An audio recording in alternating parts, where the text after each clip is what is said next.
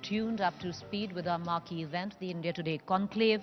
Started since the year 2002, has become a leading forum for the exchange of ideas, provocative, edgy, insightful. Its sessions designed to spark debate and discussions in the realms as diverse as politics, economy, society, science, technology, sports, literature, cinema. Over the course of the next 2 days, we are going to see thought leaders come together on this platform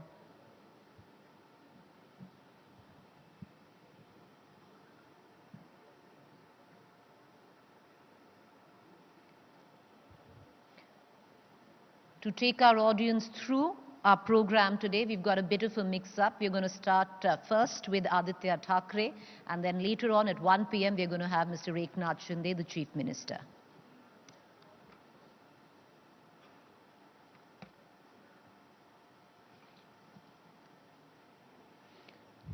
We have a lot of authors who would be joining us today on the stage. If you enjoyed their session, you read their books, do step out. Most of their books are with us. There would be book signings, and we'll alert you for the same.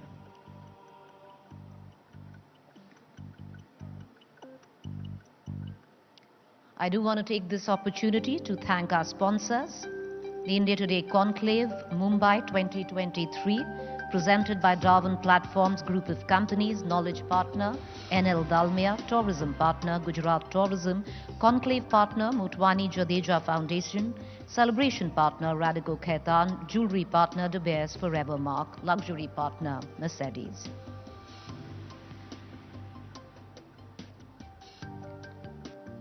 If you do step out for the book signings, it's at the pre-function area. The minute you walk in, you'll find a counter there with most of the authors who would be joining us today, their books. And right after their session, a member from my team, you can get in touch with them. If you want to get that book signed, they'll guide you to the kiosk. There will be book signings as well, right next to it. We do hope you'd be tweeting. Do tweet under the hashtag Conclave Mumbai 23.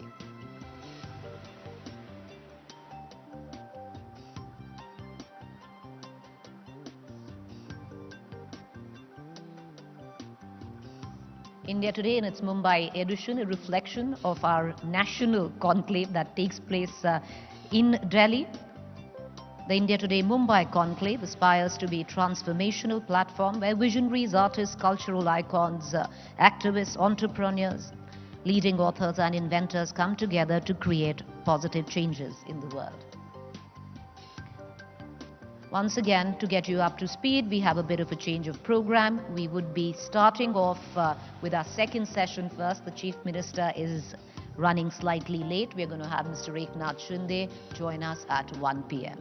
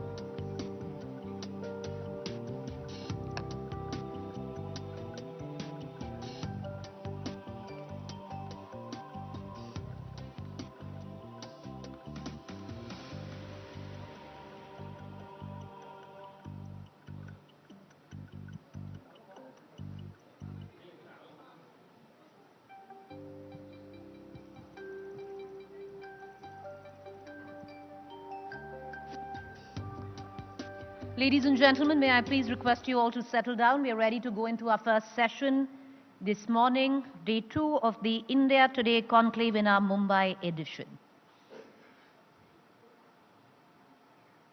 Please find yourself a seat, settle down. We are ready to go into our first session.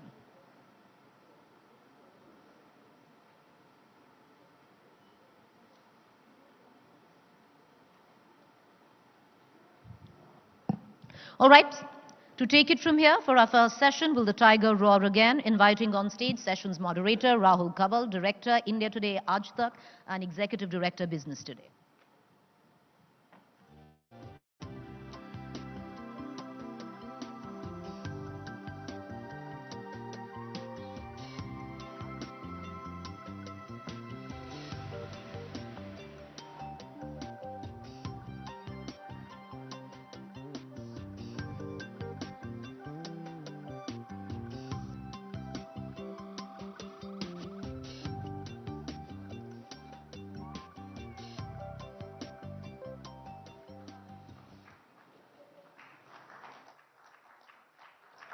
Hello and welcome to day 2 of the India Today Mumbai Conclave. The big battle for 2024 is the battle between the NDA and the India Alliance. The India Alliance, an amalgam of disparate political parties with varying ideologies. Can they come together to provide a cohesive, cogent contest to the Narendra Modi-led BJP? So to talk about national politics and state politics in the context of the next general elections, we are joined by senior leader of the Uddhav Balasaheb Sena, Aditya Thackeray. Aditya ji, welcome. It's great to have you with us. You're looking fitter and sharper since the last time I saw you. Thank you. You're looking fit as well. I think we could, after this, do our regular push-up competition that we had done in 2019. Right now with elections. And by the way, this is my 10th year for the conclave. The first one was with you 10 years ago. Can we have a round of applause, please, for being such a committed conclave summiteer and for coming again and again. It proves my loyalty and friendship, right? Oh, absolutely. Please tell our former ally. Thank you very much. We really appreciate that. And it proves also our commitment to you and to our interest in having you back again and again at different times in this political journey. Sometimes when you've been soaring high, sometimes when you've been challenged and struggling politically. So we've captured all those phases. I want to start by asking you about life outside government.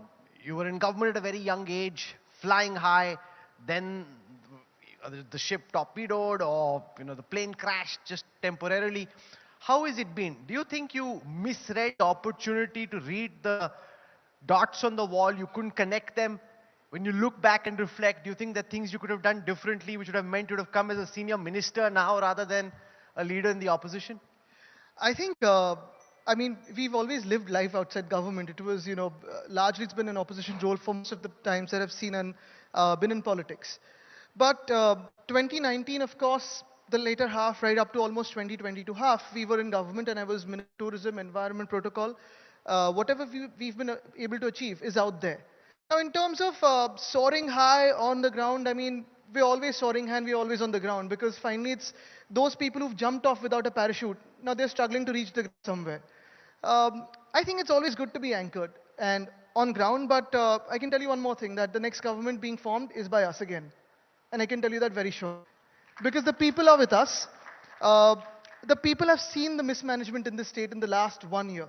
I've got one of the ads to show you, actually, a couple of things, because I was just, coming here, I said, let me show you something. It's been 10 years. Have you seen this? I hope this is seen, unlike the Lok Sabha TV that cancels out the speakers from the opposition. So can I get one of the cameras to just zoom in, please, so that our audience can see This is an advertisement of... Okay, let me hold it. Okay. No, for you. This is from the Health Minister of Maharashtra, the current one of the illegal government. And here, and that is the ad given to all newspapers, and here there's a newspaper report which says 40 kids under the age of 1 die every single day in Maharashtra. Do you think that ad is deserving when you have such news reports? And here, if you see what has happened in the last 5 days, you've got 16 infants dying, 31 patients, including 16 infants, 12 newborn within 48 hours in Nanded. You've got 18 deaths, 2 infants in Chhatrapati Sambhajinagar in 24 hours, 25 in 24 hours in Nagpur Government Hospital.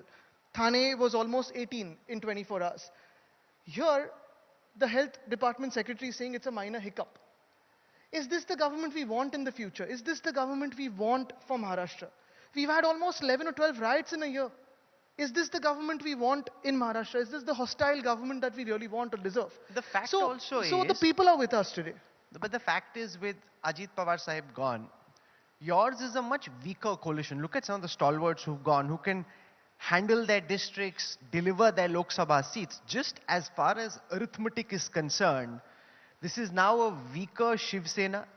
This is a weaker NCP. The Congress was already weak. So it's like a quarter adding up to 3/4 rather than a wholesome. Whereas you've got the full BJP and you've got 2 half parts.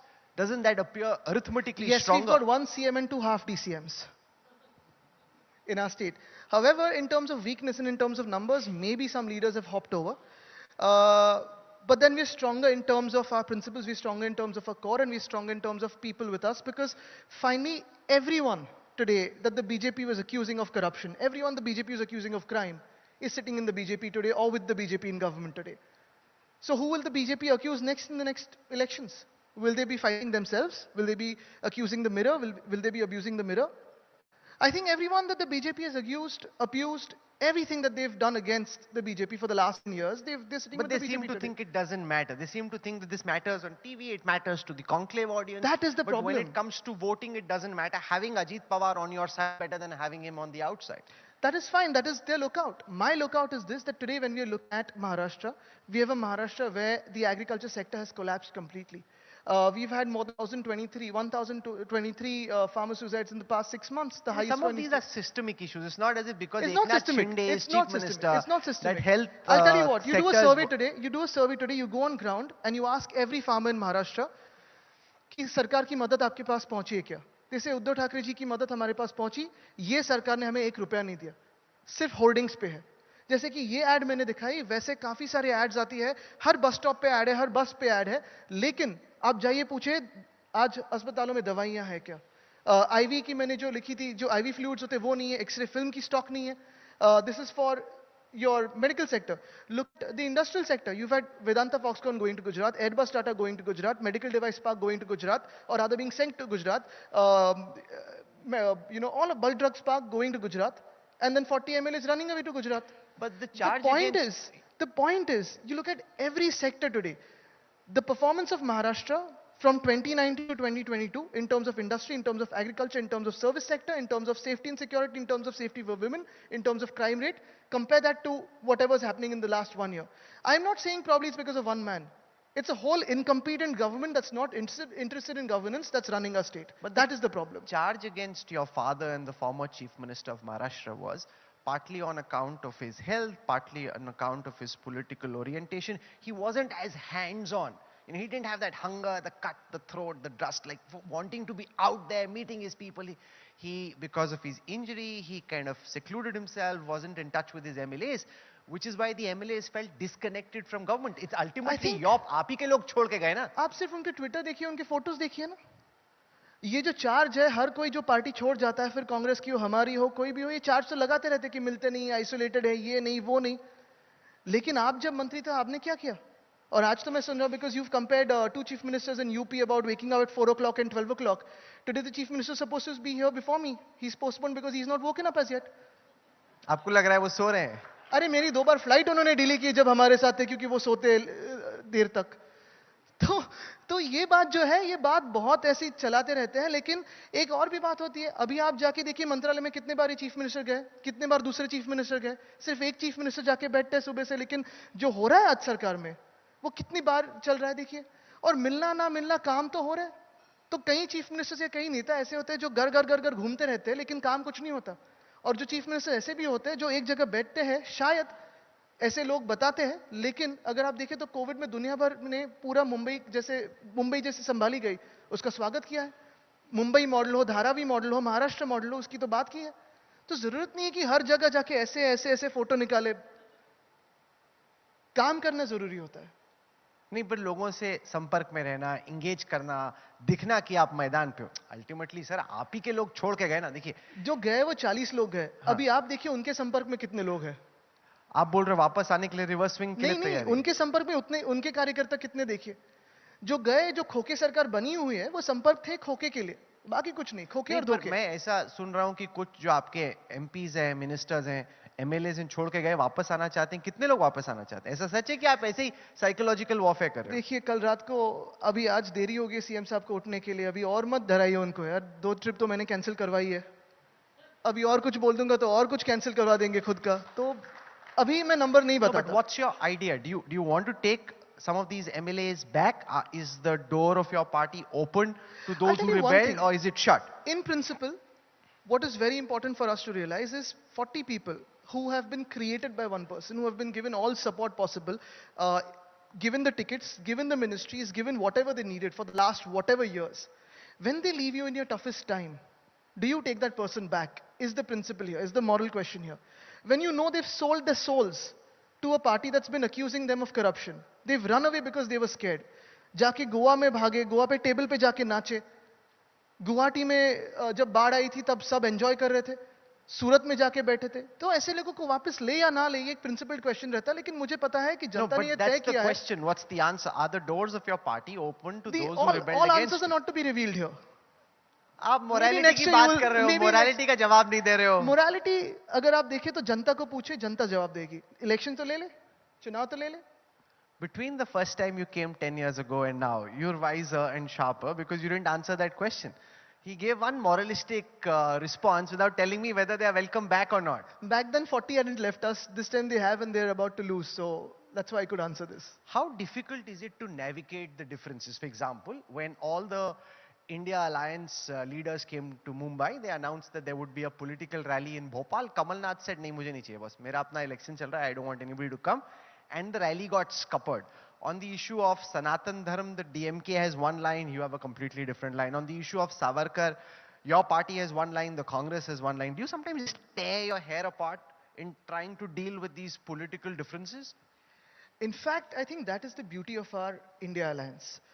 What is India? What is Bharat? We are a union of states. We are multiple people in one country. We are 120 crore people in one country. You and I don't dress similarly. You and I don't think alike. We have so many people here who might be voting in different ways, voting for different things. Their priority might be different. That is the beauty of democracy, which India has always, cherished and loved. The difference between India and NDA is simple. India today is multiple people, multiple parties, multiple voices, multiple ideologies coming together to protect this country, our freedom, our constitution, and everything that it has given us over the past 75, 76 years. Whereas NDA is also a beautiful organization. It's got one voice, one ideology, and 3 parties of, 3 allies of the BJP, the ED, IT, and CBI, thinking the same, thinking absolutely the same. So if you see, all the old allies that we stuck with earlier with the BJP have broken away. We've been pushed away by them. Do they not require friends? Or is it that you require friends in your bad times and in your good times, in your greater times, you don't require any friends? Our question was simple. Do you not require friends?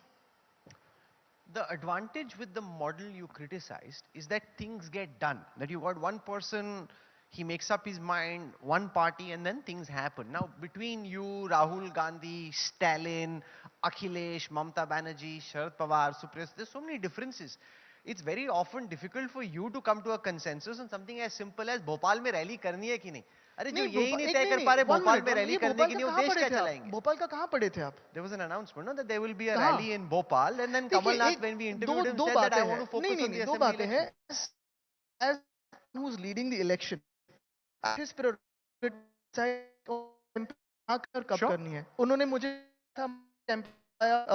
फिर उसके बाद छत्रपति शिवाजी महाराज जी एक मूर्ति, तो जिनको बुलाना है जिन्हें नहीं बुलाना है वो उनका प्रेरोगेटिव होता है।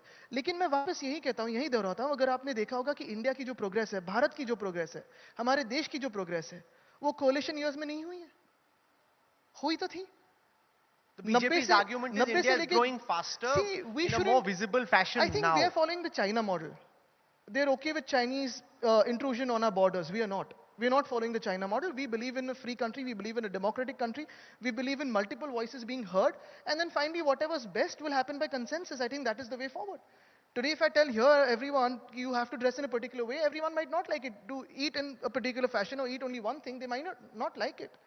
We are not a country that is one in our texture. We're not a country that is one in voice. We are a unity in diversity country.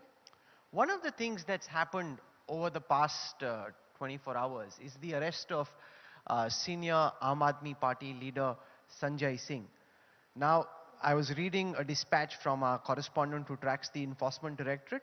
They claim they've got strong evidence showing how Sanjay Singh was part of the liquor mafia scam and how he and the Aam Aadmi Party seem to have benefited from it. As a prominent leader of the India Alliance, how do you look at this? It's very, very evident कि जिससे डरते हैं उसे अंदर कर देते हैं.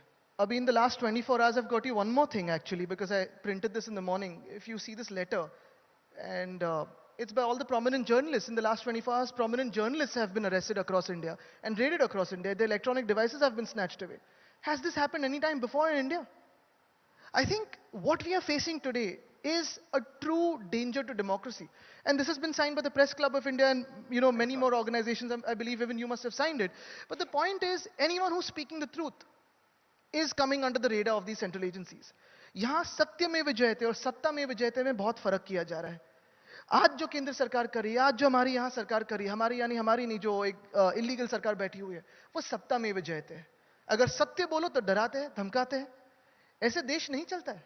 दुनिया भर में जहां जहां ऐसी हुकूमत आने की कोशिश करी है, आपने देखा है मिट्टी में मिलाया है, लेकिन ये जनता ने मिला है, राजनीतिक दलों ने. और हम भी यही कहते हैं कि हम एक प्लेटफॉर्म है, लेकिन जो बदलाव आएगा, जो परिवर्तन होगा, वो इस भारत के देश की जनता करेगी. No, but the government's counter to that could be the agencies are doing their job. They are going after what they found in terms of money trail, in terms of their investigation, and they are probing that. And they would say, surely Aditya Thackeray is not saying that the investigative agencies shouldn't be probing charges तो चलो of sir corruption. ये भी करते ना, जिन पे यहाँ जो allegation लगे हुए थे और जो आज बीजेपी के साथ बैठे, कोई 3 दिन में गया, कोई 2 दिन में गया, कोई 1 दिन में गया, उनकी भी तो इन्वेस्टिगेशन करे. जो आज हमने चार्जेस लगाया है, जो रोड स्कैम है 6000 करोड़ का, उसका कोई इन्वेस्टिगेशन नहीं हो रहा है. जो 263 करोड़ का स्ट्रीट फर्नीचर स्कैम बीएमसी में हुआ है, उसका कोई इन्वेस्टिगेशन नहीं कर रहा है. उसके तो मैंने डॉक्यूमेंट्स मैंने गवर्नर साहब को दिए, मैंने असेंबली में दिखाया, मैंने सब जगह दिखाया. तो इन्वेस्टिगेशन हो तो ये सिर्फ एक तरफ क्यों हो? जो भी करप्ट है, अगर आपके पार्टी में आए, वॉशिंग मशीन के थ्रू आए, तो सब साफ हो जाता है. उनको फिर आप कोई सीएम बनता है, कोई डीसीएम बनता है, कोई कुछ भी बनता है. लेकिन अगर विरोधी पक्ष में रहे, विपक्ष में रहे, तो फिर अंदर जाते हैं.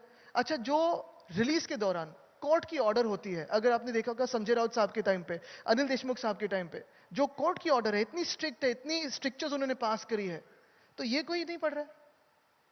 तो मेरा मानना यही है कि भ्रष्टाचार के खिलाफ लड़ाई लड़नी हो तो आज जो सरकार महाराष्ट्र में बनी है उसे पहले टारगेट किया जाना चाहिए, क्योंकि ये सबसे, अगर कर्नाटका की उनकी सरकार 40% सरकार होती है, ये 100% सरकार है.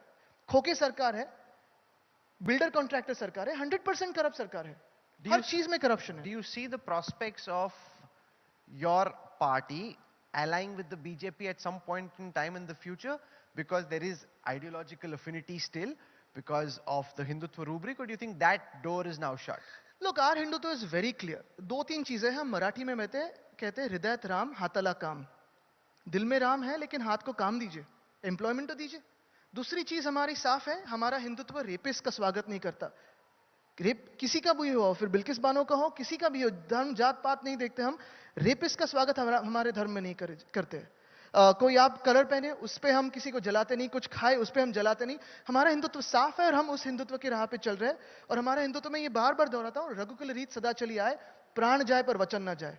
जो वचन हम अपने साथियों को देते हैं, जो वचन अपने दोस्तों को देते हैं, वो नहीं तोड़ते. जब उन्होंने हमसे युति तोड़ी थी 2014 में, तब भी तो हम हिंदू थे.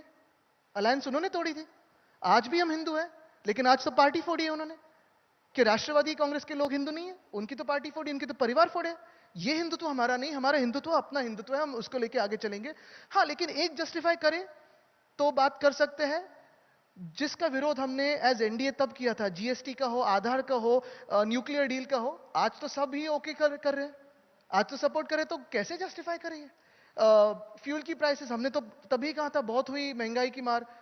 आज महंगाई बढ़ती जा रही है, लेकिन कोई विरोध नहीं कर रहा है सरकार से. जो सरकार के खिलाफ पहले थे, आज तो जस्टिफाई करने जा रहे हैं. तो ये अगर जस्टिफिकेशन दे सकते हैं, तो देखिए.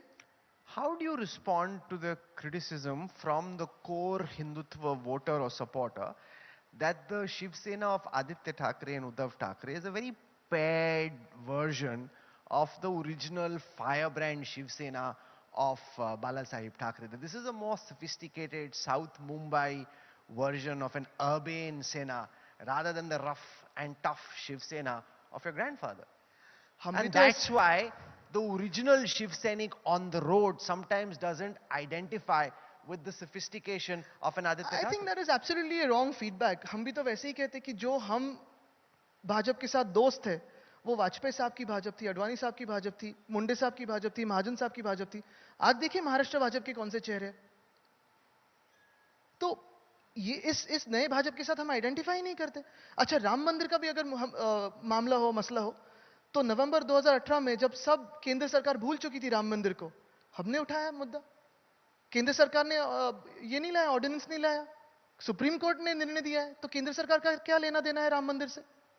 तो ये बात जो हम करते हैं वो करते आए हैं, लेकिन जैसे मैंने कहा कि हमारा हिंदुत्व जो है, हृदयत राम हाथाला काम, ये हम करते रहेंगे. So when you have an India Alliance meeting, can you share with everyone sitting here some of the conversations? So say amongst Rahul Gandhi, Arvind Kejriwal, Akhilesh Yadav, Stalin, who are you most impressed by? कौन लगता है कि यार ये आदमी smart है, या ये नेता में We were sitting here only for the India Alliance, and I'm 100% sure that the government must have bugged it. So if you figure out some bugs here, आपको सुनाई देगा क्या conversation था. सर, गवर्नमेंट ने बग किया ना, हमें तो नहीं पता कि बगिंग में क्या निकला. आप हमें मिल बता जाएगा आपको. अरे हमें कहाँ से मिलेगा? पूछ लीजिए, आज दोपहर को आएंगे तो पूछ लीजिए. आप नहीं. No, why don't you tell us? Do you think Rahul Gandhi, for example, would make a good prime minister one day? I think what is important is here, nobody is saying that I want to be the prime minister. It's all about we the people of India. I think that is very important. Again, see, I'll tell you, I'm not giving a political answer, I'm not giving a diplomatic answer. I have great friendships with everyone here. And we had friendships with that generation of the BJP too. And I strongly believe that we have to move beyond political vindictive behavior. We have to move beyond enmity to having political ideological differences, but you cannot take it off the field. What has happened today is having an ideological difference is being an enemy of each other. That is the problem today. Within India, if you speak to any one of them, everyone's willing to cooperate, everyone's willing to take one step forward or one step backward for our country. Everyone realizes that our country faces a true danger to democracy. Because the BJP and its supporters would argue the only thing unifying you is anti-Modiism. That there is no cogent ideology or format for governance that unites you. You're only united by the fear of Modi coming back to power for the third time. I'll make it very clear. We're not against the Prime Minister. We're not against any individual. We're against the ideology that only one voice. And again, one voice by meaning that I'm not saying it's the Prime Minister or one person. One voice or one thought will run the country. There has to be a consensus. The idea of coexistence is important to our country. The idea of unity and diversity is important to our country. The idea that a Bengal can voice what it wants, Kashmir can voice what it wants, Gujarat can voice what it wants, Maharashtra will voice what it wants, Kerala can voice what it wants, is very important. And finally, the consensus for what's best for our country will happen. Imposing one on another is what we are against. And the idea of dictatorship is what we are against. There seems to be some back channel conversation with your uncle Raj Thackeray. Is there a possibility that he could come back to the party fold? I'm just trying to understand from you. नहीं, but back channel of fold. ऐसी मैं अखबार में पढ़ता रहता हूँ, तो मेरे को लगा कि नहीं, ये न्यूज़ में मत बिलीव कीजिए आप. जो है उस पे बिलीव करते हैं, अगर मगर पे नहीं चलते. नहीं चाहिए अंकल. नहीं, मैंने नहीं कहा कि कोई चाहिए नहीं चाहिए. मैं कहता हूँ कि अगर मगर पे हम बातें नहीं करते, जो है उस पे करते हैं. I didn't understand, sorry. Let me reframe my question. If some buts पे नहीं जाते हैं, let's go on what is. Let me reframe this question. Are the doors of your party open to a possible rapprochement with Raj Thackeray? Would you like to have him back either as an alliance partner or welcome back to the family fold? Look, once again I've said this, and I think we've said this in 2013 also. It's exactly a decade to this, because I remember, now we'll have to figure out what our conversation was back then. But I think what is very important is to us as a family, we consider family of anyone who stayed with us with my father, with my grandfather, with our party for the last whatever years. So anyone who's here who stayed with us for as many years as possible in our thick and thinnest times, and in our flows and ebbs and all of that, high tide, low tide, I think they are family for us. That is why blood is thicker than water, and our blood is in them, their blood is in us, and I think that is what we believe as family. तो गए नहीं मैं नहीं कहता हूं, मैं यही कहता हूं कि जो साथ में है वो अपने उसी को लेके आगे जाना है, देश को आगे लेके जाना है.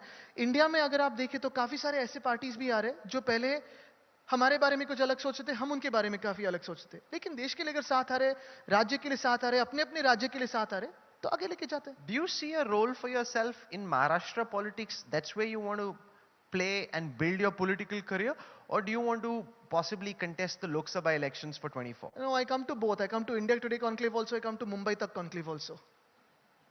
चुनाव तो एक ही लड़ सकते हो ना सर, लड़ना आपको मैं नेशनल. प्लेटफॉर्म्स दोनों देख रहा हूं ना. No, of course, that's fantastic. अभी if you, I No, mean, will if you contest the 2024 लोग? आप कोई सीधा जवाब ही नहीं देता, ये घुमा घुमा के कुछ आप जलेबी बनाए तो. Straight question: will you like to contest the 2024 Lok Sabha elections, or would you wait to contest the assembly elections? I'll make it simple for you. I will contest whatever the party chooses for me. I'm ready for that role. What would you like to do?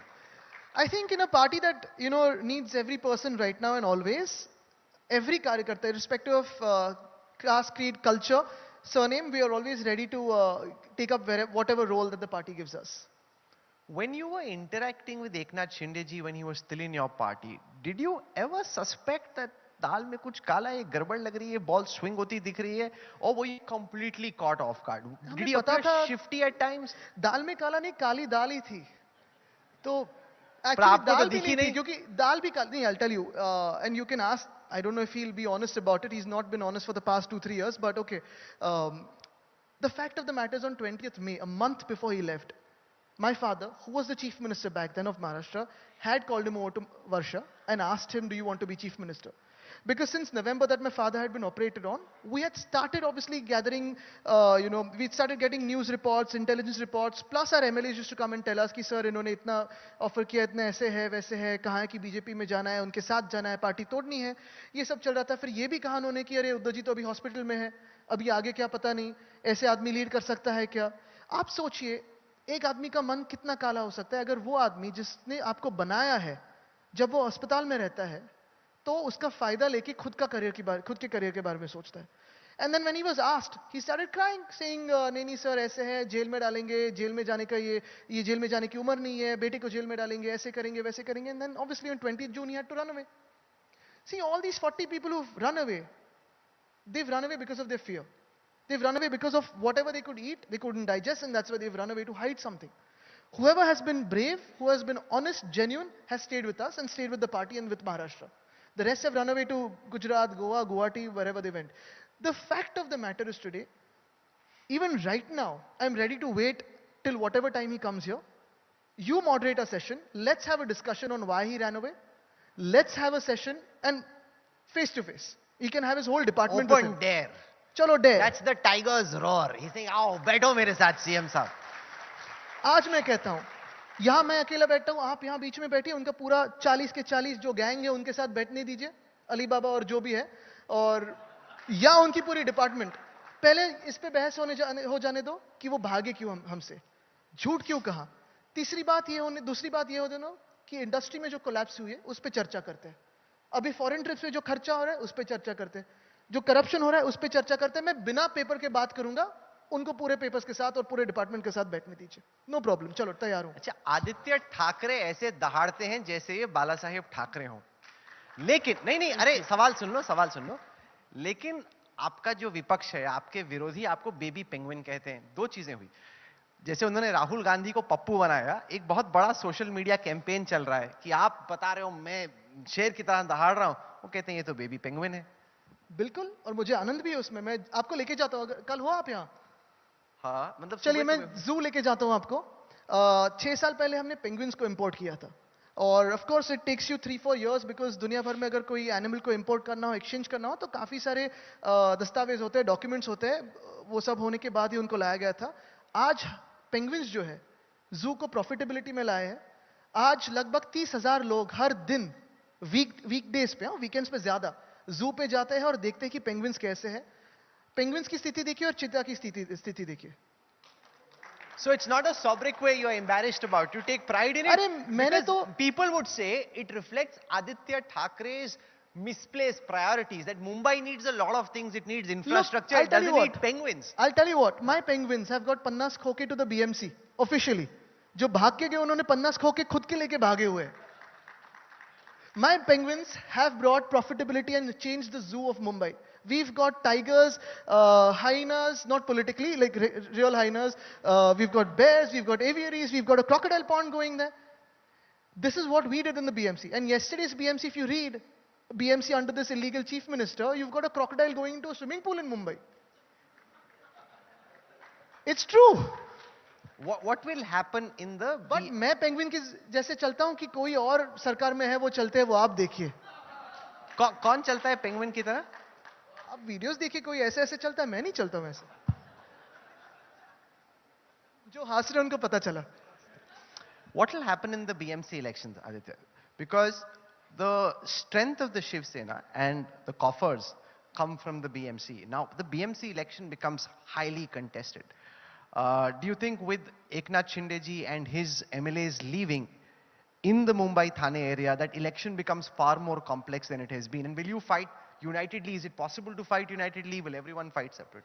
I'll tell you, basically in this, I think you've been in reporting for a while and you've seen politics very, very closely.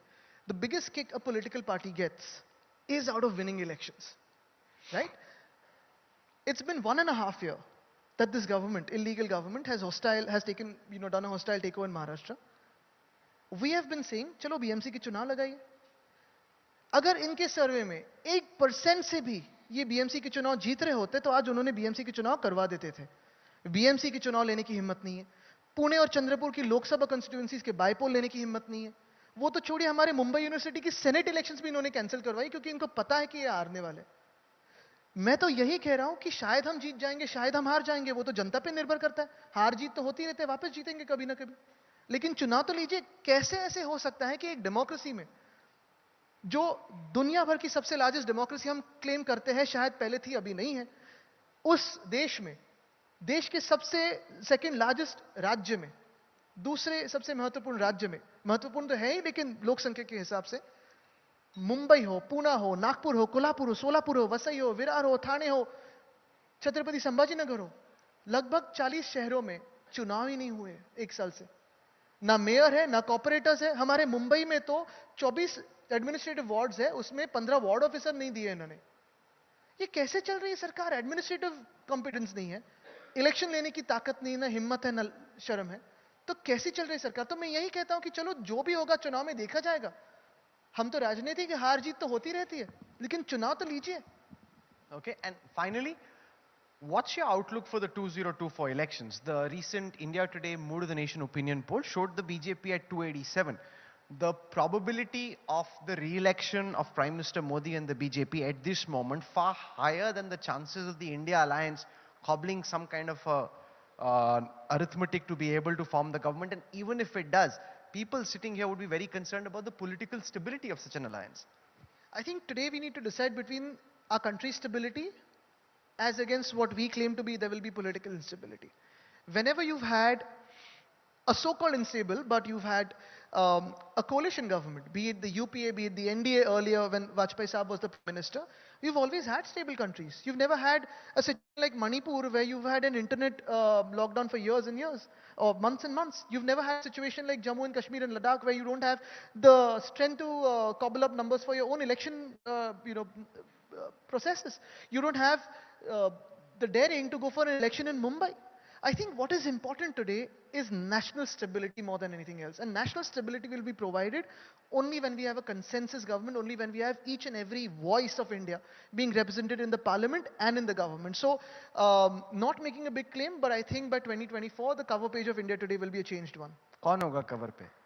वो जनता तय करेगी. हमारे पास बहुत option है. सवाल sir, वो इतने सारे चेहरे होंगे. वो इंडिया टुडे के एडिटर यहाँ बैठे हैं, हमारी फोटो टीम बैठी है, वो कंफ्यूज हो जाएंगे किसको डाले कवर पे. वो ही तो हमारी देश की ब्यूटी है, वो डेमोक्रेसी है. भाजपा के पास एक ही ऑप्शन है, हमारे पास काफी सारे हैं. सर बैटिंग तो एक ही बैट्समैन करता है ना, आपस में लड़ते रनर रहेंगे कि बैटिंग कौन करेगा. रनर भी होता है ना कि हर लास्ट बॉल पे आप रन लेंगे और वापस वहीं आ जाएंगे. ओवर भी समाप्त होती है. Okay, so you've spoken passionately, you've presented an alternate. We heard from Devendra Fadnavis, we'll be hearing from the Chief Minister and the others. Thank you very much. You've been aggressive, you've been passionate, and I think it's always fun to, do with you because it's very important that questions are asked and the other person also has at least the heart to answer them. So I hope I've been able to do that. I'm glad that you're taking questions, and tough questions are always good in a democracy. It keeps the conversation live and kicking. We wish you all the very best. Thank you, Aditya Thackeray. Should I leave this with you so that you can ask my अच्छा मुझे लगा ये बोलेंगे मैं भी 50 pushup करके दिखाता नहीं ठीक है नहीं अभी महाराष्ट्र में 50 खोखे का जमाना है 50 पुशअप्स हमारे टाइम पे था Aditya Thackeray, thank you for joining us at India Day Conclave. You came here 10 years ago. We hope to have you again going into the future. 10 years ago was Delhi. That was the first. First one. Your mom was sitting in the audience. I remember, very nervous. Naya politics पे आप publicly speak कर रहे थे national stage पे. So we'll storm Delhi again. Okay. Thank you. Thank you so much. Thank you. Thank you, Mr. Thackeray. Ladies and gentlemen, raise a warm applause. But Mr. Thackeray, your face-off duel, Mr. Thackeray, might need to wait out a bit because you seem to have been a little bit prophetic. We are just getting word that the Chief Minister will not be attending our conclave. He has rushed to Delhi for a meeting with the Home Minister on left-wing extremism. He is rushing to Delhi every single day. So obviously, up to answering questions, that's your answer. All right. Well, ladies and gentlemen, please raise a warm applause as I call upon, let me call upon Mudit Dalmia, Vice President, NL Dalmia Education Society, to come up on stage and present a small token of our appreciation to Mr. Aditya Thackeray.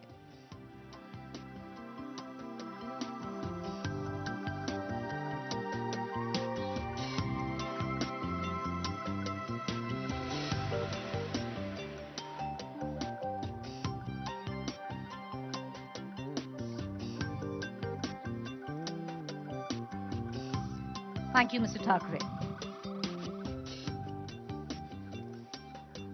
All right, so once again, ladies and gentlemen, I'd like to reiterate, we will not have the Chief Minister, Eknath Shinde, amongst us. With what we've been told just a short while ago, he has urgently left for Delhi for a meeting with the Home Minister on left-wing extremism in Delhi today.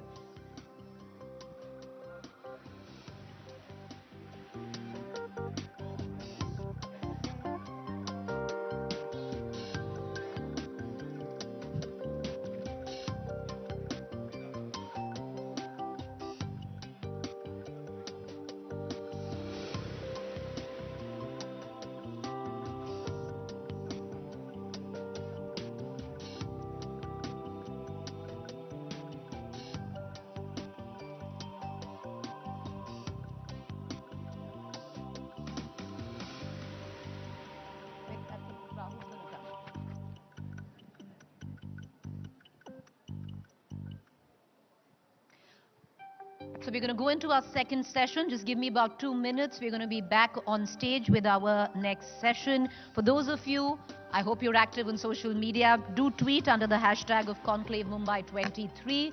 Once again, we're going to have lots of celebrated authors right from our second session on. Their books would be available at the pre-function area. Do step out, get your books signed, take a selfie. We're going to facilitate that for you the minute the session is over in case you want to get your book signed by the authors who would be attending the conclave today.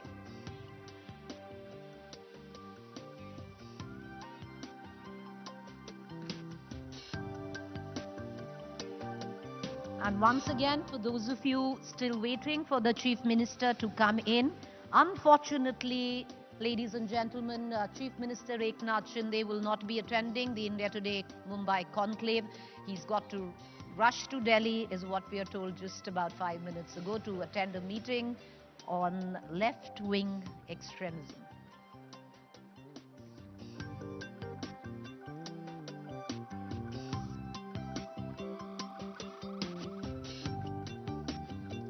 All right, let's quickly power into our second session this morning, Bharat versus India, and the argument over who we are, how India is India.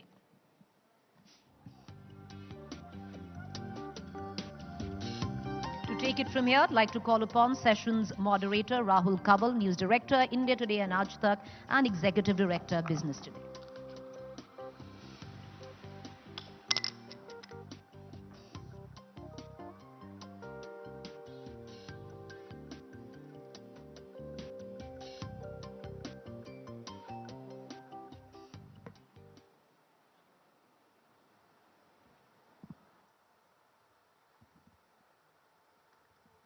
Is our country at this moment heading in a direction where it is discovering its true identity? An identity which had been subsumed under colonial rule and an artificial identity sought to be enforced over it? Or is our country actually headed in a very dangerous direction where priorities are far diverse from what they should be? Is this good? Is this bad? To talk about the dynamics of the Bharat-India debate that's at play, we've got two formidable thinkers here for the next session at the India Today Conclave. Allow me to introduce R. Jagannathan, editorial director at Swarajya; Pawan Verma, former diplomat, renowned author, great thinker. Thank you very much for joining us. I want to start by getting Pawan Verma to explain what is it that concerns you the most. One, the idea that the India under Nehru was an India which was very different from the true self of our nation, a far more cosmopolitan Western construct of what our country should be in the eyes of some. And the Prime Minister and the supporters of the BJP and the RSS would argue that Prime Minister Modi is helping our country discover its culture, its history, which is what everyone sitting here watching on TV should know rather than be running away from. That Nehru was running away from the real Bharat. Modi is helping people embrace the real Bharat. Let me say, Rahul, that unlike the current attempt by some to denigrate Nehru, I believe that India or Bharat was extremely fortunate to have a man like him for 17 years at the helm of our country just after we became independent. Because he did have failings, but he, being a Democrat, he being inclusive, and he believing in parliamentary democracy, ensured that India was one of the few countries who came out of colonization and remained a democracy. Having said that, I think there is some merit in the fact that Pandit Nehru saw the future of India largely as a breakaway from what he considered to be a sterile past. By that I mean, as he writes in his own words, we have to get rid of the deadwood of the past, which he largely conflated with superstition, prejudice and ritual. But as I have written in several of my books, including The Great Hindu Civilization, there was a great deal to be rediscovered of that civilization. And that process, as often happens in colonized countries, did not happen to the sufficient degree and are not even part of our educational curriculum. So, while his notion of an inclusive and democratic India was important, he saw the future largely in the paradigm of Western modernity and the exclusion of our remarkable civilizational past. That is true. The danger is, and I will elaborate on this future, that in recovering or reclaiming that past, we have to be of holes while open. So before Jaggi responds, lay what he has said from the danger, think the government of the day needs to be wary of as it seeks to reclaim the past. See, Rahul, let's be clear about one thing. India was one of the most ancient civilization with the self-consciousness of it being a civilization. It's a young nation. And while that unity is the bedrock of who we are today, that unity survives on the survival of diversity. If you convert this civilizational unity through political means into a monolithic conformity imposed to strengthen an artificial unity, you are going to create problems in preserving that unity. And therefore I believe that the one danger is when you say only one language, when you say only one name for a country, when our multifaceted history or inheritance shows that both names are acceptable by now and have so been validated in the constitution. So when you try to impose that monolith, when you say that our interpretation of Hinduism is the only right one and anyone else's is not Hinduism, when you say that this is a country only of people of one faith, but is not a country which has survived over the millennia by being happily multi-plural, multicultural, multilingual, plural, and yet preserving its unity. Those are the dangers. So let Jaggi now respond to this, that there is no one uniform idea of India. There is no one Hindutva to which every person sitting here watching on television or social media must subscribe to. The fear in the path that we are going down is that one man, one idea, one language, one notion, one Hindutva, this is not what India is. And therefore, Nehru, for all his faults and failings, still provided a more multicultural, multi-plural idea, and it is an idea worth preserving and not just going down this road without having the kind of debate where we are imagining we are heading into Amritkal, we could end up in a very dark space instead. No, one thing you tend to give Nehru the wrong credit for the wrong reason. He was an Indian who was looking at India from the outside in. We are now trying to look at India from the inside out. We are trying to discover who we are as a people, reconnecting with the past, reconnecting who we are as a people. That is very central. So Nehru wrote, for example, the discovery of India. Why did an Indian need to discover India? I don't know. Under the current last 20, 25 years from Vajpayee and down to Modi, what we are trying to see is the rediscovery of Bharat. And what I mean by that is that we are now trying to come to terms with who we are, what is our heritage, and we need to look outside from the point of view of who we are, that we stay rooted and look out. We are doing what is called a Purva Paksha. We are looking at the world with different eyes, through our eyes, instead of the Westerners' eyes to look in it. This is where the India versus Bharat controversy is very important, but it highlights two ways of looking at you. At the outset, I must say, I think this nation benefits by having both the name India and Bharat, for the simple reason that we should use whichever is opportunistically useful for us.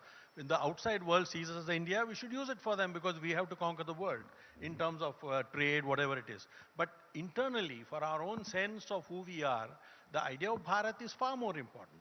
So I think it's very important. If you look at our political parties, a subliminal difference exists between parties that look for inspiration outside and the parties that have largely looked for inspiration inside. Just look at it. You have an Indian National Congress. All the parties that have looked outside for inspiration have India in the name. Indian National Congress is one of them, started by a British ornithologist. Then you have the various, what I call the communist parties. Their inspiration is Marxism, which came from outside. You have CPI, Communist Party of India, CPI-ML, CPLO. Then you looked at even, say, some of the communal parties like IUML. You have India in them. Their inspiration is the Ummah and other things, right?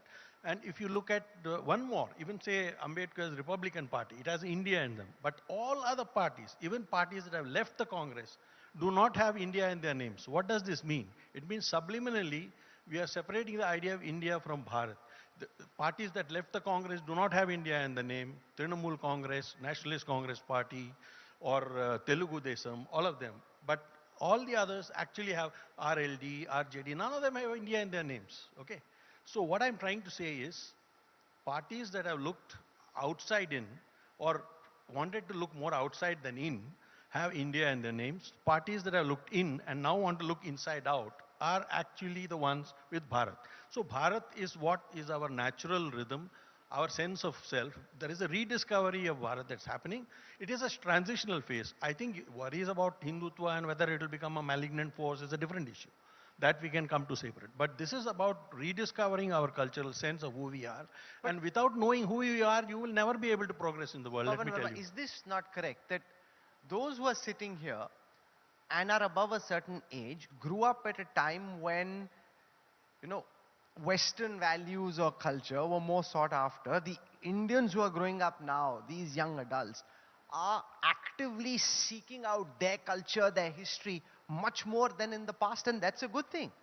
I think it's a good thing But I am inherently against, while I rarely disagree with Jagannathan ji, I am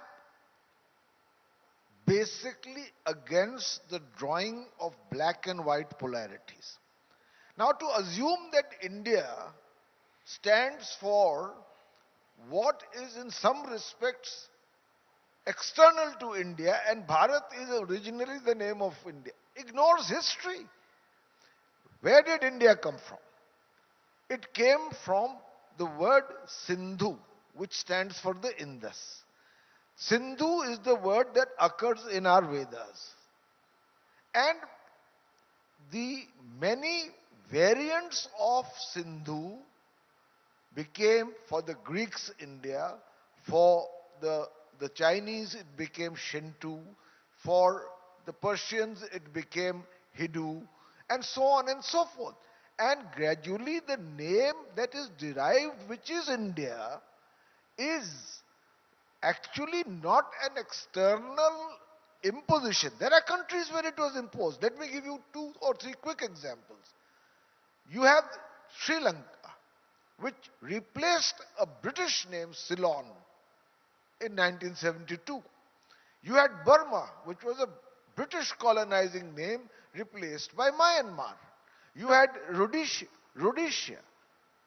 again a colonial name, which was replaced by But Namibia. India is the way the Greeks, so the Persians referred to our country. So therefore, it is the exonym, the name given by outsiders to India. The endonym, the name given by us to ourselves, is Bharat. Very true. Bharat also has an ancient lineage. But the word India is not only how the world saw us, but how we also identified ourselves as the culture and people who existed as a civilization south of the Sindhu River, the Indus. So, what I'm trying to But say... the name was an external and there was- imposition. No, no. History says the name was an external imposition. No, it's not an imposition. Okay, external construct. And over a period of time, India became synonymous with Bharat. That is why Article 1 of the Constitution, and by the way, the Constituent Assembly, which is created a remarkable document called this Constitution, which is a role model for enlightened compromises, without taking hardline and brittle stands on any particular issue where there could be reconciliation. This is a very important point. Enlightened compromises, in the manner in which this country and government are being run right now, this enlightened compromises is completely out of the dictionary. And you spoke of brittle, hard choices, foisting your opinion down. Do you concede that that is true? That there is too much of my way or the highway, fall in line or else? Whereas India is really an amalgam of different streams that flow all at the same time without any one stream trying to disrupt the other, rather than just one stream and this is the way it will be. No, I think it's a transitional phase. When you're trying to shift needle away from an elitist, self-hating, self-loathing civilization to something that accepts a large part of the good parts of your heritage, even while admitting there are problems, there will be some shift, because you're making a shift from the way of thinking from the left liberal consensus that India was never a real entity, it was created by the British. This is the narrative we've been told, and our elites accepted it throughout the last 60 years. Now, when you want to make a shift, you have to first make a very emphatic shift, and then you come to a moderate position. That is what I think is happening. You're caught history at the time point when Once it is you've made an changing. extreme emphatic shift, is there space then for moderation later? Like pendulums, it always moves to one extreme before it moves back to the center. I want to make one more point. You know, the problem here is when we talk about India and Bharat, I don't think there's any conflict. We're both talking about the same thing, right? But a name given from outside, like I'm sure 99% of the people here have names given by somebody else. So there's no problem in accepting that. The issue is we are confusing a name given and a cultural identity. Those are not the same thing. India is not Bharat for the same reason that Bharat is a our self-created sense of identity, whereas India is a geographical construct. I want to build on the idea of a pendulum, that from the left, the pendulum is shifting to the extreme right. Ultimately, the pendulum settles in the center. That's Jaggi's point of view. The fear, though, could be as it shifts from the left, it stays on the right, doesn't necessarily moderate and come to the center. You see, first of all, I don't think that there is a need for such a dramatic swing of the pendulum. We are a nation in evolution. There are correctives. I think we need to reclaim much more of our culture and have the knowledge about it. When I wrote the book Adi Shankaracharya, Hinduism's greatest thinker, many of my friends, well educated, did not know when he was born what his contribution was. We have read Shakespeare, but we have never read Kalidas. I mean, we don't know who Thiruvalluvar is. So, I mean, there are random examples, but there's so much of this. It was a great an ancient civilization which was marked by refinement, continuity, antiquity, assimilation, and it has survived over millennia, and we need to know more about. Having said that, when you say that only one label is the choice to reclaim that civilization, let me give you a controversial example. Let's take Sanatan Dharma. I emphatically condemn the language used by Udayanidhi Stalin and others of his party to denigrate it. At the same time, now this is Hinduism. This is the greatness of Hinduism. It's conquering eclecticism. Hinduism has never burnt anyone on the stake for blasphemy. But there have been different interpretations of Hinduism. The Charvak school in Hindu philosophy, which is a materialistic school, said the Vedas are a bunch of lies. It remains a part of Hinduism. So now what is Sanatan Dharma? If you define Sanatan Dharma largely as, for instance, the ruling party is doing and what is prevalent in the north, in the south, in, for instance, Tamil Nadu, 89% of Tamil Nadu are Hindus. Of them, 70% are backward caste and 20% are Dalits. So from 1925, Periyar, who's the founder of politics in Tamil Nadu, his entire narrative is based on reform within Hinduism. Incidentally, the greatest voice for reform within Hinduism and attacks against aspects of Sanatan Dharma was Veer Savarkar, whom the BJP deify. He called them the seven fetters. Now, what is the Tamil version of Hinduism?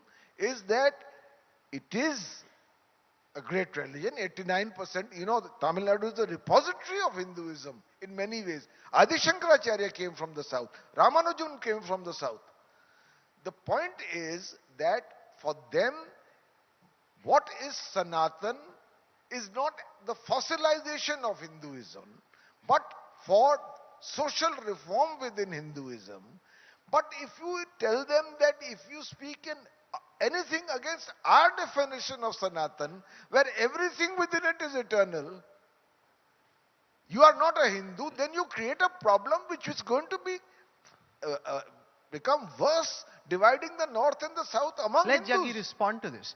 The fact that Hinduism itself has so many manifestations, and the idea that you pick one Hindutva leaning version and then try and foist it on everyone, then creates a pushback, because other Hindus who are genuinely Hindus and fully Hindus don't say that this is our Hinduism. They don't associate with it in the same way.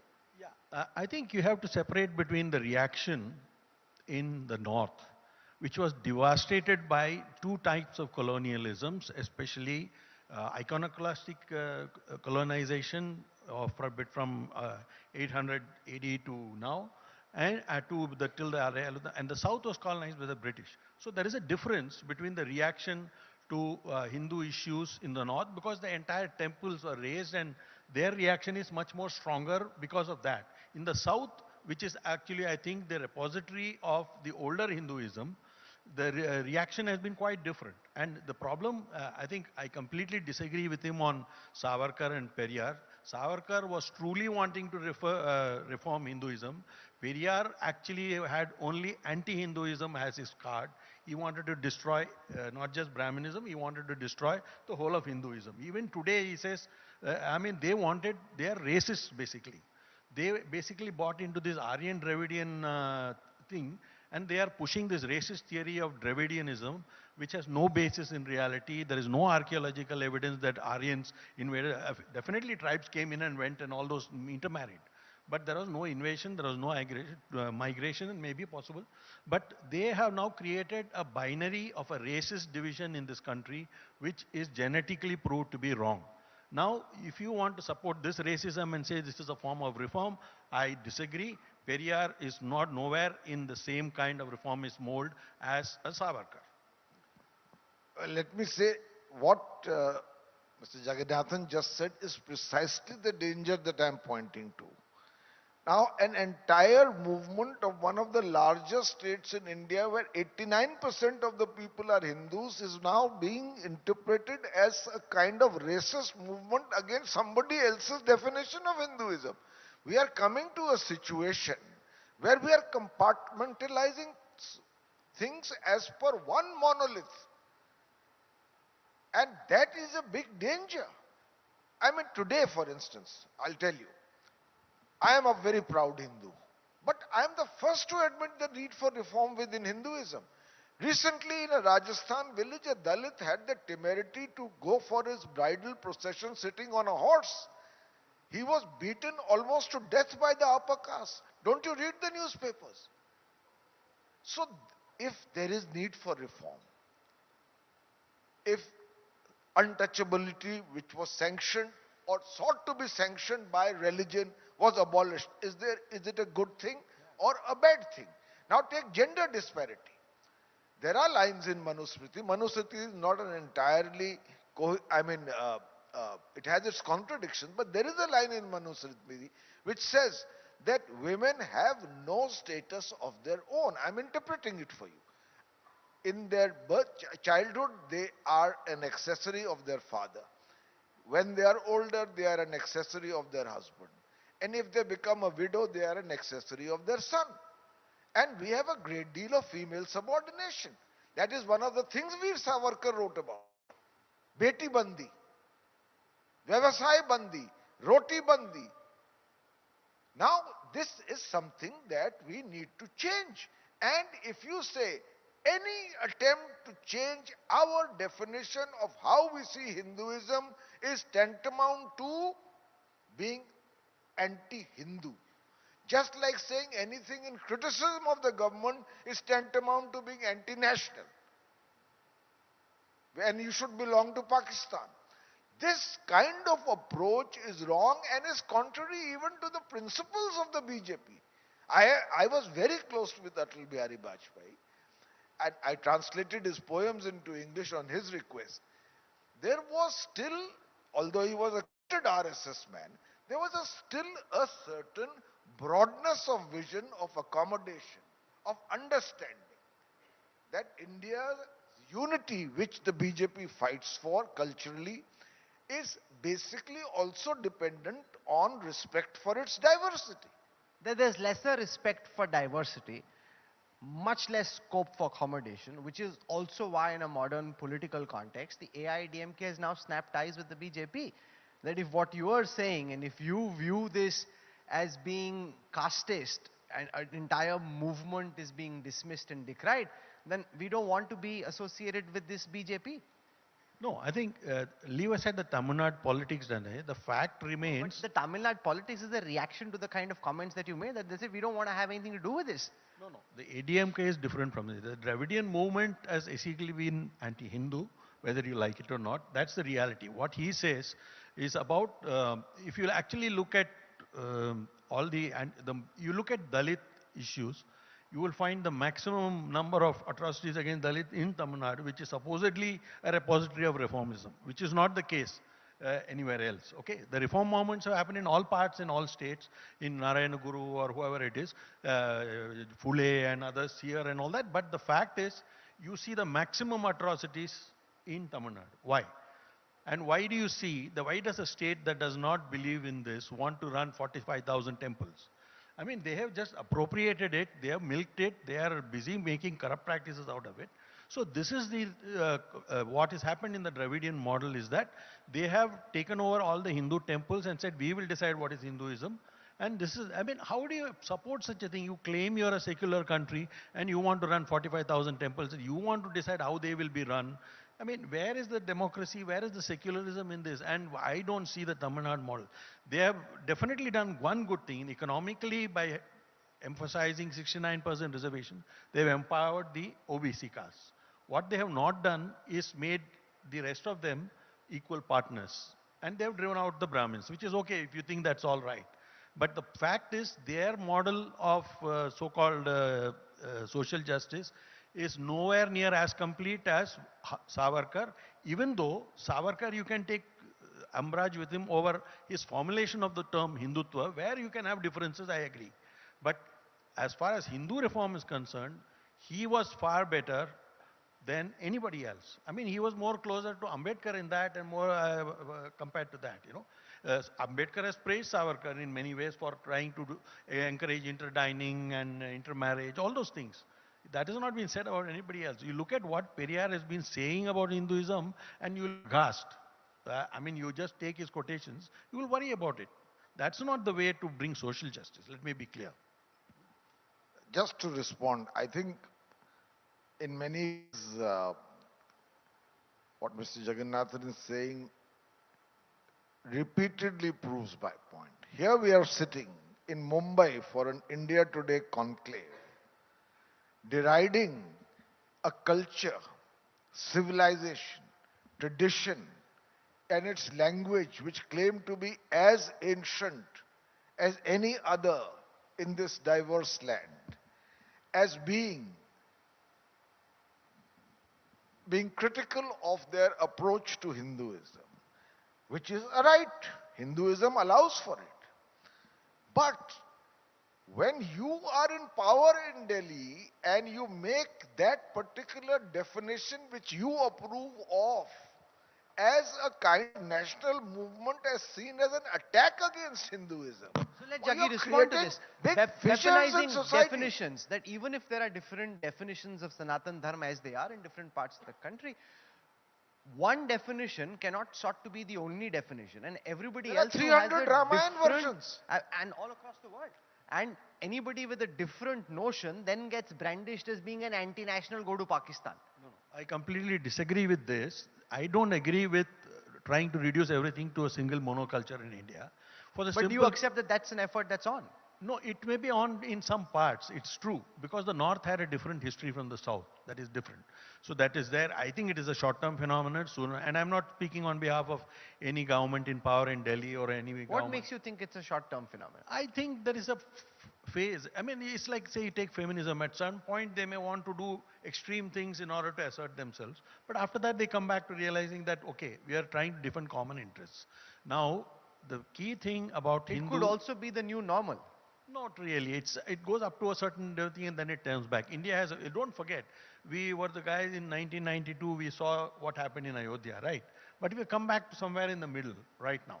So I don't think, and after that we elected Vajpayee, we know what Bal Thackeray stood for and we know what Aditya Thackeray today stands for. It's quite different, right? Bal Thackeray was not your so-called consensus building politician. Huh?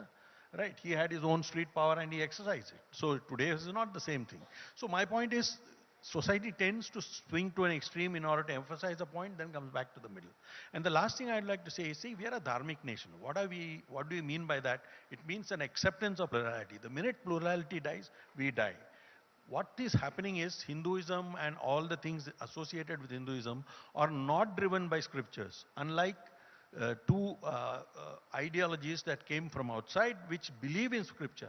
The British tried to make us focus on scripture and say, you are this, Manusmriti is what you should believe in, this is what, and your caste system, you have created a Varna system, so everybody has to be fitted into this four castes. These are, what was a fluid system became a rigid system. And this is the damage done by monocultural ideas that came from the West. Now some parts of Hindu culture are trying to militate against that, which is stupid. I disagree with that. But that does not mean that I don't see what is in progress. I mean, Naipaul says we are a wounded civilization. a wounded civilization will overreact in the initial phases and then before it regains the balance. I think we are in that phase where we are shifting a little extreme to the other side. We'll come back to the middle. That's my hope. I hope I am right. Okay, I'm out of time. You want to make a quick final comment before we end? Final comment. We are in a process of transition. We still have time to take it in the right direction. And if we don't, while I fully support one aspect of what the BJP and the RSS have emphasized, which is to refocus on Bharatiya or Indian civilization, I believe that in their finally implementing it, I am reminded, if you may allow, end on a couplet. दिल से तो हर मुआमला करके चले थे साफ हम, दिल से तो हर मुआमला करके चले थे साफ हम, कहने में उनके सामने बात बदल बदल गई. And that is the danger that we face today. Do you have a couplet to counter that? Or No, I don't have. I I have no Jaggi is like, ये fundamental अपना quarrel with them. department नहीं है. This is where Pawan Verma is in a league of his own. So thank you very much for joining us. We've had an interesting contest of ideas. Ultimately, which of these two ideas you think is right is something that we leave you to decide. And thank you so much, Pawan Verma and Jaggi, for joining us at the India Day Conclave. Thank you, sir. Thank you. Thank you. Ladies and gentlemen, please raise a warm applause while I call upon Suparna Deshpande, Motwani Jadeja Foundation to come up on stage and present a small token of our appreciation to our esteemed panelists. Once again, please raise a warm applause for R. Jagannath and Mr. Pawan K. Verma. Thank you, gentlemen.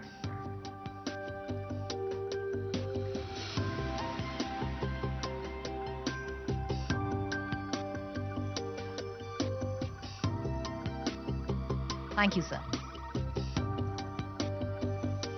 For those of you interested, there are books right where you walk into the pre-function foyer by Mr. Verma, and if you do want a book signing, you can catch him on his way out.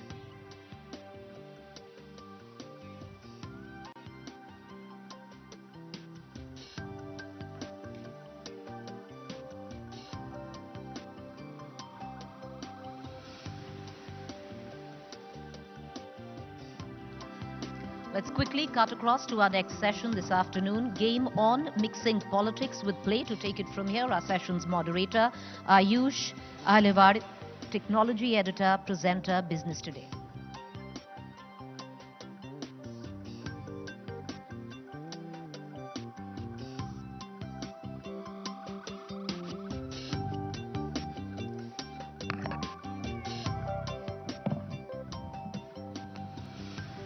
Thank you, Preeti, for that introduction.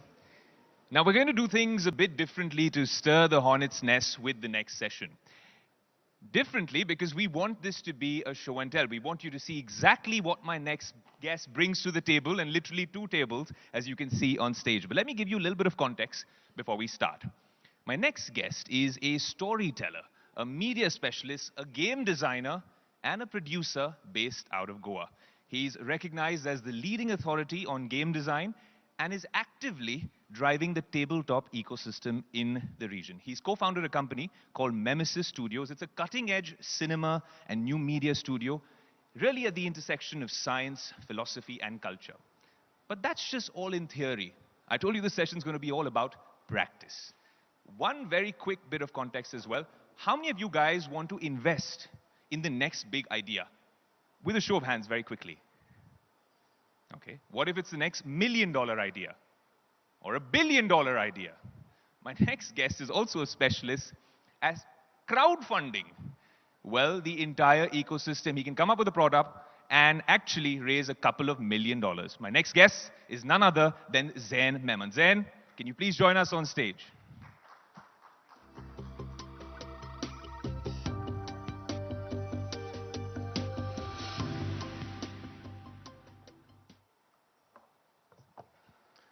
Thank you, everyone.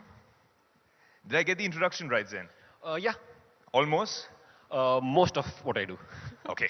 So what we're going to do over here is get a little bit of the theory out of the way and then head to that table. But before we head to that lovely coffee table, in all of that introduction, Zain, one thing I missed out was that you and I are both tech geeks, Sure. creative individuals. Where does politics come in? Is it because we're all building up to an election year? Because we're all listening here at the India Today group. Uh, I, I'm a storyteller fundamentally. I try to tell stories that I think are relevant, stories that I feel aren't being spoken about with the same seriousness as I would like them to be spoken about. Um, in my short career, I have had the privilege of working on films like Ship of Theseus, Tumbad, and Insignificant Man, which are all relevant in their own way. Uh, but I constantly feel that the media at large has been conflating two fundamental pillars, politics and policy. When we talk about politics, we keep talking about politicians and who said what and who did what. The most important conversation of today is the conversation of the rules we agree to live by, the consensus that we draw, the policies that we form. And that conversation has, in the last decade and a half, taken the Because of us millennials and Z really not being as engaged in that process. Things are very generative. That's where this hot-selling board game, co-founded and created gentleman sitting beside me, really comes in. Now, quickly, before you explain the game to me and to our audience, why Shasan and why now? Uh, exactly what I was saying earlier. I want young people to talk about policy in a very engaged, informed, and exciting way. If I ask them to watch a 2-hour lecture on the policies of the nation and what happened in the last parliamentary session, no one's going to do it. None of my friends will do it. None of the people who are younger than me are going to do it. Very few, perhaps 0.1%. What if I made it fun? What if I made it exciting? What if I made them want to come back to a table to discuss policy on a daily basis? And that's what Shasan does. We have sold tens of thousands of copies all over the world, and every weekend, 20-year-olds sit around role-playing politicians, winning elections, fighting with each other, and understanding how democracy works while having fun. How many of you guys are ready in the audience to get a nice little test ride of Shasan? Can a show of hands, please? All right, we need a lot more coffee, or maybe this demo is going to do it. Come on, let's go and have a look at what this game's all about. Unless you've been living in a cave for the last decade, you know we are living in very, very polarized times. No matter where you look or who you talk to, your friends, news, social media, everyone is telling us that we are divided politically. What got us here? It's easy to politicians know what they're doing, but is it really that simple? That's why we built Shasan, the game everyone's talking about all over the world. Your friends are playing it, politicians, comedians, entrepreneurs, everyone's playing Shasan, the political strategy board game where you are a politician in the middle of a heated election. Each turn, you take a stand on a policy in a bid to win the national election. Do you need to know politics or follow politics to play the game? Not at all. But you need to scheme, deceive, and do whatever it takes to win the elections. Over the past 2 years, Shasan has received universal critical acclaim. It has won several prestigious awards. People have called it the biggest board game out of India ever. Today, tens of thousands of players all over the world play Shasan every week and love it. The games are full of laughter, anger, despair, and of course, healthy political discourse. We made a political thriller inside a box. Welcome to Shasan. What will you stand for? All right.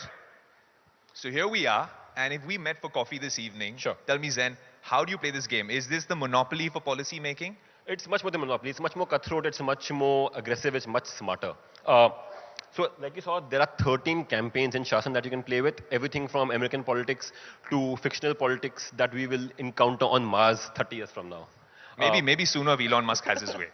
What we have here today is the India policy deck. This is Right. the election of 2019-2020.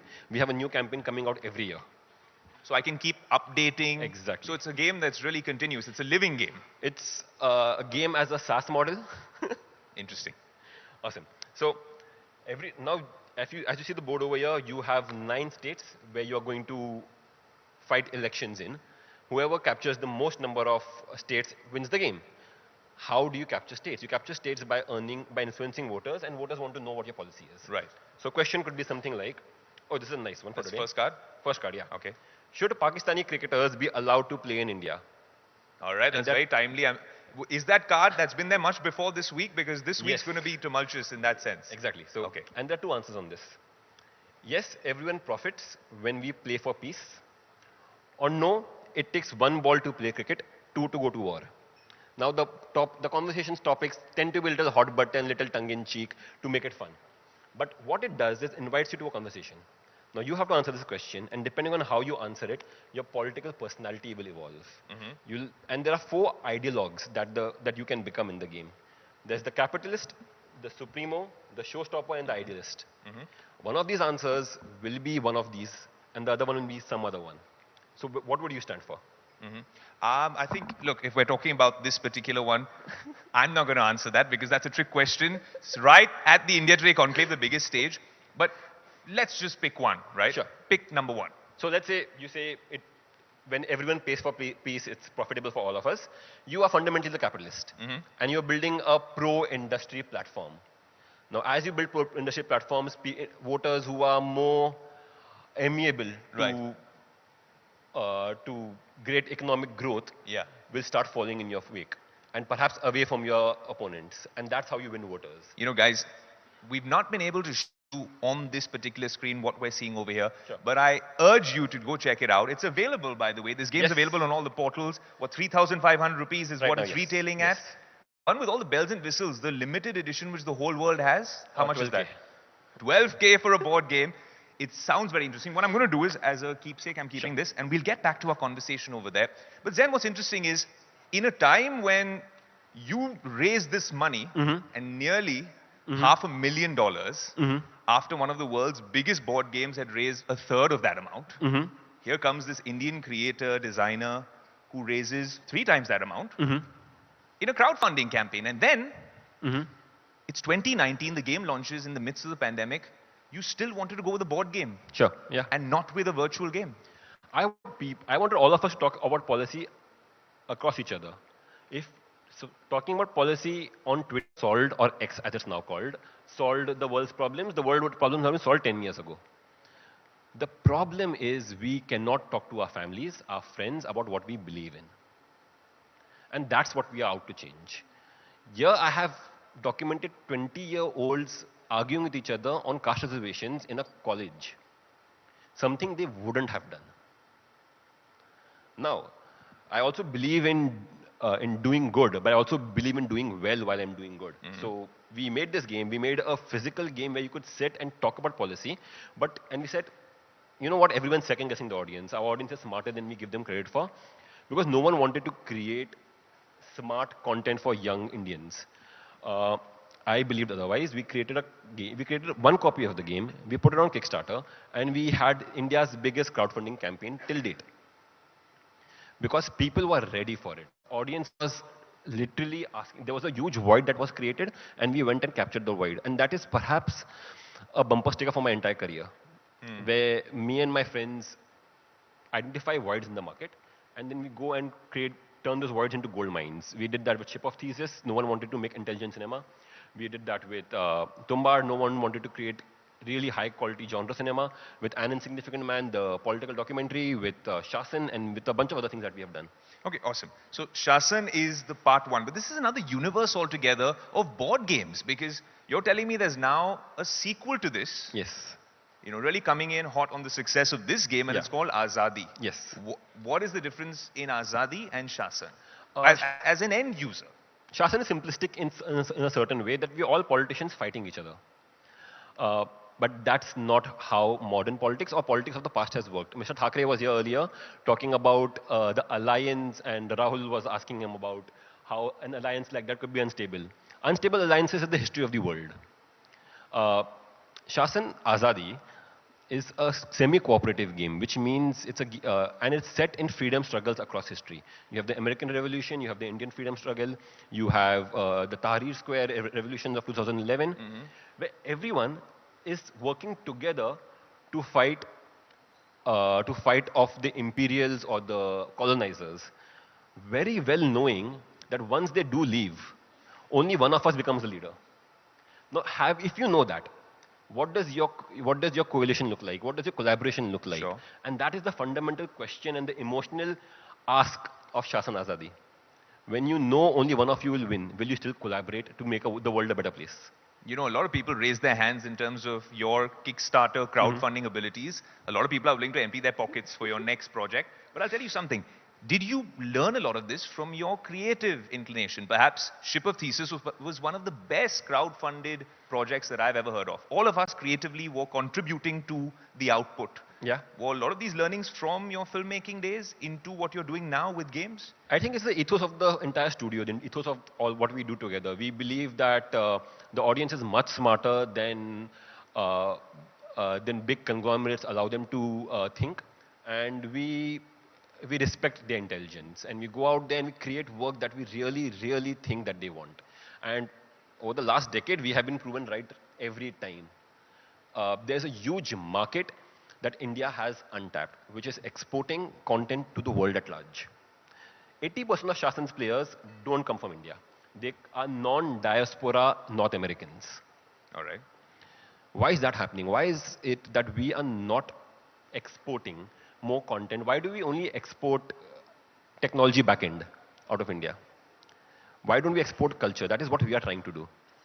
You know what's interesting is in an age of bots and paid marketing and even social media companies now asking you to pay to really get any services whatsoever. We don't know what the future of all of this is going to be like in terms of content. But with what you've done over the years with film, cinema, and now obviously in the gaming space, is organic marketing. Yeah. Very rarely have we got an anecdote from this place which has worked really well. What's the secret sauce then? Like I said, push marketing, as it's called, where you pay ads to get eyeballs, will never work. You have to create a hunger. You have to make your product so cool, so exciting that everyone wants to come for it. I was talking to Kalipuri earlier, and she was like, Shasan not available. That was part of the marketing campaign of Shasan, where the game was hard to get. We starved the market for a bit. We created a great buzz talking about how cool the game is and reviewers around the world loving the game, and then we didn't ship it. For 6 months, we didn't ship the game. Suddenly, everyone wanted it. And then we flooded the market. You know what we will do is, before we wrap up this session, Sure. and you empty everyone's pockets, let's have one more look at the game. I just want to have a very quick look, very quickly move over there, Sure. and perhaps tilt it up. I know it's not the ideal view. Yes. The box looks really cool. We do a lot of unboxings here, but Nice. you've already done Yeah, that I've seen for yours. us, right? If you look at this, guys, this is what we were trying to show you earlier. This is a made-in-India game, Yes. retailing at 3,500 rupees. What are the sales like? You're saying 80% is coming from North America. Yeah. What are the rest of the sales like? So we have hit a couple $1 million in revenue on Shasan alone of all our board games, and we have just gotten started. We started running ads recently, so we believe it's going to snowball at this point, and we have 8 games in the pipeline for India and the world at large. Okay. And when are they coming up? Very quickly. The next one's in Jan, then every 3 months following that.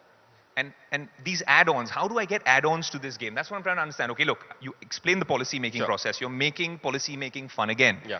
How do I get add-ons and make this cooler? Like, how is this a living game, which is a SaaS model like you spoke about? So you ship, when you buy the game, we ship with one campaign. You can go online, buy as many campaigns as you like. And then follow that up with more game modes, with Shasan Azadi, with a bunch of other things. Okay. And what is the one cheat code that I can really beat you at this game with? Trust no one. Trust no one. Is that from your creative times that learning's come, or your understanding of politics? No creative endeavor works without absolute trust in your team members. But this comes from my understanding that if you're playing a zero-sum game, a game where only one person wins, you have to keep your interest at heart. You have to keep your interest at heart. Are you giving everyone in the audience a free box of Shasan? Is that what the plan is? I wish I could. Maybe next time. Okay, guys, he's going to be here as well. A huge round of applause for this absolute rock star, Zen Memon. And I will now hand it over to... Can we leave the game on stage? Yeah, Preeti, can we leave the game on stage? it might be a little awkward for next panel. Maybe for the next panel. Ladies and gentlemen, Zen Memon. Thank you. Thank you. Ladies and gentlemen, please raise a warm applause as I call upon Rushali Malpekar, Motwani Jadeja Foundation to come up. Zen, stay up. Just for 10 seconds. To come up on stage and present a small token of our appreciation to Zen. Thank you.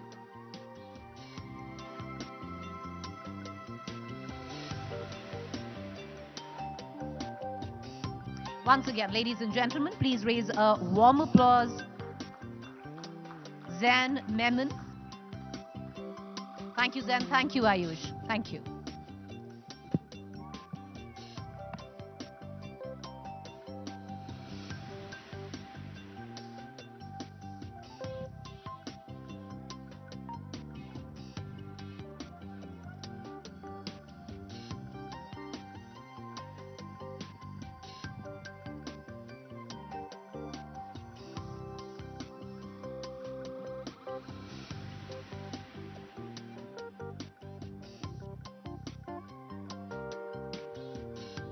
Let's quickly power into our next session this afternoon. Do the Right Thing, the rise of storytellers in the age of streaming. To take it from here, I'll invite our session's moderator, but a quick reminder, this session has been sponsored by De Beers Forever Mark. May I please call upon Consulting Editor India Today, Rajdeep Sarvasai.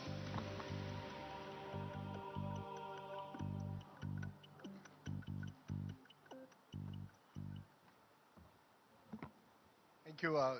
Can I just invite the incredibly talented Vishal Bhardwaj, Ali Fazal, and Vamika Gabi to join us.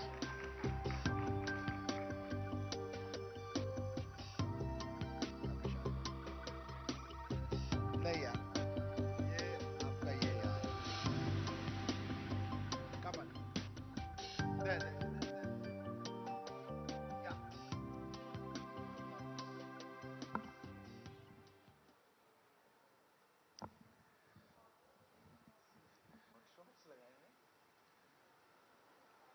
There was a time when big film premieres would attract a lot of attention. And all eyes would be on the Friday on which the big film would be released. Those times are long gone, and they've been replaced by the age of OTT, and the fact that every big OTT release now sees large hoardings across the city and a lot of excitement. And even as we speak, live streamed at the moment is the latest OTT big release. Khufia is Vishal Bhardwaj's latest work. It stars Tabu Ali Fazal, Vamika Gabi. Tabu unfortunately cannot be with us, but please welcome Vishal, Vamika and Ali as Khufia premieres even as we speak. Vishal, I compared the big screen just for a moment to what happens on OTT. All the excitement that used to be on the big screen now appears to be slowly shifting to OTT. Is that the way you also see it? Or do you believe they're two completely different medium in a way? You're just a creative person who's putting your skills from the big screen onto OTT platforms. No, actually, they are two different mediums now, and they are giving you, the opportunity to tell the stories, and like stories are divided now. Like the kind of films I make, a film like Heather 10 years back was a big theatrical release. Today, so it will be very difficult for me to make Heather in any case. But a film like Heather, a film like Maqbool, not Omkara, but those kind of stories. Now people, they want to see kind of a spectacle on biggest screen. So our viewing habits have changed. So after the pandemic, our viewing habit, because we were confined to our homes, we are forced to be inside our homes, so our viewing habits have changed. That's why these two platforms, the theater and the OTT platforms are there. You're saying something interesting. You're saying that if it's a spectacle, that's what succeeds on the big screen. You've had a lot of big successes this year. You meaning Bollywood has had a lot of big successes this year on the big screen, which are seen to be big budget films. You're telling me that with smaller budgets, better storytelling, perhaps has a better chance today on OTT to spread its message around? Not a better chance. You won't get money to make those kind of subjects. Only the OTTs will give you that kind of money, and they are also dominating now. Earlier they were very, very liberal, but now they are also very, going very strict on that. And obviously, and there is one problem which we don't talk about, is the theater. They charge you so much when you go to watch a film. You get like a 400 rupees popcorn or 500 rupees popcorn. So those it's a very, very, expensive affair to go and watch a film in theater. So it really should offer you something which you can't watch on your home TV screen or on your laptop. It has to offer you something so extra that you are willing to take a popcorn of 400 rupees. You know, taking off from what you said, I'll turn to Ali for a moment because Ali, I remember one of my first binge watching experiences was Mirzapur. And what you all achieved with that has stayed to the point where you had Mirzapur 2, you're going to have a third season now. And do you believe that therefore you've got the recognition from Mirzapur that you may not have got so soon had you taken the traditional big screen route? Is that something, is this a disruption in you believe in the existing order that you've done? And by the way, you were fantastic in it. Thank you. And I'm even happier that you're a Xavierite, which means that St. Xavier still throws up stars as they used to in the 70s. But tell me about that. Is this a disruption of the existing order? Yes. Yes, I do believe so. In fact, at the time when I was offered, there weren't much of the shows happening and the OTT had, I think, just come in. But I've had the fortune of having some of my work being done on the other side of the world. तो मुझे वहाँ दिख गया था. I saw it coming. I saw it working. I saw the model working. I know a lot of known directors who have asked me not to be part of this at the time. कि क्या कर रहे हो? ये तो आएगा 5-6 साल में आएगा. ये सब ऐसे ही होता है ये वो. And I really believed. I thought it could make a difference. I could make a difference in the long format, which was already been done in the West. So yeah, we it's definitely a disruptor. We still are cinema lovers. We love our theaters. And I would always run to, do a film that is going to be out there. वो एक चाह हर actor में होती है. नहीं, पर अगर director आपको कहे यार एक OTT, I'm signing you for an OTT project, and someone comes with a a theatrical release, what do you go for first? No, I mean I'm also not that. मतलब मुझे तो ये इनके हेलो पे आ गया था. मैंने हाँ बोलने वाला था मैं. फिर मैंने I stopped myself. I said वो he'll judge me. वो स्क्रिप्ट पढ़ लेता हूँ कि कहीं क्वेश्चंस ना पूछ लें. तो मैंने then I called him back. I said I've read the script, so I'm on. You had to read a Vishal Bhardwaj script to say yes, or the moment he rang you up you said yes? No, it was ringing and I was yes. It was 5 yeses. Vamika, is that the way you see it? If someone like a Vishal Bhardwaj comes to you with all his pedigree in cinema and says, I've got an OTT project, do you say yes straight away? Yes. To Vishal sir, definitely. I have always loved his films.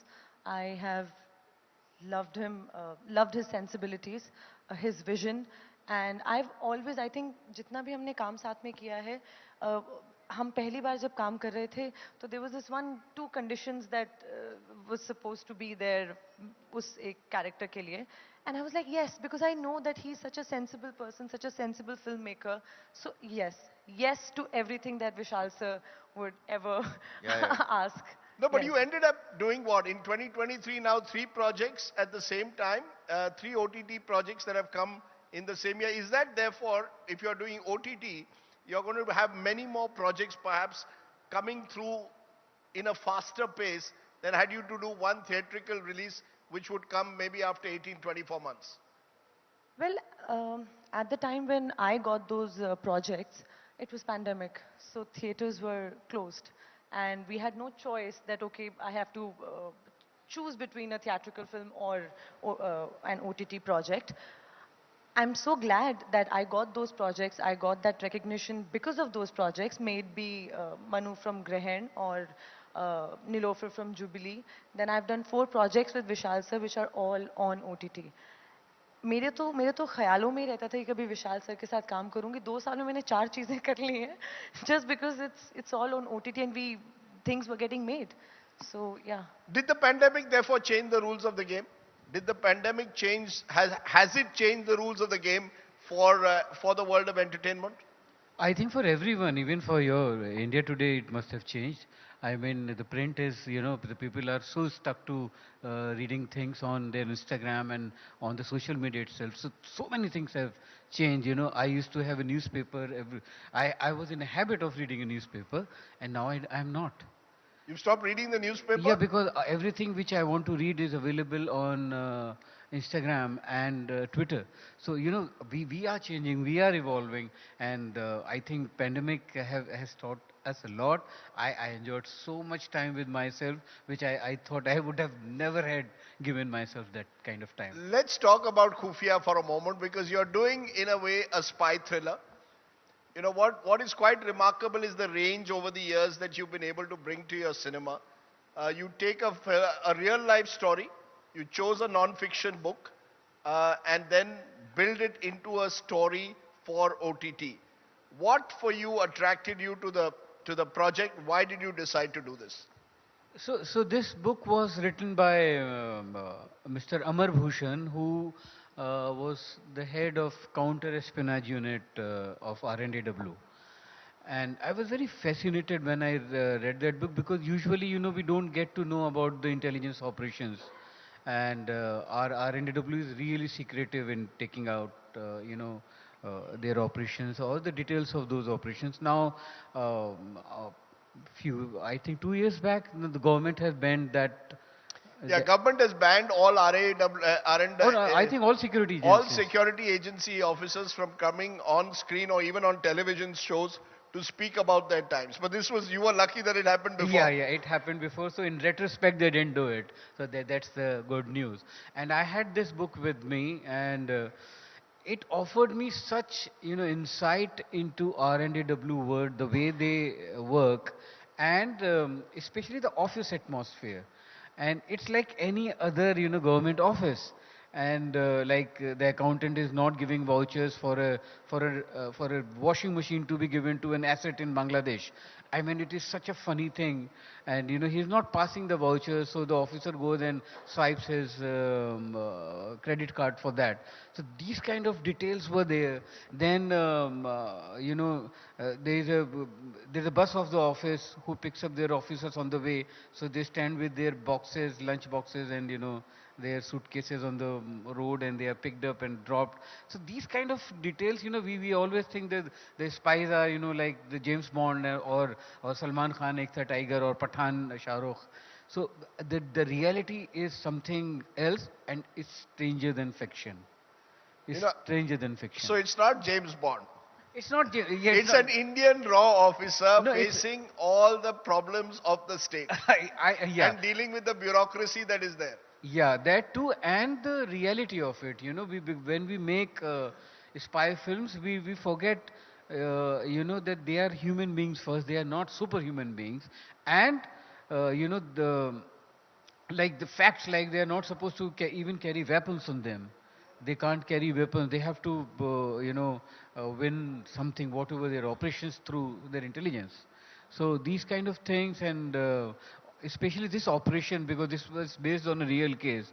When there was a mole in R&AW office in year 2004, his name was Major Ravinder Singh, and they identified him. But they, the theme of the book and the film is that the puppeteer is more important than the puppet. So they wanted to catch the puppeteer. The puppet was already in their hands.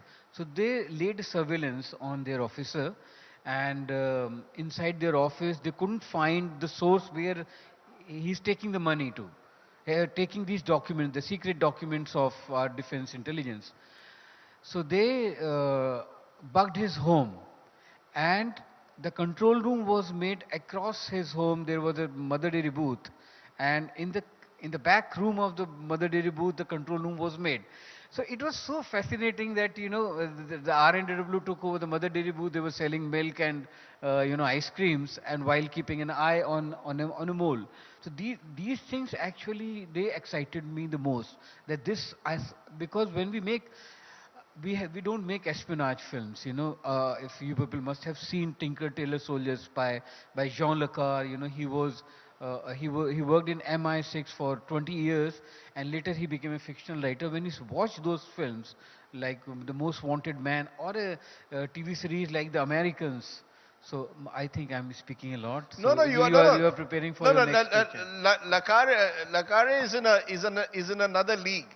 Yes. And he's also been rediscovered by OTT and live streaming platforms. You've got series now being done on all his books again. The Night Manager being a great example of it. So are you telling me that you want to create, hopefully over time, maybe, rediscover this entire space very differently for Indian audiences? Yes, because this subject of espionage has not been dealt by us as filmmakers as purely it should be, because it's very thrilling, it's very exciting, but it doesn't offer the flying cars and नहीं, बॉलीवुड करता रहता है, बीच बीच में करता रहता है, ऐसा जैसे नहीं है? बताइए, हाँ? बताइए क्या कभी आपने देखा है espionage? मैंने तो नहीं देखा यार अब आप पठान दीजिए, उसमें कहीं ना कहीं वो फ्लाइंग कार्स तो थे. नहीं, मैं वो कह रहा हूँ कि वो उसका हाइटेंड वर्जन है जो कि बहुत मजेदार है, मुझे भी देखने में मजा आता है.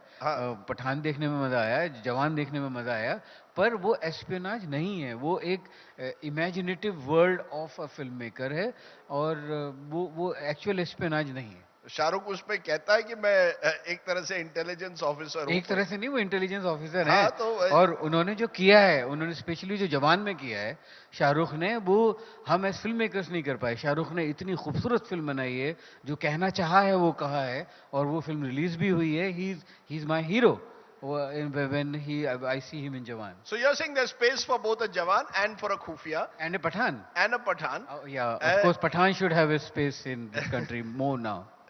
Ali, as there is a space for a Mirzapur and for a Khufia, for you, the rawness, what struck audiences about Mirzapur was the sheer rawness of that project. And I presume that OTT allowed that space, which isn't always there on the big screen. How for you has this experience been working with Vishal Bhardwaj? It's actually, raw is a great word. In all senses. It has been a very learning experience for me. It's the first time I crossed paths with Vishalji, and I'm so glad for my stars that happened, because he's already been doing that for a long time. आप बड़े पर्दे पे देख लीजिए, आप OTT पे देख लीजिए, in whatever way and form. So sure, the OTTs allow that little extra leeway. मुझे लगता है the first few ones were everybody getting their bhadas out. I think now they are starting to normalize, and we are also trying to, really keep up with all the other work happening in the rest of the world. And I think Khufia is no less, and that whole world I've been introduced to by him. Because interestingly, you were also supposed to do a couple of Hollywood projects, which you are at the moment. Then there's a Hollywood strike that takes place. So you find yourself caught between your Hollywood projects, which are put on hold, and doing a film like this. Are you finding that easy, making those No. do you believe Indian filmmakers are as effective in their storytelling abilities as, let's say, the foreign filmmakers are, even in the spy genre with a film like Night Manager? Yes. I think this, I don't want to toot my own horn, but I think this is at par with any other film. And like Sir said, even in the West, I don't think we've seen very few spy films and shows that have come out. There's The Spy on Netflix only, I think. But that's a series. And the Americans, I think, there was a show called The Americans, Correct. Americans is, again, it's actually, that's see, the Americans enjoyed doing spy films for the longest time and did a very, very good job of it. But again, it's rooted. It goes to, it's about relationships. And then, of course, the suaveness of these spies, behind that. And that's fun. Vamika, for a moment, we mentioned briefly Jawan, and I read somewhere that you're working with Atlee on his next film. Yay. Yes, he's producing his first, and yeah, I am fortunate enough to be part of that film. Yes.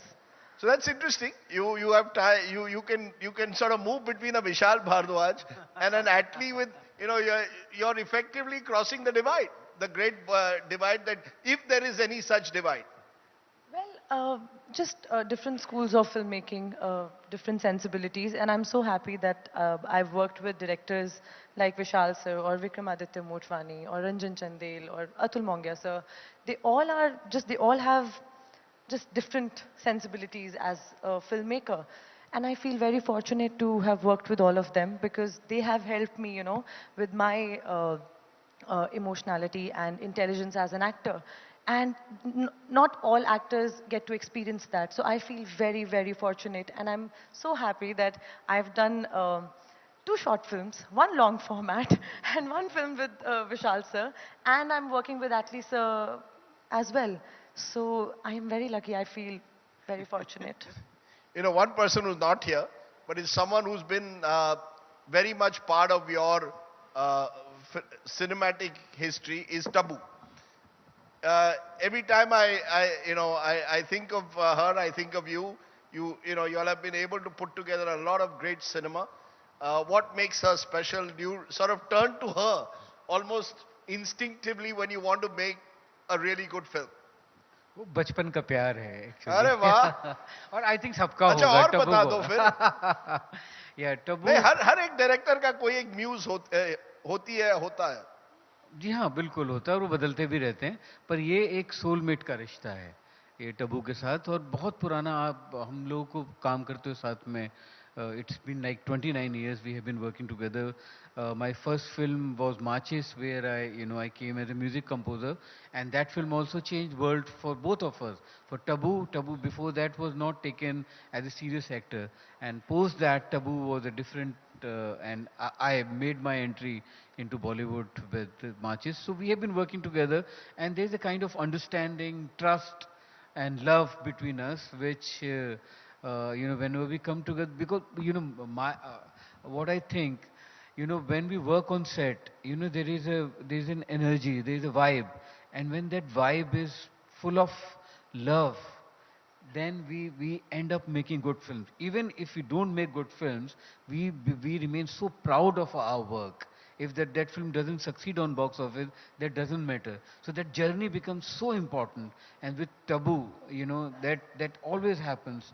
That the journey is so beautiful that you forget that what the result is going to be.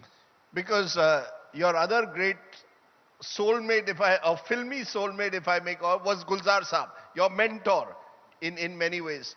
Have you shown Khufia to him? Do you take some of your cinema to Gulzar Saab and say, "Sir, मैंने ये film बनाई है, आप जरा देख लीजिए." Is he someone who's like a sounding board for you? Actually, more than that, he's more than my soulmate. मैं अक्सर बोलता हूँ कि वो एक जैसे बरगद का पेड़ होता है ना, वो पेड़ हैं और हम सब उनकी शाखाएं हैं, हम उनकी ब्रांचेस हैं. तो मैं तो उन्हीं से जना हुआ हूँ, मैं उन्हीं का हिस्सा हूँ, उन्हीं से निकला हुआ हूँ. पहले मैं उन्हें एप भी करता था, मेरे जेस्चर्स पोस्चर्स सब उनकी तरह होने लगे थे. मेरी पोइट्री जो थी वो भी वैसी ही थी. बड़े कॉन्शियसली मैंने अपने आप को उनसे अलग किया, मैंने अपना रास्ता ढूंढा. तो मेरे लिए ज़्यादा मुश्किल काम था. ऑब्वियसली मैं कुछ भी ऐसा नहीं करता हूँ ज़िंदगी में जो उनकी इजाज़त के बिना ना हो और जो उनके अप्रूवल के बिना ना हो. खुफिया he read as a script, he watched as a film and I wanted to make an espionage film for a very long time. और मैं हैदर के वक्त में मैंने हैमलेट में एस्पिनाज प्लांट किया था क्योंकि मैं इतना ऑब्सेस हूँ और था एस्पिनाज वर्ड से. तो उन्होंने जब पढ़ा मेरा ट्रीटमेंट हैमलेट का, तो he asked me कि yeah, it's very good, but it's like a very regular CIA films, that US made. Where's the tragedy of Hamlet? What are you doing? Because he tells me that I exploit Shakespeare's name to my advantage, and I am a fraud. And my films are actually original films. I make it for the business purposes. I exploit Shakespeare, which I disagree. But he says that. So he said, but if you are saying Hamlet, where's the tragedy of Hamlet? And my first instinct was, maybe Guldar Saab is outdated now, he is not able to see what I'm trying to do in this espionage thriller. But later, when my ego came down and, my fever came down, so I realized that he's right. There's no tragedy, the tragedy of Hamlet, which is so strong, which affects us so badly when we watch a good performance of Hamlet. So that's where, I happened to read Basharat Peer's book and, then and Heather happened, yeah. It is not just taboo, but you've also in a way become an intrinsic part, Vamika, of anything that Vishal Bhardwaj increasingly does. What you've done, one short film, you've done a series, you've done the film, you're doing now Khufia, so you've done a lot of work with him. Tell us what he's like as a director. You see, he seems here, and I met him a few months ago, very quietly sitting at a breakfast table somewhere. The two of us met and chatted. He's a very quiet man when you meet him? Is he very different on a film set, very demanding? Tell us who the real Vishal Bhardwaj is. Be careful. I won't give you the next film, but that apart, you can tell us honestly what he's like. I always believe that जैसी films होती हैं ना, उनके जो film makers होते हैं ना, उनकी सोच उनकी फिल्म्स में आती है. वो जैसे इंसान हैं, वो जैसे अपनी फिल्म्स में, अपनी लाइफ में जैसे लोगों को ट्रीट करते हैं, औरतों को जैसे देखते हैं, तो उनकी फिल्म्स में भी ना वो रिफ्लेक्ट करता है. And I've always loved all the characters, especially female characters written by Vishal sir. And that's how that's why I was saying that I'm fortunate that I've done so much work with him, played those strong female characters. And working with him, I realized that that's how he sees women, you know. He sees them strong, he sees them flawed, but so much acceptance.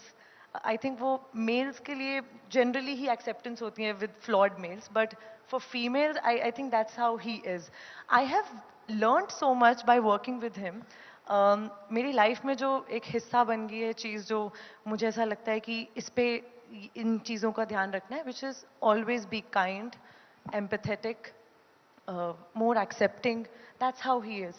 मैं इनके साथ जब जितना भी मैंने काम किया है, वो जिस तरह से सिर्फ एक्टर्स का ही नहीं, पूरे क्रू का ध्यान रखते हैं, सबको एक तरीके से, और ये सब बातें कई बार होती हैं कि सबको एक जैसे से ट्रीट करना, but he actually is like that. तो इनसे ना वो बस वो ऐसे सादगी जो इनमें आपने उस दिन देखी होगी टेबल पे, वो ऐसे ही है. लेकिन he is a lot of fun, he has great sense of humour.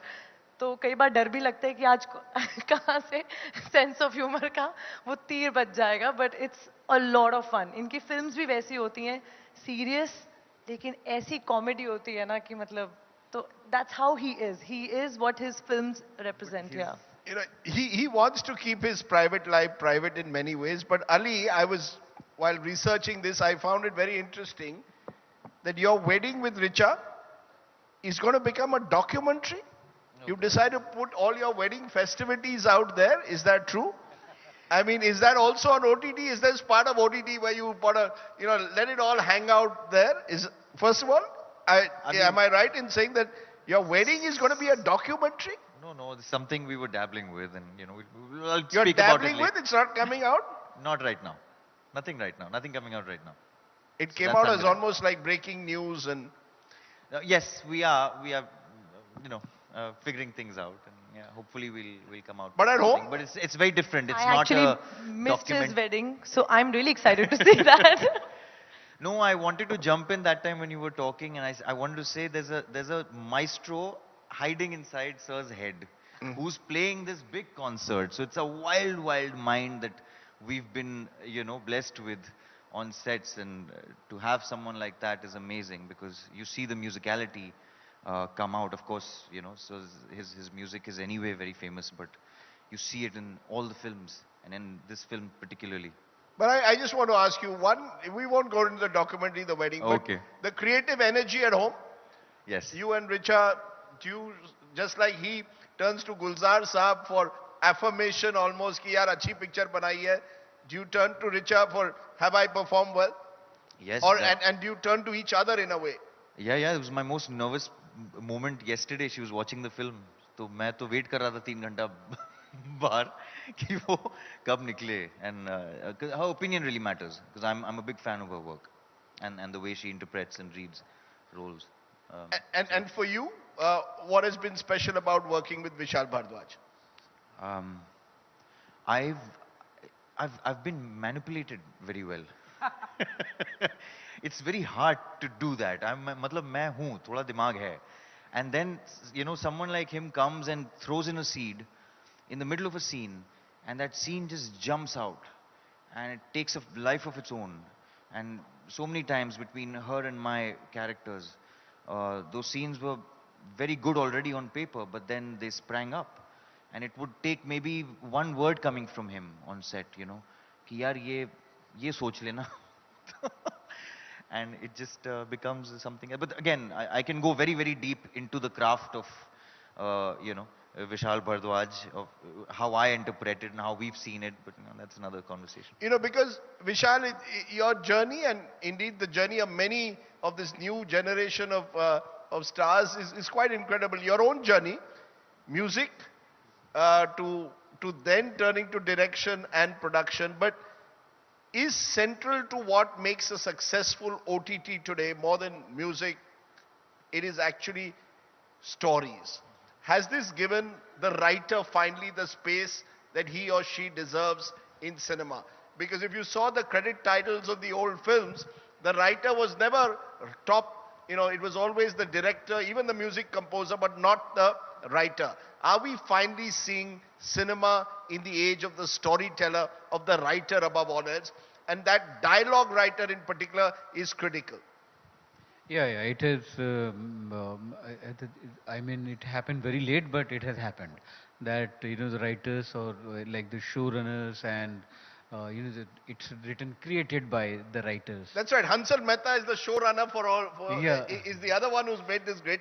So what is the showrunner now effectively the one driving the project? Yeah, showrunner. That's why he's called the showrunner, and he drives everything. He वो पूरी teams को देखता है कि जहाँ writers की team क्या कर रही है, directors, because he doesn't even direct, he gets them directed by other directors, and it's a very strange thing. Rajdeep, she's giving you a note. Yeah, it's enough, she's saying. Yeah, I'll tell you about the note in a moment. You carry on. Yeah, so बड़ा कमाल की बात है कि एक 6 episode या 8 episode series में 3 directors होते हैं और 6 राइटर्स होते हैं और 2-3 म्यूजिक कंपोजर्स होते हैं, 2 एडिटर्स होते हैं, पर आपको एक उसको ऑर्गेनिक बनाना है कि वो एक ही इंसान की सोच लगे, एक ही इंसान का काम लगे, तो वो शो रनर का काम होता है, जो कि बड़ा मुश्किल काम है. The request that I've got here is for Vishal to sing one of his songs. That is your first. No, he's lying. He has changed the note. Rajdeep, you have changed the note. नहीं, ये देखो यार. Why do I get into trouble? Because in an age where I try to tell the truth, it's very difficult. Particularly to tell truth to power is even more difficult. You're not even powerful, so like some of our politicians, so you can oblige me. They won't. नहीं, अच्छा है, चलिए, जो आपने पढ़ा वही बोला, ये भी अच्छी बात है जी. जी, तो मैं खुफिया का ये गाना सुना देता हूँ. हाँ, जरूर. हे हे हे हे हे हे हे हे हे हे ना होश चले ना जुनून चले, हे हे हे हे हे हे हे दिल पर किसका कानून चले, हे हे हे हे हे हे तू जान मेरी जान है तू, चल जैसे रगों में खून चले, हे हे हे हे हे हे हे हे हे हे.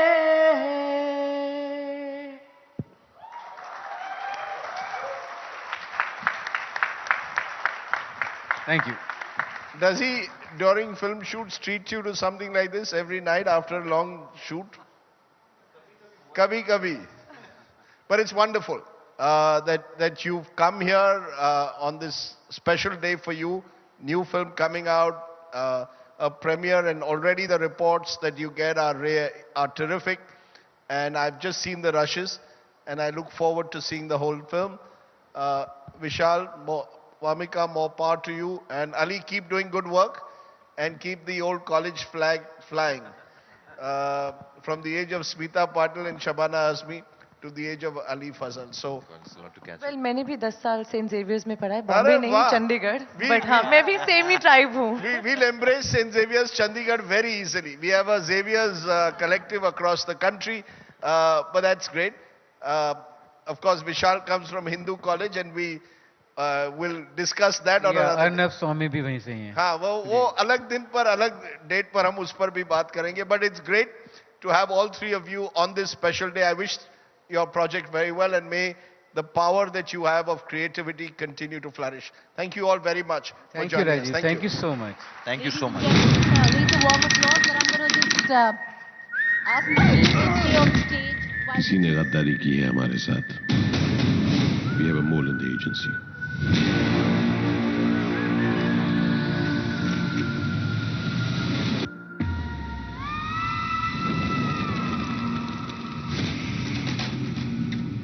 रवि मोहन, वो है हमारा prime suspect.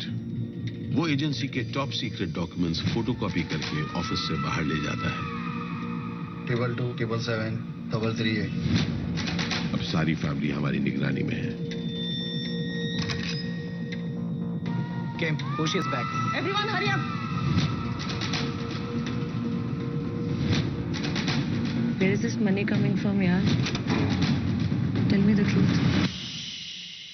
That's a secret. Operation Brutus will start tonight. Oh, hell. Koshi has left the building. Julius Caesar पधारे नहीं है अब तक. Ravi? Are you betraying your country? मुझसे वफादारी साबित करने के लिए उसने अपनी जान दांव पे लगा दी. मेरी सोच इस देश की सोच से शायद थोड़ी आगे है. That's my crime, but I'm not a telephone. I'm a bloody patriot. 24 घंटे दे रही हूँ, ढाका निकल जाओ.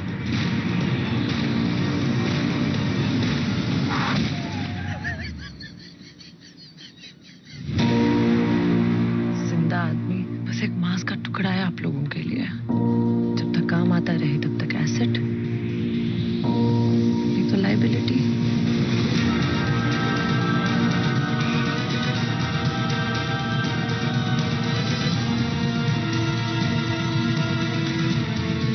Let him die. वो बच गया तो तुम नहीं बचोगे.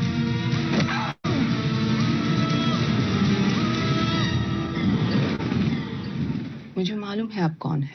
कृष्णा मेहरा, मगर हमारी दुनिया में KM. Smart. Krishna Mehra is KM. Well, I'm sure that's piqued your curiosity enough for the next Vishal Bhardwaj film. Let me quickly call upon stage Tejashri Magdani, De Beers Forever Mark, to come up and present a small token of our appreciation to our panelists. Once again, ladies and gentlemen, raise a warm applause. Team Kufia.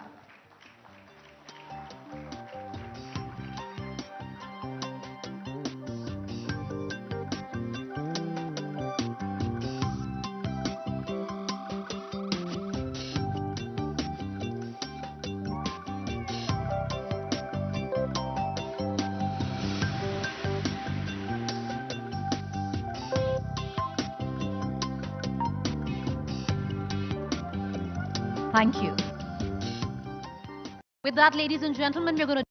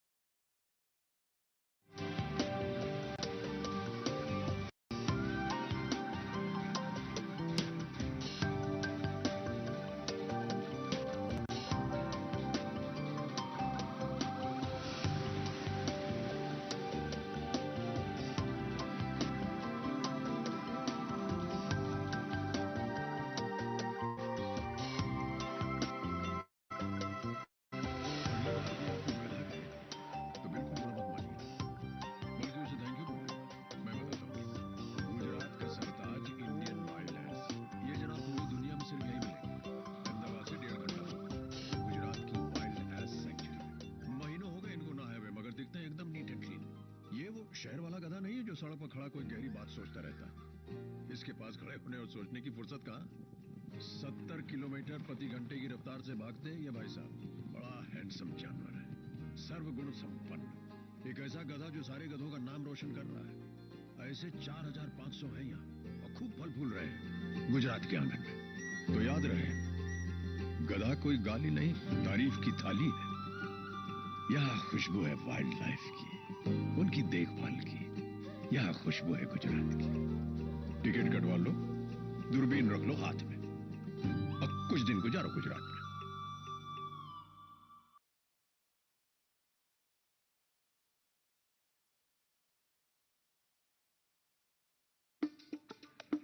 Gujarat की राजधानी है गांधीनगर, मगर दिल है अहमदाबाद। अहमदाबाद है, अहमदाबाद में होके खा रहा हूं फाफड़ा। फाफड़ा ना?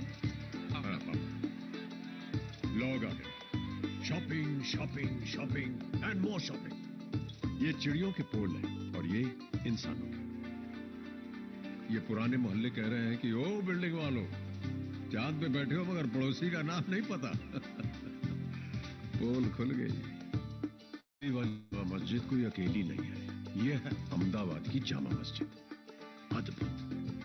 मंदिर से चला था और आ पहुंचा मस्जिद के पास। चलने से ही तो दूरियां मिटती है। अहमदाबाद, यहाँ खुशबू है मेल जोल की, खुशबू है पोल की, यहाँ खुशबू है गुजरात की। 2 nights 3 days तो बिताओ अहमदाबाद में। अरे कुछ दिन तो गुजारो गुजरात में।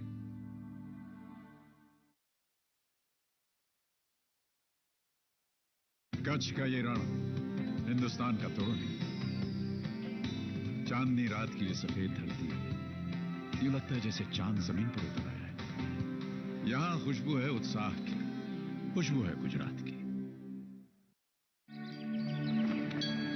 मैं आ पहुंचा हूं अरावली पर्वत की गोद में और मां अंबे के चरणों में। यही धड़कता है मां अंबे का हृदय। जय मां अंबे।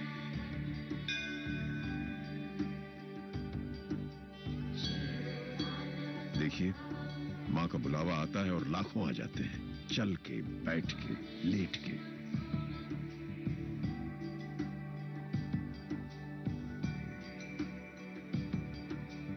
कुछ लोग यहां इसलिए आते हैं क्योंकि यह शक्तिपीठ है, और कुछ कहते हैं कि मां से मिलने के लिए भी कोई वजह चाहिए भला। आप भी आइए। यहां खुशबू है भक्ति की, प्रसाद की, खुशबू है गुजरात की। मिलेगा बहुत कुछ आशीर्वाद में। कुछ दिन तो गुजारिए गुजरात में।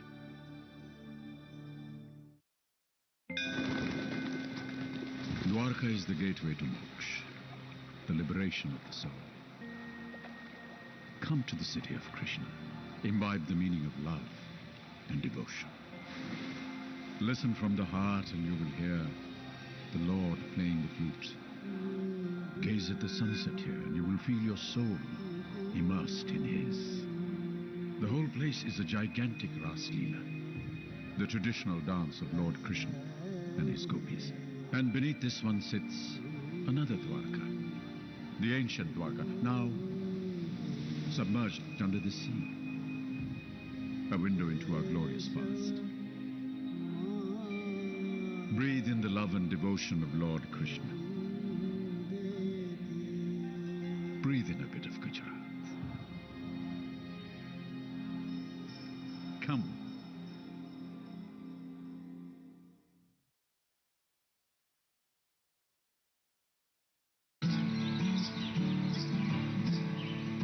यह है गिरनार पर्वत, हिमालय से भी पहले से खड़ा है।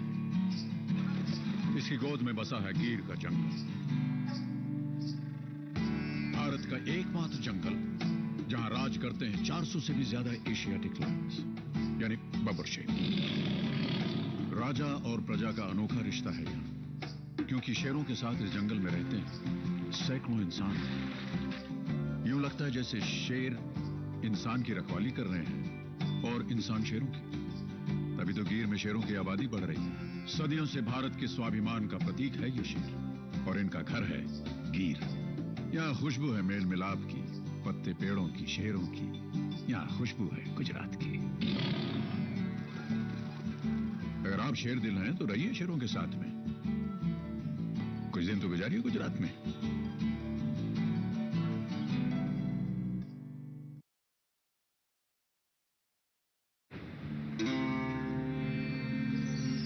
This is the surreal run of Kutch, the doorway to India.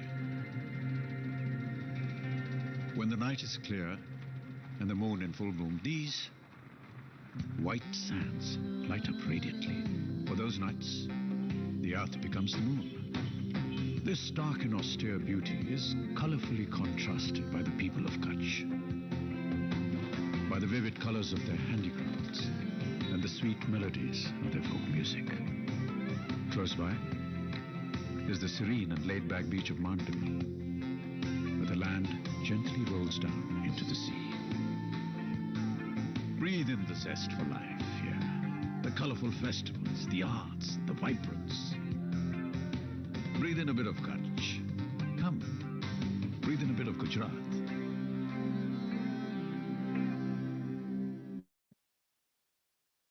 I think they're changed for life.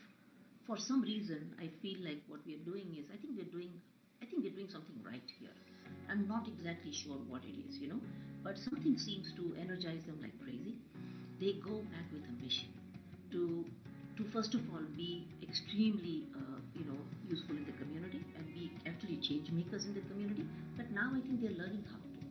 First 2-3 days, people don't understand exactly what it is that we are trying to achieve, but it is a constructivist learning approach for all of us, and we are creating this fellowship as we go along. When you have scarcity actually in your own life, how do you, understand sort of the zeitgeist or the meaning of abundance and really put it in your own practice? It's crucial to do that. I think one of the key criteria that we use in picking fellows is that they should be coming from fairly modest backgrounds, yet they have had the attitude of caring for the community, and they have taken it upon themselves to problem solve. And that, I think, for us is a big thing. So if they're already showing that, even when they don't have resources, imagine what they'll do if they had resources. In the noise of the South Asian system, where there is too much noise, a lot of stuff going on, a lot of people don't have the confidence that they're doing the right thing. Sometimes coming here and having somebody who's been there, done that, like the Taekwondo mentors, myself, and a bunch of other mentors we met at Open. I think to have more senior mentors come to me and say, oh, that's a great idea. Let's give it a try. I think that alone is a big, shot in the arm. Just to know that they're on the right track, that's a huge thing, right? So being validated when they visit outside is a big thing. I think that's what I see. I see them really being change makers in their own communities, and we don't have any expectations about what exactly they'll be doing. But this is our 6th year now, and they have way surpassed our expectations, all of them. So it's just it's a blessing to see this happening, and it's also benefiting the fellowship actually and the foundation in tangible ways, because everybody is helping everybody else. It has become a tight community now. It's become like a little family now. Radico Khaitan is one of India's oldest and most trusted liquor companies. Founded in 1943, the company has a rich heritage and a portfolio of iconic brands that have stood the test of time. With 7 millionaire brands and a host of premium and luxury ones. Our most celebrated brands include 8 PM Whiskey, Magic Moments Vodka, Morpheus Brandy, Rampur Indian Single Malt, Jaisalmer Indian Craft Gin, and Royal Ranthambore Whiskey. Radico Khaitan is known for its commitment to quality, innovation and sustainability, and is now a Fortune India 500 company. While the prestigious Rampur distillery is Radico's pride, expansion efforts have increased the output from 160 million litres to 327 million litres by introducing a new facility at Sitapur. This makes us the largest producer of spirits in the country. Radico Khaitan is the biggest supplier of branded spirits to the Indian Defence Services and is also a leading exporter of alcohol from India. In addition to its domestic market, the company exports its products to over 100 countries worldwide. As a business, we strive not only for the success of our brands, but for the betterment of society at large. As a socially driven company, our efforts towards protecting and preserving environment, educating children, and uplifting the underprivileged have been monumental in changing the lives of many. While we aim towards greater goals and higher targets, we are proud of the legacy and benchmark we have set in the industry. And as the company embarks on the journey of premiumization,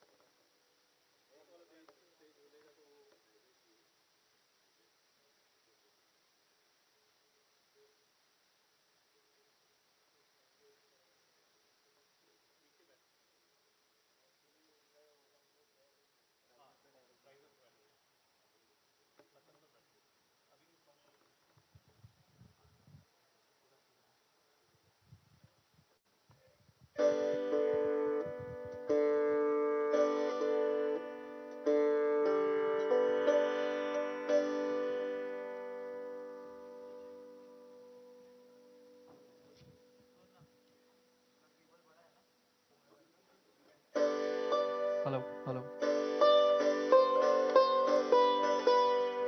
Hello.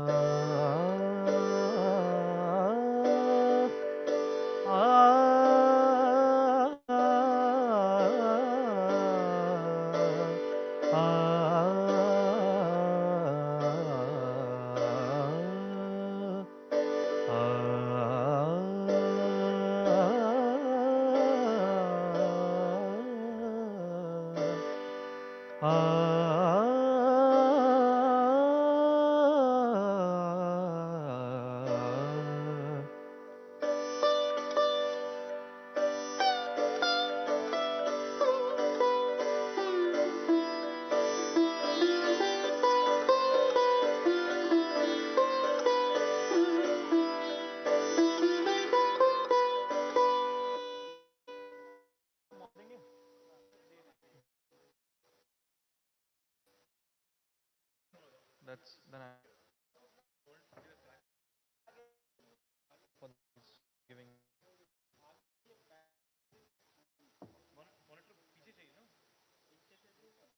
मैंने बोला था पर वो कह रहे हैं पीछे से देंगे अगर आगे से देंगे तो बेहतर उनको आधा अच्छा इनके लिए ये वाला कनेक्शन ये कर रहे हैं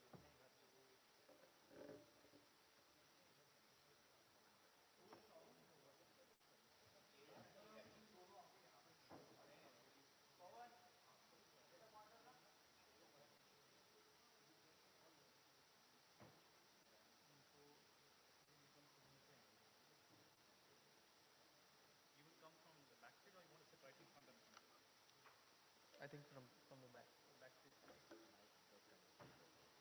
Which mic? Like which mic? Which mic will get congested? Doesn't matter. वो एक second का है. It's better from the back. हाँ.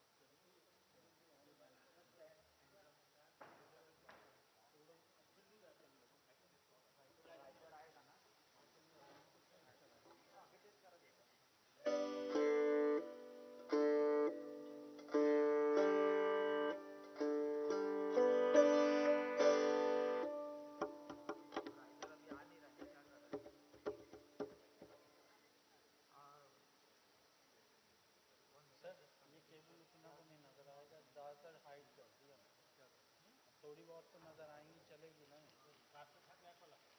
ये तो वो फ्लोर मैनेजर से play something from just check laptop नहीं लगा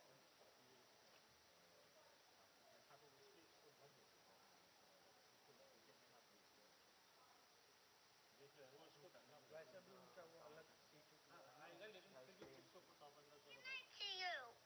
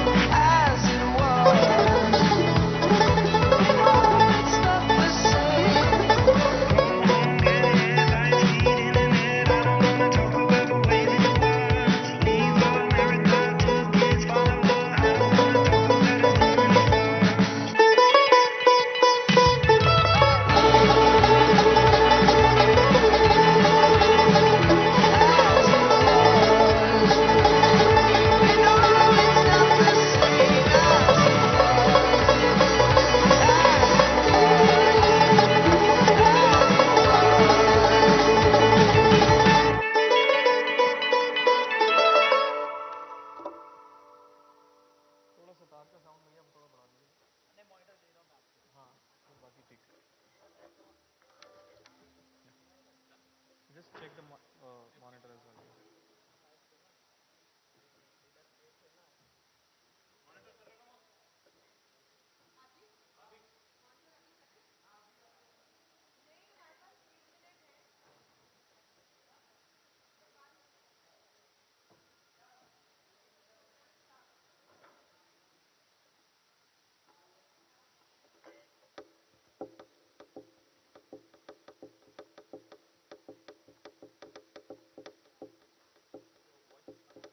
Yeah, voice was on. Yeah, I'll sing one आज जाने की जितना करो as you said, and the other one is हकीकत का अगर अफसाना बन जाए तो क्या कीजिए. I'll just do a quick check for that as well.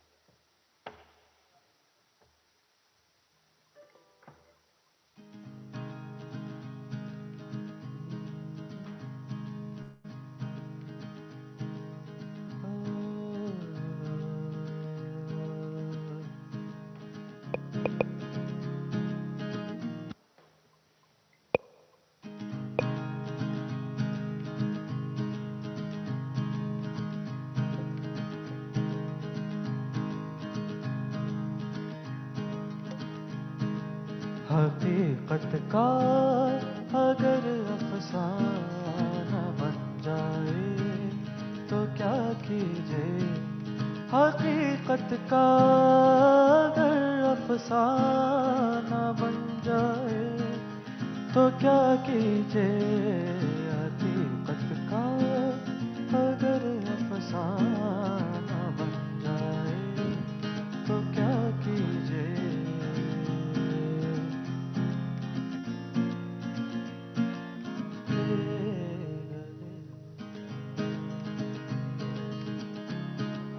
Yeah, I saw that. Sorry. Yeah. Like I need all over, like the whole sound all together as well.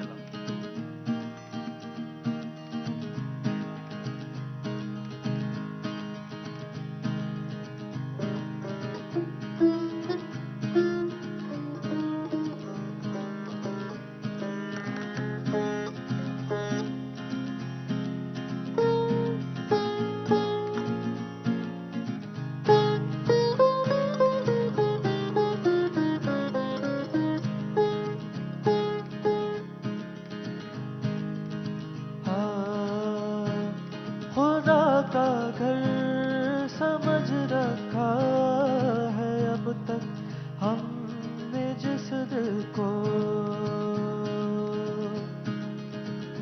खुदा का घर समझ रखा है अब तक हमने जिस दिल को. खुदा का घर समझ रखा है अब तक हमने जिस दिल को. कतील उसमें भी एक बुत खाना बन जाए तो क्या कीजिए. हकीकत का अगर अफसाना बन जाए तो क्या कीजिए.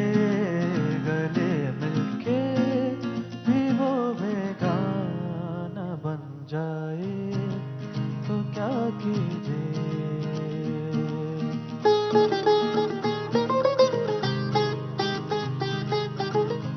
थोड़ा वॉल्यूम दे दीजिए इसमें, मतलब vocals.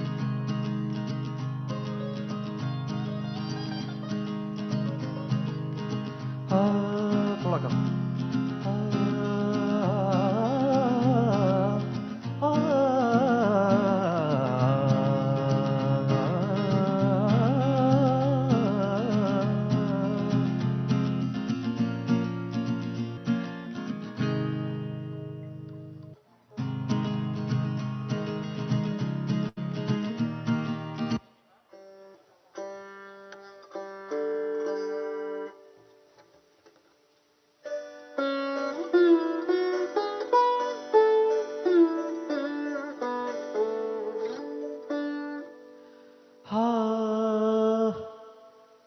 हाय मर जा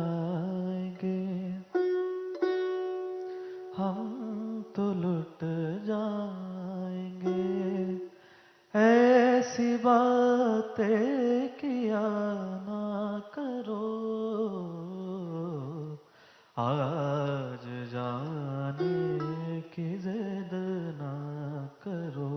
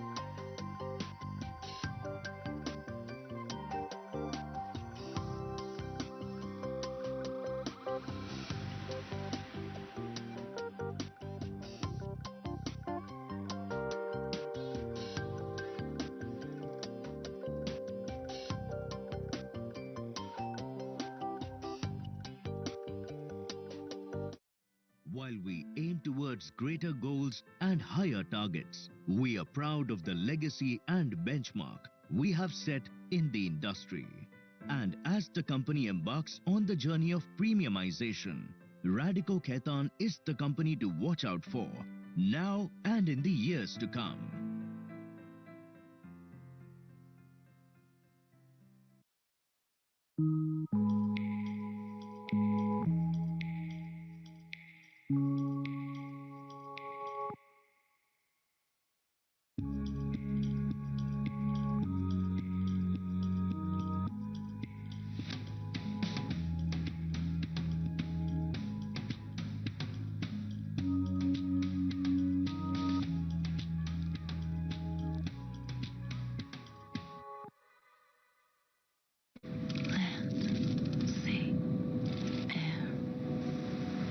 The story of our three-pointed star.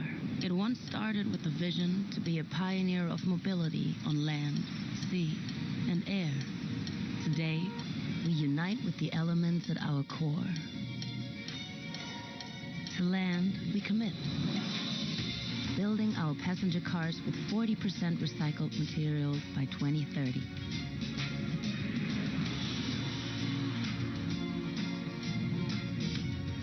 The sea moves us.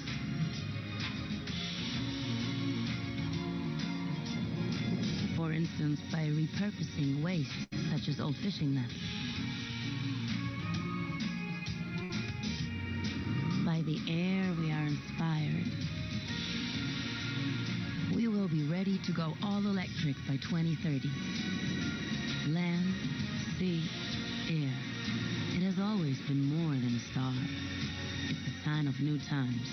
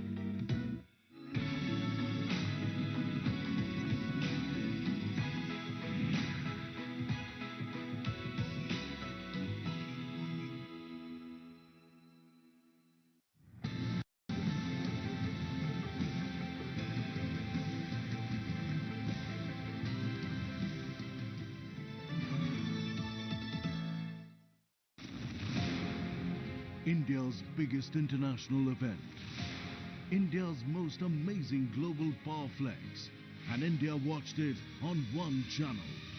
The biggest team from the venue, the most watched anchors, blazing fast images and news breaks, and first with the only voices that matter. The end result, total viewership domination. India has a new national concert. Bharat watches India today. India's longest serving editor, a pioneer in India's media landscape, pathbreaker and model for the entire profession, honored with IMA's Managing India Lifetime Achievement for contribution to media. I believe journalism is a noble profession, for it carries a social responsibility.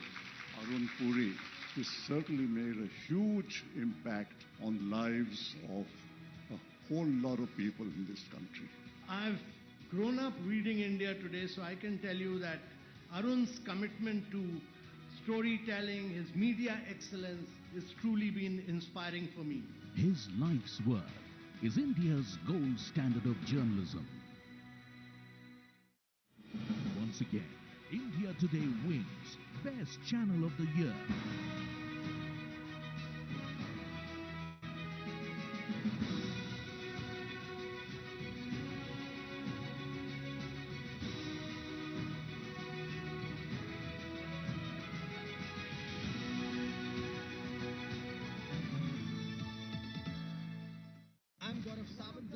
From the biggest conflict zones to the biggest international moments, a reporter with India's flag on his sleeve and an unrelenting eye on terror, defense and national security, on the road, up the heights, in the trenches.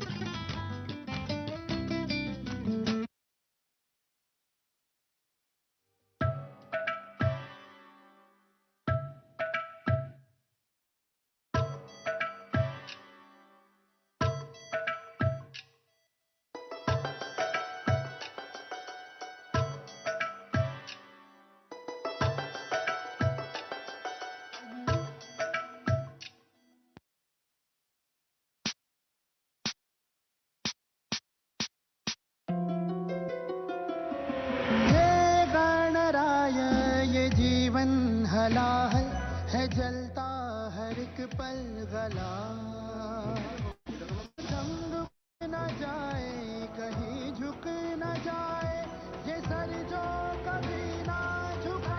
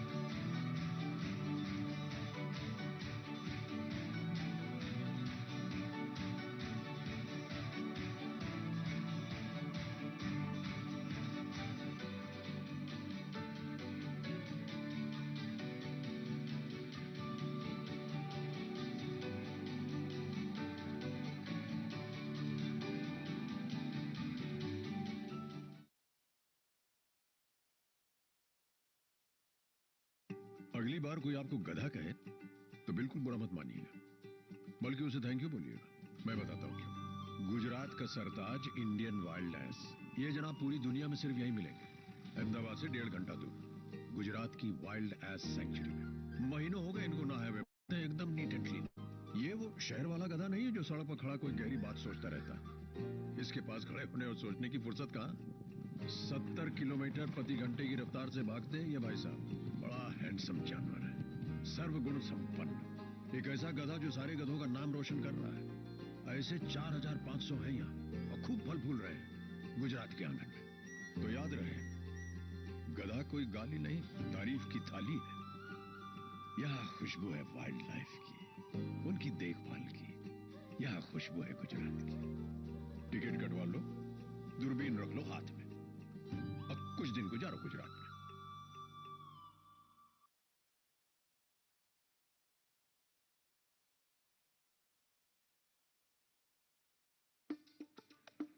Gujarat की राजधानी है गांधीनगर, मगर दिल है अहमदाबाद। अहमदाबाद है, अहमदाबाद में होके खा रहा हूं फाफड़ा।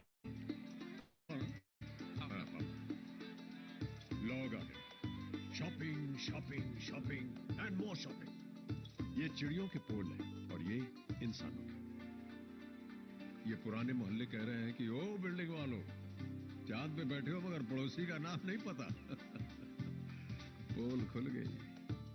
दिल्ली वाली जामा मस्जिद कोई अकेली नहीं है, यह है अहमदाबाद की जामा मस्जिद। अद्भुत। मंदिर से चला था और आ पहुंचा मस्जिद के पास। चलने से ही तो दूरियां मिटती है। अहमदाबाद, यहाँ खुशबू है मेल जोल की, खुशबू है पोल की, यहाँ खुशबू है गुजरात की। 2 nights 3 days तो बिताओ अहमदाबाद में। अरे कुछ दिन तो गुजारो गुजरात में।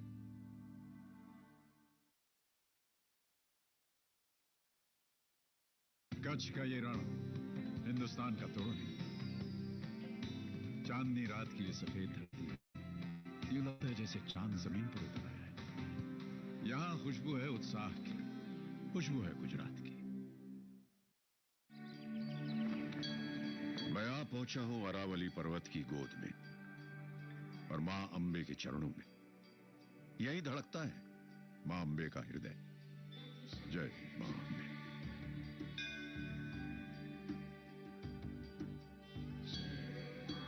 देखिए, मां का बुलावा आता है और लाखों आ जाते हैं, चल के, बैठ के, लेट के।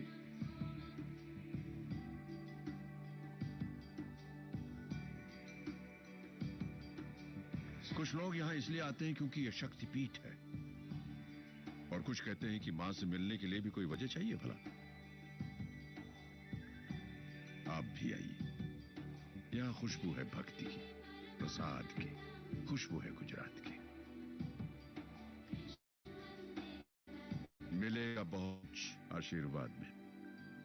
कुछ दिन तो गुजारिए गुजरात में।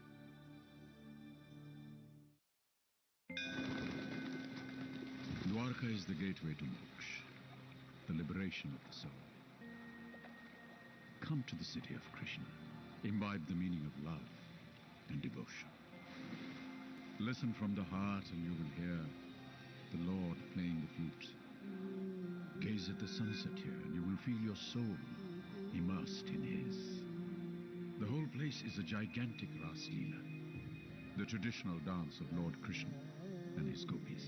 And beneath this one sits another Dwarka, the ancient Dwarka, now submerged under the sea. A window into our glorious past. Breathe in the love and devotion of Lord Krishna. Breathe a bit of Gujarat. Come.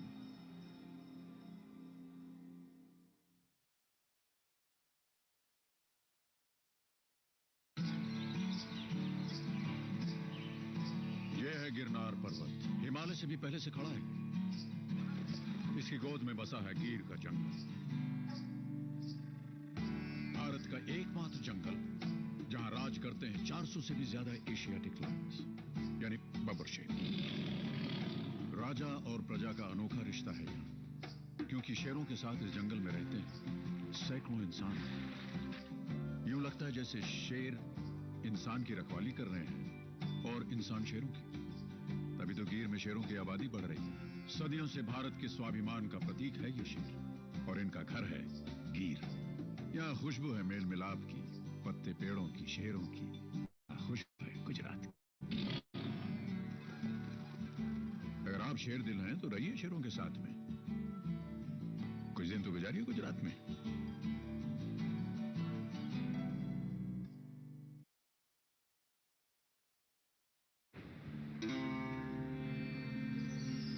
This is the surreal run of Kutch, the doorway to India. When the night is clear and the moon in full bloom, these white sands light up radiantly. For those nights, the earth becomes the moon. This stark and austere beauty is colorfully contrasted by the people of Kutch, by the vivid colors of their handicrafts and the sweet melodies of their folk music. Close by is the serene and laid-back beach of Mandeville, where the land gently rolls down into the sea. Breathe in the zest for life here, the colorful festivals, the arts, the vibrance. Breathe in a bit of Kutch. Ladies and gentlemen, do come in. Those of you who are standing outside, I hope you've had a great lunch. We are ready to power into our post-lunch session.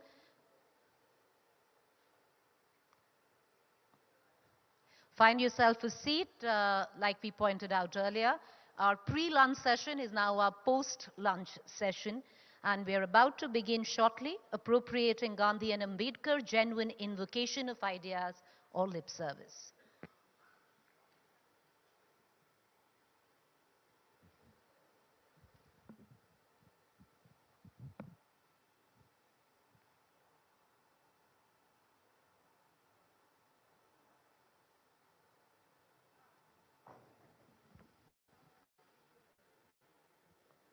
The rest follows as per plan. We also announced a short while ago we will not be having the Chief Minister, Mr. Eknath Shinde, today with us. He had to rush to Delhi for an urgent appointment with the Home Minister. He's attending a meeting there. So a cancellation, unfortunate at that.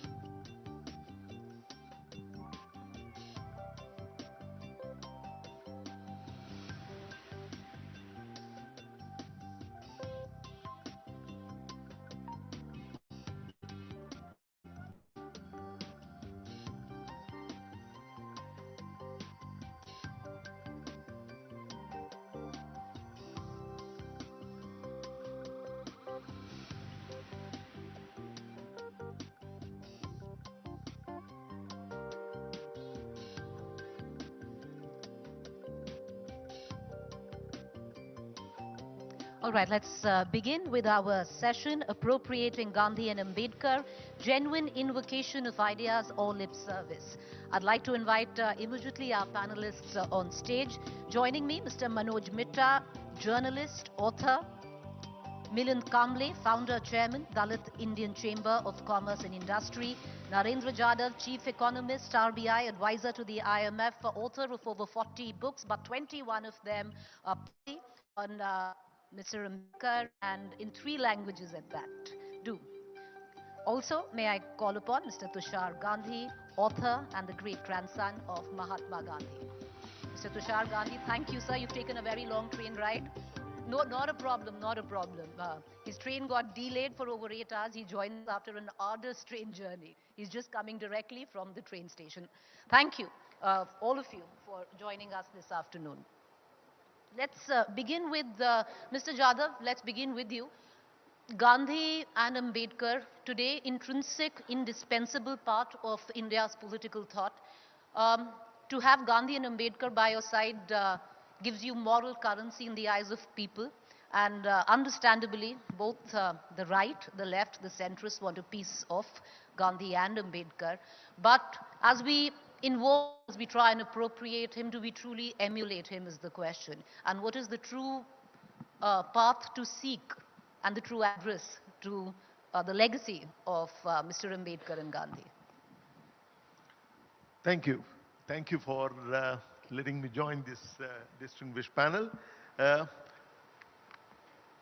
As far as appropriating Mahatma Gandhi and Dr. Ambedkar is concerned, one has to take a look at two aspects of that. Appropriation of a persona or appropriation of invocation in terms of... The mic a little closer. Can you all hear him at the back? Can you hear him at the back? Raise your hands if you can hear him. Okay, great. Go ahead, sir. Okay. Just a little closer. When we are looking at appropriation of Mahatma Gandhi and Dr. Ambedkar, we have to look at it from two different dimensions. One is appropriation in terms of persona, and the second one is in terms of invocation of ideas. As far as appropriation in terms of persona is concerned, in respect of Mahatma Gandhi, what has happened is, for majority of Indian population, Gandhiji remains highly venerated as the father of the nation. That veneration has neither gone up or gone down. It has remained, it has not been waxed or waned over a period of time. However, there are two sections of society, at least two sections. One section which calls him father of appeasement. They have been very vocal talking against him. That has to some extent appropriation gone in the opposite direction of appropriation. Second is a set of society, a section of society, staunch Ambedkarites, who dislike him for Pune Pact that took place between Mahatma Gandhi and Dr. Ambedkar, for which they think that they have been a political loser. But on the whole, for majority, veneration has remained more or less same. On the other hand, as far as Dr. Ambedkar is concerned, there is a complete transformation. There is a complete change in terms of appropriating Dr. Ambedkar's persona. The change has been simply phenomenal because people have now realized that Dr. Ambedkar's scholarship covers the entire spectrum of human rights.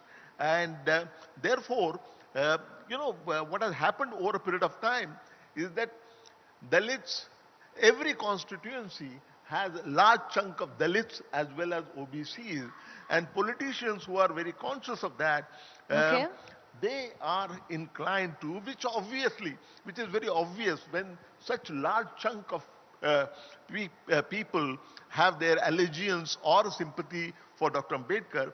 For any political party which does not own Dr. Ambedkar today or does not list him among the top icons of the party, they are certainly going to lose Dalit votes and large part of OBC votes. So therefore, getting into that vote bank, there is a phenomenal change in terms of appropriation of Dr. Ambedkar as a phenomenon. As far as the second aspect is concerned, that is the invocation of ideas, let's talk about Mahatma Gandhiji first and then about Dr. Ambedkar. Okay. As far as Mahatma Gandhi is concerned, I would surmise, my feeling is that mostly there has been a lip service and there has been a part invocation of ideas. If you, for example, take the seven social sins that were given by Mahatma Gandhi: wealth without work, commerce without morality, politics without principle. All these have not been imbibed. All these have not been invoked. While Mahatma Gandhi remains as a moralist idol for the country as a whole, I think in terms of ideas, mostly there has been a lip service.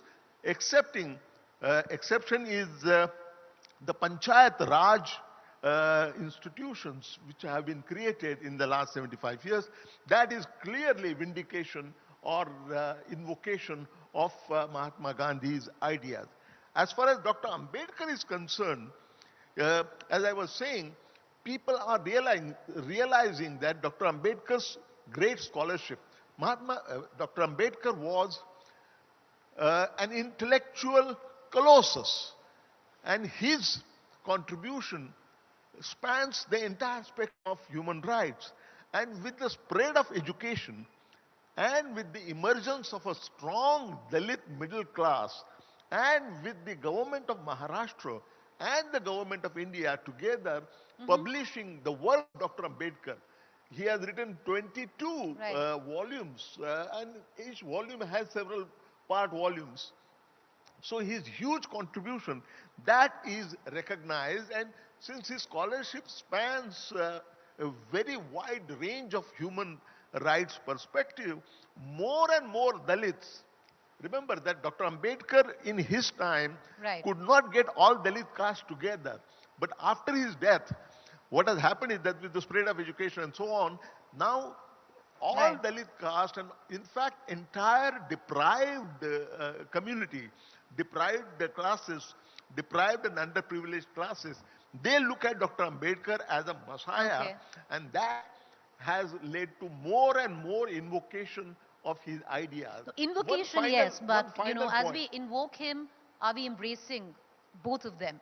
You know, invocation, appropriation at one end is different than actually embracing and emulating. Tushar Gandhi, I'd like to bring you in on this conversation. You know, we talk about these two icons, these two stalwarts, whose own interpersonal relationship were as complex as what their legacy is. How do you view it in the current context where, you know, they're suddenly back into the center stage on a national political level as well, be it the left, right, centrist, everybody wants to invoke them. Have we been able to emulate them truly? Before I start into your question and answer your question, I will be guilty of paying lip service to both these great icons of Indian democracy if I don't begin with registering my strong condemnation of the draconian persecution of Indian independent media that has been launched by the government of India in the last couple of days, reprehensibly the day after Gandhi Jayanti. That itself shows how much we understand Bapu, because I think if they stand for anything, the two stand for liberty, freedom, and for the rule of law. And unfortunately, day by day, we are seeing the erosion of these values. So that is where the country stands. I think the problem is with, as far as Bapu goes, it's with people like me who have made it our life's mission to be identified as Gandhians. And we have done the greatest damage to him because we have allowed his deification to happen instead of allowing his ideology to be his legacy. And when that happens, I think the legacy and the ideals die out, because it's so easy to pretend to worship. You know, go abroad, go and get your photographs with all the statues and things, and then come back and sit with people who fire bullets at Bapu's image or abuse him, parliamentarians who abuse him. That is where the whole issue is with Baba Saheb. I'm sorry to say that, but just like Bapu, also with Baba Saheb, the hurdle to understanding that great person has been created by the politicization of his legacy into, you know, it's so sad that such a titan is today viewed as a Dalit leader. He's the leader of this nation, he's the leader of this republic, he's the icon of our constitution, but you go and talk about him and he becomes a Dalit leader. And these are the things that we need to be aware of, how hypocritic we are in our worship, also how insincere we are in our worship, and how we reduce ideals into rituals and then cut them as much as we want. So I think that is what we need to talk about and need to introspect. You know, while we are sitting over here, while we are intellectualizing the whole ideology, the forces of oppression are acting out there in society, playing out their agenda, enforcing their will. If we have to counter them, we, like Baba Saheb and Bapu, need to be out on the streets. And that is where the real homage to people like him would happen. Otherwise, it's mere rituals in a fancy manner or in a crude manner. And that's what we have done. That's why Bapu has been turned into a Mahatma, where Mahatma is nice to worship. Let's not study him. There are 100 volumes of his collected works gathering dust in every library where they are. And unfortunately, apart from the few, the same thing is going to happen with the collected works of Baba Saheb. The source of inspiration, the source of understanding, the source of learning, is being allowed to rot away on bookshelves. What kind of worship are we talking about? So I think lip service is the right thing, and that too insincere lip service is the way we should be describing what we have done to the legacy of both these great people. You know, Manoj Mitra, I'll come to you, sir. Manoj Mitra, you know, there's a certain contradiction to it, and Tushar Gandhi has made a point, so I'm going to come right back to that question. Because, you know, symbolism, totems, appropriation, all of that aside, but let's keep it in and take a look in the current context. He started the conversation about, you know, certain journalists who've been raided. But where we look at it in terms of these journalists, in terms of certain activists, those who seemingly follow the Gandhian or the Ambedkarite philosophy or ideology, today some of them are facing sedition charges, some of them are being called anti-nationals. Do you read this dichotomy, the contradiction in the trends, and how do you analyze that? Because on the surface, we're eulogizing them, but in terms of you know, certain positions that we take, political and otherwise, we are in contradiction to them. Very well put. Sorry. Thanks, Preeti. That was very well put, and I'm happy to be following after Mr. Gandhi because of his gesture of expressing solidarity with the journalists who were raided the other day. Being a journalist, I can't but express gratitude to him for that. And the specific point you made about contradiction. Sedition. Yeah. Sedition represents one major issue of appropriation, because you may recall that Gandhi was himself a victim of this provision of sedition. He was himself tried and jailed on that charge. And one would think that after India attained independence, and Gandhi was not the only one, even Tilak and others were put behind bars on this charge, right? It was a provision that was weaponized by the colonial administration. And one would think that once India was decolonized, this would be something that the Nehru administration or the subsequent administrations would do away with, right? And that's not what happened at all. So that itself shows how there is tokenism, there is insincere lip service, as he put it. And I would like to go a little, I mean, both Mr. Jadhav and Mr. Gandhi, you know, gave the general context very well.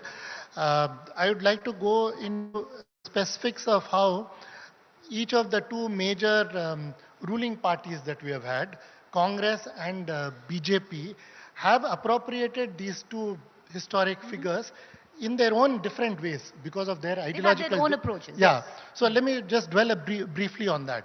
You know, Gandhi was somebody who, especially towards the end of his life, he was all about Hindu-Muslim unity. And that was the cause for which he laid down his life, right? And that set the tone for the new republic, and it did help the Nehru administration and the Indira Gandhi government to an extent of keeping the communal temperature under control, right? But then we saw something like 1984 happening, you know, where a pogrom was orchestrated in Delhi, and we saw how that led to the Congress party of the time under Rajiv Gandhi reaping an electoral harvest, right? And that set a template for the other side. You know, BJP, in fact, Maharashtra is the first state where post 92-93 violence, it was the combine of Shiv Sena and BJP that came to power because of their alleged role in the violence and so on. And then we saw something similar happening, you know, post 2002 as well. You know, the BJP under Narendra Modi coming to power with a thumping majority under the shadow of that violence, right? So we have seen that kind of you know, travesty of Hindu-Muslim unity, or this communal harmony that Gandhi lived for and died for, and that is being violated in this manner in different ways by the two parties. Now, as far as you know, Ambedkar is concerned, it is true that to Congress goes the credit of making him the first law minister of India. To Congress goes the credit of making him the chairman of the drafting committee and so on and so forth. But then once they fell out over the issue of Hindu Code Bill, he was completely marginalized, sidelined, so much so that it was many years after his death, when there was a non-Congress government at the center under VP Singh, they were the ones who, you know, gave him his due. They were the ones who made him, you know, Bharat Ratna. And then his works, his writings, you know, gained popularity since then. And that engagement with ideas only began then. And that's why his persona, his influence grew astronomically since then, right? But then the current dispensation, for instance, BJP, now they very selectively deal with certain aspects of him, which is his views on Islam as expressed in Thoughts on Pakistan, one of his many books. Or, you know, how when he finally chose to give up Hinduism, he ultimately chose another, what they call Indic religion, that is Buddhism. And they express great appreciation for that. But what they overlook, and very conveniently so, is that the bulk of Ambedkar's writings were a very scathing critique of Hinduism, of Hindu customs, of even Hindu scriptures. You know, his most famous tract, that is Annihilation of Caste, goes on to say that there are certain scriptures we need to excise, certain portions which valorize or caste his discrimination. understanding of nationalism. Very, very different for what it is in the let current me context. tell you that also. Like, for instance, what he said about Kashmir.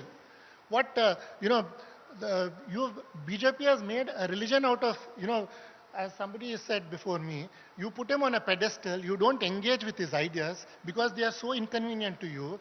So you create what Modi government very famously did was they created Panch Tirth. They made sites associated with him as some kind of a pilgrimage, right?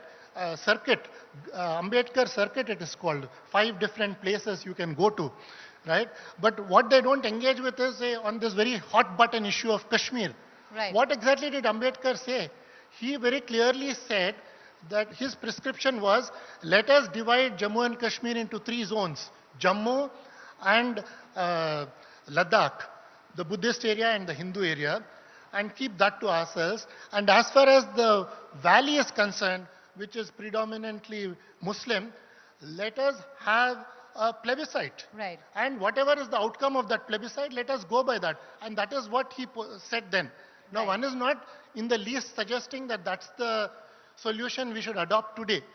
But these were the positions that these great men at different points of time took. So when you talk about Gandhi or Ambedkar, you have to look at them in totality. There were certain values which are inconvenient to these respective parties and they ignored. And it cuts both ways. You're right there. That's and how they are guilty of the charge of appropriation, which means that you selectively pick up what is politically But it's convenient also to you. said, Mr. Mitra, to neutralize an ideology, it's best to appropriate it. But I'm going to, I'll bring in Mr. Kamble into this conversation. Let him, just want to bring him in. Mr. Kamble, Ambedkar was a realist. He was an iconoclast. We've hero worshipped him, put him up on a pedestal, something possibly he wouldn't have ever wanted. For you, how do you reckon would be his true legacy? How do you view his true legacy? मैं हिंदी में बात आप करता हिंदी में हूँ. बात okay. करिएगा. जी कामले. तो डॉक्टर बाबा साहब अम्बेडकर जी को अगर हम पढ़ेंगे तो उन्होंने उनका जो काम है बहुत ही वेरियस फील्ड में उन्होंने काम किया है. He was a law maker, he was a successful lawyer, economist और बहुत सारी चीजें हैं. तो particularly he was the basically student of economics. Babasaheb Ambedkar London से पढ़ के आए, अमेरिका से वो पढ़ के आए. सभी जो डिग्रियां थी बाबा साहब की वो इकोनॉमिक्स में थी. When he came back he become a professor of sociology and economics in Sydenham college.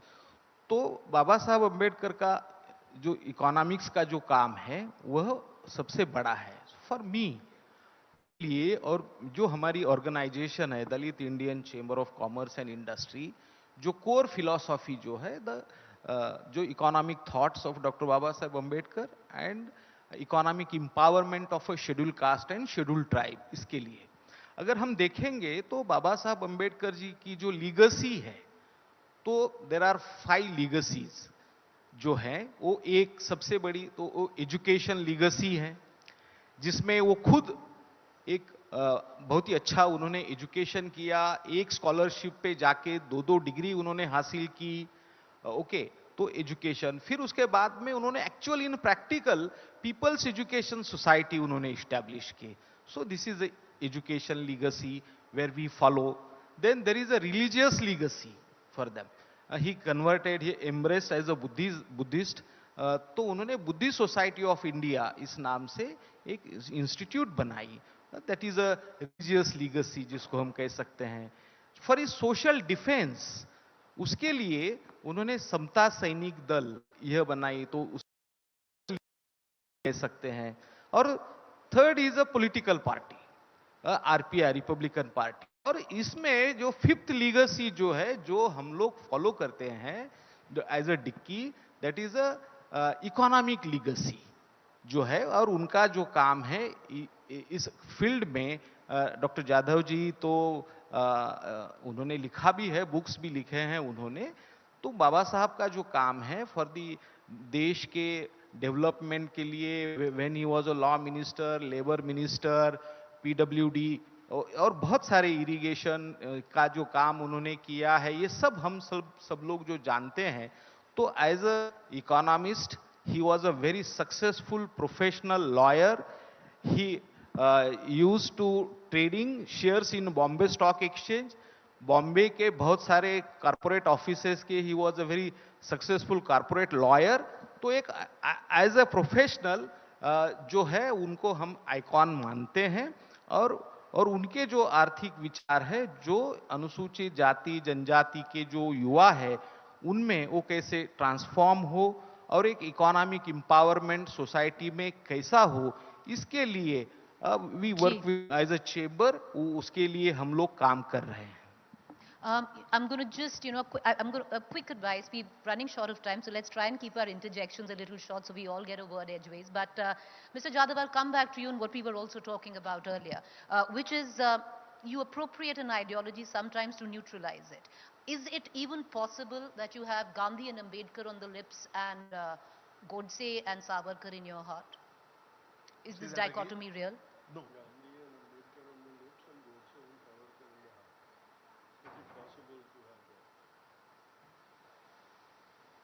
That's a very sensitive political question. I don't think I would like to answer that. But if you allow me, I would like to very briefly comment on some of the very interesting observations which were made by my co-panelists. First of all, why was Dr. Ambedkar not recognized as a national leader to begin with? There is a reason. In all the textbooks, he has always been portrayed as a leader of untouchables. And very reluctantly, sometimes, in some sources, as an architect of the Indian constitution. That I say reluctantly because even that title was not given to him by Indian leaders. It was given to him by a foreigner who was the author of Pandit Nehru's biography. So we have been always marginalizing Dr. Ambedkar, and that has changed. So what has kept his legacy alive? His legacy has been kept alive over a period of time by simple people who sing songs. And if you look at the annual gatherings which take place on 6th December in Chaitya Bhumi in Mumbai, 20 lakh people come. And on 14th October in Nagpur, something of the similar order people come.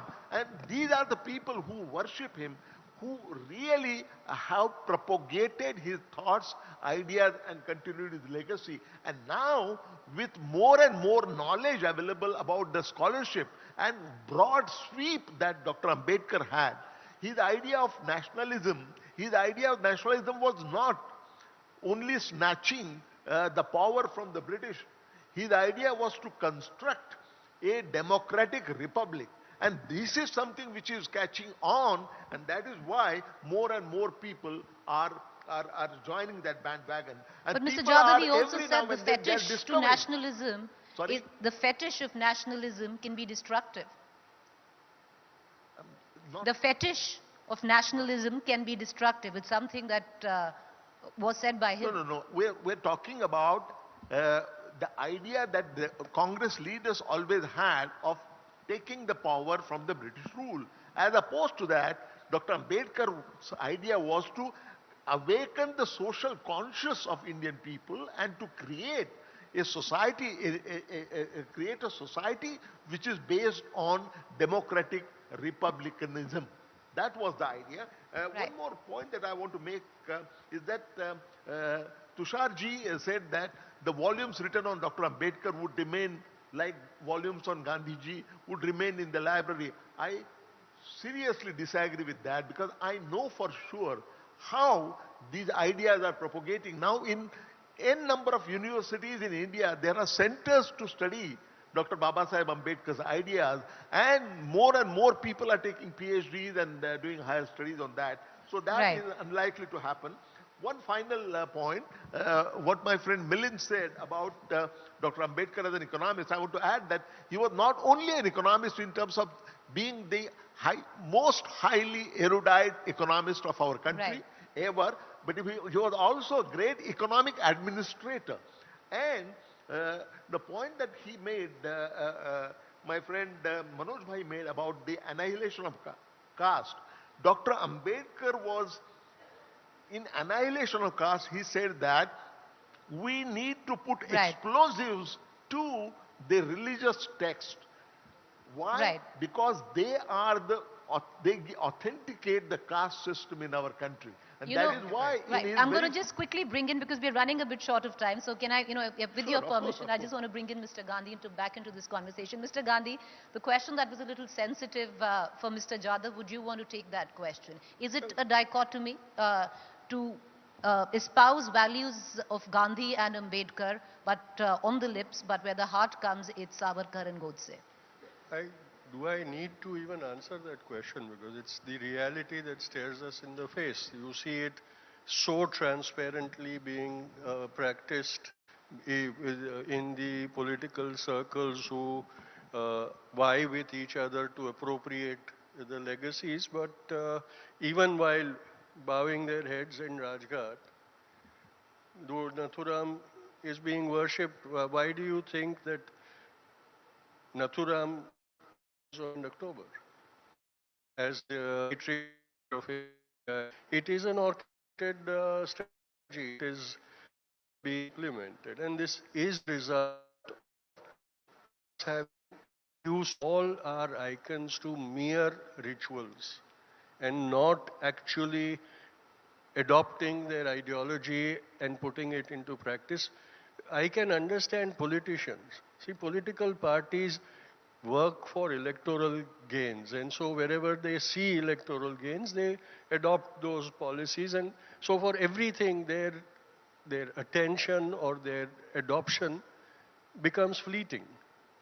And so I can understand that. But what about the people who don't get tired referring to Baba Saheb as the father of the Constitution, and a few who now still refer to Bapu as the father of the nation? What are we doing for both those legacies when we see that the greatest legacy of the two, the idea of India, is being so effectively corrupted and obliterated? are we doing anything to save that legacy? If not, then isn't this a whole era of mere lip service for everything, for every issue? It's just a superfluous, glossy thing. You look at the end of G20, the ceremony at Rajghat. Right. It was so glitzy and so devoid of emotions and honesty. Right. But everybody was impressed by the orchestrated drill. You know, beating the retreat is not that rehearsed at Rashtrapati Bhavan by But the there were military. solid takeaways from as there. it In was terms over of diplomatic takeaways, there were solid takeaways from there. But that's a matter of different debate. No, Mr. I'm not Gandhi. talking about Yeah, that's a diplomatic matter of different takeaways. debate, I'm but- talking about the Right. ritualization of the legacy at Rajghat. It was the Right. most current example of how trivialized it has been made. You know, I want to bring in Mr. Mitra one final comment because we run out of time. In terms of what their thoughts were on religion, nationalism, inclusiveness, would Ambedkar and Gandhi today be seditious and anti-nationals or judged by a certain lot in that? That's questions for you, Mr. Mitra. No, sir. No problem. Go. Yeah, I mean, this is your question is answered by the fact that the preamble to the Constitution that we all swear by, the word, the thought relating to fraternity, you know, in giving due place to the dignity of the individual, and about you know, fraternizing, of you know, being inclusive, is something that was introduced by Ambedkar in the preamble. He had a major role in that, and he believed that without fraternity there would be no liberty and equality. I mean, there would be no meaning to that, right? And many of those thoughts are today being undermined with impunity, as evident from the fact that you know, what was considered communalism around the time of independence because of Gandhian influence, today passes off for nationalism, Hindu nationalism. You know, the way you otherize the other community, the way you get away with this kind of hate rhetoric, you know, this exclusive politics. So all this is evidence of you know, appropriation. Appropriation is all about insincerity, right? So when you pay lip service to Gandhi and Ambedkar on the one side, what you very aptly said, you know, you have Gandhi on your lips, but Godse in your heart.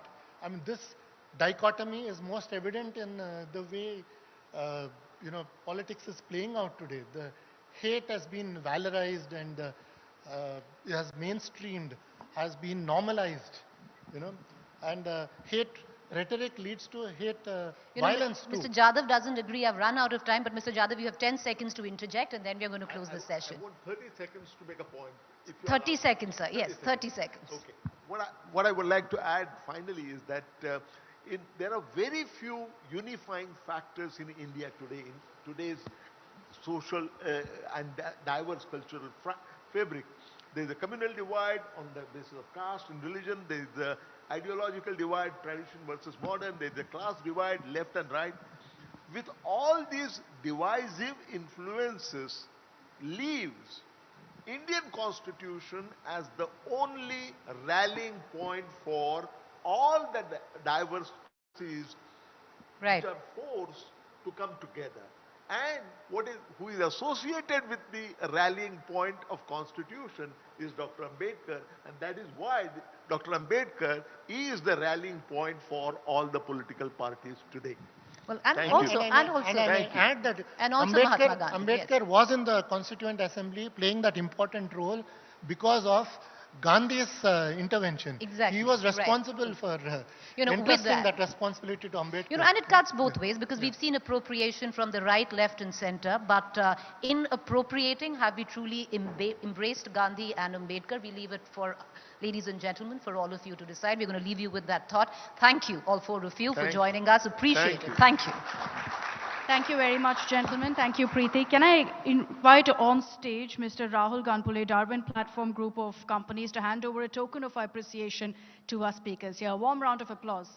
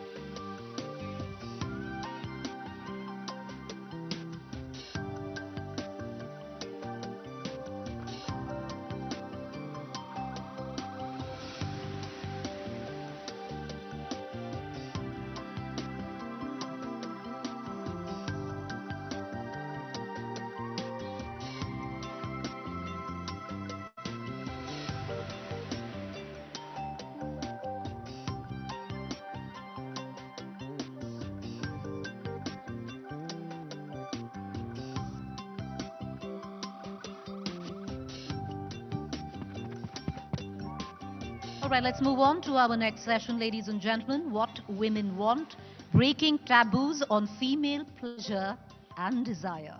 This session sponsored by Radico Khaitan.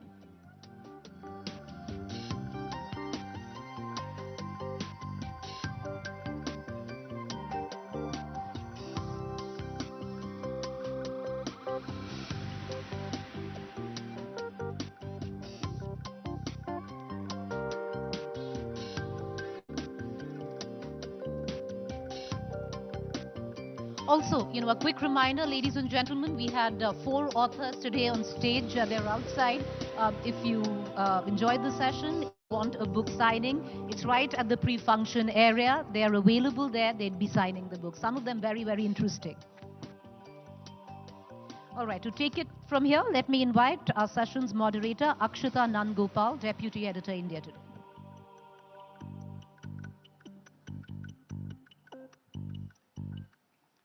Good afternoon, ladies and gentlemen. We've got a very, very interesting conversation, one that may make you a bit queasy, a bit awkward in your seats over the next 30 minutes. But we're now having on stage the team of Thank You for Coming. A big round of applause for all of the girls. Come on up.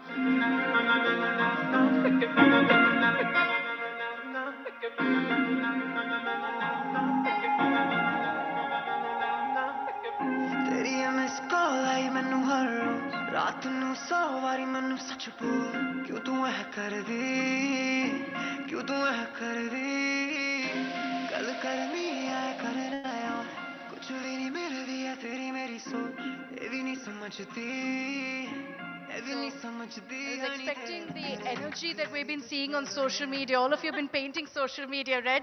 But give it up for the team of Thank You for Coming. We've got Bhumi Pednekar, Kushak Kapila, producer Riya Kapoor, Dolly Singh. We've got Shibani Bedi and finally Shehnaz Gill. Big round of applause for all of them for joining us here this afternoon. Congratulations. We've been hearing great things about the film so far and we're glad we've got all of you together. Bhumi, beginning with you. Yeah. When I saw the trailer, the very first image that it opens up with, and it has, you full screen there. Yeah. And that's when I realized, wow, this film is bold, it's out there, it's not holding back. Yeah. What did it take for you to sign this movie? When it came to you, did you have some apprehensions? Not at all. It honestly didn't take much at all. Riya got in touch with me. I heard the narration. She refused to give me a one line. She's like, no, hear it. I heard it and I was like, thank God this film came my way. Because, I've honestly waited long enough to do a front-footed comedy because I'm sick and tired of just see the boys have all the fun. You'll always see men headlining sex comedies specifically. And I was like, yeah, let's bring it on. It's genre breaking. I feel like the work that Riya has done in the past as well, she has kind of restarted the chick flick genre. And because of the work that I've done in the past, which has been really rooted within a small town India, I was really waiting for that one script that would kind of break the image. Because I was sick and tired of people also asking me, do you feel stereotyped? Do you feel you've been boxed, etc., etc.? And I was like, yes, I do. But I had to break it with the right script. And this was that film. So now you're playing a modern Indian woman. Absolutely. Again, trying to break stereotypes with the film. The film stands for a lot more than just women wanting sexual pleasure. That is, the film has various themes. And honestly, being a part of it was extremely empowering because, there are so many things that maybe we can't speak about openly, but then cinema eases the whole conversation out for us. I watched this film with my mother yesterday. I was going to ask, very often they'll be like, Parivar kya kahenge? Parivar ko bahut maza aaya. Dolly's mom actually said this, ki soch badi honi chahiye. This is that film. This film has a huge heart. The thought of it is bold, but there's nothing that will make you feel like, ye kya kar rahe? Point. We're just not trying to make a point. It's a comedy. आपको हंसाते हंसाते ये film बहुत चीजें कह जाएगी and honestly it's just representation. I've not seen imperfection, women that are imperfect shown on screen often. My character, she's a mess because I'm a mess, all are a mess. We have good days, we have bad days, we make mistakes, we have heartbreaks, and yet we are out there giving our love life another chance, and most times it's again broken again. It's just a circle, and there are these 5 wonderful characters, and we all have done a phenomenal job. I mean, a large number of people have already seen the film internationally and within India, and they feel the same, that we have done a good job, so fingers crossed. I've been seeing some of the reviews and they're really amazing.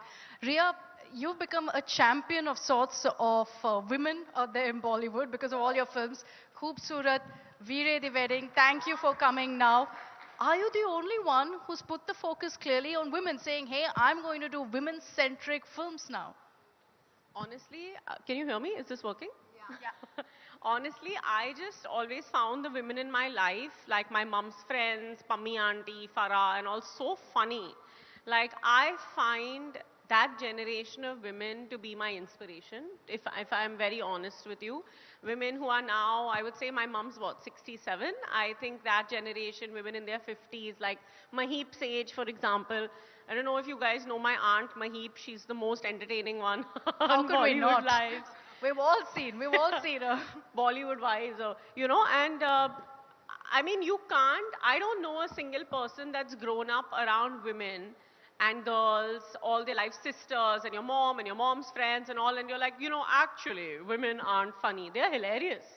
And when a woman decides to land a joke, man, she can land it. She can. I have sat around in, you know, my mom and my dadi's rummy sessions and seen them land story after story like they are like professional stand-up comics, you know. And that to me is my main inspiration. And then the reason I decided to make these movies, A, it's good business because if there is a market open that nobody wants to touch and you know that all these people are going to go see it, why would you not do it? Why would you do what everybody else is doing? And second of all, honestly, I like working with girls. I find them to be more passionate, clearer, less egotistical, more efficient. And this is just my experience. And I just enjoy working with a team of women. I find them to be very, you know, fixed on the same goal. They come together much easily, you know, much more easily. And so yeah, I've always enjoyed that. And now I think once I made Khoobsurat with Sonam and Fawad, I think as I was making that movie, I realized that, you know, I think this is my purpose. Like, I think this is what I'm supposed to do, because Khoobsurat was a, you know, everyone's like, why do you always make all these sex movies? And I'm like, first of all, what's your problem? And second of all, actually, there was just one scene in Veere the Wedding with Swara that people found a certain way. But before that, I literally made a fairy Disney movie. And before that, I made Aisha, you know. So it just shows how easily people will like put a label on you. But while I was making this movie, Khoobsurat, it was about this girl who didn't need a fairy godmother or a makeover or to change everything about herself to find the man that she was supposed to be with or that she wanted to be with and to be with him. And I found that really inspiring, because every fairy tale has taught you that if you change everything about yourself and you go to the ball in your gown, then your prince will appear. But why can't he just appear when I'm sitting in my chappals? You know what I mean? So I think that's the movie where I knew that I'm supposed to do this, and it was just energy that drove me. And I really, like, even if you watch this movie, it's just so fun. I just feel like it just liberates you, man, woman, whatever, while you watch it. I think we can all say, all the women out there, thank you. Because you're ensuring that we feel represented. You're ensuring our issues are heard as well. There's one point that you made about how amazing it is to work with women. Yeah. Shibani, you know, if you can come in on this as well, because I heard Bhumi immediately say, we're more secure. But inevitably what happens is, you know, there's this whole narrative of cat fights. Right. There's this narrative of competition, and that's always only about women. Right. Tell us about your experience on set with so many women. So I think from the first day I walked on set to this day, I feel like the women who are a part of the movie, starting from Ria to the writers, to the actors, to even, you know, the people on the crew, I think we were each other's driving forces. As Bhumi very rightfully put it, there was no competition, there was no insecurity. I think when we started with the readings and the look tests and all, me, Dolly, Bhumi, initially it was just the three of us, and then everybody else came in later, like met Kusha at the reading, and Shahnaz happened. I think once we started the shoot, and I think Bhumi set the vibe of being a sisterhood, which I think has carried us forward to this day. Like there are so many days when, you know, the schedules are longer, we are working 20 hours or something. But I think just having these girls around, having Riya around, everybody's energy just keeps us going. So, surprisingly, as opposed to popular opinion, like working with these girls was actually the best part about being a part of this project, you know. Like today, our Shahnaz is not well. Yeah. So I now know. you see everybody will become Shahnaz and answer the question. No, what I've been seeing since they came in is that Shahnaz, by the way, is unwell, but she's ensured that she's still here. She's a which is trooper. amazing. She's which a is just brave, amazing. brave girl. Because I've been seeing how weak she is. She's been struggling to get up from the lounge, come all the way here. But what I saw is all of them rally behind her. You know, stand with her, hold her hand, walk like an army with her, and bring her here. But thank you, Shahnaz, for ensuring that you're still here through your illness. It means a lot to us, and it speaks volumes about you as well. But aap bataiye humko, because you're someone who takes on trolls head on and several times. तो आपके लिए social media पे आपने वो message भेज दिया और आपने शायद सबको इंस्पायर भी किया है उसके वजह से. कौन से मैसेज? जब आप ट्रोल्स को मतलब एक फिटिंग मैसेज देते हो ट्रोल्स को आपके सोशल मीडिया अकाउंट्स पे. अच्छा, वैसे तो मैं ट्रोल्स को मैसेज का रिप्लाई नहीं देती. मुझे लगता है मैं silence is the best reply, and मैं साइलेंट ही रहती हूँ. बट मैं किसी से भी जब बात करती हूँ, कोई मीडिया वाला होता है या कोई भी, वो मुझे अक्सर यही सवाल पूछते हैं, आप ट्रोल्स के साथ कैसे डील करते हो. तो मैं ऐसे डील करती हूँ कि बताना पड़ता है उनको वैसे तो, बट मेरा मन नहीं करता बताने का. वो फिर रूड लगता है अगर ना बताए तो.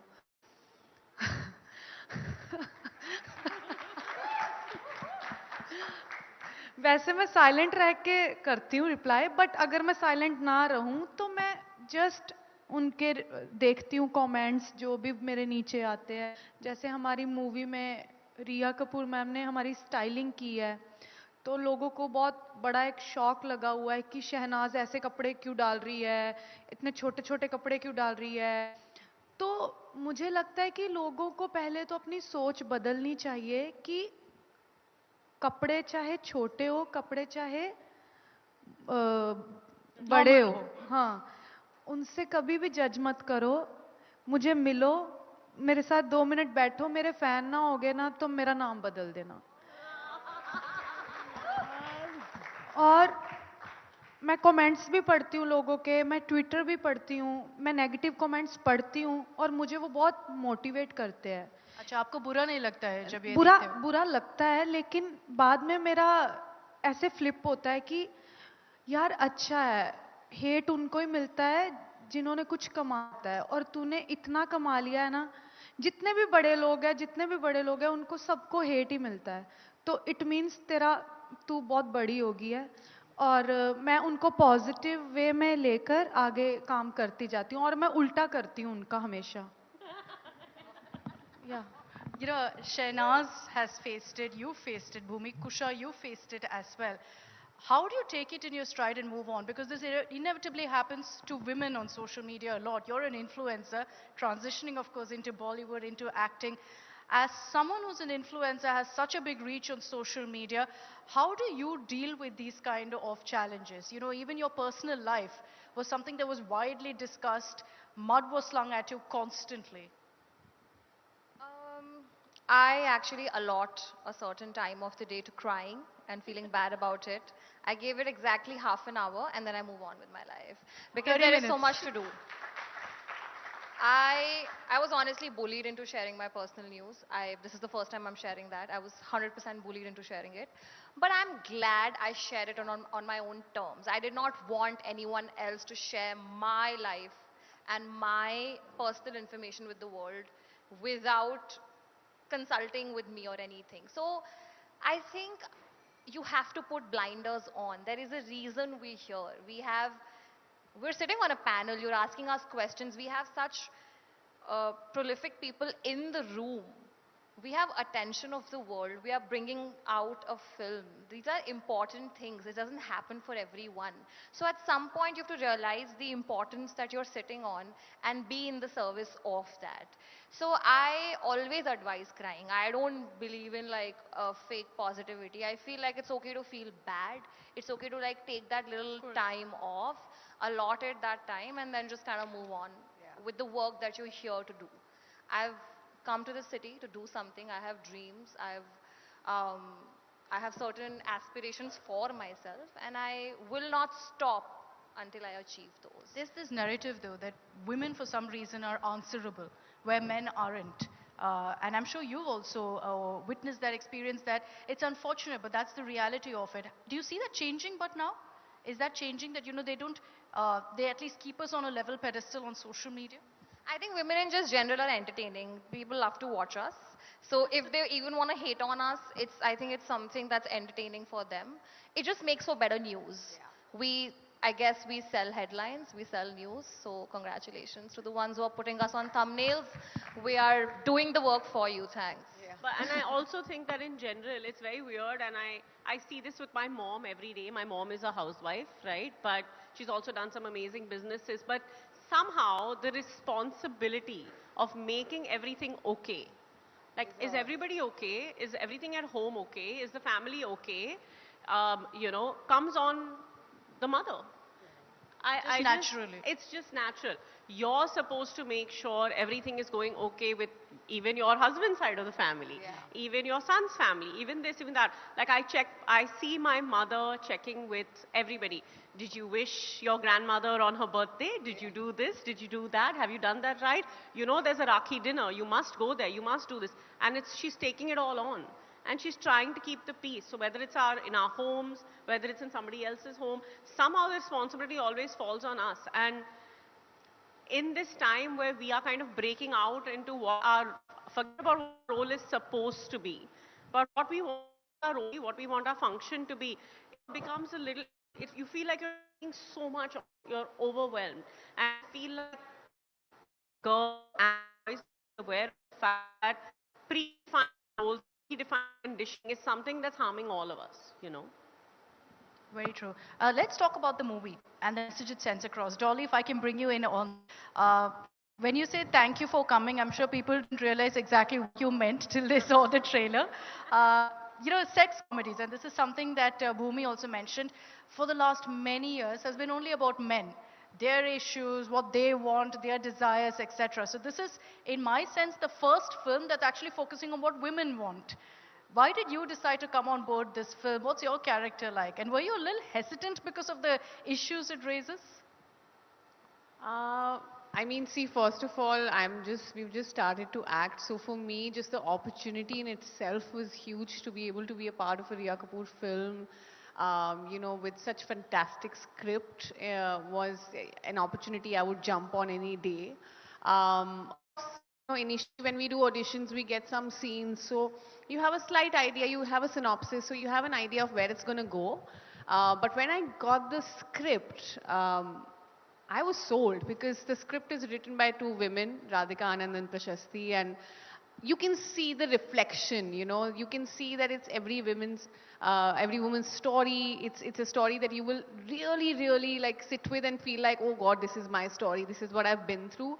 So to say no to a script like that would definitely be a crime. And I'm extremely glad that movies like these are being made these days, and we are starting, you know, this culture of making such movies and talking about things that were considered taboo and considered like, you know, like just like shush about it. You know, I've seen my mother talk about things, but there's like code words, or she would like, "Badon ki baatein ho rahi hain, jao yahan se," and all of that. So to finally bring it to the forefront is amazing. Of course, I was a little nervous, especially coming from the background that I come from, given the kind of parents I have. Because they come from a, you know, very kind of different background, and I was not sure how they would react actually. So how did they? I took them for the premiere, and I was like, okay, this will be my, you know, litmus test, and then we'll see how this strata of the society will react. Why my mother comes from a village, my father comes from a village. They've not had that kind of education. So I was a little worried, but I was like, okay, I'll just sit with them and see. But they were so involved in the film. I feel like, see, comedy is also such a good way to say things which, you might find awkward and intense sometimes, but with jokes and just comic timing and everything else just becomes more, what do you say, easy to digest. So my parents had a lot of fun. They had a lot of, my mother was reacting to everything and out loud. There was no awkwardness. I was actually being awkward, like sitting with them. I was worried what they would say. But they were really into it and they enjoyed the film through and through. And like Bhumi said, my mom was like, apni soch badi honi chahiye. After that, it doesn't matter. So that's amazing. Extremely grateful for the opportunity. We hope that's the response across also when everyone watches the film. Shehnaz, आपको क्या लगा? क्या आपको थोड़ा सा awkward लगा ये सब topics के बारे में? जैसे भूमि बोल रही थी, हमें घर ऐसे बात करते हैं, बोलते हैं गंदी करो. क्या वो awkward क्या सुना? मुझे गंदी बातें अच्छी लगती. मैंने बोला उल्टा कर है सब. जो लोगों को नहीं पसंद वो मुझे पसंद आता है. और मुझे सीधी सी बात है, मुझे बॉलीवुड में काम करना है. पहला तो यही रीज़न है. और जब मैंने सुना कि रिया कपूर प्रोडक्शन में काम करने को मिल रहा है और एक अलग कैरेक्टर करने को मिल रहा है, तो वो मुझे था कि यस, मज़ा आया. कर तो मैं वैसे भी लेती बिना सुने भी स्क्रिप्ट कोई भी होती, क्योंकि मेरा ड्रीम है, मुझे बॉलीवुड में कुछ करना है. एंड मुझे लगता है कि ये मेरी शुरुआत है एंड स्टेप बाय स्टेप मैं आगे बढ़ना चाहती हूँ लाइफ में. एंड किस्मत वाली हूँ कि रिया कपूर, अनिल कपूर, एकता कपूर, इनके साथ काम करने को मिला. एंड ये जो टॉपिक है ना, टॉपिक मुझे लगता है ये डिस्कस होना बहुत ज़रूरी है. बनते हैं वैसे तो इंग्लिश मूवीज़ बहुत बन चुकी है, बट इंडिया में बननी भी ज़रूरी है. तो इसलिए ये अच्छी बात है कि कोई ना कोई स्टेप ले रहा है एज अ वुमेन. तो क्या आपने इस फिल्म के पहले और इस फिल्म के बाद आपने कुछ नया सीखा? नया? नहीं, मुझे पता था सब. कुछ नया शब्द कुछ नहीं. हाँ, एक्टिंग ये सीखा. वैसे मुझे पता था, बट एक्टिंग में मैंने ये सीखा कि अभी तुझे बहुत काम करना है. एज एन एक्टर तुझे इम्प्रूवमेंट करनी है. जैसे मैंने मूवी देखी तो मुझे लगता है कि अभी बहुत कमियां हैं तेरे में. एज एन एक्टर तुझे अभी इम्प्रूवमेंट करनी है. तुझे क्लासेस, तुझे ट्रेनिंग लेनी चाहिए अगर सच में एक्टर बनना है. तो ये मैंने सीखा. 100 on 100 for honesty there from Shehnaz. I'm sure you've seen Kusha and Dolly's work on social media as well. They're huge influencers. They're known also for the act that they do where they represent South Delhi girls essentially. So Kusha and Dolly, what I want you guys to do for us here at the India Today Conclave is have a conversation as South Delhi girls on the premise of thank you for coming. If one of you, that is, faked an orgasm. You can choose whoever wants to be that. Hello everyone, I'm Billy from One Jorbag, and it's a privilege that you guys can watch me right now. It's your privilege, it's not mine. As you know, I live in One Jorbag, generational wealth. And I tell Shania, my beautiful niece, who's also lost in life a little bit, but I'll help you find yourself, my beautiful Shania, that I don't like anything fake. Not my solitaires, not my land. Varna main Chhatarpur mein reh rahi hoti. Nahi, main One Jorbag mein rehti hu. I don't like illegal land, illegally sourced diamonds, और मुझे orgasms भी fake पसंद नहीं है. I like the real deal, because I am the Billy. What do you say, Shania? So मैं Shania को यही बोलती हूँ कि relationships और boyfriends चाहे fake रखो, orgasm has to be pure. Yeah? Hi everyone, कैसी है? Actually मेरी हिंदी थोड़ा ऐसी है. सुनीता अभी सुनीता लेके आओ ना बेल पेपर मंगाया कैप्सिकम. Anyway, तो मासी मेरी थेरेपिस्ट है, वो मुझे सब सिखाती है, सब कुछ एक्चुअली सिखाई है स्टेप टू स्टेप. पर मासी ने मुझे हमेशा एक चीज जरूर बोली है कि जितना आपकी पर्सनालिटी फेक हो उतनी अच्छी बात है. Yes. बस ऑर्गेज्म आपका रियल होना चाहिए. Real. Always. So everywhere I go, मैं हमेशा कोशिश करती हूँ to seek out real orgasm like Masi. Yes, always. I don't settle. Yeah. I don't settle bills until the deal is real. Yeah, so if a boy is there in my room और कुछ भी हो रहा है, तो actually now ऐसा हो गई है कि boys have started to fake it. Yes. क्योंकि वो मुझे please ही नहीं कर पाती. हमने status quo को ही quo कर दिया है. Yeah. So that's what we believe in. And Shania, I'm very proud of you. You are exactly in my footsteps, completely Thank you, Delulu. And Delulu is the state of mind we like to be in. Yes, offense to all of you sitting here. Because it's a tough crowd that doesn't laugh very easily. So you better laugh for us. Show up for us, please. And when I can be the Billy of my own life, men need to be the Billa of their own lives and show up for us. It's about time. And what is this sex comedy? It's just comedy. And then the sex will also be there if you want to come watch. Thank you. Amazing. Give it up for Kusha and Dolly, please. Bhumi, is this what we want in real? This kind of a conversation to happen in a living room? But we have this conversation, just that girls are having it all the time within themselves. And now we are going to have it with everyone.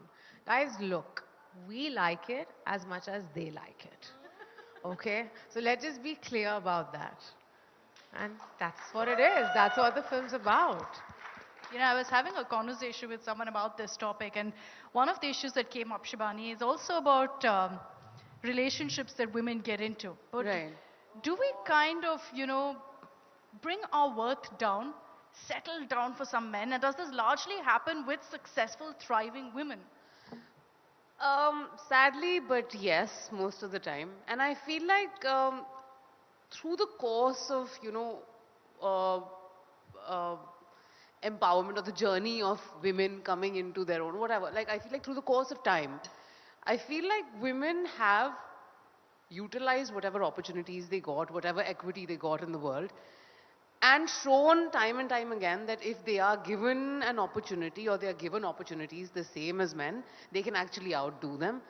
And the downside of that is a woman who knows her worth, a woman who understands her place in the scheme of things or the things that she has worked towards and, you know, achieved, sometimes also gets to a place where they don't want to settle for bare minimum.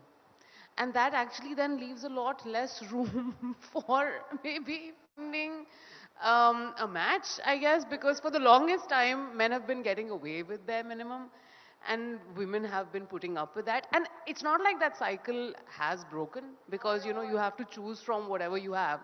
No offense, guys. I still think you're awesome. Hashtag not all men.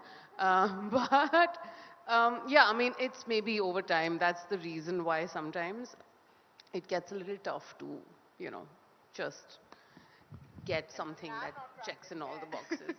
And can I also, yeah, can I also come in here quickly? Like the film, you know, the orgasm term and there's a sex comedy, like all of those terms are what they have attached themselves to the film.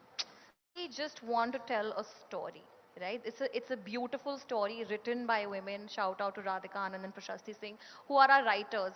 They have written this beautiful film, and while it does address the topic of orgasm, it's a larger commentary on the position of women needs in our society. Where do we place them in the grand scheme of things? Do we even care about them?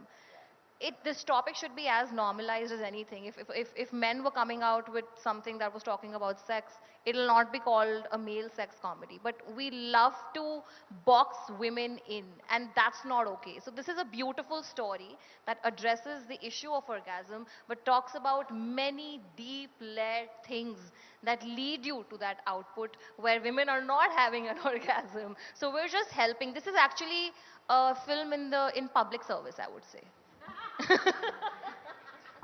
An NGO film, if you will. Shehnaz, my final question to you. हम अभी इस session में इतना खोल के बात किए हैं इस many issues के ऊपर जो मतलब फिल्म में भी बात कर रहे हैं. क्या आपको लगता है इसके बाद जो फिल्म देखकर वापस घर जाते हैं पूरा ओपन सा एक कॉन्वर्सेशन होगा परिवार में? क्या आपके परिवार में ऐसा कॉन्वर्सेशन होता है? मेरे परिवार में तो होता है, पहले से ही होता है, इसीलिए मैं इतनी बिंदास हूँ. मैं तो अपनी मम्मी, भाई, उनके साथ हमेशा हर बात शेयर करती हूँ, हर बात. इसीलिए वो मेरे फ्रेंड्स हैं. पहले फ्रेंड्स है, फिर मेरा वो भाई है, फिर मेरी वो माँ है. मुझे ऐसे लगता है कि नहीं, अभी नहीं खुल के बात करेगा कोई भी. अभी भी जब मूवी देखने जाएंगे, सोच इतनी जल्दी नहीं बदलने वाली लोगों की. बट यस, इस मूवी के थ्रू थोड़ा सा खुल सकते हैं. बट ये नहीं हो सकता कि वो बहुत लोग हैं वो ये भी बोलेंगे कि यार ये ऐसे कैसे हो सकता है, ऐसे क्यों दिखाया, ऐसे बात क्यों की. बट हाँ, शुरुआत हुई है, अच्छी शुरुआत हुई है. कॉमेडी के थ्रू अच्छा मैसेज है. देख के आओ, फन होगा. और धीरे धीरे धीरे धीरे, जैसे मैं बोल रही हूँ ना, स्टेप बाय स्टेप आगे बढ़ता है इंसान, ऐसे ही एक स्टेप आगे बढ़ेगा. अभी OMG आई थी, वो भी एक बहुत अच्छा टॉपिक था.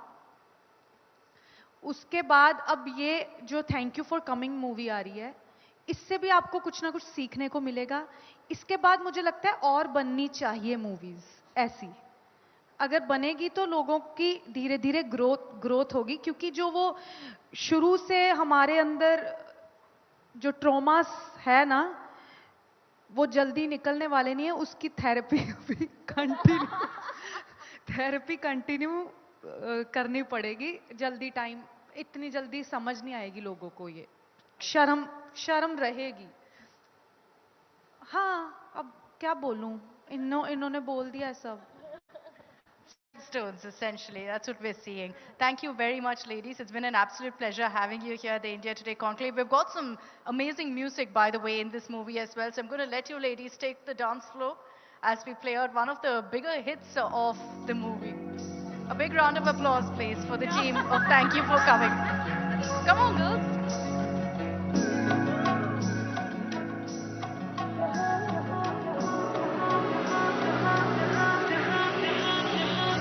आई मैं तो आई नजारों के अनजाने एक जहां से. लाई मैं तो लाई बाहरों के अफसाने भी वहां से. ना मुझे छूना ना दूर ही रहना. परी हूँ मैं,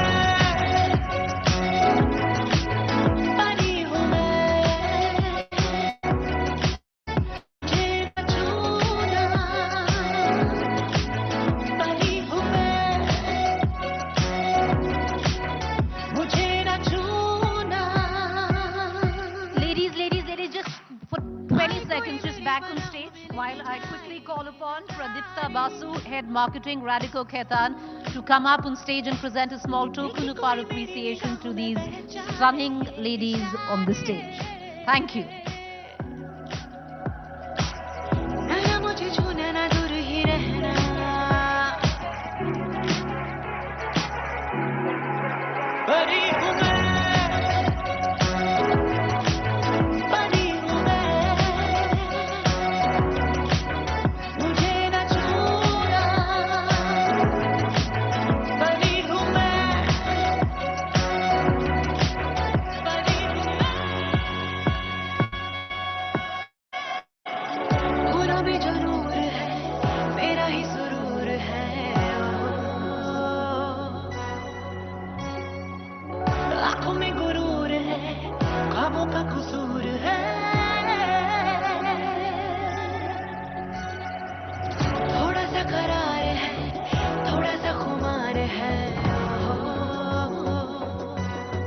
Thank you for coming, ladies.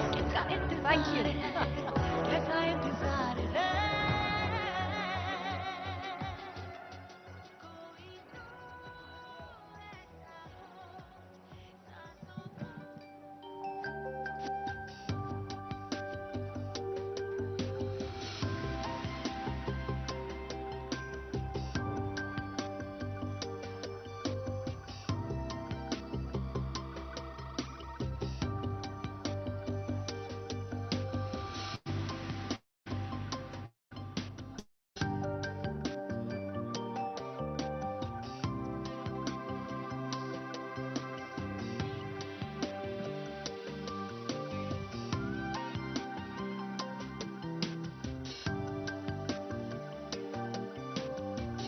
right, let's quickly get into our next session, Evolution of Indian Markets, Past, Present and Future. This session sponsored by Motwani Jadeja Foundation.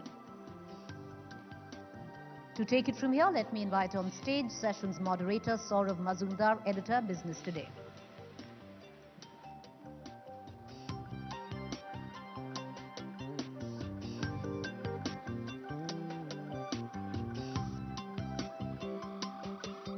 May I also call upon Mr. Ashish Chauhan, CEO, National Stock Exchange of India, Chancellor, University of Allahabad, our panelist for the session.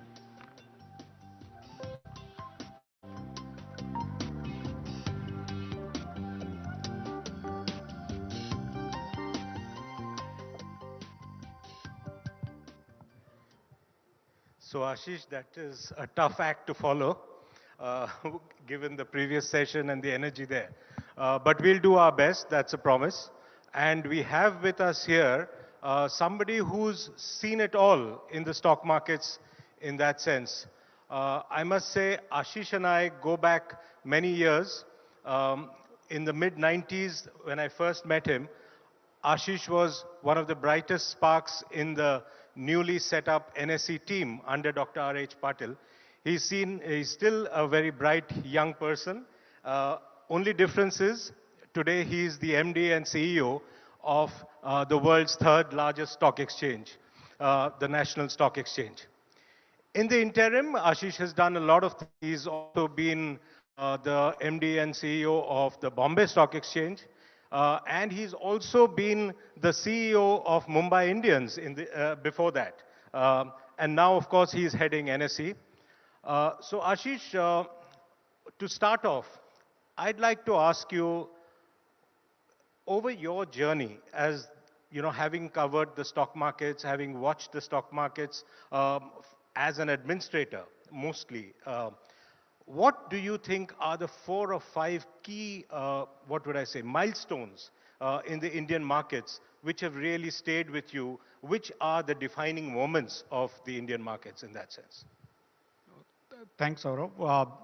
There have been many moments, but one of the more sort of revealing situations was when I think in July '95, I went to Coimbatore to inaugurate the first NSE terminal outside of Mumbai. And that was like 6 months after we launched NSE in 1994. And I placed the order, and within a second, the confirmation came saying that the trade happened. And there was like a 75-year-old person who was the father of the owner of the brokerage house, and he could not believe it, that he could get the prices at which the people who were sitting in Mumbai could trade. And that was a kind of a beginning of revolution in my mind. I mean, I had set up the technology. It was all Mumbai in some ways. Mumbai was the capital. And suddenly it democratized in one single swoop, you know, just brought the entire country on a single floor. And that was a very large sort of revelation. The other part was that we used to have share certificates. I don't know how many of you have seen share certificates or watched that Sony live sort of serial where Arshad Mehta used to trade in shares, which people do today also. But those days, if you had to convert the shares in your name, you used to get like physical shares. And those shares used to be sent to the registrar for transfer once in a year before the dividends came. And many people started actually printing those certificates at their home. So if you had, it is like a currency note, right? You have 1 crore currency note, suddenly 10% comes in and things go wrong, right? So that's how people started, and Saurav might remember some of his stories on those fake shares and stuff like that. And so we had to set up a depository system. And that is where all the shares today are, which you usually trade, are sitting in like a bank in some account, and you are able to move them effortlessly without sending to somebody or even worrying about whether the signature will be wrong or the share certificates will be fake and all. And so that was another big movement or moment in India's capital markets life. And then we used to get every day a newer rumors saying this broker has defaulted, that broker has defaulted, and that actually happened. If some of you are old enough and connected to markets, you might remember MS Shoes. The MS Shoes episode was a last such episode in India's markets. I think it happened in 1995. NSE had just started. It happened on BSE, but the brokers used to take, or their customers used to take large positions and could not settle when the time settled, because the trade used to spend for 15 days, and then settlements would happen anytime after 30, 40 days of that. And in the meantime, the risk would go up. So after the MS Shoes, we said, how do we stop this from happening? Because every few months, if somebody has to go down and the entire market closes and people have to take losses, then there is no comfort for the people who are investing money.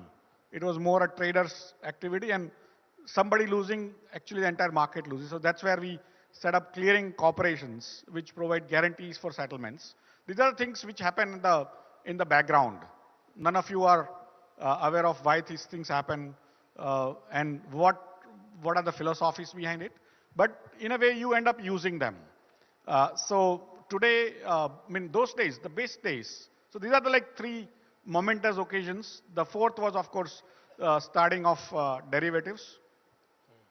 That around year 2000, because we wanted to separate the trading in stocks, the spot market from the speculation. So that's where the derivatives were introduced. And so these are like four seminal moments in India's capital markets history. And in terms of technology history, just setting up the satellite telecom network, because India, if you recall, in 93, 94, if you had to get a telephone line at home, it would take 5 years. And to keep it running, you had to pay every month to the linesman, right? And so from there, the entire country got on the same platform using satellite. I mean, we used to send satellites upstairs to the sky, but we never used anything out of that. We were just, everyone was doing, we were also doing. And suddenly we started using that first time. And that was a huge moment. After that, computers actually came in life of people. In Coimbatore, in Dibrugarh, in Jorhat, people placed orders on computers and it gave them response, and there were actually trades happening on which money has to be transferred. After that, India's technological prowess got established. That was the first and single largest public digital infrastructure project of India. That was NSE. And then all the IT companies of India came up, Y2K came, and of course the automation of banks came. But they also did their ATMs or their automation of branches on the same VSAT network to begin with.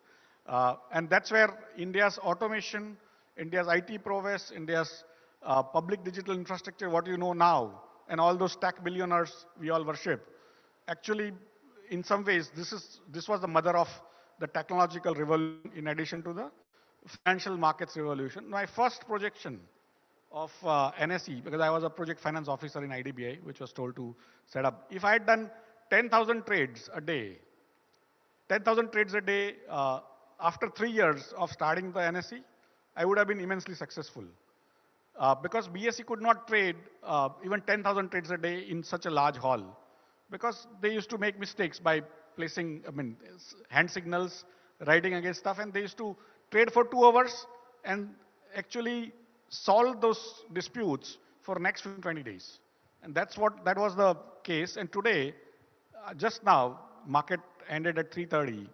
We did 13 crore trades, close to 1,000 crore orders. There is no similar market in the world. I mean, he said we are the third largest, that is equities. But overall, in terms of number of trades, NSE is the largest exchange in the world in terms of number of trades every single day, right? And look at it, in 94, it was even more unusual. When people had not even seen computers in India, this happened. And today also it's unusual that India, per capita GDP income so low, is able to have such a vibrant market where people are trusting other people to run the businesses in which they become small shareholders. It is a leap of faith that has come when NSE started. Uh, the total market capitalization of India was around less than 4 lakh crore. Today, it is 3.2 crore, 80 times. In less than 30 years, 29 years. 30 times market capitalization raise, $3.8 trillion, fourth largest in market cap, third largest in equities, largest in derivatives. There is no similar market in the world. There is no similar country in the world where poor people trust other poor people to run businesses for their profits. It's a phenomenal journey. And whatever you saw before or whatever you will see after would not be possible if you don't have money, right? So even Kautilya, Chanakya wrote 2000 years back that Dharmasya Moolam Artha means even if you have to do religion, you require money. And so today, if you basically get excited by everything else and not about money, probably you are missing the point. But Ashish, talking about the first initial days of setting up NSE, it was done, NSE was in fact set up as a counter to a closed club after the Harshad Mehta scam in particular of the Bombay Stock Exchange. So how daunting do you think it was to take on these powerful brokers and who are very, very powerful, and the entire capital market is in their grip in that sense? How difficult was it to sort of set up this exchange in the initial days? No, there are, I think, two aspects to this. One is the societal aspect. When do the reforms happen? When great crises happen. When great crises happen in any society, the time to reform comes. Sometimes the society takes that opportunity to change itself, and sometimes they don't. Like what happened in 2008-9 world financial crisis. It was a great opportunity to reform the financial system, which we didn't as a world, not only India. We were a smaller player. But during Harshad Mehta scam, the entire system came into disrepute. And that was the time when we were also liberalizing. And why I'm giving you this background is that you understand, can such hard-hitting reforms happen today? Unless there are great crises, it's not easy to change the society from kind of, and changing the stock market system this way was very, very daunting. It was like unthinkable, not heard of. Nowhere in the world, the way India did happened, even post facto. After NSE became successful, still all the exchanges in the world were still operated by stockbrokers. Later on, they became corporates and they started selling out, and now even New York Stock Exchange is owned by some individual people like ICE and all. But it did not happen the way in India it happened, that a new company after Harshad Mehta scam, the government decided that if you go and try to reform that group of brokers who are running the exchanges across the country, it may not happen in short time, or it may not happen at all. And that's why they wanted to set up a new exchange, which they told IDBI to do. And that's where NSE was created as a first step for the bond market, because Harshad Mehta scam actually happened under bond markets. And then later on for the equities. And in quick succession, literally I think May or June we started the beta trading on debt market. July, Dr. Manmohan Singh came as a finance minister to inaugurate the debt market. And then November 3/94, Diwali Day, we started the equity. So very quick succession, it started. And while we were setting up, the odds were like against us by miles, because people used to say, how will computers work every day? Because computers used to conk off pretty much every hour. PC-80s had just come in the world, not in, personal computers were not heard of before that date, even in the rest of the world, right? So technological, there were issues, but society-wise also, people who had money were brokers. And they were running it to some extent, people say, for their own benefits. But effectively, there was a system there, and that system was feeling threatened. So whoever was trying to set up, and we were all basically lowly paid bankers. And people thought that this is a government promoted exchange. Government cannot run itself. How can it run a stock exchange? But Ashish, I mean, sorry to interject, cut to the present, and you have this, the biggest exchange you run, third largest in terms of equities, and then you have these hordes of, and technology at the cutting edge right now. And regulator is also pushing new technologies, and we have new instruments also which are coming into the market. And then you have these hordes of new investors, particularly with COVID and after, coming into the market. How do you think these new investors will now be able to take the vagaries? Because the market is never certain, right? No matter how much technology, how much surveillance you put, and you know it best. How does this whole new set of young, enterprising, ambitious Indians come into this market and start understanding that there are downs which will happen? What is your message to them as the NSE CEO? Basically, we have just now around 8 crore plus investors, unique investors. Those days we had probably few lakh investors. Today, 8 crore. Investors is around 5 crore households, which is 17% of India's population, household population, directly investing into Indian stock market, which is a very large statement. And it has gone up literally 3 times between 2019 or 2020 early and 2023. Literally 3 times in 3 years. No such sort of a move happened except in Jan Dhan Aadhaar Mobile, where government forced a large number of accounts to happen. Here, it happened pretty much voluntarily. A lot of people came in, and as you said, there are people wanting to make quick buck, because that is the exciting part of markets. That is the, in some ways, hidden situation where people think they will be able to make money, although other people may lose money. So what we try to tell them all is that if you have to trade, then you have to be an expert. What is is that if you buy after study whether the or the world economy and share of company, then stay there for 5 years. Of course, you keep on come out in case it's working out. But if you have to buy in the morning and sell in the evening and you call yourself investor, then I think you understood the dictionary wrong, right?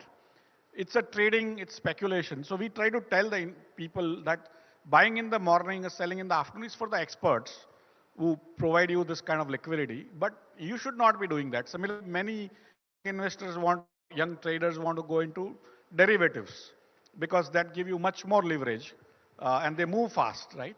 In fact, that's something I wanted to ask you about. A recent SEBI study has also found that 9 out of 10 people actually lose money in F&O. And here we are talking about extending trading hours also for F&O. So how does that sort of work out? No, it's again, both are, in a way, you may think it is connected. But basically, retail investors should not be participating in derivatives. Now, having said that, the longer hours are for the sake that in case the news happens, because today we trade only 6 hours. The rest of the world started automating after us, but they all run 24 hours. Why? Is because news doesn't happen during the market time only. Some news, some war coming out or some earthquake happening doesn't have to happen between 9:15 and 3:30. It can happen at 8 in the evening, or it can happen in 7 in the evening. So when you want to work on a news, they have no choice. Foreigners have a choice because Indian products are traded abroad also. So that's where they are able to hedge their products. But we are trying to tell, or some of us are trying to tell that because I want to be in front of the screen every time the market opens or market stays open, market cannot go beyond 6 hours. Otherwise, I will get tired. So that's why you cannot go about 6 hours. So I say if people are losing money in some ways, idea is to take them out from that market. But strategically, which country will allow its most important asset today? $3.8 trillion is 1 out of every 3 rupees Indians consider as wealth. 1/3 of India's wealth is now represented. And if 18 out of 24 hours, the pricing of that asset is done under some other regulator, we are having a strategy problem, boss. Right? And that's where, as long as possible, if you have ability for the professional traders, the professional hedgers to actually use that information coming in to take positions that allows the regulators to control the markets better. And people don't have to be there on the screen every moment because they are not supposed to trade so long for nothing, right? Talking of news-driven developments and the markets, Ashish, you know, we've recently seen earlier this year and afterwards as well, these huge fluctuations in the Adani pack, for instance, based on some news-driven developments. Now, despite all the technology, despite all the warnings the exchanges introduces, margins and all of that, how do you think this will affect particularly the younger lot which is coming? What is the kind of way out of this to prevent them from these huge swings in the market? So in a way, the volatility is going to increase across the world because the news flow is happening faster. The actions are happening faster because the technological changes are happening faster. So companies which were very small earlier are becoming large faster. Earlier, a company would take, say, 20 years to reach a large scale. But IT companies reach those scales in probably 10, 15 years. And some other companies are now becoming very large in 2 to 3 years, right? So that's where the news flow is going to be also faster. Volatility is going to be here today. And it is connected to the world in a much larger way today. If you take India's exports plus imports, which is what tells you the total trade, is now almost more than 1/3 of our total, right? Right, and it's like large happen here, and so that we are, how much do we trade? We trade a lot now. Although we import, but we export a lot of services, right? So effectively, everything is connected, and those things will continue. The volatility will be higher. And that's does that mean a greater challenge for regulators and exchange authorities like yours, clearly, right? No, it is. And that's where basically what we try to do is first to save the system by having settlement guarantee fund in the middle so that no such defaults, like I told about MS shoes, happens. And then for individuals, we try to create regulations and other things saying that who can invest in such products or who cannot invest in such products. And of course, we try to also do a lot of investor awareness seminars. Between the two exchanges, we do more than 20,000 investor awareness seminars, and probably it'll increase. But the kind of numbers we deal with is even larger, and so every time you fall short. But using this kind of platforms, we also try to tell all the investors that try to stay longer, try to diversify. If you don't have time to study all these things continuously, go through mutual funds, go through ETFs, so that you get to participate in India's growth. If India grows, the companies will make profits, which are more. Your share prices will overall increase. Sometimes they go down, but largely over next 40, 50 years, if you think India is going to grow well, then stock markets will give you better returns.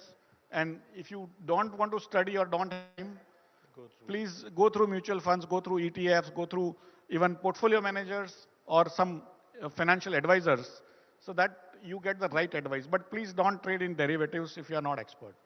We've run out of the time, Ashish. I wanted to ask you two quick questions before we wind up. One is, there's this constant talk about when NSE itself will list, because you've done this in BSE. BSE is now a listed entity.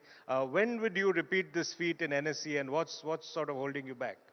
In a way, first to list, you need to have an approval from the regulator. In this case, when any company goes for listing, they have to go through a large main board. They have to go through with their prospectus to the regulator, and that's how it happens. In this case, the NSE's regulator or day-to-day regulator is also the same regulator. And so they have to take a call when they think we have improved enough in our corporate governance so that they are comfortable allowing general public to invest into our shares. And so as and when they approve, after that it's all procedural. Isn't that a dichotomy? I mean, you are in charge of surveillance of the entire market, and yet you have to convince the regulator that you are still not a stock worth investing from the investor side. No, in a way, because we are highly regulated, the regulator also, in a way, it's their reputation online, right? So unlike a steel company or a company or a cement company, here we are a highly licensed activity, right? you don't get a license to run an exchange easily, right? It's a extremely difficult license to get. And today, largely in functional exchanges, there are two stock exchanges, two commodities exchanges. There's one stock exchange which is not that functioning. So effectively, it's not easy to get, and it's a frontline regulator, But right? is there a possibility of one nation, one exchange, NSE, for instance? In a way, if you look at the rest of the world, there are countries like Japan or Australia, which are reasonably large enough, have slowly merged their exchange into one. And there are countries like US, which allow 50 plus trading venues, right? So the argument is on sides.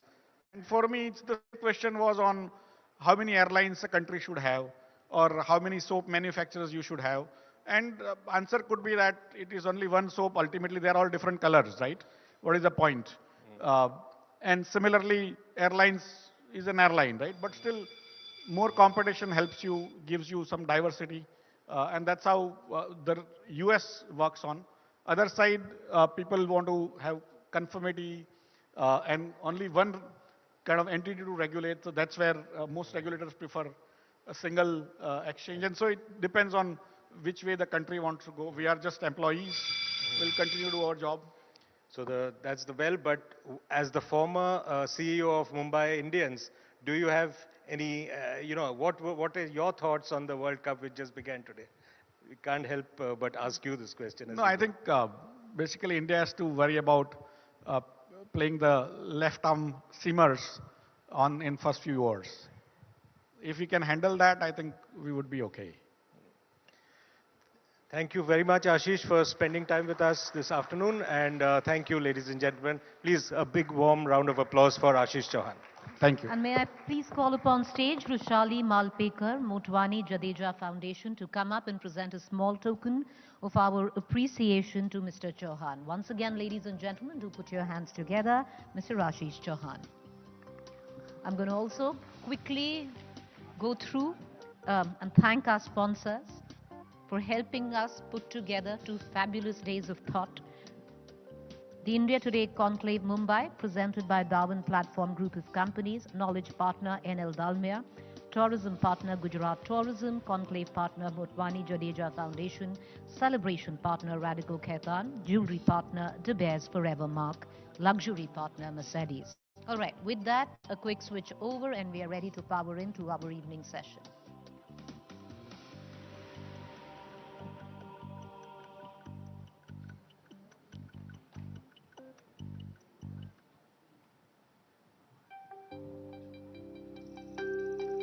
All right, for our next session, Queer Lives Matter, Trinetra, Not Made in Heaven. To take it from here, I'd like to invite on stage session's moderator, Ayush Ahlavadi, who will introduce to you our esteemed guest.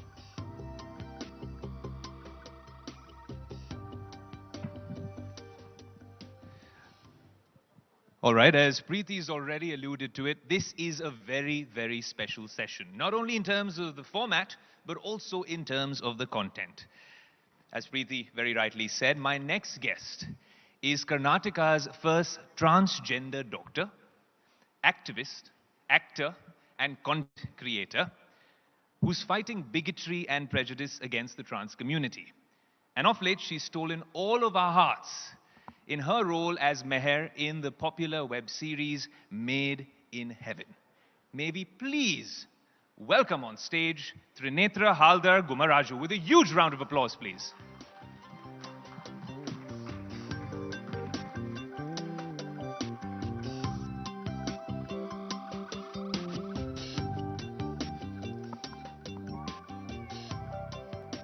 Hi everybody, I hope everyone can hear me at the back. A very good evening. My name is Dr. Trinetra, but that is a bit of a mouthful for many people, so please feel free to call me Trin, and if you must annoy me, then call me Trin Trin, which is my Instagram username. Just the other day, my friend was saying to me, Trin Trin, I need to have an mystery to you.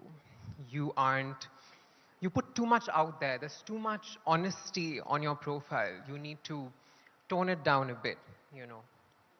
You need to be enigmatic. And I laughed and I said, okay, fair enough. I may have accidentally turned chronic oversharing into a career, which is how the casting directors of Made in Heaven found me. But that said, for me as a transgender woman, chronic oversharing was not a choice. It just happened. When I was much younger, say 4 or 5 years old, I didn't have necessarily the language to understand who I was. So when I finally found it, I had to explain myself on stages like this, at home, in educational institutions. I had to explain over and over again who I was and what being transgender meant. And for those of you that don't know, a transgender person is someone who does not identify with the gender that they were assigned at birth.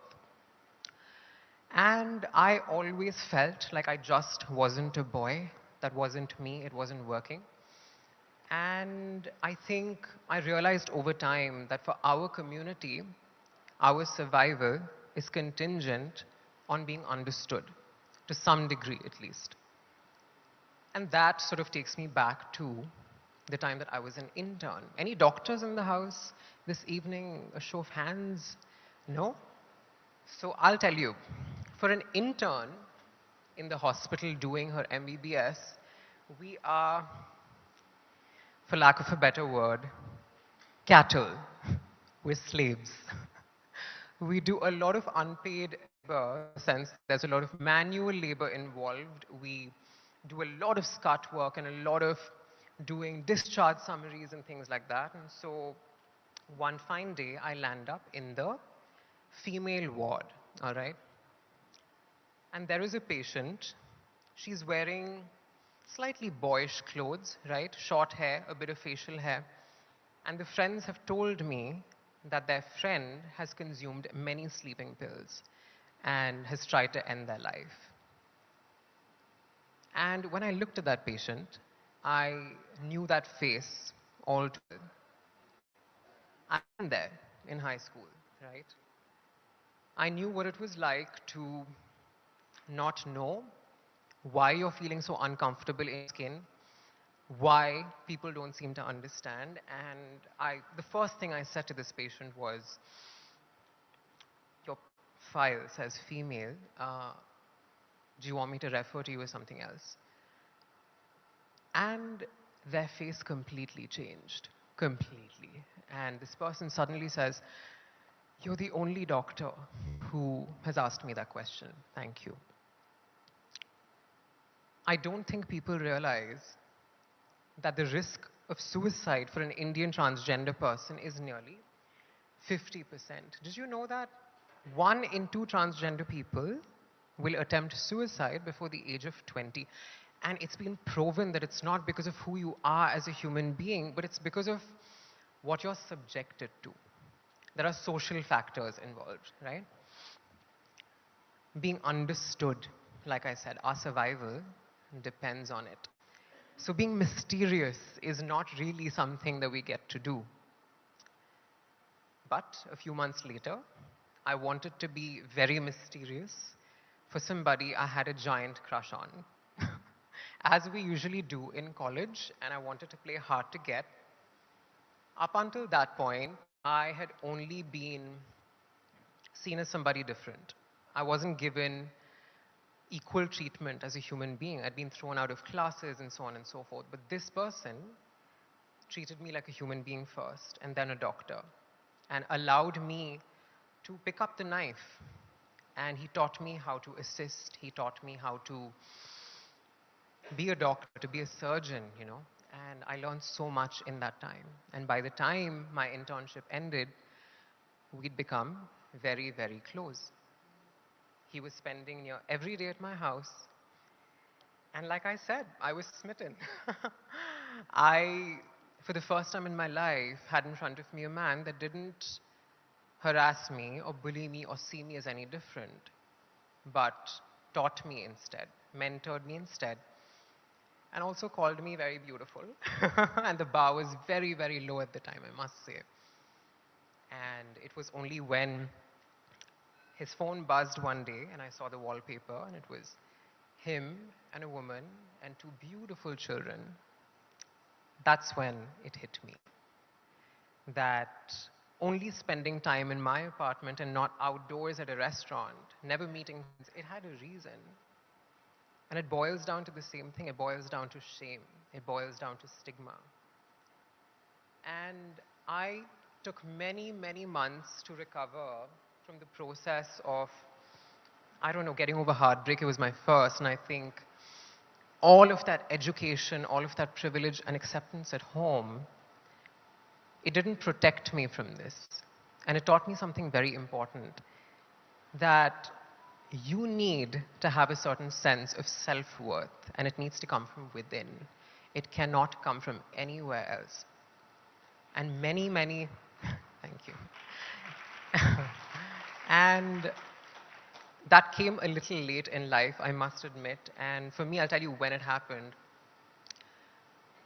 I was driving to Andheri for yet another audition, and I find this huge billboard, right? And I think it must have rolled at some point in the background. It was the poster for Made in Heaven Season 2. And amongst those very talented people was the face of a transgender woman, myself.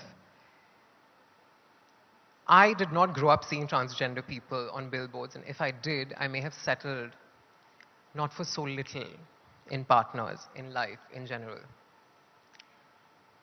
And it took me that moment to open my phone, send a picture of that to everybody, and block him. I was done. Yeah, that's the one. I was done settling. I said, our survival is contingent on being understood. But I must say, I refuse to settle for that. I don't want to just be understood. That's the bare minimum. We don't deserve that. We don't deserve just to survive. We deserve to thrive. We deserve to live. And we will. Thank you. Stay on stage. Oh, right. All right, I get to do this 2 times over, so you're going to come and join me yet again on stage. Guys, a huge round of applause. Come on, we are all caffeinated. That was an inspiring presentation. And we have a couple of minutes to pick your brains. Sure thing. I mean, the session was aptly titled Not Made in Heaven, Queer Lives Matter. Your role in Made in Heaven was inspiring for so many of us. Well done on that performance. Thank you so Trinetra, much. what was it really like? Because you spoke about your journey and your trials and tribulations. How much of Trinetra's life and feedback was incorporated into the script for Meher's role? So by the time I auditioned for the part, the script was done. So there wasn't much for me to add per se, but there were scenes where I felt like there could be changes in the way that Meher spoke. So Zoya was very forthcoming with that. She was like, please tell me at any time, pick up the phone, say what you must. And she did. She incorporated a bunch of that feedback. But how much of Trinetra was that? I think to some extent for sure, because, Meher, you see her go through some really bad experiences, which most of us do in life, but also you see her have amazing parents. I do. My parents took like 10 years to understand the whole process, but the one thing that they said was your education and your healthcare will not be compromised on, no matter what. So that is a huge privilege, but it shouldn't be at the same time, because it's what parents do. And of course, the fact that Meher has a brother who adores her, as do I. And an elder brother or a younger one? Younger. So he used to call me Dada for the longest time, and he calls me Didi very proudly. It's sweet. Yeah. Trinetra, another thing I wanted to touch up on was the fact that you are also a very well-accomplished social media creator, really busting myths all over Instagram. I'm not going to say influencer because I know you don't like that word. But as a social media creator, there's one level of trolls that you have to deal with your story as well, because it's really something that's disruptive. Yeah. Being iconoclastic. And then after Made in Heaven, because all the eyeballs are on you. Sure. Did that change? How did you really cope with it? I'm very curious. So I don't know how, and touch wood, but after the show came out, it was like 99.999% love. It was just full of, my DMs were full of young queer and trans children and their parents saying that, you know, the visibility is so important because you can't be what you can't see, you know. You need to see some example somewhere of someone thriving and living in order to think that that can be your future. So that's what it was. Not too much hate, to be honest, no. Some of these are unique experiences. Also the fact that, you know, your name, Trinetra, very unique. Yeah. Sounds beautiful. But what was the rationale with picking that? Because this can be inspiring in so many ways. I think, so Trinetra was a name that I picked for myself. I had the very rare privilege of choosing my own name. It means, it's another name for Durga, right? And my mom's Bengali and my father's Telugu. And we lived our entire lives in South India. So I wanted some Bengali connect in the name. And Pujo and saris, it's all very close to my heart. So Trinetra, a rare, beautiful sounding name. It technically means 3 eyes. But I love it. I think it sounds great. We all love it. We all love it. If it's a mouthful, like I said, you can call me Trin Trin. Trin Trin. That's a really cool Instagram handle, by the way. Thank you. But tell me something more in terms of your experience now on such a popular show. I'm guessing it took way too long for a second season of that show to come to us. And we were all waiting anxiously. But now that it's here and you're a part of it, and that storyline has to continue, no spoilers here. But I'm saying... Are you going to ask me about a season 3? Please don't. Okay, let's not ask you about a season 3. Let's recalibrate that question. Okay. Will we see you in a lot more shows, making a lot more content, over and above your social media? Yes, sir. Is the cat out of the bag? Are you going to tell us a little bit more about it? I can't, but good things are happening. And projects have been lined up, touch wood. I'm very, very, very fortunate to be alive at a time that characters are being written. You know, you realize that there's more to representation than just trans people being available to play characters. They need to be written. There need to be people behind the scenes doing the work also. It's not just people in front of the camera, right? So I think that's happening, fortunately. And I can't wait. I can't wait.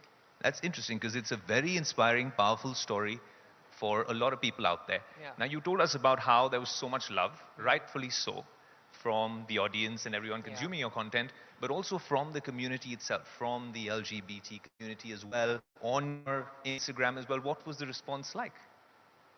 Especially after your role in that particular show. I think, you know, for a lot of people out there, being a doctor in itself is it's one of those things in India where if you've done that, you've already attained a certain level of respect in Indian society. And in addition to that, to also sort of dabble in the arts, you know, like science students hate the arts. I'm sure all of you have faced this, that the humanities in the 11th and 12th grades were really looked down upon. And I used to hate that as a science student. And to see parents saying, you know, I think it gives us hope that our kids can do anything regardless of their gender and sexuality. That's great. I love that.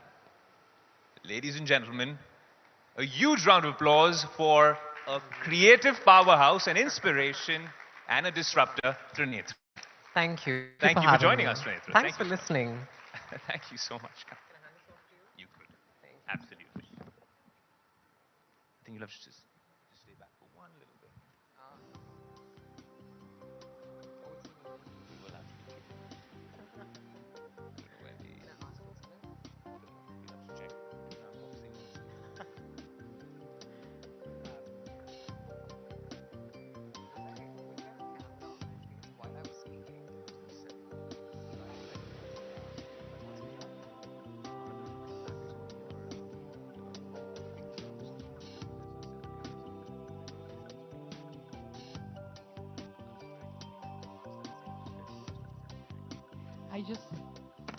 I just want to say thank you, and I want to give you a token of our appreciation for being here, Trinetra, and thank you for putting in all the prep and being here. Huge round of applause, Janni. Thank you so much.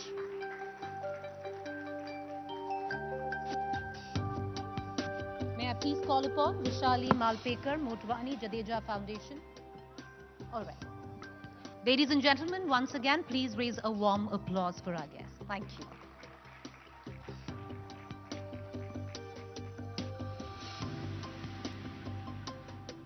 Give us a minute to just turn around, and we are ready to power into our next session.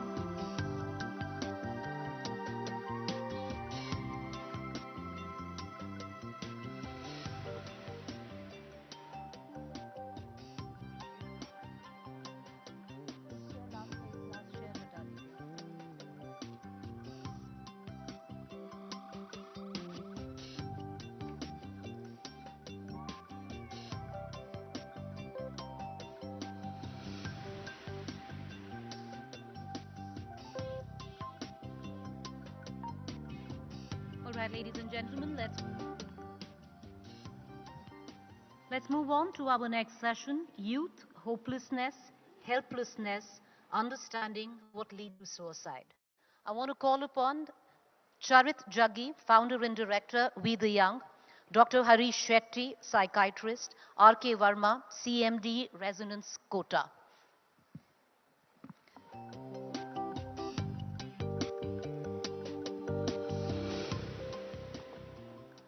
Before we begin, I want to just give you some figures, ladies and gentlemen, in terms of when we look at suicide rates in the youth in our country. More than 35 students end their life every day in India. By the time this session is over, a student would have taken his life in our country. In the last 1 year alone, there have been more students who've died by suicide than farmers by suicide. And if you look at the sheer numbers, it's a huge, huge difference. If you look into that, there is a larger range because the gender is skewed even in these numbers, where young women students are about 8% more to take their lives by suicide than male students. But the sheer number in terms of the students that we lose to suicide every year is now alarming. I want to cut across immediately to Dr. Harsh Shetty. We've reached a point, Mr. Shetty, where you have to take it by the jugular. Just sheer numbers, astounding. 35 students ending their life every day in our country. India is in the midst of a rapid social change. You sometimes type happy birthday to a friend on the Facebook, you don't know that he's passed away. Anger, angst and alienation is a norm, apart from all the good things that are happening. Emotional contact time in the family has gone down. Family contact time has gone down. And a national India is moving up. But the mental health is not looked at. Let us look at NEP, National Education Policy, the foundation for building a new India. There's nothing about mental health there. Let us look at the curriculum framework. There's nothing about mental health there. You know, we are in the midst of a mental health epidemic. And when there's an epidemic, you need a campaign. You can't have only psychiatrists and psychologists lifting the mental health of the country. We need a campaign. It's an epidemic we need to look at, and that is something that is very important. The young are ready to talk, but there are no listeners. The number of professionals are very few. The market is big, and there are many quacks. So as of now, as big as Swachh Bharat Abhiyan, as big as the COVID epidemic, we need to look at mental health in that scale, that space. And that, though we can say love affairs, exam, parents, poverty, 1 out of 4 people who die in India are daily wage laborers. NCRB. 1 out of 3 people who die in India is because of family problems. So there's a crisis. And we need to look at it holistically. We can't build a vertical building or an intervention for youth, for the young, for the old, or for the infants. Age of onset of suicide has gone down. Age of the first episode of depression has gone down. Age of the first sexual intercourse has gone down. Age of the first drug intake has gone down. Age of the first intake of alcohol has gone down. And age of juvenile offense has gone down.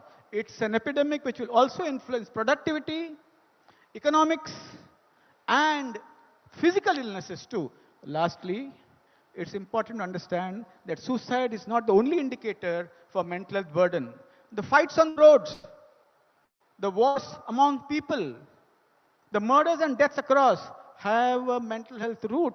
So it's important that we are in the middle of a visible mental health epidemic, and campaigns are the key. You're very right, because we're looking at an epidemic proportion, especially where you look at the age group between 18 to 35. Like I pointed out, the numbers now are alarming. We need a policy, which is anti-suicide policy, and the government has come up with one right now. But is it enough is the question, but I know you're shaking your head. But I just want to bring in, because I just want to... Just a point, sorry. Yeah. We ignored mental health at the time of COVID, both the center and all the states. It was an opportunity to build the mental health system at that point of time, but we missed the bus. You know, I want to bring in Mr. Ram Krishan Verma. I want to introduce him to our viewers. Ram Krishan Verma is the founder, managing director, and the academic head of a coaching institute in Kota. I don't know how many have seen what the coaching institutes in Kota look like. You know, you must have seen, if you saw Kota Factory, how thousands of coaching institutes, and Mr. Verma is not very happy of the way I'm describing it, but thousands of coaching institutes in Rajasthan, Kota, possibly manufacturing engineers. But the kind of pressure it puts on these young students and young minds is astounding. Verma ji, agar aap dekhen jo aakde hain, abhi tak saal bhi pura nahi hua hai, Verma ji, 27 bachchon ne apni jaan li hai Kota, Rajasthan mein, sir. Sir, aapse sawal. Hello, मैं सबसे पहले तो India today को धन्यवाद देना चाहूँगा कि उन्होंने एक बहुत ही सेंसिटिव मैटर पे, जिसके बारे में जनरली बात करना, बच्चों के साथ भी इस तरह की बात करना थोड़ा सा अजीब सा माना जाता है, और मैं इसलिए भी धन्यवाद देना चाहूँगा कि मुझे इन्होंने बुलाया इसके बारे में बात करने के लिए। मैं थोड़ा सा कोटा के बारे में भी बोलना चाहूँगा। वैसे तो लोग कहीं ना कहीं से इसके बारे में सुनते ही हैं, जानते ही हैं। मैंने खुद 95 में कोटा में अपना करियर स्टार्ट किया था और अभी 28 साल पूरे हो चुके, ये 29th ईयर चल रहा है। और इस टीचिंग करियर में पहले मैं 6 साल तक टीचर रहा, टीचर तो अभी तक भी हूँ, और पिछले 22 साल से रेजोनेंस संस्था को मैं हेड कर रहा हूँ। इन 28 ईयर्स में स्टूडेंट्स को अलग अलग बैकग्राउंड से आकर के पढ़ाई करते हुए देखा है, और बच्चों का जो बदलाव है, उनके बिहेवियरल एस्पेक्ट्स हैं, उनके अंदर जो एस्पिरेशनल एस्पेक्ट्स हैं, कई तरह की चीज़ें बच्चों के अंदर मैंने देखी हैं। शुरू से लेके अब तक अगर बच्चों का थोड़ा कंपेयर किया जाए, क्योंकि कंपैरिजन से अपने को आइडिया लग सकता है कि प्रॉब्लम्स क्या है और सॉल्यूशन कैसे निकल सकते हैं। तो मैं जस्ट ऐसे कुछ बच्चों का एग्जांपल लेता हूँ कि कई बच्चे गांव से भी आते हैं, उनके साथ कई सारी और दूसरी तरह की प्रॉब्लम्स भी होती है, लेकिन उनका एक ड्राइविंग फोर्स होता है, एक मोटिवेशन होता है कि मुझे ये चीज़ अचीव करनी है, और उस गोल को अचीव करने के लिए वो पॉजिटिवली अपने आप को उस डायरेक्शन में ले जाते हैं। धीरे धीरे समय के साथ ये हुआ है, और ख़ास तौर से कोविड और उसकी वजह से ये हुआ है कि बच्चों का जो एक तो डिस्ट्रैक्शंस है वो बहुत सारा हो गया है, डीफोकस्ड हो गए हैं। सोशल मीडिया और इन सब चीज़ों की वजह से बच्चे का जो एक पढ़ाई के प्रति फोकस होता था, पढ़ाई में जो उसका टाइम लगता था, अभी उसका टाइम कहीं और भी खर्च होता है, जिसकी वजह से उसको जो मेन काम होता है उसका टाइम भी उसका कहीं ना कहीं किल हो जाता है, और उसकी वजह से उसको ऐसा लगता है कि मेरा ये चीज छूट गई, मेरा वो पर छूट वर्मा गया। जी, एक बच्चे को जो एक ऐसे एटमॉस्फेयर में है कि आपने बात की, जो बच्चे विलेजेस से आते हैं, ग्रामीण क्षेत्र से आते हैं, इतना प्रेशर होता है उन बच्चों पे, उनके जो पेरेंट्स हैं उन्होंने लोन लिया हुआ है, फाइनेंशियल बर्डन है। आप हमें पहले बता रहे थे कि अपना आटा खुद लेके आते हैं, अपना खाना खुद बनाते हैं। इन बच्चों को कुछ तो आउटलेट चाहिए। अगर आप इनको कहेंगे कि ये लोग फोकस नहीं है, तो हमारी अप्रोच थोड़ी गलत नहीं है वर्मा जी? नहीं नहीं, मैं ये नहीं बोल रहा हूँ कि उनका फोकस नहीं है, मैं बोल रहा हूँ कि बच्चों का जैसे जैसे ये टेक्नोलॉजिकल युग और ये सारी चीज़ें जो इन्फॉर्मेशन टेक्नोलॉजी के ज़माने में इतना ओवरफ्लो है इन्फॉर्मेशंस का कि बच्चे इजीली इधर उधर डिस्ट्रैक्ट भी होते हैं। और जैसा मैंने कहा कि एक कुछ बच्चों का एग्जांपल लिया कि बच्चे ऐसे ऐसे बच्चे भी पढ़ करके आगे गए हैं जो जिनके पेरेंट्स खुद उनके लिए सामान लेकर आते थे हर वीक, वो खुद अपने हाथ से खाना बना करके और अपना जैसे तैसे करके काम चलाते थे, और पढ़ाई ही इन फोकस होती थी। अभी बच्चों के लिए जो प्रेशर पॉइंट्स हैं, एक प्रेशर पॉइंट जैसा आपने कहा कि एक फाइनेंशियल बर्डन एक बहुत बड़ा प्रेशर पॉइंट होता है, वो रहता है। बच्चों को एक गिल्ट फील होती है कि भाई मेरे पेरेंट्स ने ये लोन लिया है या मेरा खेत बेच करके उन्होंने मुझे पढ़ाया है। मैं हम कोचिंग की तरफ से जो कंट्रीब्यूशन वो भी आपको बताना चाहूँगा कि कई बच्चों को कोचिंग अपने हिसाब से कई तरह की स्कॉलरशिप्स, डिस्काउंट्स वगैरह वगैरह भी उनको प्रोवाइड करते हैं, जिससे कि बच्चे के ऊपर फाइनेंशियल बर्डन नहीं आए। लेकिन हाँ, जितना भी बर्डन होता है कुछ तो बर्डन बच्चे के ऊपर रहता है, और उसका प्रेशर कहीं ना कहीं उसको पढ़ाई के लिए डिस्टर्ब तो करता ही है। तो उस प्रेशर को कैसे रिलीज किया जाए कि हम उस बच्चे को खो ना दें? मैं उस बात पे वापस बात पे आऊंगी, पर मैं Charit Jaggi, I want to introduce Charit Jaggi to you ladies and gentlemen. He was a journalist, then he became a social entrepreneur. Now he runs a platform for content creation and for the young. And he was putting a lot of fear. What's really interesting is, accidentally, Jaggi realized that the youth in our country is facing the biggest mental health crisis. Why, Jaggi? Thank you. Check. Yeah. Thank you for having me, and honored to be here. We actually started We the Young with a vision that we want to put out stories of young change makers, and we want to give a platform to young people to voice their stories. What we didn't realize was that almost all the stories that we'd get would be mental health stories, because that is how much young people were yearning to be heard. They were yearning that there should be someone who should listen to them. And when they got this outlet, I had emails, I had messages, I had DMs, I had people who would themselves record their own stories, talk about what they're going through, because there was just no one who was listening to them. Parents are finding it very hard to decode, demystify very complex issues that young people are going through today. Just out of curiosity, if I were to ask anybody over here that what is the National Mental Health Helpline number, I'm sure nobody would know that. You know, that was going to be my question. Yeah, go ahead. And I'm sure if I would say, like, what's the national emergency, like your ambulance and your police, everyone knows that number because we are taught that from a very young age. So why is it, and when will it be, that our education system starts, like, making this a part of our curriculum? So many of schools in tier 1 cities as well, including, like I went in Delhi, and we had counselors, knew who the counselor in a room, in a setup somewhere, and nobody knew who the counselor is, nobody knew what to speak to a counselor about. Why do they would mostly be substituted in classes when teachers would go absent. So I feel there's such a dearth of awareness, and even when awareness has come in, it has left these wounds open. A lot of young people are scrolling online on social media platforms and discovering that they possibly are going through something. But what happens then? We don't follow up on those. There's so much awareness, there's so much content on mental health online. So people are talking, we are not listening, or we are pretending not to listen. Absolutely, and we are not making the genuine effort to sit with a young person and understand, boss, kya dikkat hai? And troubleshoot for them, Yeah. and solve their problem. Absolutely. You know, I'll bring in Dr. Shetty back into this conversation because Dr. Shetty, we spoke about the country having a suicide watch policy. But if you read the policy, it's just not enough, A. Now, how do we ensure that the government fosters a culture of open dialogue where we can have children who will come out, not just express themselves, but know they'll be able to seek help? I think let's not wait for the government. If I look at the quota centers of the IITs, let IITs have mental health camps as big as Mood Indigo, as big as a Tech Fest. Let us imagine a scene. How many of you have attempted suicides? Put your hands up. He's asking how many of you ever contemplated suicide? Whatever, or even attempted.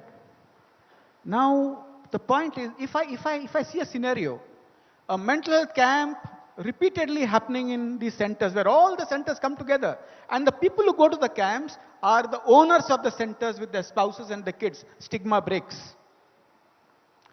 IITs also need to have mental health camps as big as those festivals. And the IIT director goes with his family and does his mental health checkup. That's how the stigma breaks. Giving theory lectures, giving ad hoc answers outside will not help. Number 3, what is also very important, my dear friend, is corporates don't have a mental health policy. Does India today have a mental health policy? No. So the third important thing is having a mental health policy. The fourth is counselors in these centers are not tick mark guys or even IITs. Counselors are not supposed to sit in the rooms which you just mentioned. They are supposed to reach out to students in the classroom. Man, talking about anger, talking about love. When they talk about emotions, the kids will come back with an unhealthy issues and seek help. High-risk children will be identified early. Counselors are supposed to go to the hostels, not sit in the rooms, because any illness that has stigma, you have to reach out. Any illness where there is no stigma, the person will come to you, I have malaria, I have fever, Right. I have chest pain. Government has ignored mental health policy for a long time, state as well as center.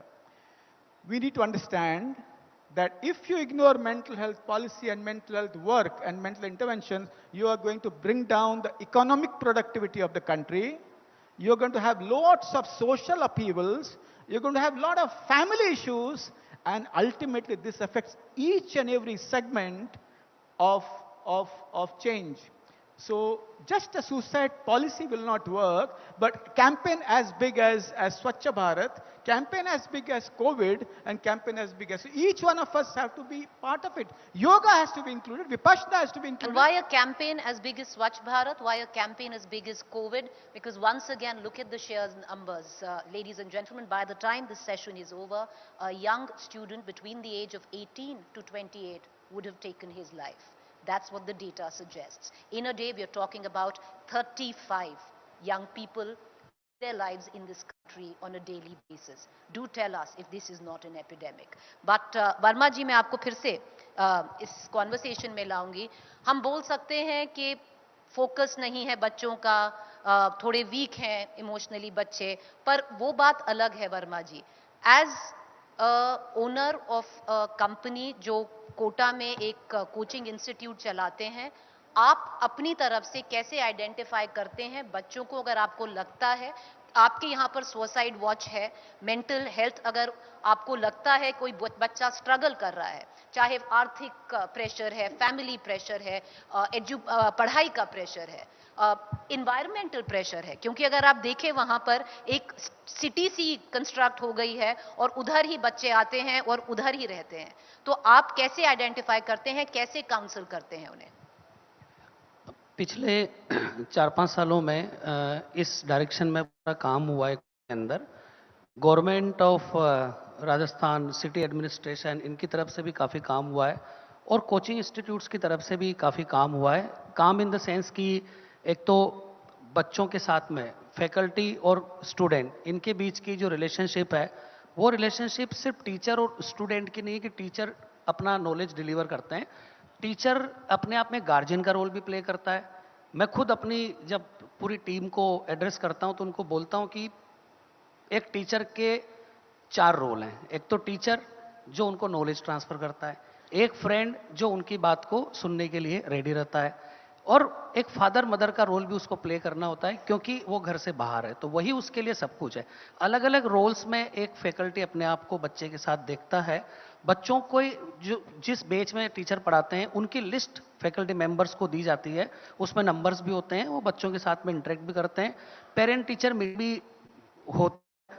और इसके अलावा fun day, एक fun day का concept चालू हुआ है वहां पे कि भाई वीक में एक दिन फन डे के रूप में रहेगा जिसमें बच्चों को कुछ नहीं पढ़ाया जाएगा और उस पीरियड के अंदर जो उनकी इच्छा होगी वर्मा जी, वो जब करेंगे. आप बात करते हैं, आइडेंटिफाई करते हैं, जो बच्चे अच्छा करना चाहते हैं उनके लिए बहुत सारे हीरोज होते हैं, जो विनर्स होते हैं हमारी कंट्री में उनके लिए बहुत सारे हीरोज होते हैं, जो टेक्निकली हम देखते हैं फेलियर या लूजर्स, उनके लिए कोई नहीं होता है. तो आप उनको कैसे मोटिवेट करते हैं जो स्ट्रगल कर रहे होते हैं? तो उन बच्चों को, जैसे मेरा इतना लंबा एक्सपीरियंस हो गया, मैंने देखा है कि इस पूरे एक्सपीरियंस के अंदर ऐसे बच्चे भी हैं जो आईआईटी में सेलेक्ट नहीं हुए लेकिन अदरवाइज वो कुछ ना कुछ उन्होंने अच्छा अचीव किया है. उन बच्चों को हम बुलाते हैं, उनकी मोटिवेशन क्लास रखते हैं, उन बच्चों को वो देखते हैं और देख करके अपने आप को उनकी जगह पाते हैं.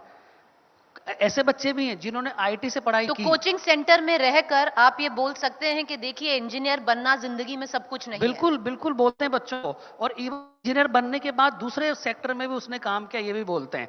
आपने कोटा किस सेक्टर में सक्सेसफुल हो सकते हैं? यस बिल्कुल. और जो बच्चे आईआईटी से पढ़ के निकले उन्होंने भी अपना टेक्नोलॉजी का काम नहीं किया. ऐसे बच्चे भी हैं जो एक्टर भी बने, डायरेक्टर भी बने, पेंटर भी बने, हर तरह की फील्ड में बच्चों ने अपना हाथ आजमाया है.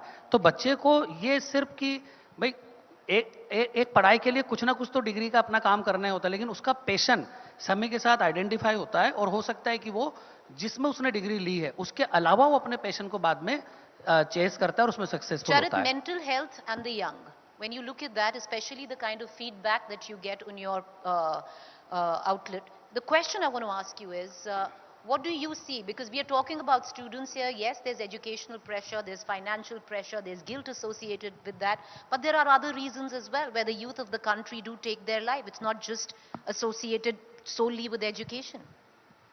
That's absolutely correct. I think we've talked enough here about academic pressure, but if you look at the NCRB data, it cites love affairs as being a significant issue in young people taking their lives. If I'm not wrong, it's the second leading factor.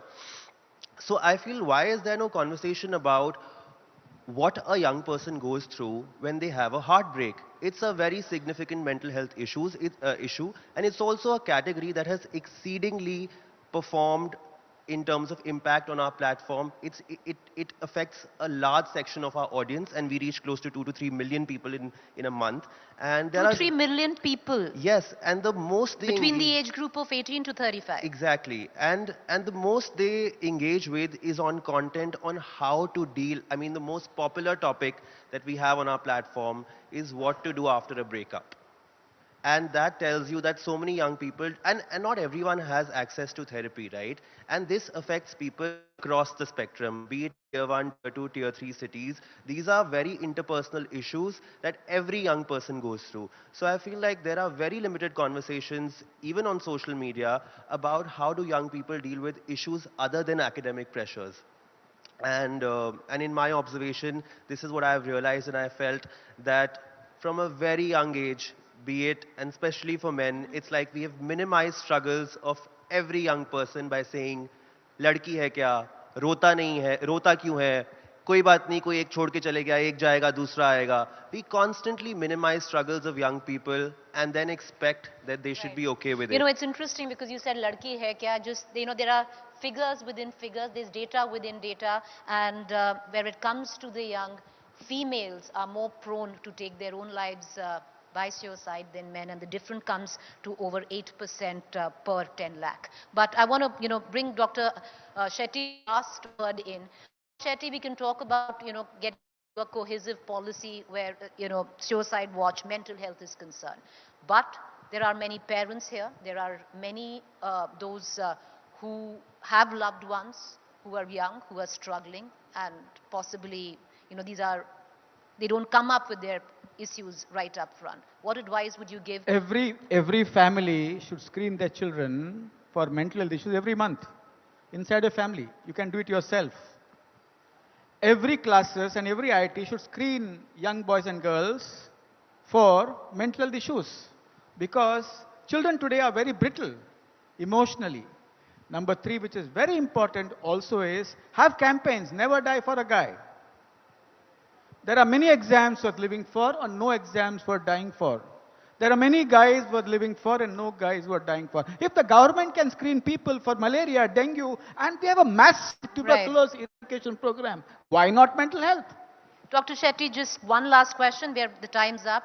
If today, you know, because there is so much stigma attached to suicide, you asked a question, not one hand went up, where you asked how many of you have possibly contemplated suicide. I want to ask you, if tomorrow somebody is standing on the cusp of making that move, that 2-minute conversation they can have with themselves, which will not make them take that step. What is that 2-minute conversation they can have with themselves? Viktor Frankl said in his book, Man's Search for Meaning, a woman called him many times at night and her life was saved. And he asked her, what sentence of mine helped you? And he said, nothing. The fact that you listened to me helped me. I think that is extreme. Every father or the mother here, just sit down and remember, when the times are less, steal time and don't ask your marks. Don't ask when is the exam. Say, kaise ho yaar? Kaise ho yaar? And let the children also ask. And if someone finds themselves painted in a corner and all alone, what is it that they tell themselves then at their lowest? If they're really lost in a corner, rock the boat. Don't wait for an astrologer. Don't wait for a Dadaji from the village. Take him to the friendly neighborhood psychologists or psychiatrists instantly. He might complain against you, but rock the boat. Today we have not built mental systems yet. It's being built. So all of you here, and everybody listening to this show, remember, you are a mental health missionary in your own right. If you take action, you may not be popular, but you'll save somebody's life. Thank you. I appreciate all 3 of you gentlemen for coming here and joining us, educating us. Appreciate it. Thank you. You want to say something? No? Okay, I thought you wanted to say. All right, okay. Thank you. Thank you for joining us. Ladies and gentlemen, please raise a warm applause for our panelists this evening. You have a question, sir. We're running out of time, but okay, maybe can we get one question in? Just give us a moment. We'll get a mic also. We'll get a mic to you. You know, because the topic is so sensitive, we're running out of time, but we will allow you a question, sir. Go ahead. Hello. Yeah, question for Dr. Shetty. Sir, you said that every one of us or every youngster, we need to go through mental health checkup or mental health on monthly, quarterly basis. Just to give you my 1-minute introduction, I'm author of a book called Define Your Orbit. And you touch the element that if we have purpose-driven life, I think a lot of things can change. So do you have a framework of what kind of audit one has to do on monthly basis? Not medically, but physically or in conversation? That's What's the the question. boxes you tick in? What's the Yeah, boxes that's the that you question. cross? So as parents, like I have two kids, Meaninglessness is the 22 cause years of old. depression. Meaninglessness is the cause of depression. We have PHQ-9, question which you can use with the young. We have SRQ, also a question we can use with the young. But don't wait for them to come to your clinic. Use it on your breakfast table, each one of you, and all those listening to me. Let them take. You ask everybody, no? आपको बुखार आती है क्या? पेट दुखता है क्या? Let them take. Initially, they will see it as fun. They might be angry at you, but tell them, we told you this, and that might save somebody's life. Number two, there are many people who want to die, and they don't tell you. All those people who are crying may not always be depressed, but all those who are depressed may not choose to cry. And you need to really dig, even if you become unpopular, till you, and if you have to err on the side, is he stressed? Is he depressed? Is he suicidal? Not so. Err on the side of having a mental health checkup. All executive health checkups in every hospital should have a compulsory mental health checkup. All right. And with that, let's take that home, because there are self-help tips have also been given. But yes, we're going to just leave you with that figure. 35 suicides between the age group of 18 to 35 daily. Just chew on that figure. Is this not an epidemic? Thank you for joining us. Thank you very much, gentlemen. A big round of applause, please, for our panelists for educating us on this important issue. Thanks, Preeti. Can I request Rushali Malpekar of the Motwani Jadeja Foundation to join us here on stage and hand over a token of our appreciation, please?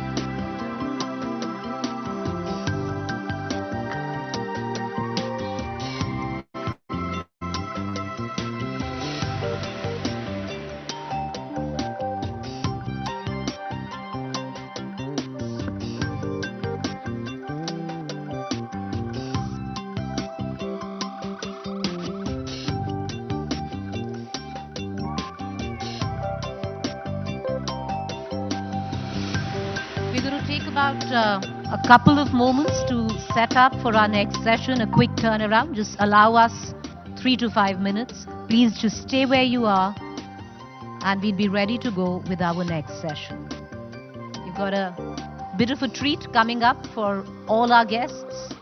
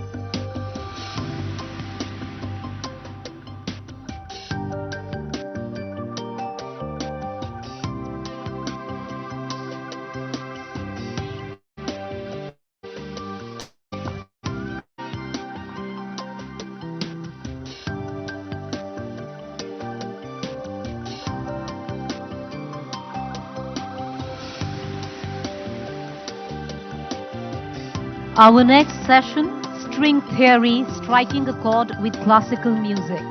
To take it from here, inviting on stage session's moderator, Ayush Ahlewari, Technology Editor and Presenter, Business Today.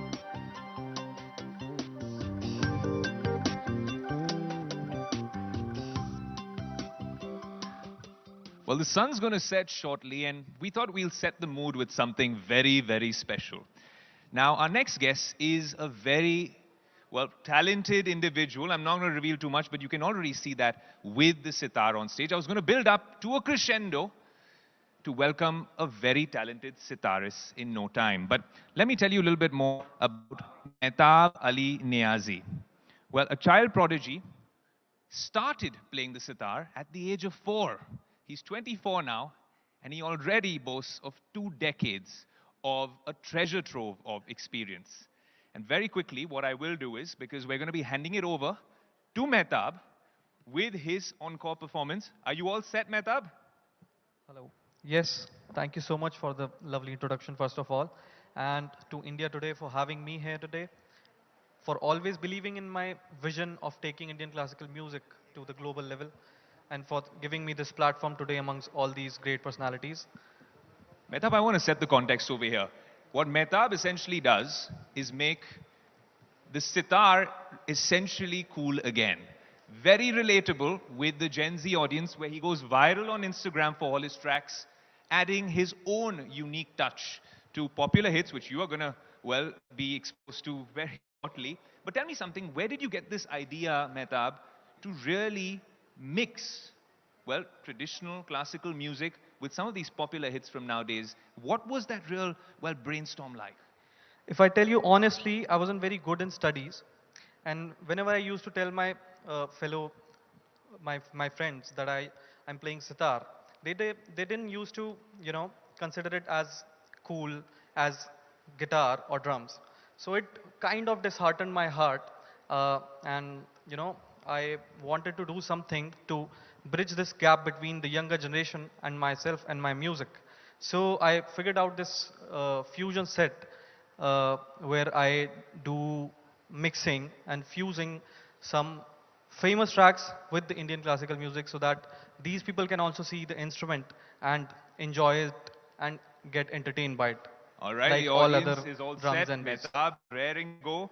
Mehtab, you can take your seat. Thank you so Ladies much. and gentlemen, a huge round of applause for the most enthralling performance yet by Mehtab Ali Niazi.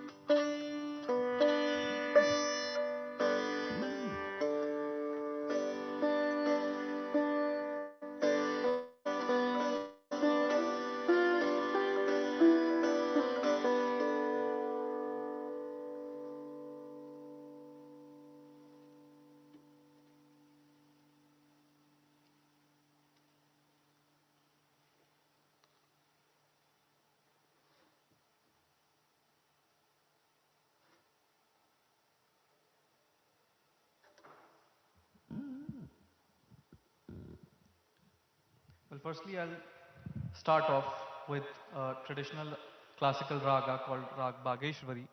I'll give you a brief presentation of how traditionally we play Rag Bageshwari.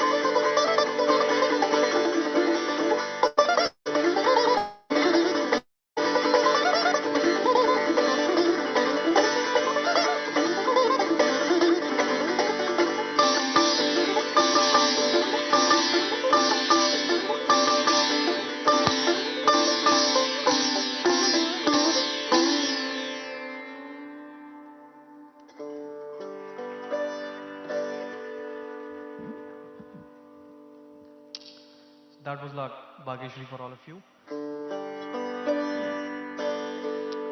So, how many of you are here have heard ghazal before? So, I have also tried. That's quite a good number of people. So, I would like to try a ghazal in sitar, and I would like you all to guess what the ghazal is.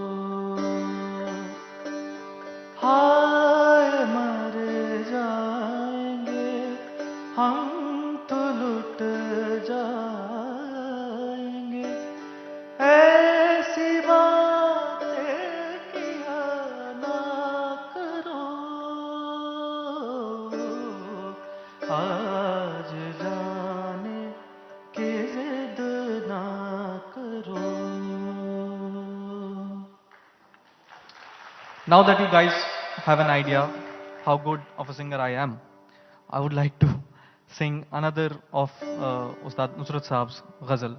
I hope you'll enjoy it.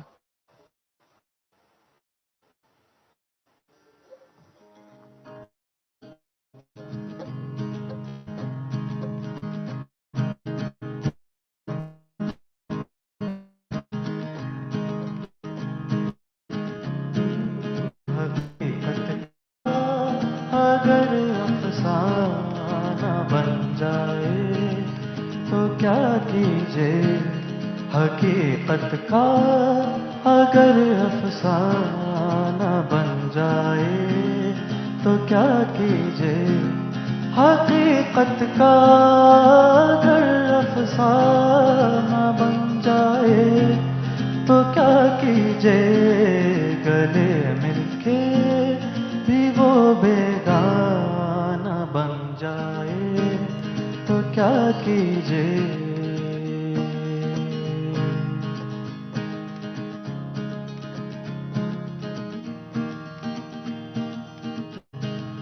खुदा का घर समझ रखा है अब तक हमने जिस दिल को खुदा का घर समझ रखा है अब तक हमने जिस दिल को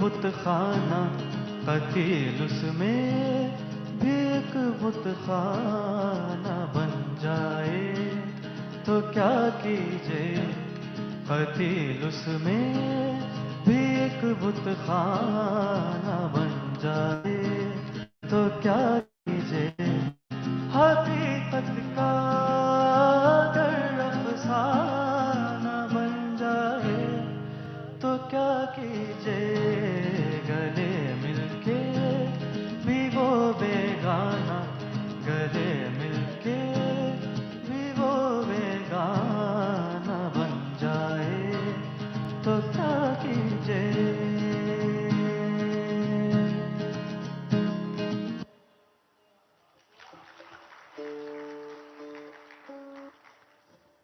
So, I would like to end the performance with that bridge that I told you earlier, that I figured out to, bridge the gap between the younger generation and myself. So, presenting before you all As It Was, which is a favorite track, and I will play it and I will improvise with the track live, all of you. And how all the good things take time, I will also need just 10 or 15 seconds of yours to tune my sitar.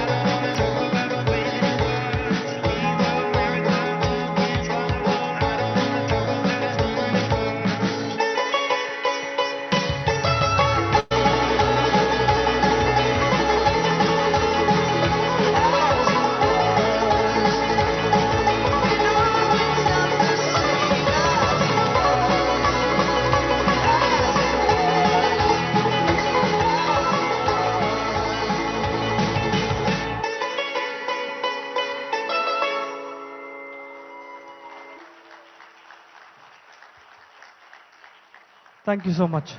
Wow. A huge round of applause, please.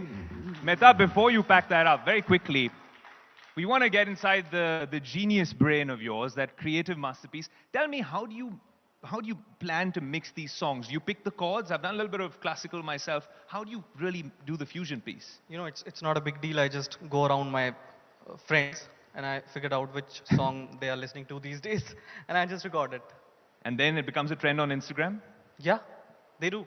Now they have started to, you know, show off on their social medias that they know me and know the sitar. It's now a little bit the cool instrument. It's not anymore the old school kind of thing. Mehtab, one last question. Ek baat batao, 7th generation sitarists.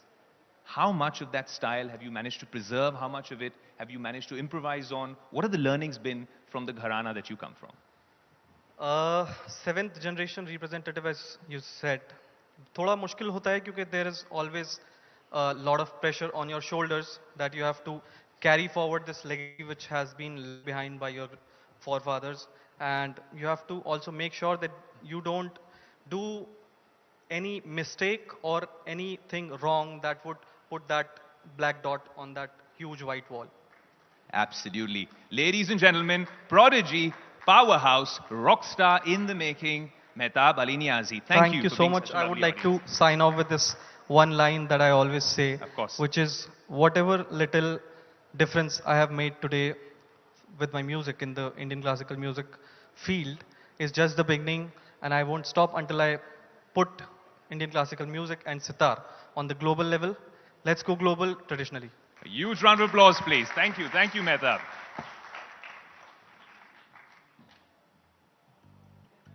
May I also now please call upon Manoj Sarma, CEO, India Today, to come up on stage and present a small token of our appreciation. And once again, ladies and gentlemen, please raise a warm applause. Mehtab Ali Niazi, sitar player and vocalist. Thank you.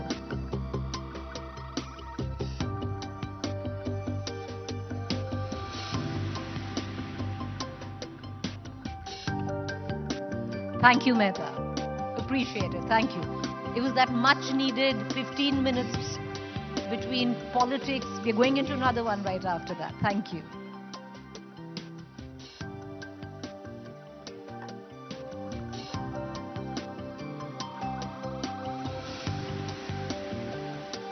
Give us just about 2 minutes turnaround time. We're ready to go into our next session.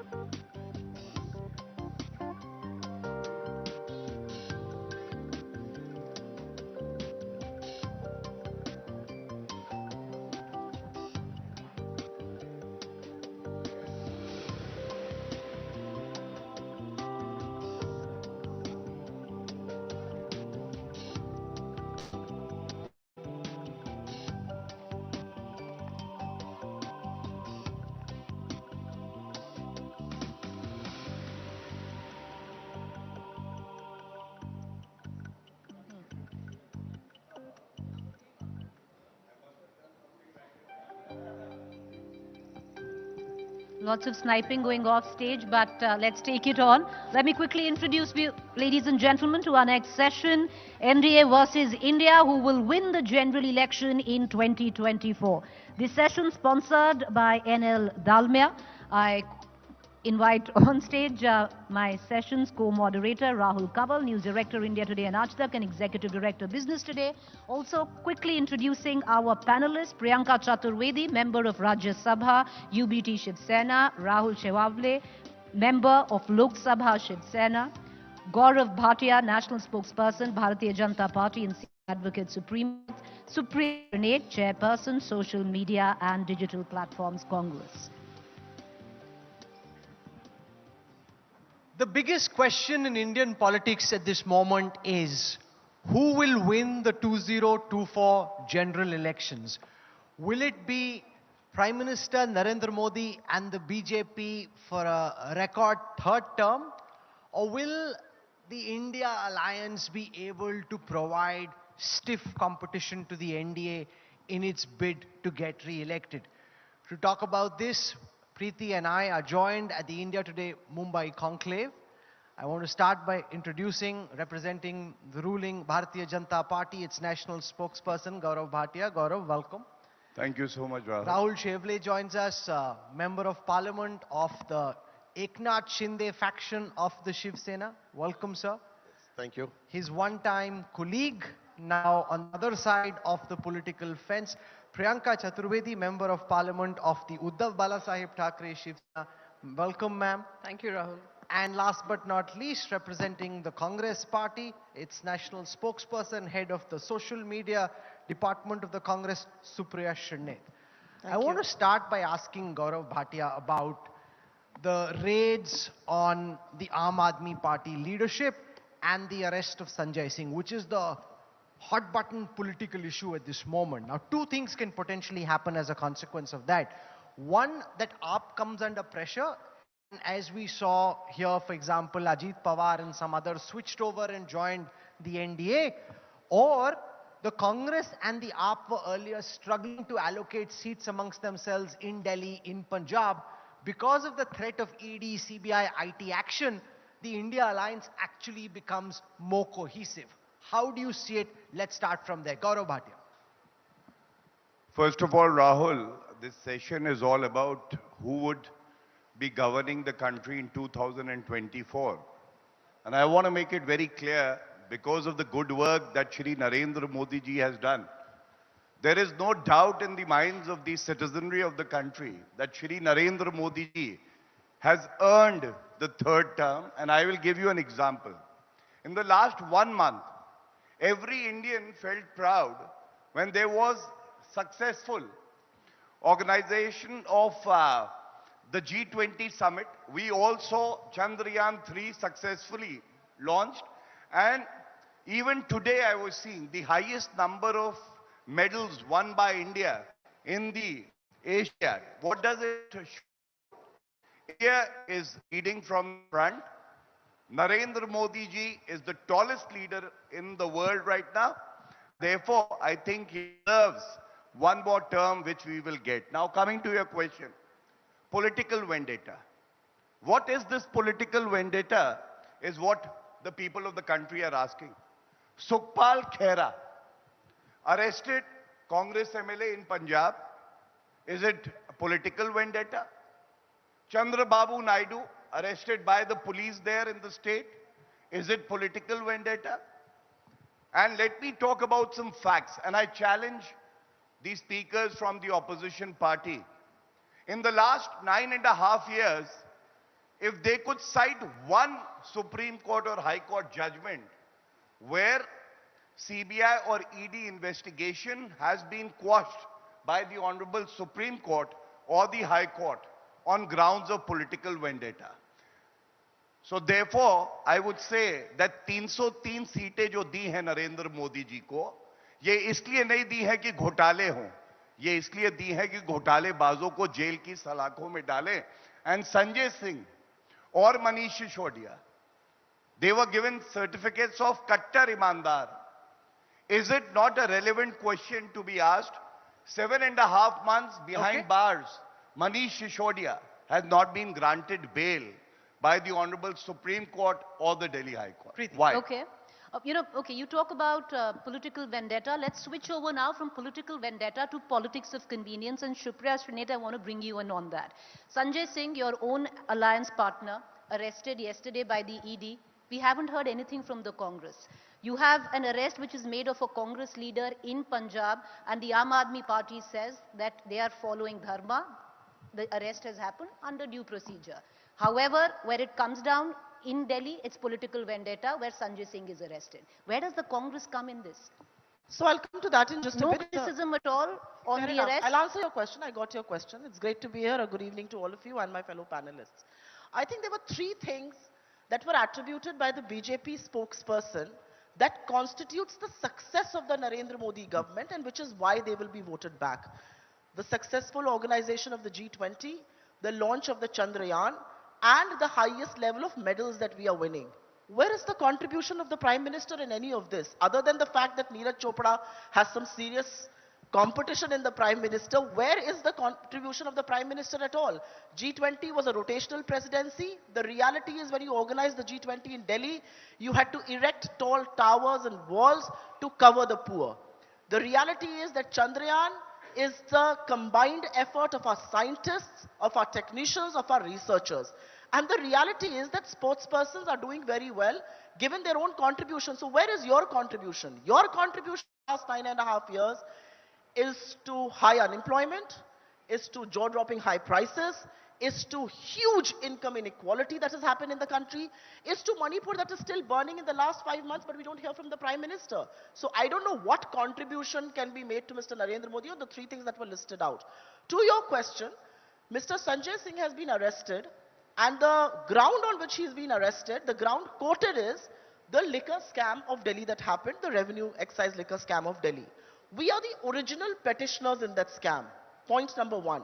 Point number two, we have 0 MLAs in the Delhi Assembly. They have 8 MLAs. Okay. They have 7 MPs. Let me finish. But they did not wake up to the liquor scam.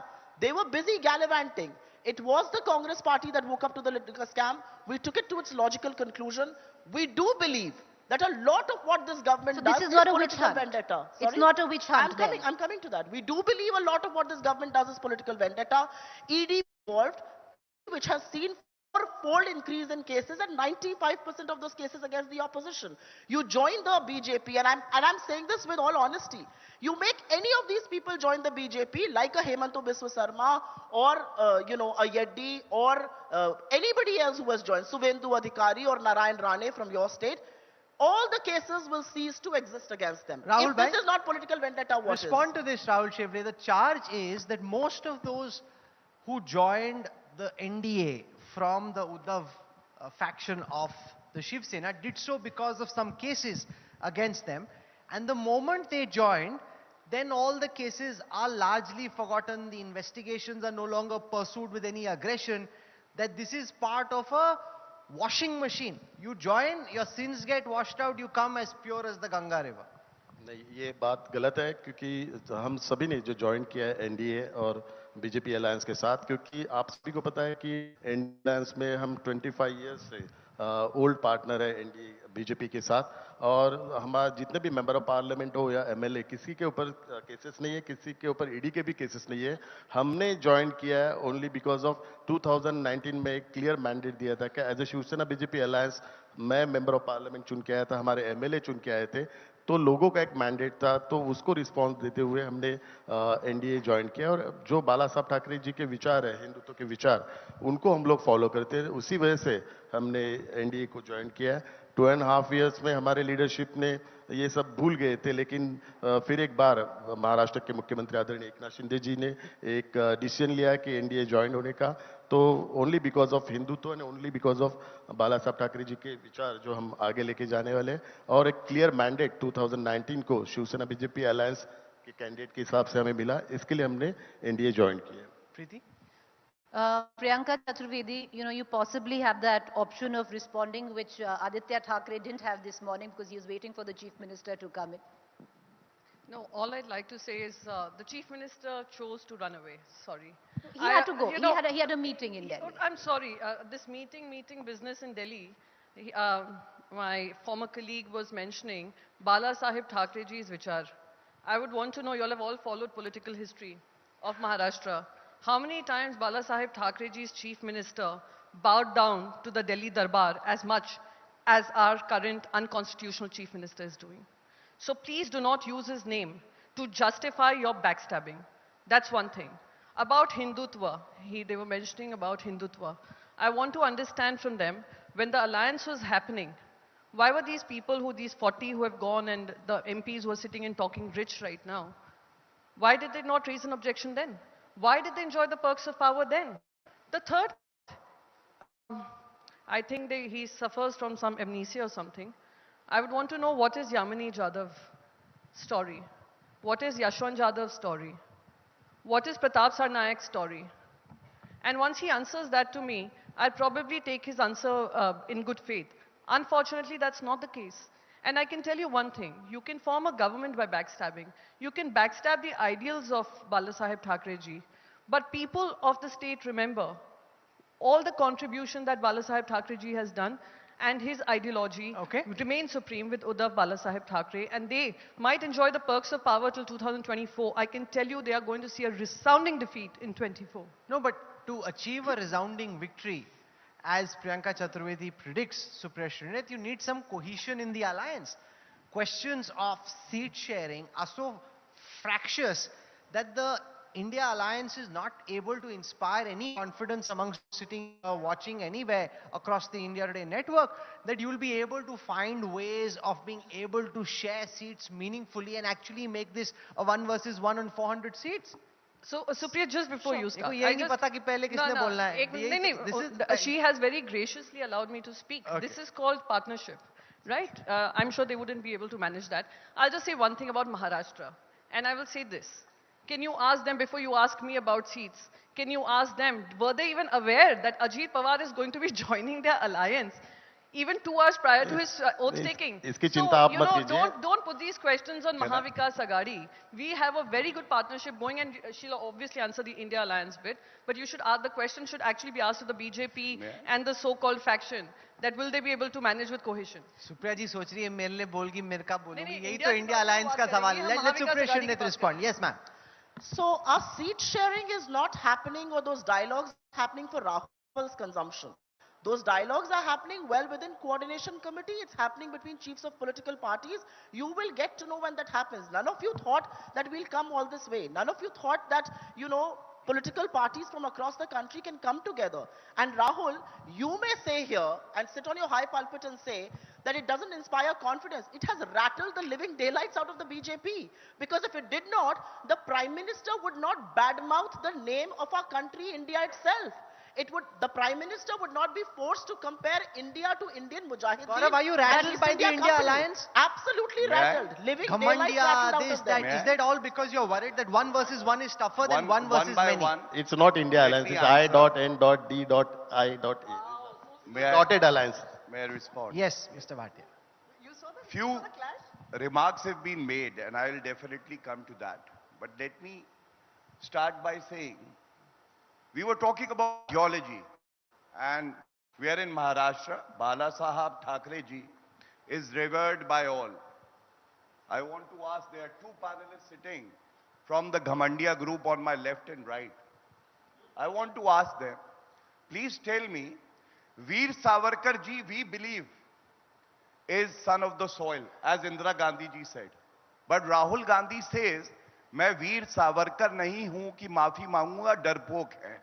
And Uddhav Thackeray does not even care to break free from the alliance.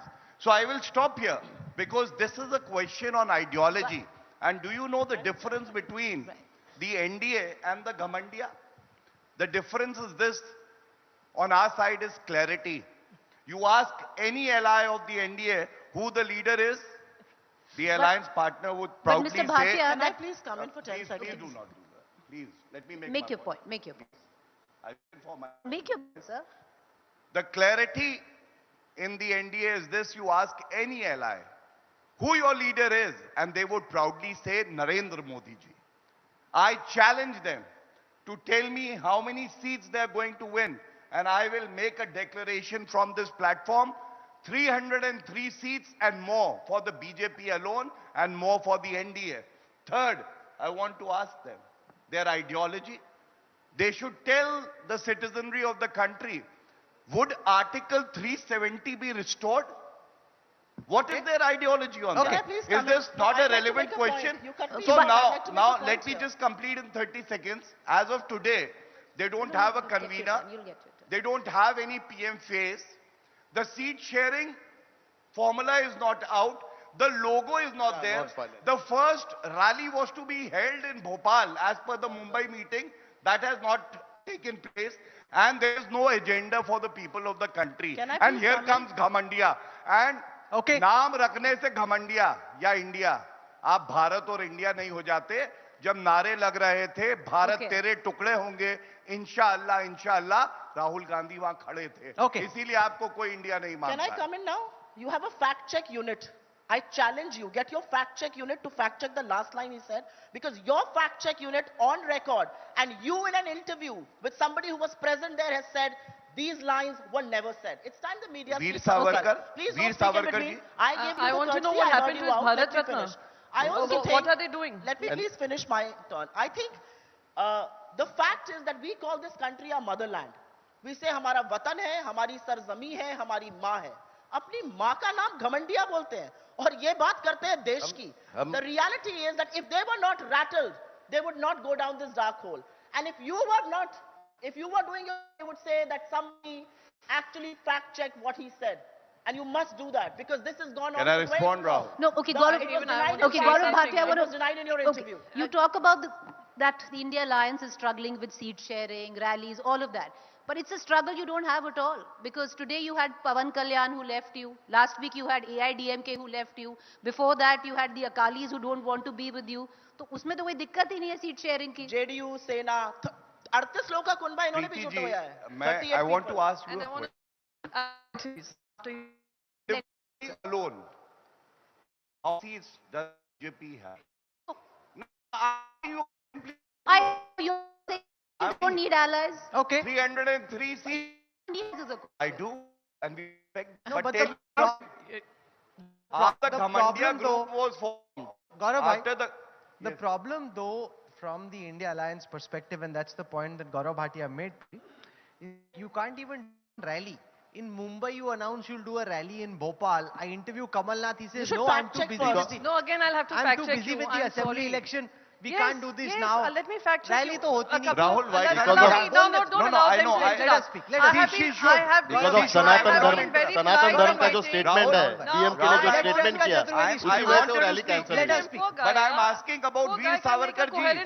Even Sanatan Dharm का DM का जो statement. Let Priyanka speak. First, in 2024, because this was a commitment in 2014 that Veer Savarkar will be given a Bharat Ratna, which has not been done by the BJP. Now, I don't know why the so-called breakaway faction is working along with them. That's another point. My point is, you were talking about ideology. Tell me, out of the majoritarian part of this country also, the Hindus also, when you look at unemployment, if there are 10 unemployed youths, 8 of them are from Hindu families. When we are talking about farmer distress, we are seeing farmer distress. Isn't that ideology? When we are speaking Jan Ki Baat rather than the Man Ki Baat, isn't that an ideology? And having said that, you're saying Mumbai we decided that we'll do a rally. No, it did not happen in Mumbai. In Mumbai, we created groups, and those groups are functioning beautifully. The research group, the social media group, the media group, and you all have faced the brunt of it also, some of your anchors, where we've taken a decision. As far as the rally is concerned, I think we are all doing individual rallies, and Mr. Kamal Nath is very busy with his own entire campaign. We are going to do these rallies. I don't know why are they getting so rattled. But Priyanka, is your ally Mamata Banerjee on board with the caste census? Because that's one of your moot points. No, again, let's just talk about one thing. Yeah, why won't she come on board? If we are looking at it from a social welfare perspective, if the country needs to know what is the equation right now, are the people who are the intended beneficiaries getting the benefit of it? Today, India does not have proper data to reach out to the right people. I'm certain that she will come around to it, and we will Is the BJP on with the caste census? That's the question. Okay, Gaurav Bhatia, respond to that. This idea, Gaurav, that there should be a caste census, all that you want the to do is BJP coming up with ambiguous points of view on it. Do you want a caste census or not, nationally? Yeah. So first of all, if they're so worried about the OBC, then they should start respecting the elected Prime Minister of the country, who happens to be from the OBC community. Modi teri kabar khudegi. Chaukidar chor hai. This is how you respect a member of the OBC community. Do you want a caste census? I'm coming to that. We are They will discussing. never be able to say yes or a no. Did you answer Veer Savarkar? Yes or a You no. did not, ma'am.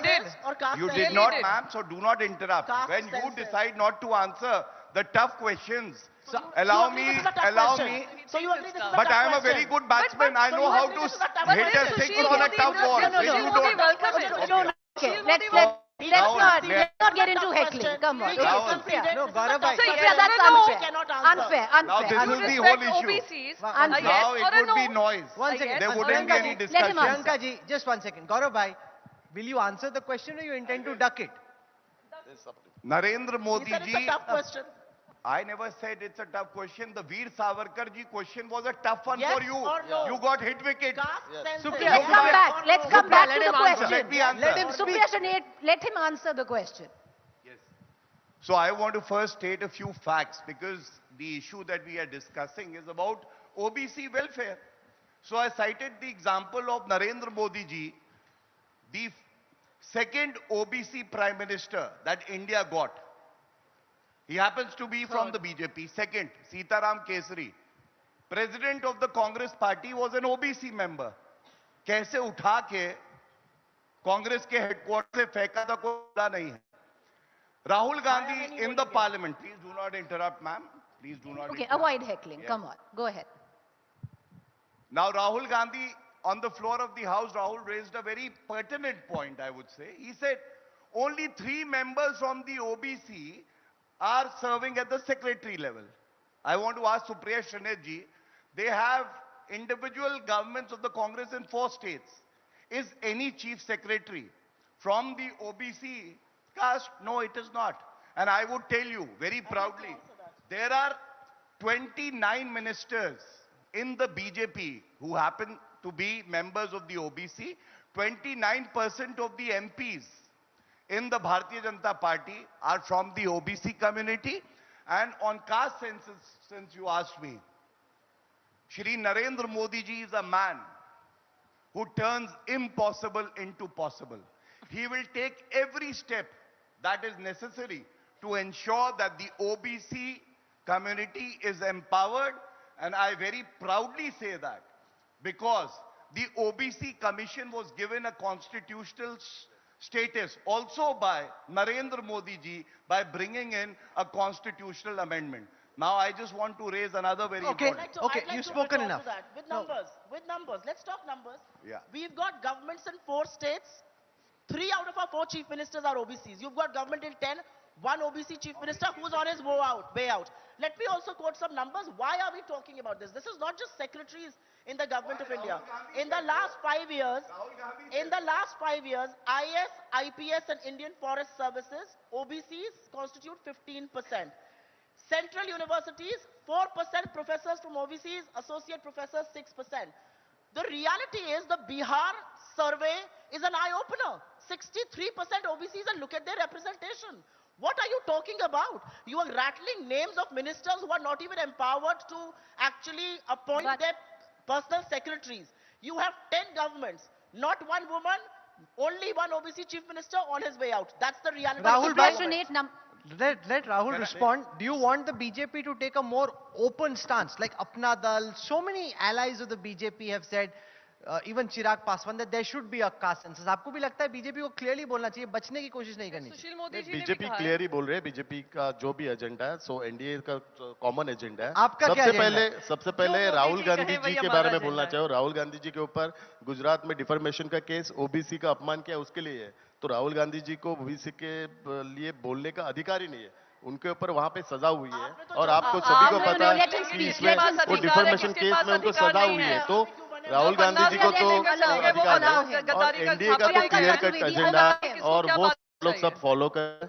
और जितने भी शिवसेना का जो भी agenda है वो common agenda है. You know, I want to come back to the caste census and the Congress's strong stand today. 2011 there was a census, the OBC number, the were never made public. 2015 Karnataka census under Siddaramaiah, where are the numbers? For the last 10 years, your stand where the Congress party was anti-reservation, anti-OBC reservation. Absolutely not. Of course, Absolutely you had not. Rahul Gandhi who said it on. One second, Preeti, just let me jog your memory. In You have 1992, we were the ones who implemented the Mandal Commission. You Just FYI. have had Rahul Gandhi pointedly say that he does not believe in reservation, especially when it came down to the OBC. It is a change of stance. I think things listening change. to people. Things change That's because exactly an election the is in point. order. No. That's because you have to listen to people. You have to see that if 63% of this country seemingly comes from the other backward classes, there needs to have representation. Nothing is cast in stone, and those who are cast in stone, after 10 years of their governance, deliver 370 कौन हटाएगा? Commonwealth में कितने medal आए? अरे आप ये बताइए आपने कितनी नौकरी बनाई? महंगाई को कितना कंट्रोल किया? समझने के लिए कांग्रेस को 70 साल लगा. Okay, so now we have about 5 minutes left, so we are coming to the business end of this conversation. Are you concerned, Mr. Bhatia, that in the manner in which the India Alliance is trying to push the caste census, the 2024 elections is shaping up as the nationalism, patriotism, Hindutva pitch of the BJP NDA versus the opposition alliance pitching for the idea of a caste census in the hope that everybody puts their caste identity first while going out to vote, which could potentially fracture the Hindutva vote bank that you're trying to cultivate? See, with utmost respect, I would say Ghamandia is like a jalebi without an engine. They don't. Don't keep calling Please, it Ghamandia. this is unfair, Rahul. I think, we don't require these interruptions. I just wish you would have prepared yourself better not to interrupt I gave and you speak. numbers, you have no responses to that. Okay, that's fine. Rahul will judge. Okay, let's avoid it. There are 5 more No, minutes. I We don't can want pull to it. We can pull this without getting into a studio debate. I just want to tell everyone who's watching, we won't judge. It's the people of India who will judge. Every voter will decide for himself. Unlike a lot of anchors who are delusional and think they can play justice, jury, and puppeteer, we don't believe in that. It's the people of India who will judge. नहीं पर name calling मत करिए ना. आपको दिक्कत है India बोलने से, आप बोल दीजिए. मुझे बहुत दिक्कत है आप इंडिया देश का नाम खराब कर रहे हो घमंडिया बोल के. ये बोल रहे हैं. अच्छा. आप नहीं बोल रहे. राहुल. आपको नहीं लगता इंडिया को अपना देश? आपको नहीं लगता? आप लोगों को नहीं लगता? कहता है. आपको बुरा लगता है कि अगर आपके देश का नाम कोई घमंडिया कहता है और देश का नाम नहीं करे, आपके अलायंस का नाम इंडिया देश का नाम लेने की जरूरत क्यों पड़ी? क्योंकि यूपीए नाम से बदनाम थे. देश के नाम में फर्क क्या है? यूपीए नाम से बदनाम थे. वो पीपल अरे आपस में लड़ाई करो, हम यूपीए नाम से contest. I don't think we can have a meaningful discussion by shouting at each other. Let's listen and then respond. नहीं हम गौरव जी का नाम कुछ और बदल कर करने लग जाएंगे. अच्छा Let's लगेगा. not. Priyanka, avoid. We have 3 minutes. No, even you all must We come have on. 3 यार minutes. कुछ भी घमंडिया करे Let's all चले be जा रहे हैं. graceful. Give each other 1 minute to हाँ speak तो and we'll file आप out. सम्मान से बात करिए ना. हम भी It's सम्मान an alliance. देंगे. अगर आपको सम्मान Okay. देना नहीं है तो बहस नहीं होगी. Why? Okay, here's what we wish to do in the end. We'll go one by one. Tell us why you think you're winning. Why should those who are sitting here vote for you? Those who are watching you vote for you. We can start since Priyanka spoke. Rahul, I need to respond to Supriya ji, and then you may do this one. Then I might want to respond to Gaurav ji. Because if this is how it will go, I also want to Let's respond start to him. Let's start with Priyanka and Gaurav ji, your turn will come. Whatever your response is, you can make it in the time that is given to you. I should have No, my no, patience. Attack on the name of my country. You know the Okay, let's begin with reason for name calling. The reason for name So calling. here's what we can do. Here's how we can do this. Let him speak 20 seconds. No. Why should national parties get all the time? अच्छा यार सभी moderate करेंगे तो मैं क्या करूँगा? One second. If every one second. I know that Supriya has been a model. Listen, the house has some rules. Do you want that this be an orderly discussion? Yes or no? Absolutely. Okay. So Do we you all want have a them to point be to make. disorderly and speak when not spoken to? No. Gaurav, even your wife is saying no. Okay, Okay, so good. she says so Priyanka goes now, first. okay, no. So now here's how we'll do this. Each of you, one by one, you can use the time the way you want on why the people of India should believe in your idea. We'll start with Priyanka Chaturvedi. Starting with one, the amount of anger that you see coming from the BJP and the name calling that is happening is making it pretty evident that they are rattled. That's point one. Point two, enough of Man Ki Baat. 9.5 साल मन की बात सुनकर जनता भी थक गई है. वो कह रही है जन की बात कब होगी. वी आर डूइंग द जन की बात. जन की बात क्या है? महंगाई है, महिला सम्मान है, महिलाओं के बारे में हो रहे अत्याचार के बारे में है। जो एफआईआर दर्ज होते हैं उनको की कार्रवाई होनी चाहिए। जो एमपीज ये गुनाह करते हैं उनको डिस्क्वालीफाई करना चाहिए। ये होता है किसानों का सम्मान, युवाओं को रोजगार, ये हमारी जन की बात है। इसलिए हमें पूरा भरोसा है कि ये इन्फ्लेशन देख लें, महंगाई देख लें, अर्थव्यवस्था देख लें, महिला सम्मान देख लें, किसानों को देख लें, हम ये इलेक्शन जीतने जा रहे हैं। 2024 में सरकार बदलने वाली है। राहुल, देखिए, now there is pressure on you because Priyanka के लिए खूब ताली बजी। नाउ देखते हैं आपके लिए जनता कितनी ताली बजी। Go for it. NDA alliance है 350 प्लस, हम लोग 2024 में जीतेंगे, हमें पूरा कॉन्फिडेंस है। उसका एक ही कारण है कि लास्ट 10 इयर्स आदरणीय प्रधानमंत्री नरेंद्र मोदी जी के नेतृत्व में जो भारत में काम हुआ, विश्व में भारत की जो सराहना हो रही है। दूसरी बात है कि इनका कुछ फ्यूचर प्लान ही नहीं है। हमारा 2024 में 2047 तक प्लान है। 2047 में इंडिया थर्ड बनने जाने वाले एक विकसित राष्ट्र बनने वाला है। तो इनका 2024 का ही प्लान है। हमारा तो प्लान तो 2047 तक है। और इनकी अलायंस की लीडरशिप नहीं है। जिस होटल में हम बैठे हैं उस होटल में इनका लोगो फाइनल नहीं हुआ, इनका एजेंडा फाइनल नहीं हुआ।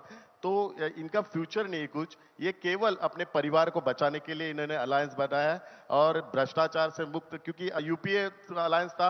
इनको पहला प्रश्न है यूपीए नाम क्यों चेंज किया? क्योंकि ये यूपीए का नाम भ्रष्टाचार से जुड़ा था। थैंक यू राहुल भाई। और अपने परिवार को सेटल करने के लिए, नेक्स्ट जनरेशन को सेटल करने के लिए ये अलायंस बनाया। Gaurav is in government, want Supriya to go first and then Gaurav can have. I'm okay with No, that. he will not have the last word. वो बोल रही आप पहले बोलो। Gaurav, go for it. Why do you wear these kid gloves? Let's empower. Don't. Let's empower the women here. So I have no problem with that. I am a very empowered woman. That's what Modi ji. I am an extremely empowered I think she's very better. You know, no matter what you say, she will be better. So okay, I will go first. That's okay. Since wrong words have been used for the Prime Minister, even in today's discussion, the way we are being attacked, I just want to recite a couplet. ना मैं गिरा ना मेरी उम्मीदों के मीनार गिरे, लेकिन मुझे गिराने में कुछ लोग 100 बार गिरे, और यहां बैठे हैं वो लोग। दूसरा मैं आपको बताऊं क्यों जीतेंगे मोदी जी। कोविड के बाद this is the first election. These very people said the vaccine is not safe. Modi ji is that man. 220 crore doses administered, and we are having this conclave here. Article 370. Impossible to abrogate. 75 years could not be done. Narendra Modi ji, Prime Minister of the country, ensured that it is done. Ram Mandir, कब बनेगा? तारीख नहीं बताओगे? Madam, आपके बीच में तो मैं बोला भी नहीं था। प्रियंका, डोंट। ये आदत है। अब के लिए भी एक अर्ज कर देते हैं। क्या बात है? Supriya, he is putting pressure. देखो, शेर का जवाब शेर से ही हो सकता है। You better gate. शेर का जवाब शेर से। और अब देखिए, इनको इंटरेस्ट नहीं है कि आंकड़े क्या देंगे, फैक्ट्स क्या देंगे। इनको इन्हीं की भाषा में जवाब देते हैं। बाला साहब ठाकरे जी जन की बात। No, come on, Priyanka, be fair. Don't break the rules, Priyanka. Come on. Isn't he breaking the rules? You've had your गलत say. बोला? He's speaking. Let him speak. Speak on the topic. अरे उसको जो बोलना है बोलने दो ना। जो मन है मैं बोलूंगा। People will Speak decide. on the topic. No, Priyanka, let Gaurav speak. Gaurav, share. Arz. So I only request Rahul and Preeti to allow me 1 minute, and I will be done. 1 more minute. 1 more minute. हो गया। Yes, I will tell you. Ajay, मालूम है 45 सरकार seconds. नहीं। No, आप सिर्फ शेर बोलो। शेर हाँ, सिर्फ शेर का टाइम पढ़ के एक फैक्ट दे के अंत करूंगा। ओके। बाला साहब ठाकरे जी श्रद्धेय हैं। जहां भी उनकी आत्मा होगी तो वो इतना ही कह रही होगी उद्धव ठाकरे जी। आप पैरों की बात करते हैं, हमने अपने भी आजमाए हैं। लोग कांटों से बच के चलते हैं, हमने फूलों से। ये उद्धव ठाकरे कह रहे होंगे। विमेन पे मैं reservation possible 2010 the women of no, because I have to check you. Don't fool the women of this country. Don't fool women. You're not letting Supriya. Voting भी नहीं किया, लोकसभा में वोटिंग भी नहीं किया। नहीं, अब हो गया। गौरव भाई, okay, so now 1 second. Not fair, Rahul, but it's okay. Supriya, you come from Eastern Uttar Pradesh. Can I complete myself? 2 shares have been thrown your way. Can I complete myself though? 30 seconds, please, Rahul. I request you, if that's okay with you. No. Sir, अब हो गया। 30 seconds. It's a very important issue. I was talking about women reservation, and I was cut short. Okay. Please. Because you're fooling the women. So, women reservation, किसने possible किया? नरेंद्र मोदी जी ने. And these people talk about women reservation. Let me give you some numbers. They have governments in 4 states exclusively by the Congress. Himachal, out of 9 ministers, 0 are women. Okay. Karnataka, 34 ministers, only 1. 3 minutes, huh? Chhattisgarh, 13 ministers, Okay. only 1 is a woman. And Rajasthan, out of 14, out of 19, 2. Okay, hard Is cut. this women Hard cut, empowerment? hard cut. That's Supriya, all I have to With say. that, Gaurav is over. Does anybody want to clap for him? Because he spoke now. People are deciding whether they wish to clap. Supriya, Okay. go ahead. Now, Supriya, 2 verses came your way. Let's see what you can throw. शेरो शायरी में जवाब देंगी आप? ये लोग जलेबी बनाते हैं, मुझे जलेबी बनाने की जरूरत नहीं, मैं सीधी बात करती हूँ. सीधी बात करनी चाहिए. You asked a direct question. I did not speak a word while you spoke. Now let Extend the I same will grace, listen to her. please. Go ahead. Supriya, please make your point. Supriya ji. I will only tell you one thing. 2024 is an election where Mr. Modi has to show his report card. What is on his report card? A sea of red. Unemployment, one of the highest the country has seen. High prices, income inequality, a scam that the government doesn't want to speak on. Manipur that is burning. When was the Prime Minister going to visit Manipur? All I want to know. 5 months Manipur has been burning. 10th August he spoke in Parliament. Even now, 5 valleys of Manipur under curfew. When is the Prime Minister going to take cognizance? And what women's reservation do they want to talk about? When is it going to be implemented? Can he, his Home Minister, his other colleagues agree on that? The reality is that people of this country are not as naive or as dumb as you think they are. They see through your tricks, and that's exactly why you're rattled. You are going to lose the big 4 states that are going to It says Congress and time's you will up. also lose 2024. Congress time's up. And the reality It is, says so. युवाओं की बात हो रही है, मैं एक शेर सुनाई देती हूँ. Congress time's up. शेर जवानी गौरव भाई, मुड़ती शेर. है. तलवारों की धारों पर इतिहास हमेशा बनता है. जिस ओर जवान मुड़ती है उस ओर जमाना मुड़ता है. इनको जवान इस देश के, इनको युवा इस देश के खदेड़ने वाले ये पचा नहीं पा रहे. Gaurav, unless you have a share, you can't reply. So अगर शेर में जवाब दे सकते हो तो दो, वरना कैसे पढ़ पाएंगे? लिखे हुए खत्म हो गए. मैं बता देता हूं. लिखे हुए खत्म हो गए, अब कहाँ पढ़ पाएंगे? कोई नहीं. लिखे हुए खत्म हो गए. आप जलेबी बनाना सीखिए. हाँ ठीक है, आपने सीखा नहीं. शेर सुना रहे. तो उसके बाद हम भी सुनाएंगे. अगर आप शेर सुना सकते हो, okay, fine. Let's see. सुनाऊंगी मैं भी. I like this. Only in share, otherwise no jawab. Yes, Gaurav. If it doesn't say share, then we have to. देश के प्रधानमंत्री जी के लिए ये जनता अर्ज करती है. हम वो दरिया हैं जिसे अपना हुनर मालूम है. हम जिस तरफ चल देंगे रास्ते बन जाएंगे. ये है नरेंद्र मोदी जी. Thank you. बंद होने जा रहे हैं. 2024 का रास्ता. इसीलिए गरीब और गरीब हो रहा है. इसीलिए महिलाओं के प्रति शेर, अक्षमता बढ़ रही है. शेर. मैं एक और सुना दूंगा अगर आप शेर. देखिए, मेरा अपना मानना है, जो इंडिया अलायंस है, ये शेर नहीं है. गीदड़ शेर नहीं सुनाएंगे. ये गीदड़ है. 30 एक साथ आते हैं. शेर दहाड़ेगा, गीदड़ भाग जाएंगे. देख लीजिएगा. रामधारी सिंह दिनकर ने एक लाइन कही है, खम ठोक ठेलता है जब नर पर्वत के जाते पांव उखड़, मानव जब जोर लगाता है पत्थर पानी बन जाता है. ये तो पत्थर दिल के लोग हैं, पानी बन बन के बहेंगे. अभी देखिएगा आप इनको. Alright, on that भाई note. अगर शेर है तो जवाब दो, वरना छोड़ दो. मैं आप सोच रहे हैं. नहीं, एक याद करके आया था, वो खत्म हो गया. अब क्या किया जाए? 4 तो सुना दिए सुप्रिया. पढ़ के लाइन. 4 तो सुनाए, गिना है. You don't know Priyanka sings very well. सुनिए. We've heard her in press conferences. She Priyanka, sings the very only way well. you can respond now if you sing Priyanka will it. sing after this. Yes. ठीक है. ना आंधियों का खौफ है ना हवाओं का. हमने दिए जलाए हैं सूरज की रोशनी तोड़कर. ये है भारतीय जनता पार्टी और नरेंद्र मोदी जी. 140 करोड़ लोगों की रोशनी तोड़ के भाजपा के दिए जलाए. मुस्कुराइए. बोलिए आप. तुम इतना जो मुस्कुरा रहे हो, क्या गम है जिसको छुपा रहे हो? यही तो मैं पूछ रहा हूँ. क्या डर छुपा रहे, क्या गम छुपा रहे? तक गुस्सा क्यों रहती है? क्या डांट पड़ती है क्या पार्टी में? खुश होइए ना. आप इंडिया टुडे के कॉन्क्लेव में है, खुश रहिए. गोड से मुर्दाबाद आपकी क्लास लगी थी, मुझे पता है. अच्छी बात है. ये बोला था इन्होंने एक बार, गोड से मुर्दाबाद. नहीं क्लास लगी थी. एक बात मुझे बताइए. बोलिए गोड से मुर्दाबाद. शांत हो जाइए. अरे बोलिए यहाँ पर. Okay, let me just end it with a song. We are told forever, but no, I'm going to sing this song. I don't sing well, by the way. You all will have to live through the torture. हम होंगे कामयाब, हम होंगे कामयाब, हम होंगे कामयाब 2024 में. हमें पूरा है विश्वास, इंडिया बनाएगा इतिहास. हम होंगे कामयाब 2024 में. Not bad. Priyanka, she came to the party, right? She's like, yeah, if everybody's having a good time, as a Bombay girl, I can't stay out of this party. कुछ तो करना पड़ेगा यार. I think that should be the spirit, you know. We should have a meaningful conversation, enjoy the day, and let the people decide who the best man is, and we believe it is Man Narendra is a Modi. woman भी हो सकती है. Why only man? Or woman. Who the best It's women a were? thing. It's a way to say. Yeah. Okay, as long as men are not speaking for women, that's never a nice thing. But anyway, so we had an interesting conversation. I hope all of you sat, reflected on all the fireworks that were coming your way. And ultimately, as I said at the beginning, it's the voters of India who will pick who they want should win. Can we have a very warm round of applause? In the spirit of debate, in the spirit of democracy, they had their swords unsheathed and were as courteous and cordial as is possible. So thank you so much. We really appreciate it. Thank you for joining. Thank you, Preeti. Priya. Thank you. Thank you, Supriya. Thank you, Gaurav. Thank you very much, You'll only know when everyone. that A last big round vote of is counted, applause, please, for 2024. Preeti and Appreciate Rahul it. as well for moderating that session. Can I invite on stage Shri Shailesh Dalmia, Honorary Secretary of the NL Dalmia Education Society, to hand over a token of appreciation to all of our speakers.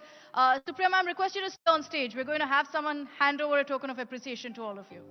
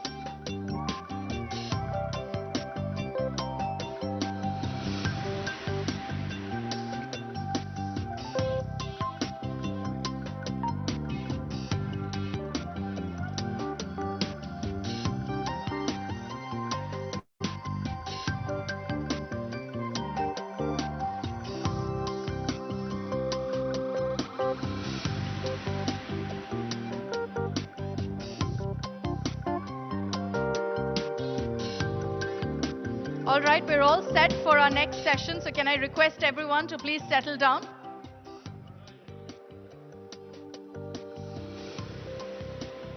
Our next session is on TB, India's #1 killer, new diagnosis, new cures. And can I invite on stage the session moderator, Mr. Raj Chengappa, Group Editorial Director of Publishing, to go ahead and introduce the speakers for the session.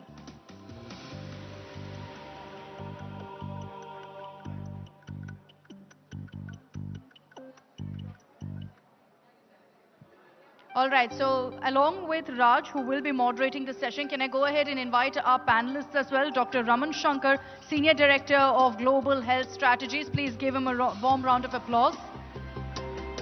Dr. Pinto, Consultant Pulmonologist at the PD Hinduja Hospital and Medical Research Center, and Meera Yadav, TB champion and survivor.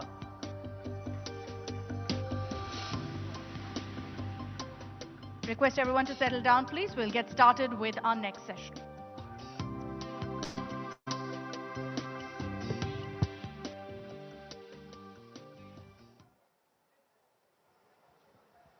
Good evening, everyone. And this is a subject we should actually be shouting about, as we saw in the previous session.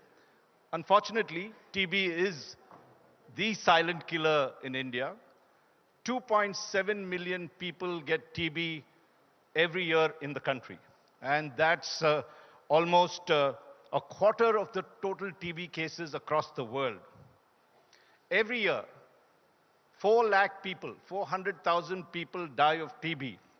And again, India tops the list in the number of deaths caused by TB across the world. That they actually account for 1/3 of the people dying of TB. Even more worrying is that India has the highest number of drug-resistant TB. And there are two forms of that. One is called a multi-drug resistant, and we also top on what is called extreme drug-resistant TB. And more importantly, TB has become the great leveler. We always thought it was a disease of the poor, of the slums. It has affected every single community, whether rich, middle class, or the poor. And so we have a very eminent panel to discuss this subject, and not in any particular order, but Dr. Lancelot Pinto, consultant pulmonologist of the Hinduja Hospital, Dr. Sudhakar Shinde, who's additional municipal council for BMC, and by the way, Mumbai is probably, it's not a very good thing to say, but the TB capital of India. It has the highest number of cases. We have Raman Sankar, the Senior Director, Global Health Strategies, and we have a TB survivor, Meera Yadav, TB champion as well, and she's had a tremendous sort of experience with that, unfortunate experience. She will narrate later on. But let's start with you, Dr. Lancelot Pinto. What is the reason for this resurgence of TB that you see in India? What is, we had TB for ages, but why now? Thank you, Raj. And I think it's a great initiative that India today is acknowledging the magnitude of the problem. I think one of the biggest myths and lies that individuals tell themselves when it comes to tuberculosis is that it will never happen to us. There is this perception that it happens only to the marginalized and the impoverished.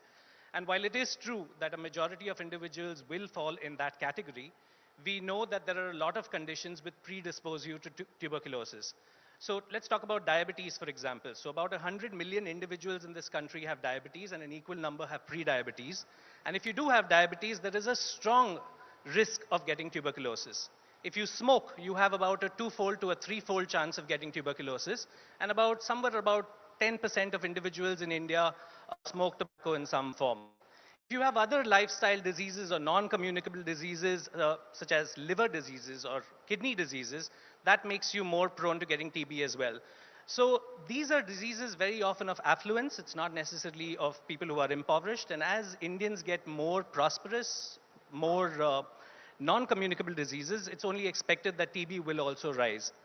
The second issue with TB is that it very often gets diagnosed late. So individuals who cough, 50% of individuals in this country will approach the private sector. The private sector very often will treat you with antibiotic after antibiotic, and the diagnosis often gets delayed a couple of months down the road. And these couple of months is when you go around spreading the disease, unfortunately, to others. So I think a combination of an increase in risk factors in the country and the fact that the diagnosis is very often made late is what's contributing to the resurgence. And am I right, Dr. Pinto, that 40% of this country is actually infected with TB, don't know about it, so 1 out of 2 could get, that's your point. Absolutely. The fasting germ can get affected with the disease. Yeah. So 40% of this is likely infected. Skin test, if you did a test called the IGRA, it will show you that at some point of time in your life, you've been exposed to the germ has entered your body and is sitting there quietly. And during the course of a lifetime, of all individuals who are infected, about 5% of them will develop the disease. Now, when that transition from latent TB to active TB happens, is usually when your immunity is compromised because of diabetes, because of smoking, because of some other reason. So I think this reservoir of 40% of individuals who have latently infected TB are important, especially when we talk about eradication of the disease. You cannot eradicate the disease unless we somehow manage to eradicate the reservoir as well. Now, coming to you, Raman Sarkar, one of the issues that we face is in terms of diagnostics. As Dr. Pinto mentioned, many people don't know they have TB for at least 6-7 weeks, and by then it can be very serious for them. What can we do in terms of speedier tests, firstly? What is available? That's why we titled this the new treatments, new diagnostics. What can we get, instead of waiting 8 weeks for earlier sputum tests, what is the latest that we can do in terms of TB diagnostics? Thank you, Mr. Chengappa. I think it's useful to reflect where we were around 10 years ago. We were a country which was called to have a missing 1 million or 1.5 million patients. That means that out of the estimated number of cases that are emerging, we are not actually notifying, detecting, reporting 1.5 million.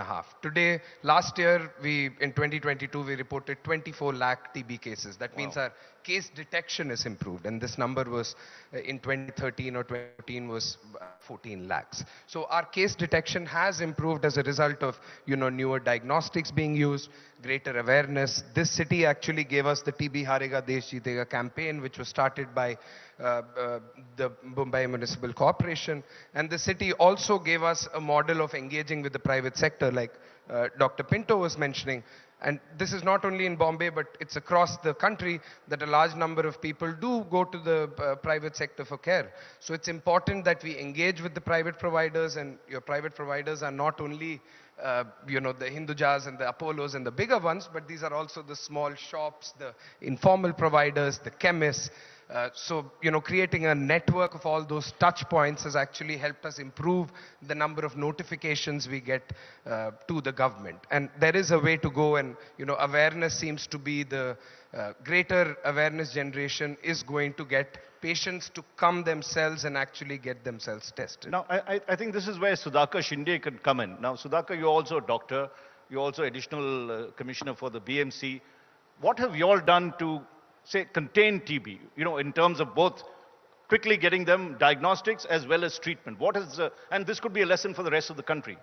So, Mumbai has one of the highest number of tuberculosis cases, as well as one of the highest number of multi-drug resistant tuberculosis cases. So, BMC has done some additional to what Government of India and Government of Maharashtra is doing. So, like Government of India is having strategy of detection, treatment, prevention, and building. These are the 4 pillars of Government of India's anti-tuberculosis policy. So BMC has, in addition to it, incorporated another pillar of active search.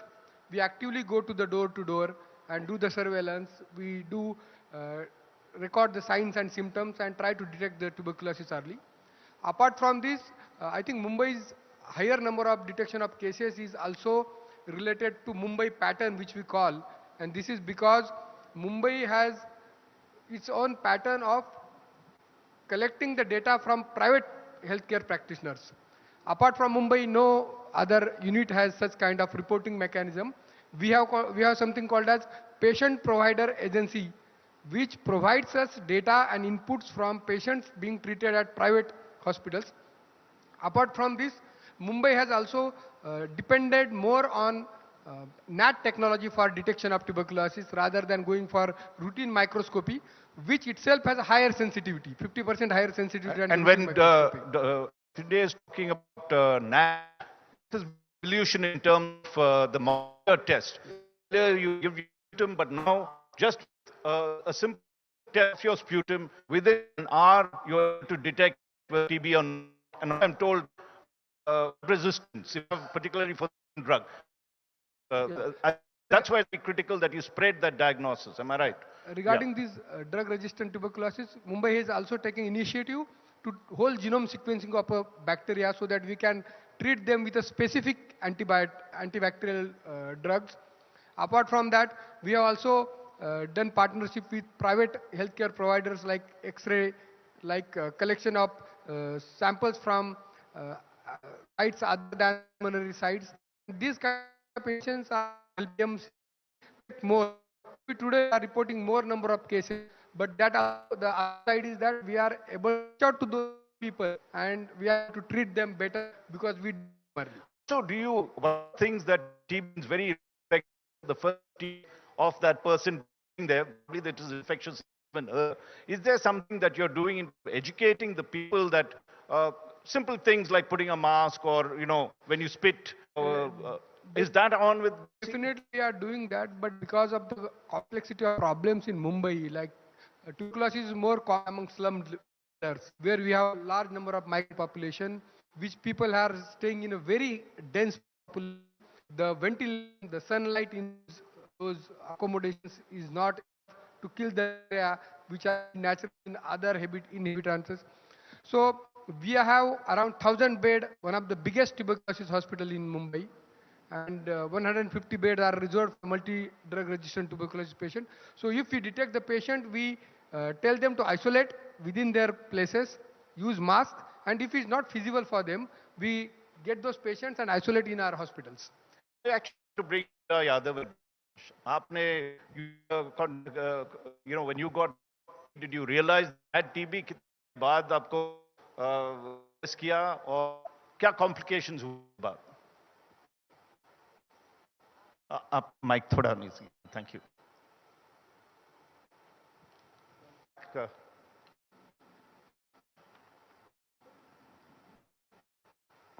First of all, I would like to invite me in this session. About TB, I would like to share my story in very shortly.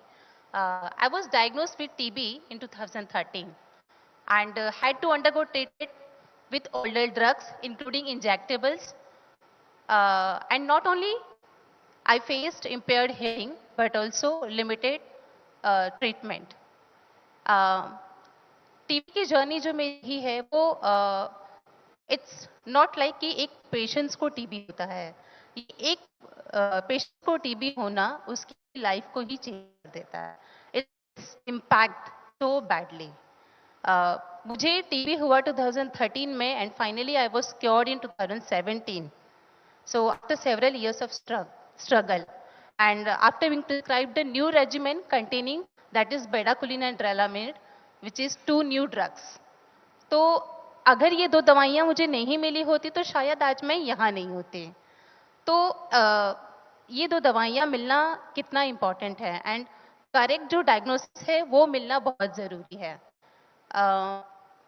5 year के struggle में मैंने काफ़ी कुछ खोया है TB से and now my life is totally changed. But yes, मैं ये मैसेज देना चाहती हूँ कि टीबी अगर होता है तो उसका जो एक्सेस है ट्रीटमेंट एडहेरेंस वो टाइम पे होना बहुत ज़रूरी है. प्रॉपर डायग्नोसिस में बहुत डिले होता है जिसकी वजह से एक पेशेंट्स की टीबी जो है ये बिगड़ जाती है हद तक. ट्रीट पाना बहुत होता है कि अगर मैं बात करूँ तो टीबी क्या एमडीआर टीबी में जिसमें बहुत सी दवाइयाँ पेशेंट के इलाज में काम नहीं करती है तो मल्टी ड्रग रेजिस्टेंट हो जाता है. एंड मल्टी ड्रग रेजिस्टेंट को भी अगर ठीक से ट्रीट नहीं किया जाए तो it can be convert into XDR. तब भी ज़्यादा प्रॉब्लम होता है इस टीबी को ठीक कर पाना.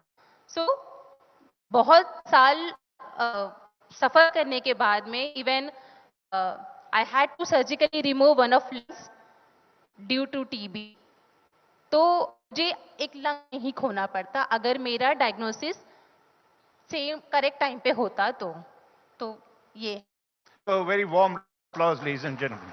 Thank you. You know, I think Meera made several significant points.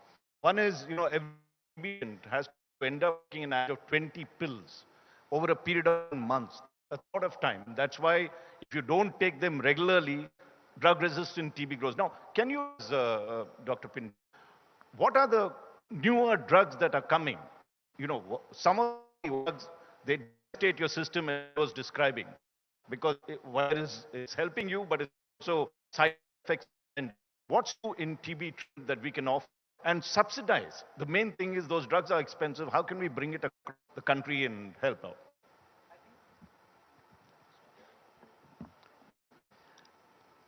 I think the big leap forward in the treatment of multi-drug resistant tuberculosis was having an all-oral regimen. Individuals earlier would have to have daily injections for 6 months. Those injections were a significant volume, would hurt you a lot. One of the side effects was losing your hearing, which was reasonably common. And there was this loose thing that was just thrown about that you better be deaf than dead. We would trivialize that. There were drugs which were extremely toxic in terms of tolerance. I think what's really changed is the newer and short regimen. So it's no longer 2 years. There are regimens which are as short as 6 months now, which are oral. So there are no more injectables. So there's some DPAL regimen which has been tested with 2 drugs. There's bedaquiline, there's pretomanid and linezolid. So bedaquiline is reasonably easily available in India now. I think pretomanid hopefully will come to us soon through the program. And linezolid is something that's already available. So this will definitely shorten the duration of treatment. There is also a move called the 1/6 that is being looked at. So 1 month of treatment for latent TB. So if you're infected, don't have the disease, we eradicate that reservoir. 4 months of treatment if you have sensitive TB, that's the routine TB, as opposed to 6, which it currently is, and 6 months versus the 2 years of treatment if you have multi-drug resistant TB. I think these are exciting tuberculosis in terms of recent development. We didn't have a new drug for almost 30 or 40 years, I think. The first drug came out around 2010, which was bedaquiline, but there is a pipeline, and hopefully there will be more regimens which are tested, and more drugs which will come on the horizon, which will make lives of our patients a lot easier. Just one BC question I think will help all of us. How do you know that you have TB? What do you need to do if you are infected, and how quickly do you need to get to a doctor? What are the symptoms? I think that'll help a lot. So I think the 3 cardinal symptoms we generally look for is cough, that's more than 2 weeks, if you have a fever that isn't going away for some time, and if you're losing weight without any other reason. So these are the 3 basic things that one needs to look for.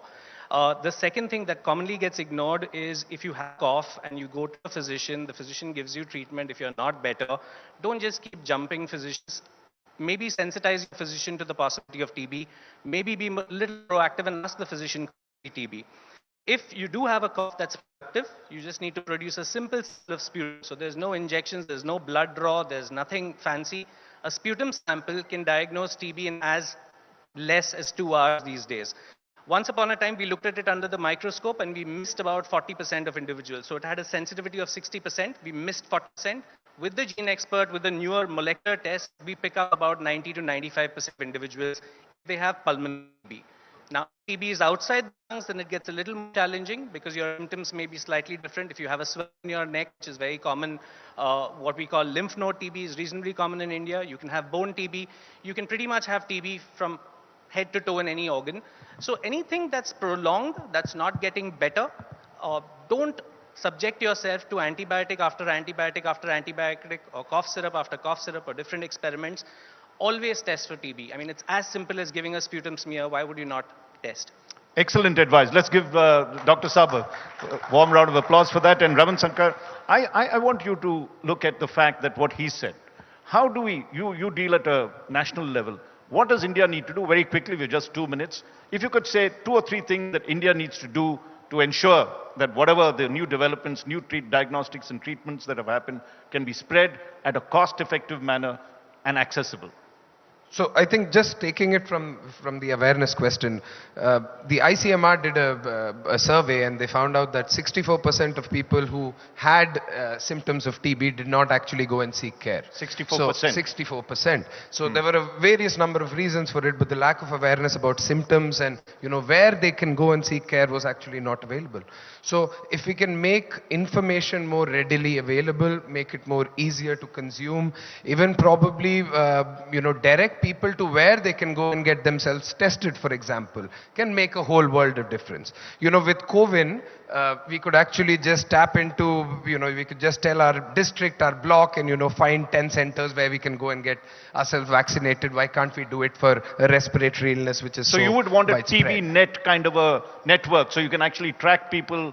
Yes, it should be as simple as where's the nearest TB center, and you drop down and you're actually able to go and find that. The other piece on detection actually that you were asked earlier, today there are options of computer aided diagnosis. You have handheld AI using workers can go into the do a scan, they can accuracy and actually the these measures can all difference, and like Sir was saying from the BMC, they're actually going into homes and do. So can you use those mobile X-rays aided by AI to really fast track this whole process? In fact, the fact that you mentioned it, I know Dr. Naresh Trehan of Medanta, who actually provides these. He's got a mobile clinic with these, super fast diagnosis, and I wish more people did that. But Dr. Shinde, we have very little, 30 seconds. Yeah. The lessons that BMC learned, 2 points that you would say that the rest of the country could pick up. I would like to urge all people present here and through this platform of India today, that first thing is that we should not have taboo about the tuberculosis. We should treat the people with tuberculosis very properly so that they come forward for the treatment. Second thing is that we should be more vigilant and try to report the cases which we which may have around us, like our maids, our drivers, and try to get them into the formal channel of detection and treatment. And third and most important thing is that Honorable Prime Minister has launched very ambitious program of Nikshay Mitra. Tuberculosis is a disease of poor nutrition. So if you are able to afford to provide nutrition to one person per month, around 1,000 rupees per month, that person will be named as Nikshay Mitra. And this support of this person for his nutrition is going to definitely take his nutritional level above, and it will automatically help him to fight the tuberculosis. Wonderful suggestions. Last word, Meera. Your experience, ek shabd bata diye.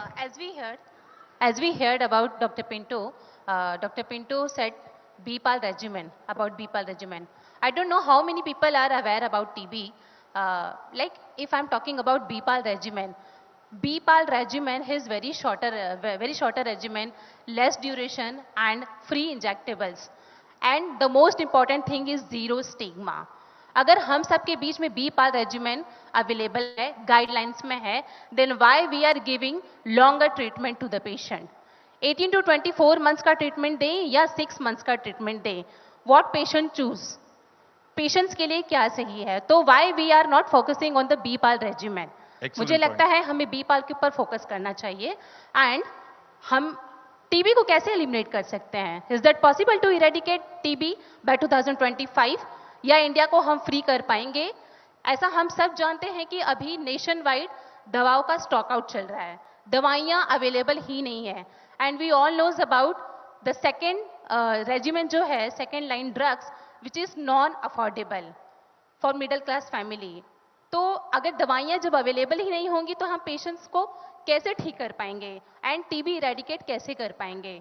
तो my this point is that मैं message देना चाहती हूँ हमारे Indian government को, please break the monopoly, please break the delayed system, delay diagnosis and break the mechanisms. Excellent. Thank you very much. Ladies and gentlemen, let's give them a very warm round of applause. And we unfortunately, to end this, the buzzer has gone twice. But once more, really, we learned so much about a disease that we need to take care of in this country.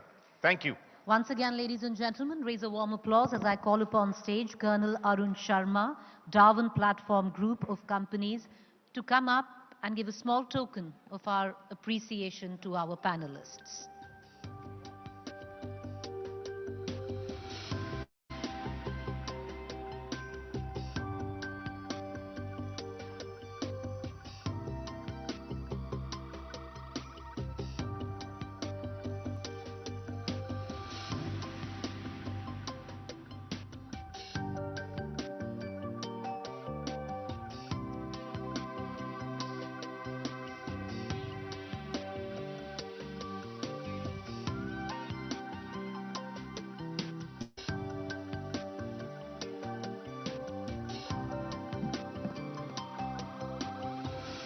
Thank you all. Just about a minute of turnaround time and we're ready to go with our next session.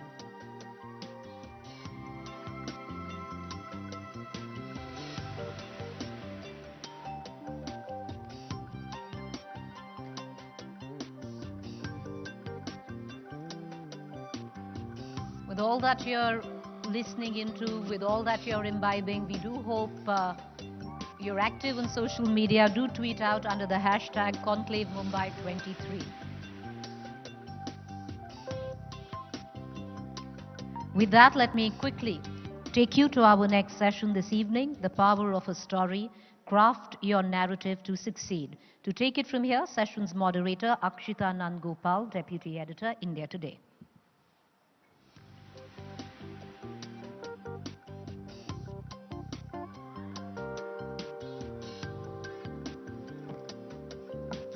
Good evening, everyone. Thank you very much, Preeti. As Preeti mentioned, our next session is called The Power of a Story, Craft Your Narrative to Succeed. I'd like to invite on stage Arvind Vijay Mohan, and I know all of you will be wondering who exactly he is. I've decided that the best introduction perhaps can come from Arvind himself. He's a master storyteller, so let's hear it for him, please. Arvind Vijay Mohan. Arvind, go ahead and do what you do best. Thank you, Akshita. From the second she entered the room, he couldn't take his eyes of her. It was a cold evening in 1950. For the first time in days that had felt like months, he felt the minutes melt away. Over the following months, as he got to know her, he felt a sense of calm that he had come to crave. He felt like he was home. Home was thousands of miles away, along the river Narmada, on the periphery of the mighty Satpura reserves, where his father had been a forest ranger. He sat now facing her in a painter studio in faraway Paris, experiencing what one expects in the city of love, to fall hopelessly, helplessly in love. They endured separation fairly quickly after and labored through the ravages of a long-distance relationship for the following few years. He wrote over 80 letters to her during this time, each poetically professing his unbridled, burning passion of his primal need to be near her. It was but a matter of time before the two decided to marry, which, despite several challenges, they did in 1959. For reasons both personal and painful, he decided to stay on in France following their marriage and remain with her in Paris.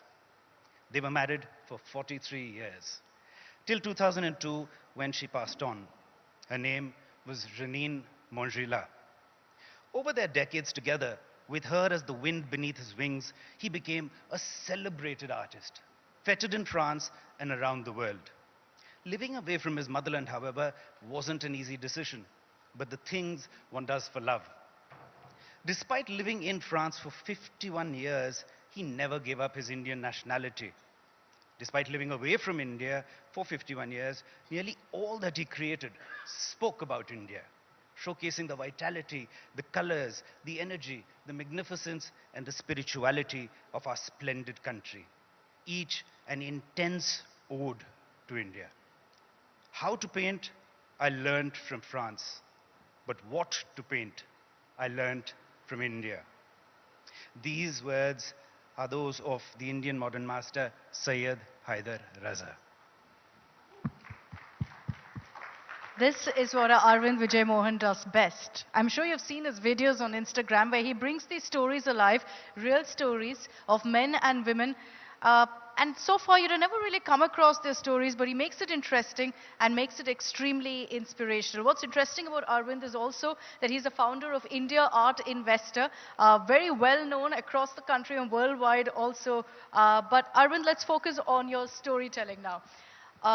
On Instagram, right? People's attention span is just a few seconds before we scroll up. Sure. How is it that you manage to ensure that the Gen Z and everyone else is on Instagram gets hooked onto your stories? Where did this start, this art of storytelling? How does it help you also? You know, if I enter a room, Akshita, I'm not going to be the richest. I'm not going to be the best looking. I'm not going to be the most charming necessarily, but I'm definitely going to be the hungriest. Not for the hors d'oeuvres, but for the histories that are collectively residing in that room. There are so many fascinating stories that exist in every room we enter. I promise you, 6 of us sit together at a table together. We'll have a Bollywood pot boiler ready to go, but we need to be curious. So I think most of what I'm able to share comes by virtue of my curiosity. That is the driving force behind everything that I share. Everyone's got a fascinating story to tell. And when I think about how it's helped me in my profession, it's not rocket science, really. It starts with asking a question which revolves around maybe 5 or 6 facets: the who, the what, the where, the why, the when, and the how. If you're able to understand that, like for instance, when you think about Raza Saab, what he managed to do over those 50 years that he was away from India was seeing pains for the country that he loved, which he had to forsake for the sake of his love. It's such an incredibly touching yet powerful thought. So it would help anyone in their line of work, irrespective of what they do, whether they're trying to sell art or cheese or any commodity, as long as they're able to understand these very basic facets of why people should find them relevant and how to tell that story in an arresting manner.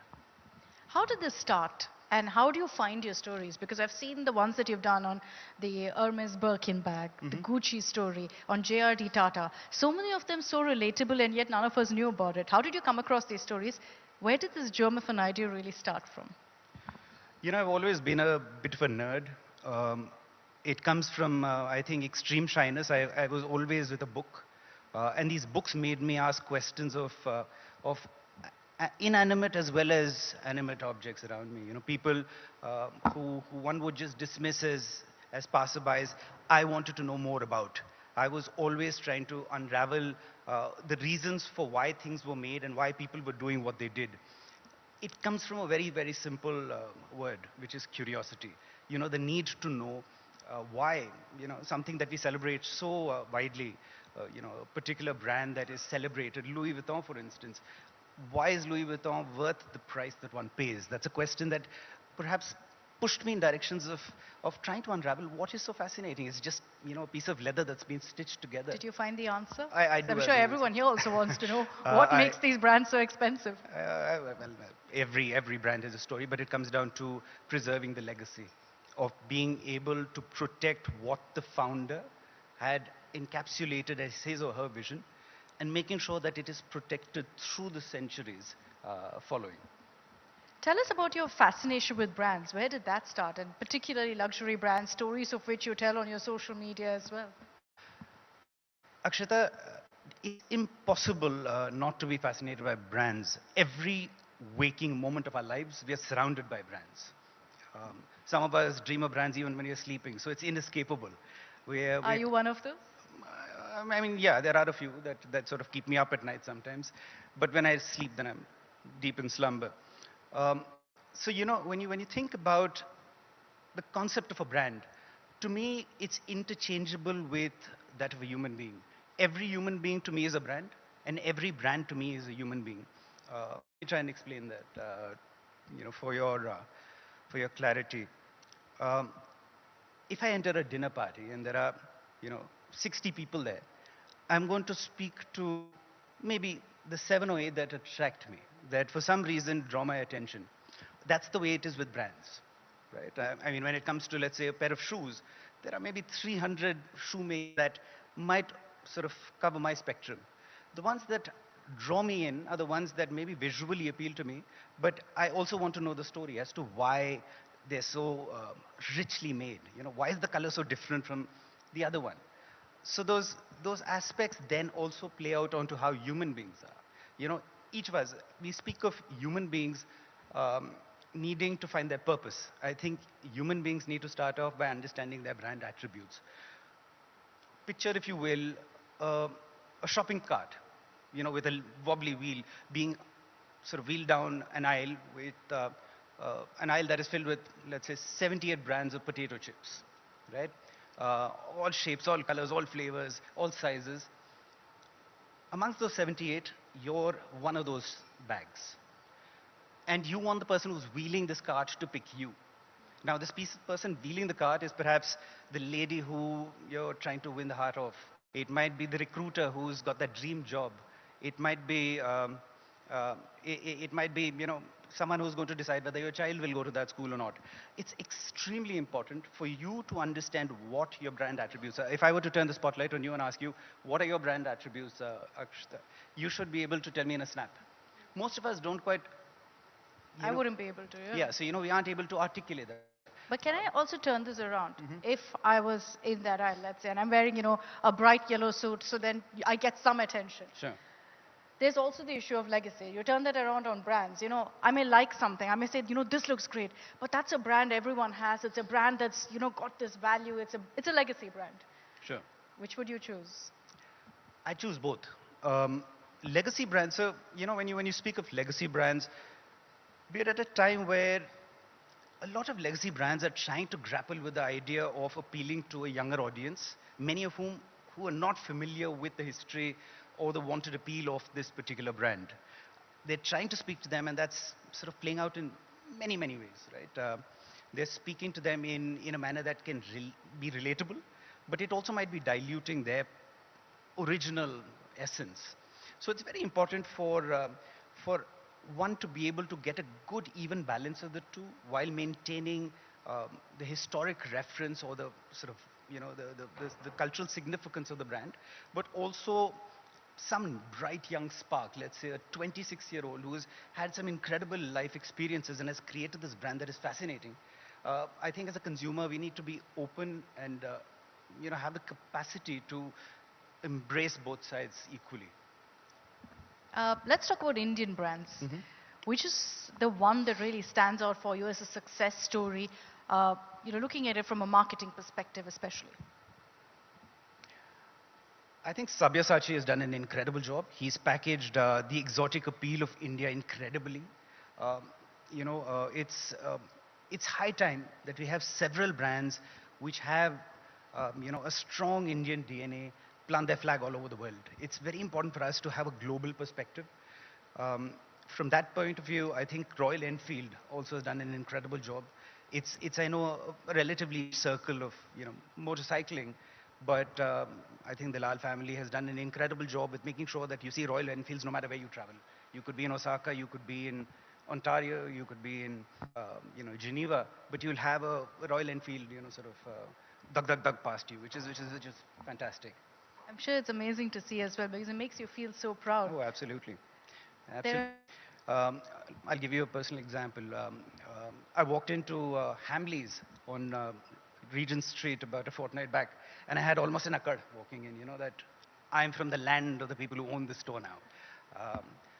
Very similarly, we guys were racing SUVs in Samoris in Switzerland. And I was driving a Lamborghini, my friend was driving a Range Rover, and there were some Porsche mixes. And all of us lost to the Range Rover.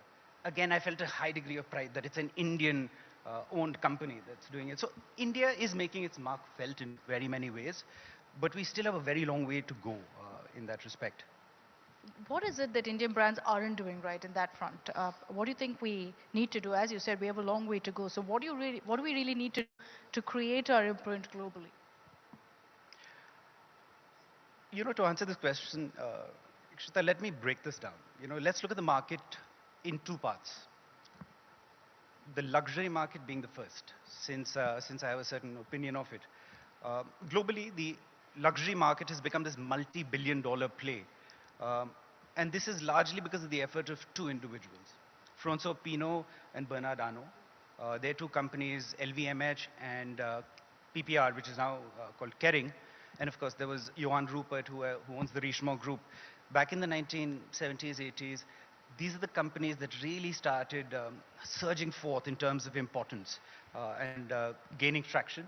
They started buying out a lot of these legacy brands that were dying at the time, pumped in a lot of money, made sure that the quality was back up in play. And it was from this perspective that the luxury market is now a thriving industry. If you look at what's happening in India right now, there's a very fascinating parallel that's playing out. You've got Mr. Ambani and Mr. Birla, who are building very, very similar models, where they're in one manner bringing all these brands to India, but they're also seeding a number of very prominent designers, as well as fledgling young brands to become power players. So I think the luxury market is going to be explosive over the following decade in the Indian context. We are on the cusp, I think, of something very, very big. So the luxury side, I think, is already moving in the right direction. When it comes to the second part, when it comes to the mid markets and the low markets, and this is where, as Indians, it's such a mass market, I think we really need to create far greater impetus. I rue the fact that we don't have more mainstream brands. If you consider the fact that outside of these 3 or 4 brands that we speak of, the Sabyasachis and the Royal Enfields, there aren't very many other players. It's unfortunate, in this day and age for us not to have that. Think about yoga. Yoga is something that India has owned forever. Why is it that Lululemon was started by a Canadian entrepreneur, and became a billionaire on the back of that? Lululemon, for those who are perhaps not familiar, is an athleisure wear that sort of focuses on, yoga. Why is it that some, hosiery giant from Hoshiarpur did not start that enterprise, right? So these are questions I think brand custodians, people who have the wherewithal to create energetic enterprises, need to think very seriously about. We've spoken about India going global, global brands coming to India. It's seen a boom, hasn't it? I'm not an expert, but if you were to just look at it from my perspective, from a layman's perspective, you look at the roads, you see a lot more luxury cars, you see people around you with a lot more luxury belongings. Is it a sense of brand value that people have kind of inculcated now? Or is it that there's more exposure, more options that's available now in the market here? Akshita, it's a blend of various factors. I think first and foremost, it's comfort with currency. You know, it comes down to understanding that we are a very young nation. 1947 was far back. The generations that come after any cataclysm of this sort will be predominantly occupied with securing their coffers. And Indians by nature are very conservative. They tend to think about the roti kapda makan model. Let's get all of those acts in order, and everything else follows. We have now reached a point where we have minted several billionaires, several millionaires, and that reflects in this consumerism, in these behaviors that play out by way of luxury cars, that play out by way of luxury condominiums. When you consider the real estate market in India, it's perhaps the richest in the world. For the amount that I'd pay for a penthouse in DLF, I could have a sprawling villa in Malibu or in any exotic part of the world. So we are spending, and that's now percolating down through social strata. You're seeing a number of families that otherwise would not think twice about spending on maybe a wedding, also saying, you know what, let's go out and buy that Bentley. Let's go out and buy that Goyard handbag. So it's just following a natural turn. There's nothing. Priorities have changed essentially, and how you spend your money? I've not changed at all. I still do exactly what I've always done. I'm not the most logical person, in this battle of heart versus mind. In my case, the heart has always led the way. From the minute that I had any money in my account, I started traveling. And that exposure, I think, really fed to my understanding of how the world operates. So no, I'm the wrong person to ask that question. If you look at what's really happening with these legacy brands, with these luxury brands, there's, of course, a very clear consumer base that they have, a very loyal one at that. There are some who are always shifting away, citing that they feel taken for granted in a sense. Do you think that's a real feeling? Well, to understand the essence of a brand, Akshita, let me sort of answer this in a slightly different way. I sit before not merely as myself. I am the bearer of the legacies of my foremothers and forefathers. I perhaps have a trace of the elegance of my maternal great-great-grandmother. I perhaps have the wit of my paternal grandfather. Human beings who I've never met, but who live on through me. I certainly hope that great-grandchildren carry forward my dashing good looks and my immense modesty. But the point I'm making here is every brand has a DNA, which comes by virtue of the founder having a very clear vision, which over the decades and perhaps centuries can get diluted completely.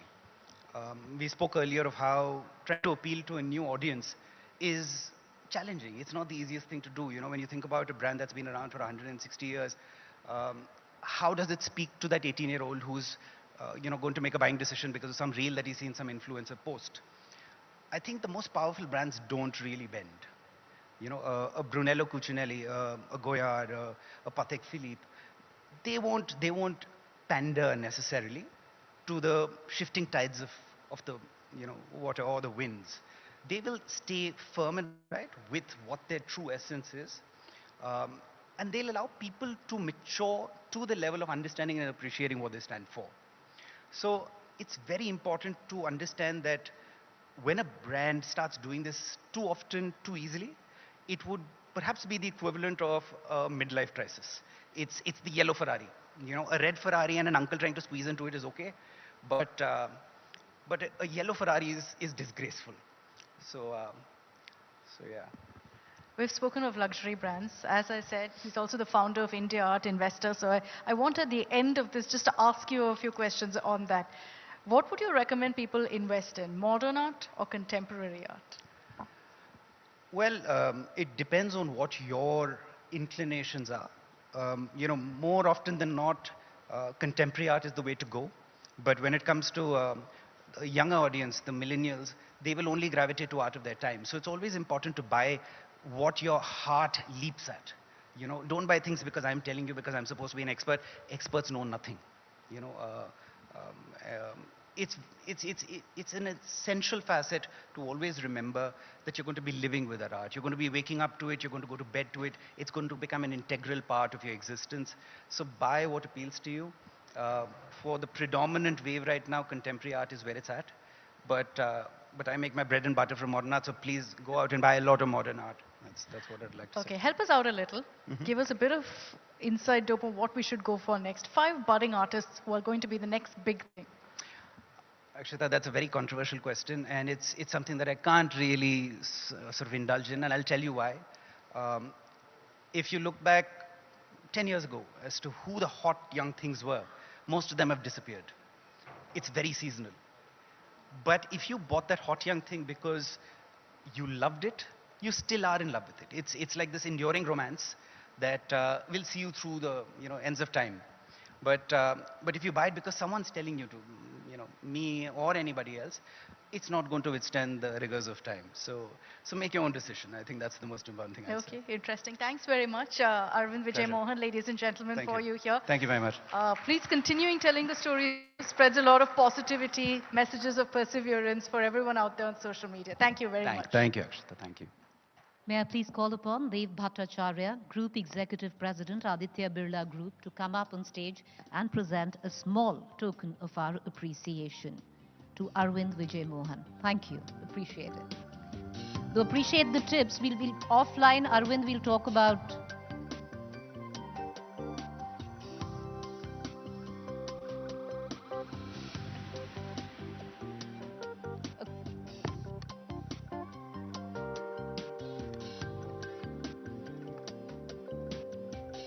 Mr. Mohan, on the tips, we'll take it offline because we're not going to let you go before you share some tips on what to invest. All right.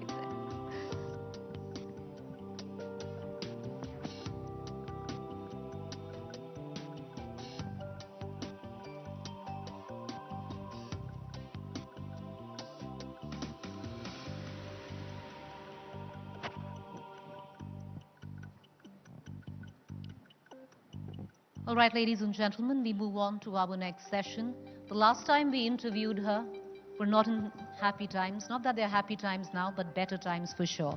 I want to call upon stage sessions moderator Rajdeep Sardesai for our next session, Rising from the Ashes and Finding Herself.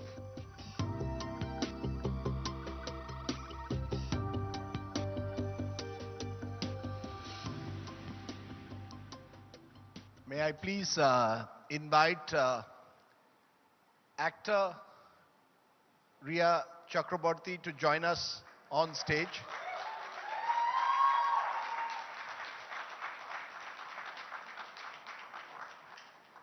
There's a mic there. Thank you, very kind audience. Ladies and gentlemen, welcome once again to the India Today Mumbai Conclave. 3 years ago, the country on television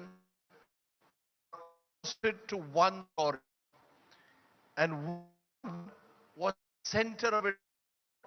Some saw her as a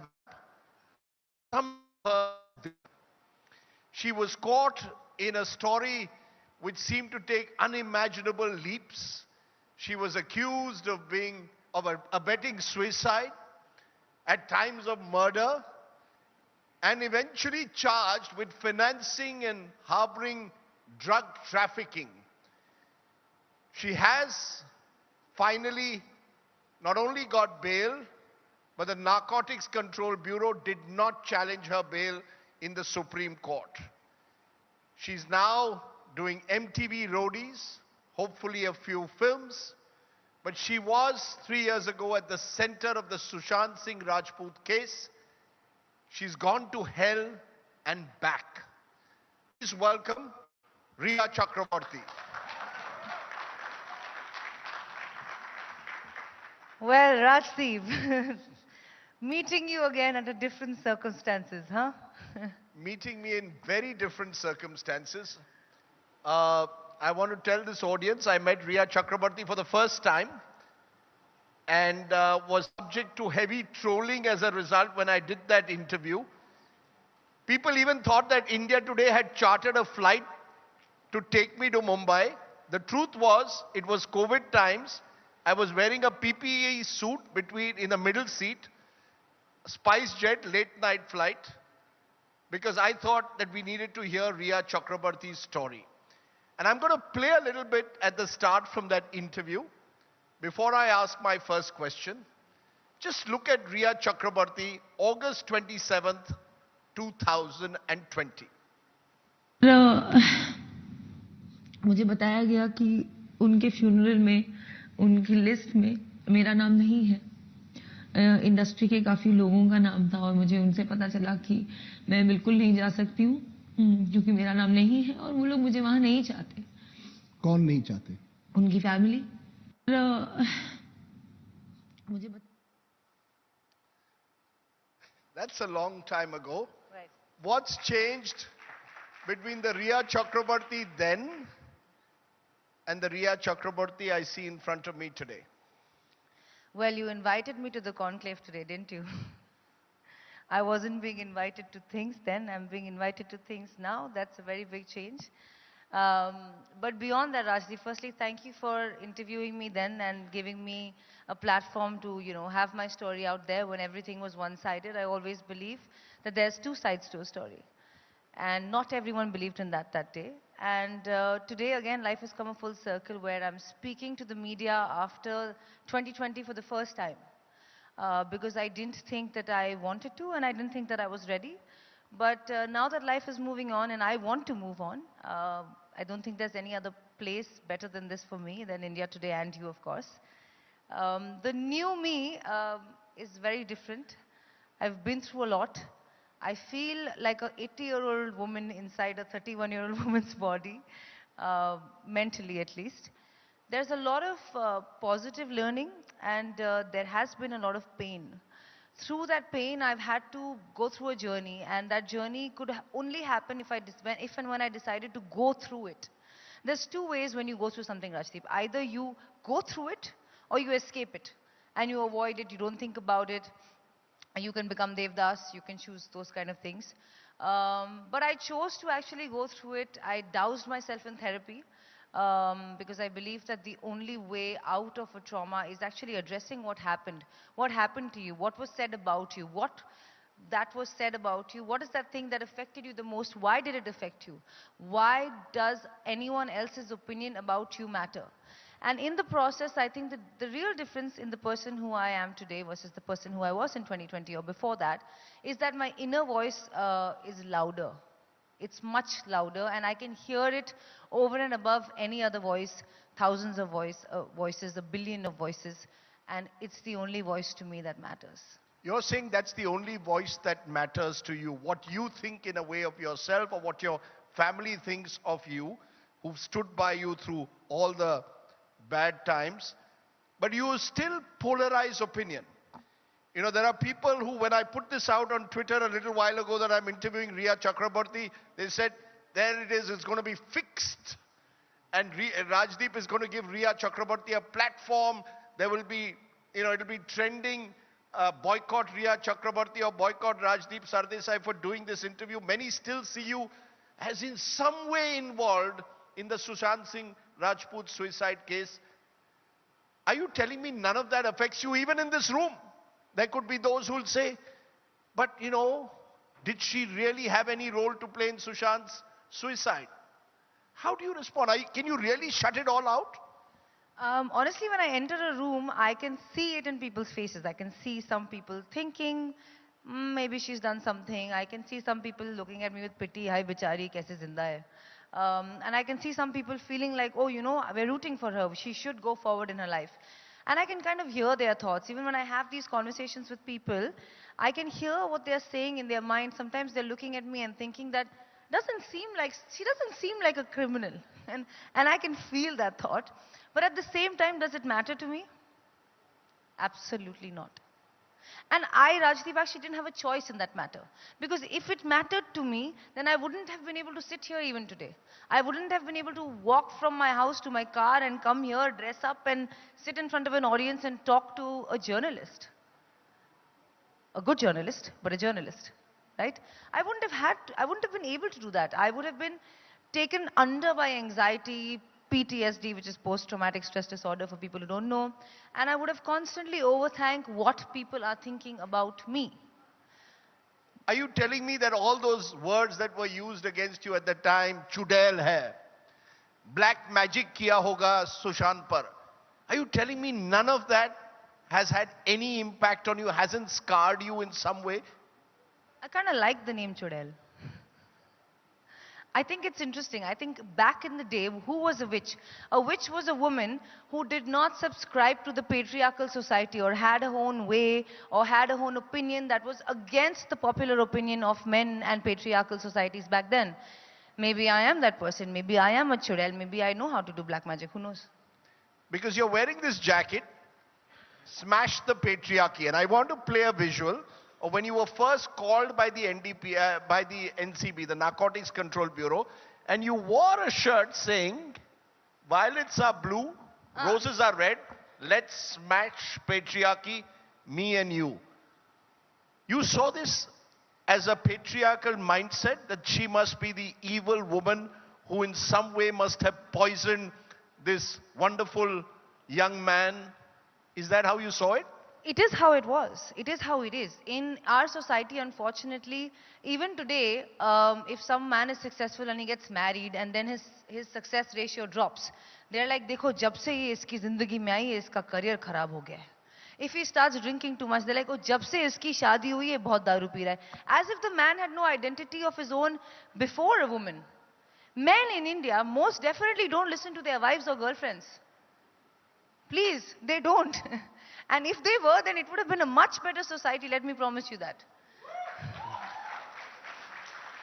So they don't. So I listen to my wife. I'm terrified of her. So you're a good man, you're a smart man. So I feel like it is a patriarchal society, and which is why a lot of the things that were being said about me were in the sphere of patriarchy. That इसने ऐसा किया, जब से ये आई वो बदल गया. He had his own identity before me. He was a guy who came from a small town. He made it so big in Bollywood.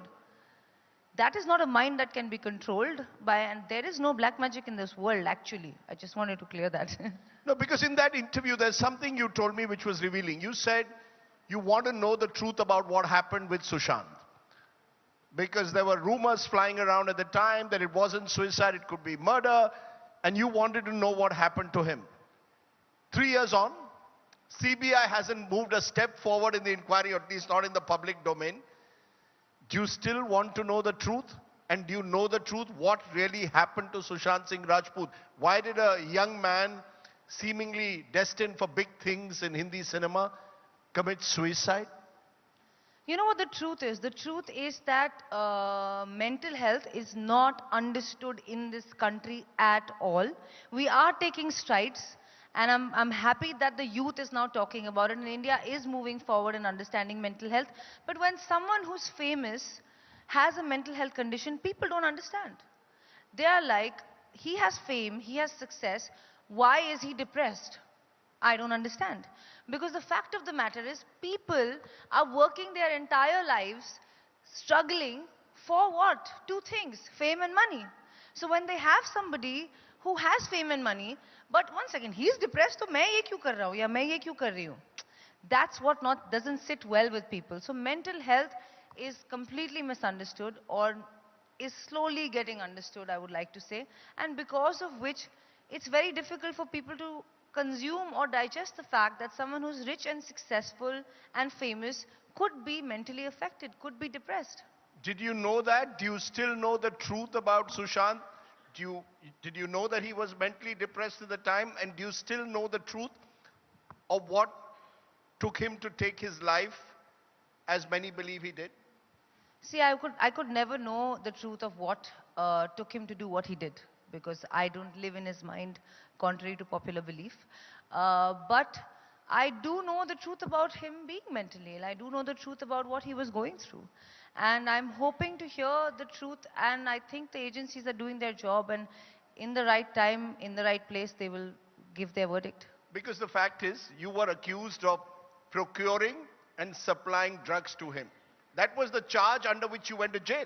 You spent 6 weeks in jail for that charge.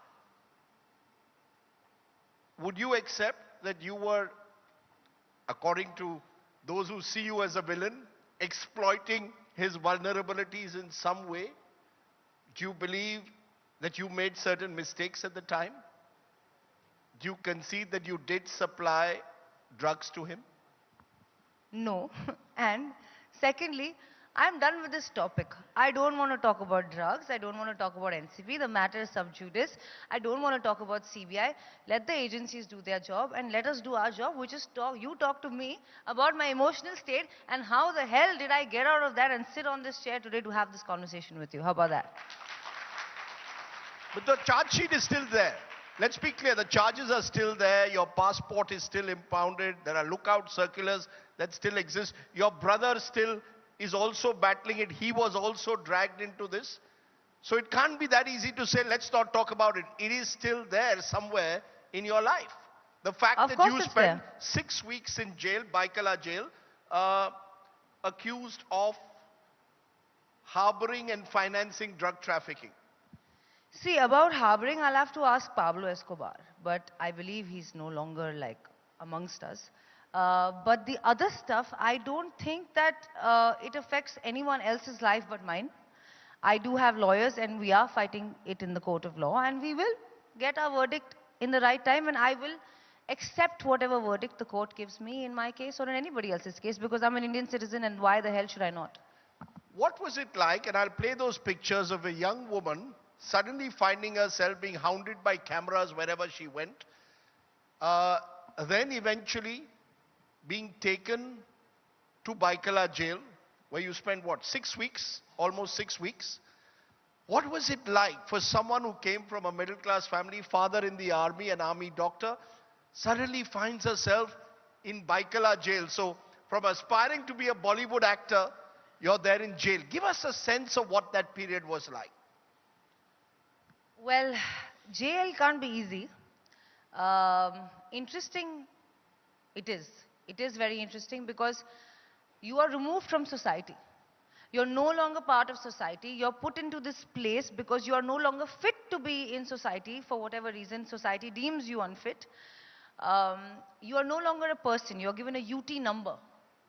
So there's a lot of disassociation with the ego, the I, the Atman as we call it in Hinduism, that you feel and you experience. You disassociate with the personality that you are born with, or you create from 0 to 9 if we know in psychology, and you start viewing yourself as nothing. You are a number. You have to do as told. You have to eat when told. You have to stand when told. And that in itself is a very humbling experience for anyone who goes through it. And I hope to God that no one in this room ever has to go through it, or no one in this world actually ever has to go through it. But in my case, there were goods and bads. There is a initial period in jail wherein you fall. It's like you're falling from the sky into an abyss of nothingness, and there's just black around you, and you don't know where you're falling. You don't know if you're going to come out. You start losing hope. You start losing touch with people outside. You start believing that people are fighting for you outside. You question all kinds of bizarre things. You think about, not wanting to live the life that you're living. But then there is a time came for me in jail wherein I learned a lot from seeing the women that I saw in prison. So I was in an under trial prison, Rajdeep, which is not convicted. People in under trial prison are not convicted. So they are still innocent until proven guilty. That should be the motto of the legal system in India. Innocent until proven guilty, not guilty until proven innocent. And I believe that anyone is innocent until the court passes a verdict that you are guilty. And you have exhausted all your 3 courts, and you've reached Supreme Court, and the Supreme Court has said that as well about you. So that's not happened in this jail for all the women in there and for me. So I believe they're all innocent. And I learned from them that some of them have been there for many years, 5 years, 6 years. Most of them don't even have access to lawyers, or they don't have a family support like I do who's fighting for them and trying to get them out. And they don't have media glare, which has its cons, but the pros is that your case will be seen, will be heard. There will be a time for your story to be told as well. In that situation, I saw women suffering far worse than me, being the happiest people I've ever seen.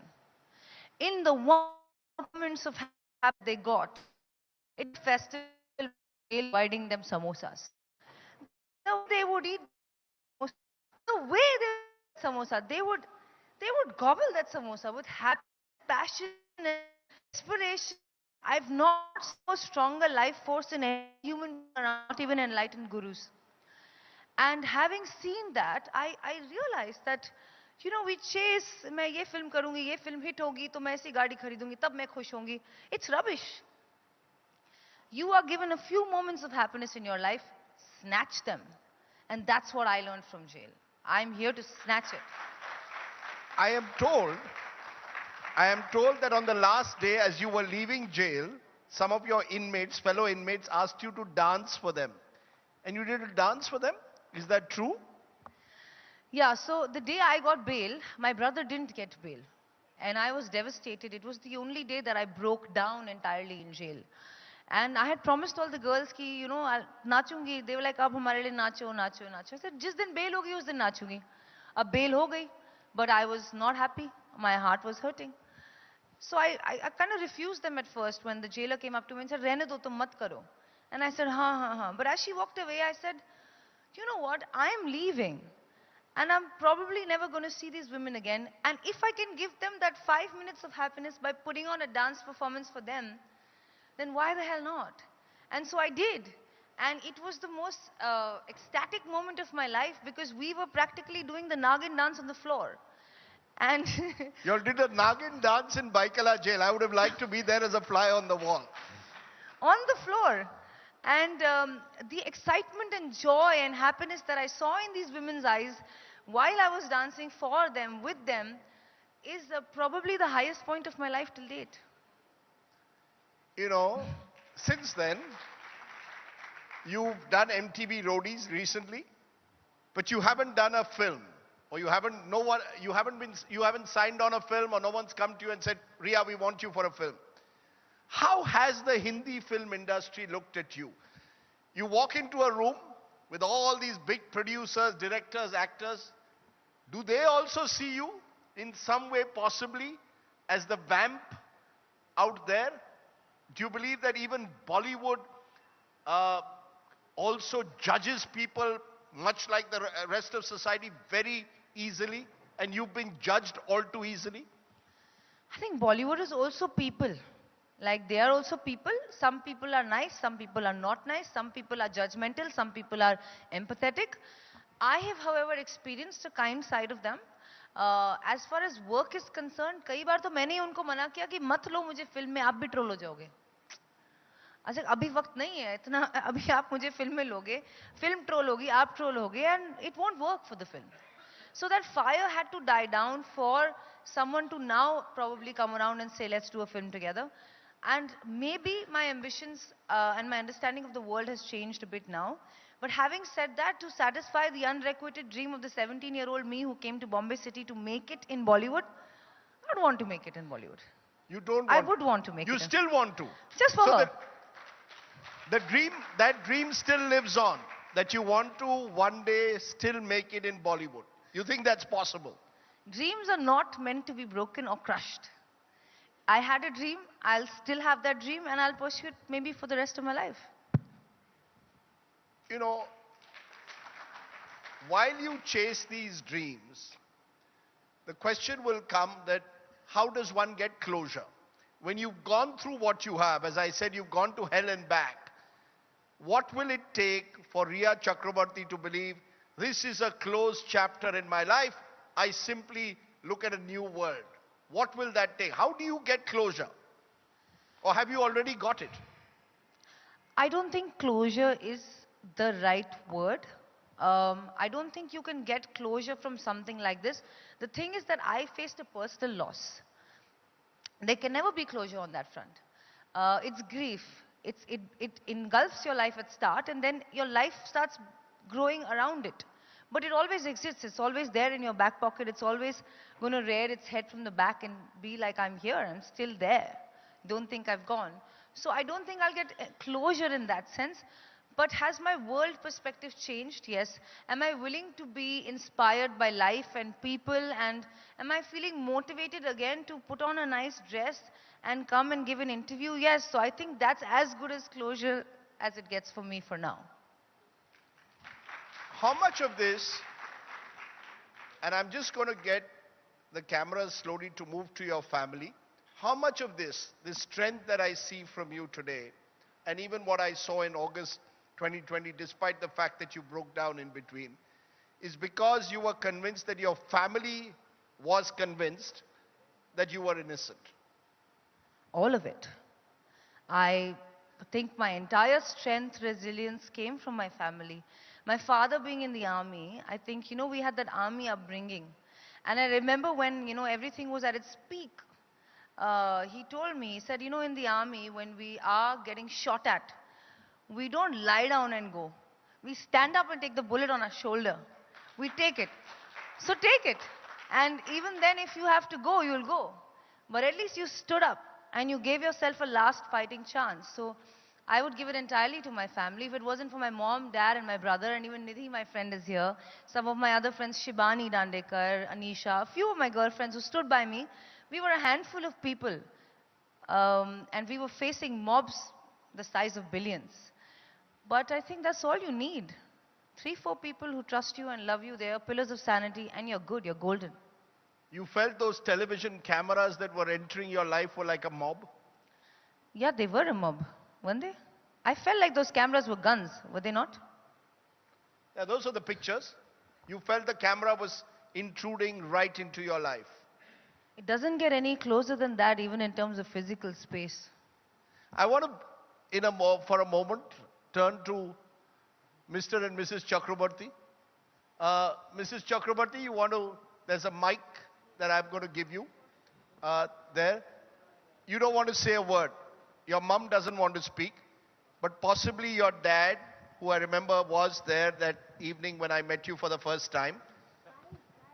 Have you all come to terms with what went to what happened to your daughter and your son? Good evening, sir. We'll never come to terms with whatever happened, because no parent can come to terms with their kids being thrown in jail.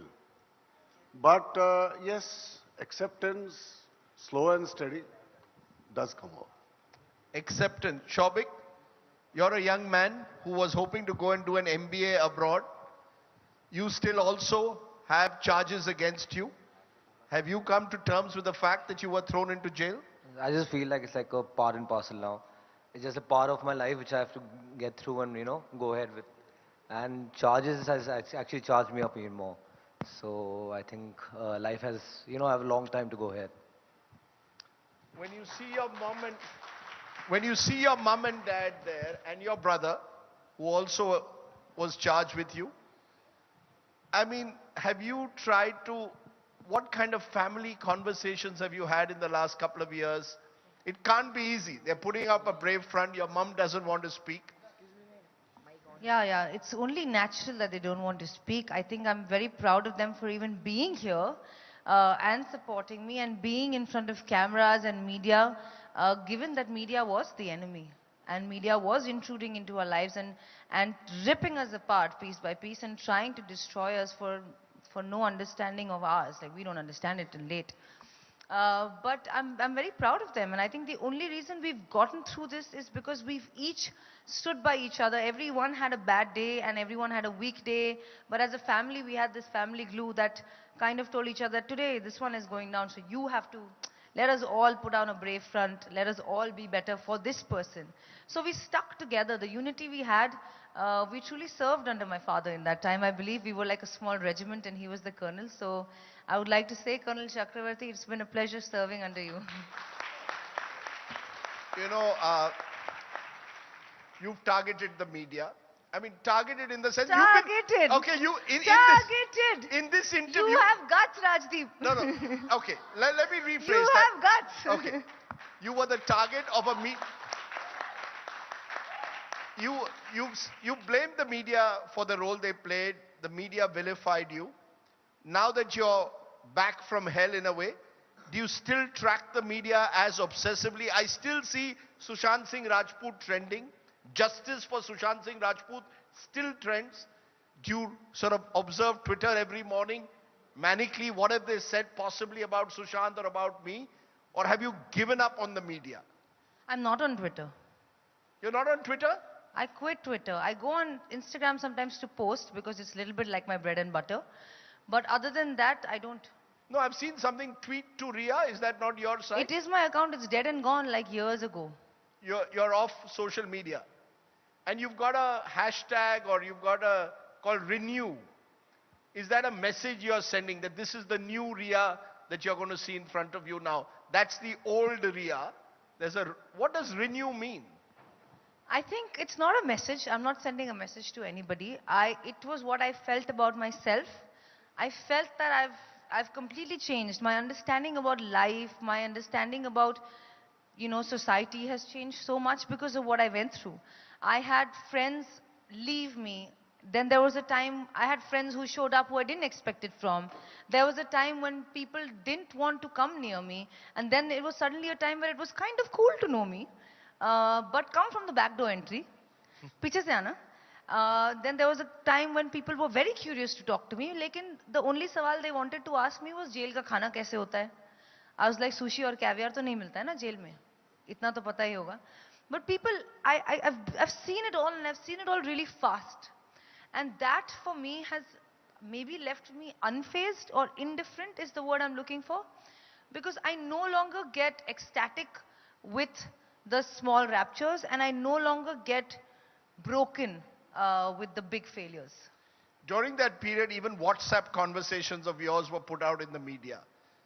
Did you feel that that was a complete violation? Because even today, every now and then we see WhatsApp conversations of people in different situations coming out. Do you believe that that is a complete violation of an individual's privacy?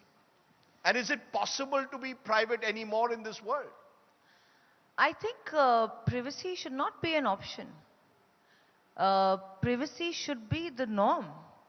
Everyone should have a right to a private life unless they are actually terrorists, unless it's a matter of national security.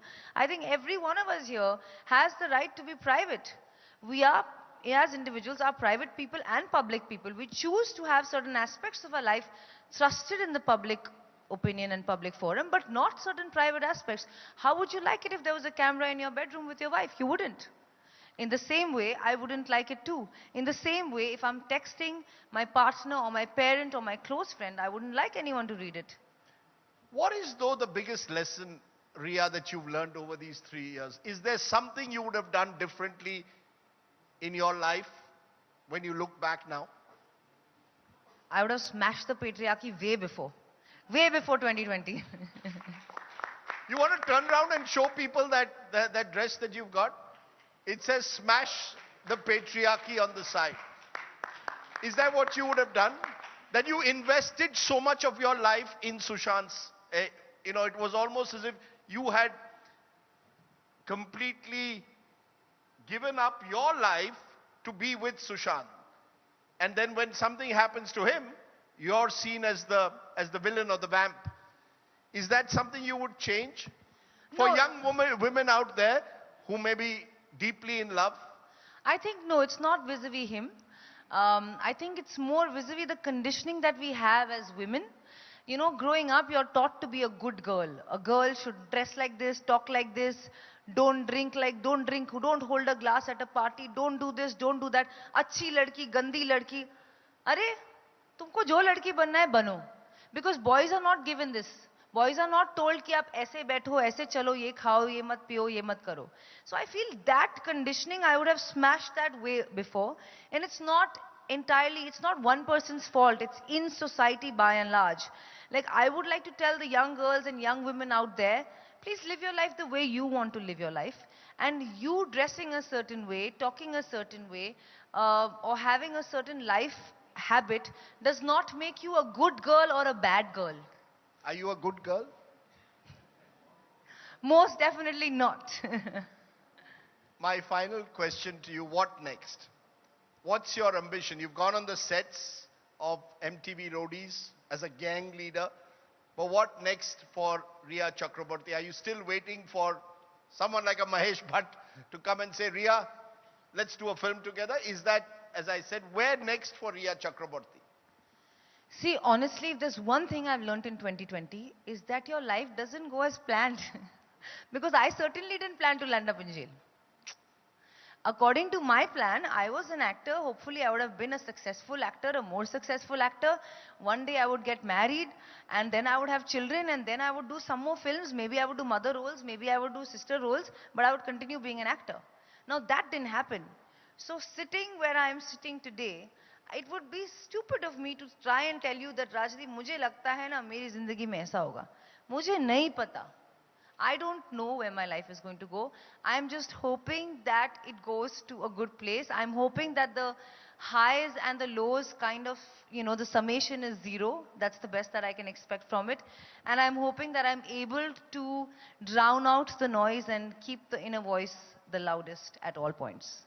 So, when your people who are watching this interview today on TV and are already trending, Rhea Chakraborty is a killer, or Rhea Chakraborty is the Chudail, as we called it. What do you want to tell all those trolls out there? I love you too.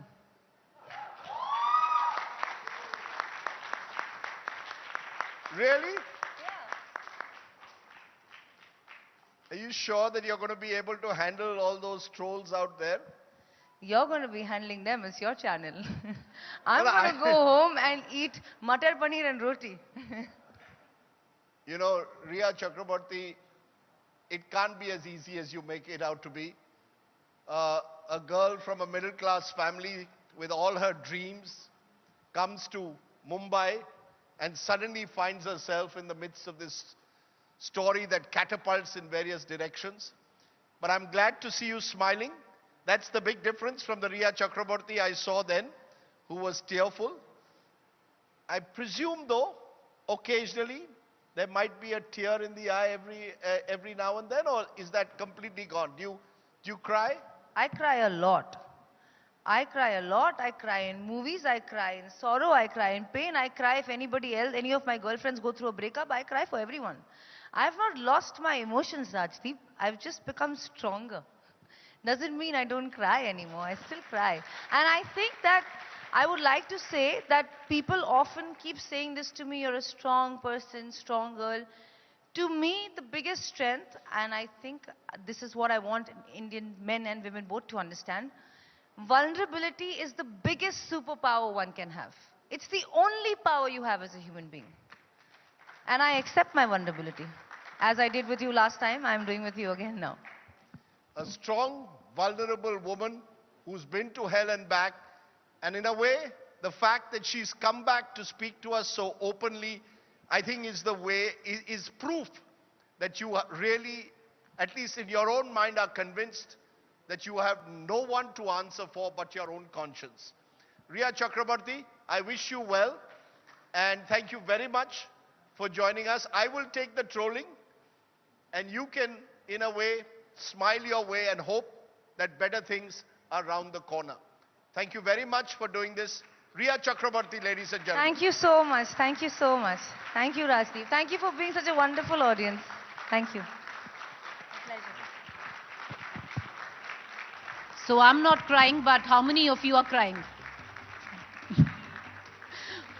Ladies and gentlemen, please raise a warm applause for Rhea Chakraborty as I call upon Dr. Gaurav Singh from Darwin Platforms Group of Companies to come up on stage and present a small token of our appreciation to Rhea Chakraborty.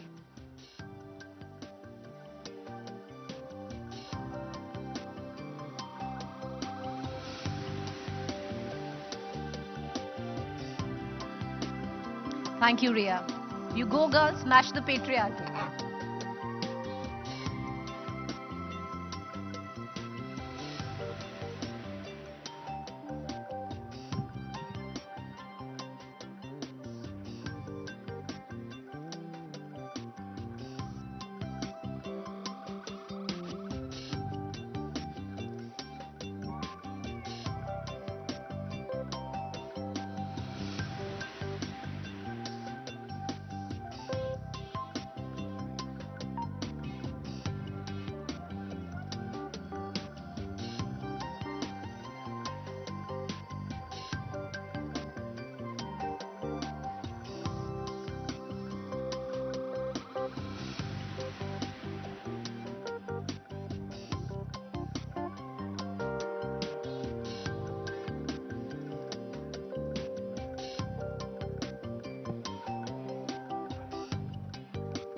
All right, ladies and gentlemen,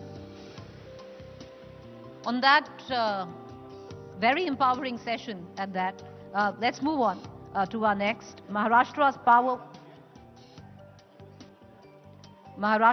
power war, where will the turmoil lead?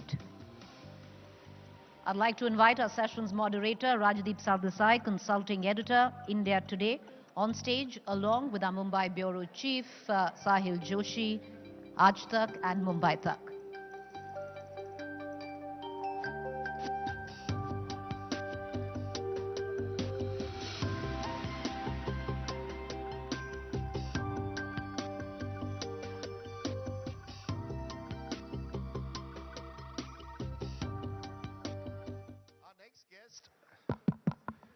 Our next guest here is someone very different from Riya Chakraborty in more ways than one. But Sahil Joshi and I are delighted to invite the NCP leader, former Union Minister Praful Patel. Please come. Also NCP working president. And NCP working president. We must not forget.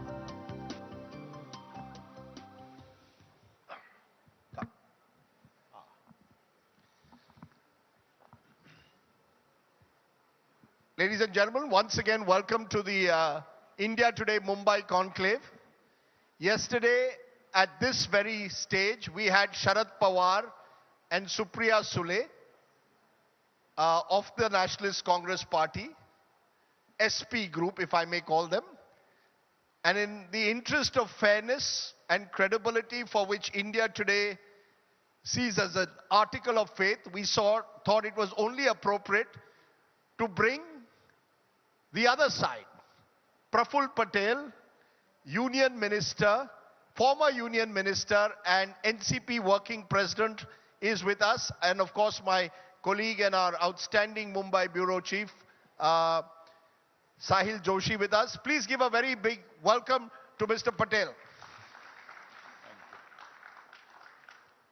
Yesterday, sir, we had Sharad Pawar and Supriya Sule on this stage.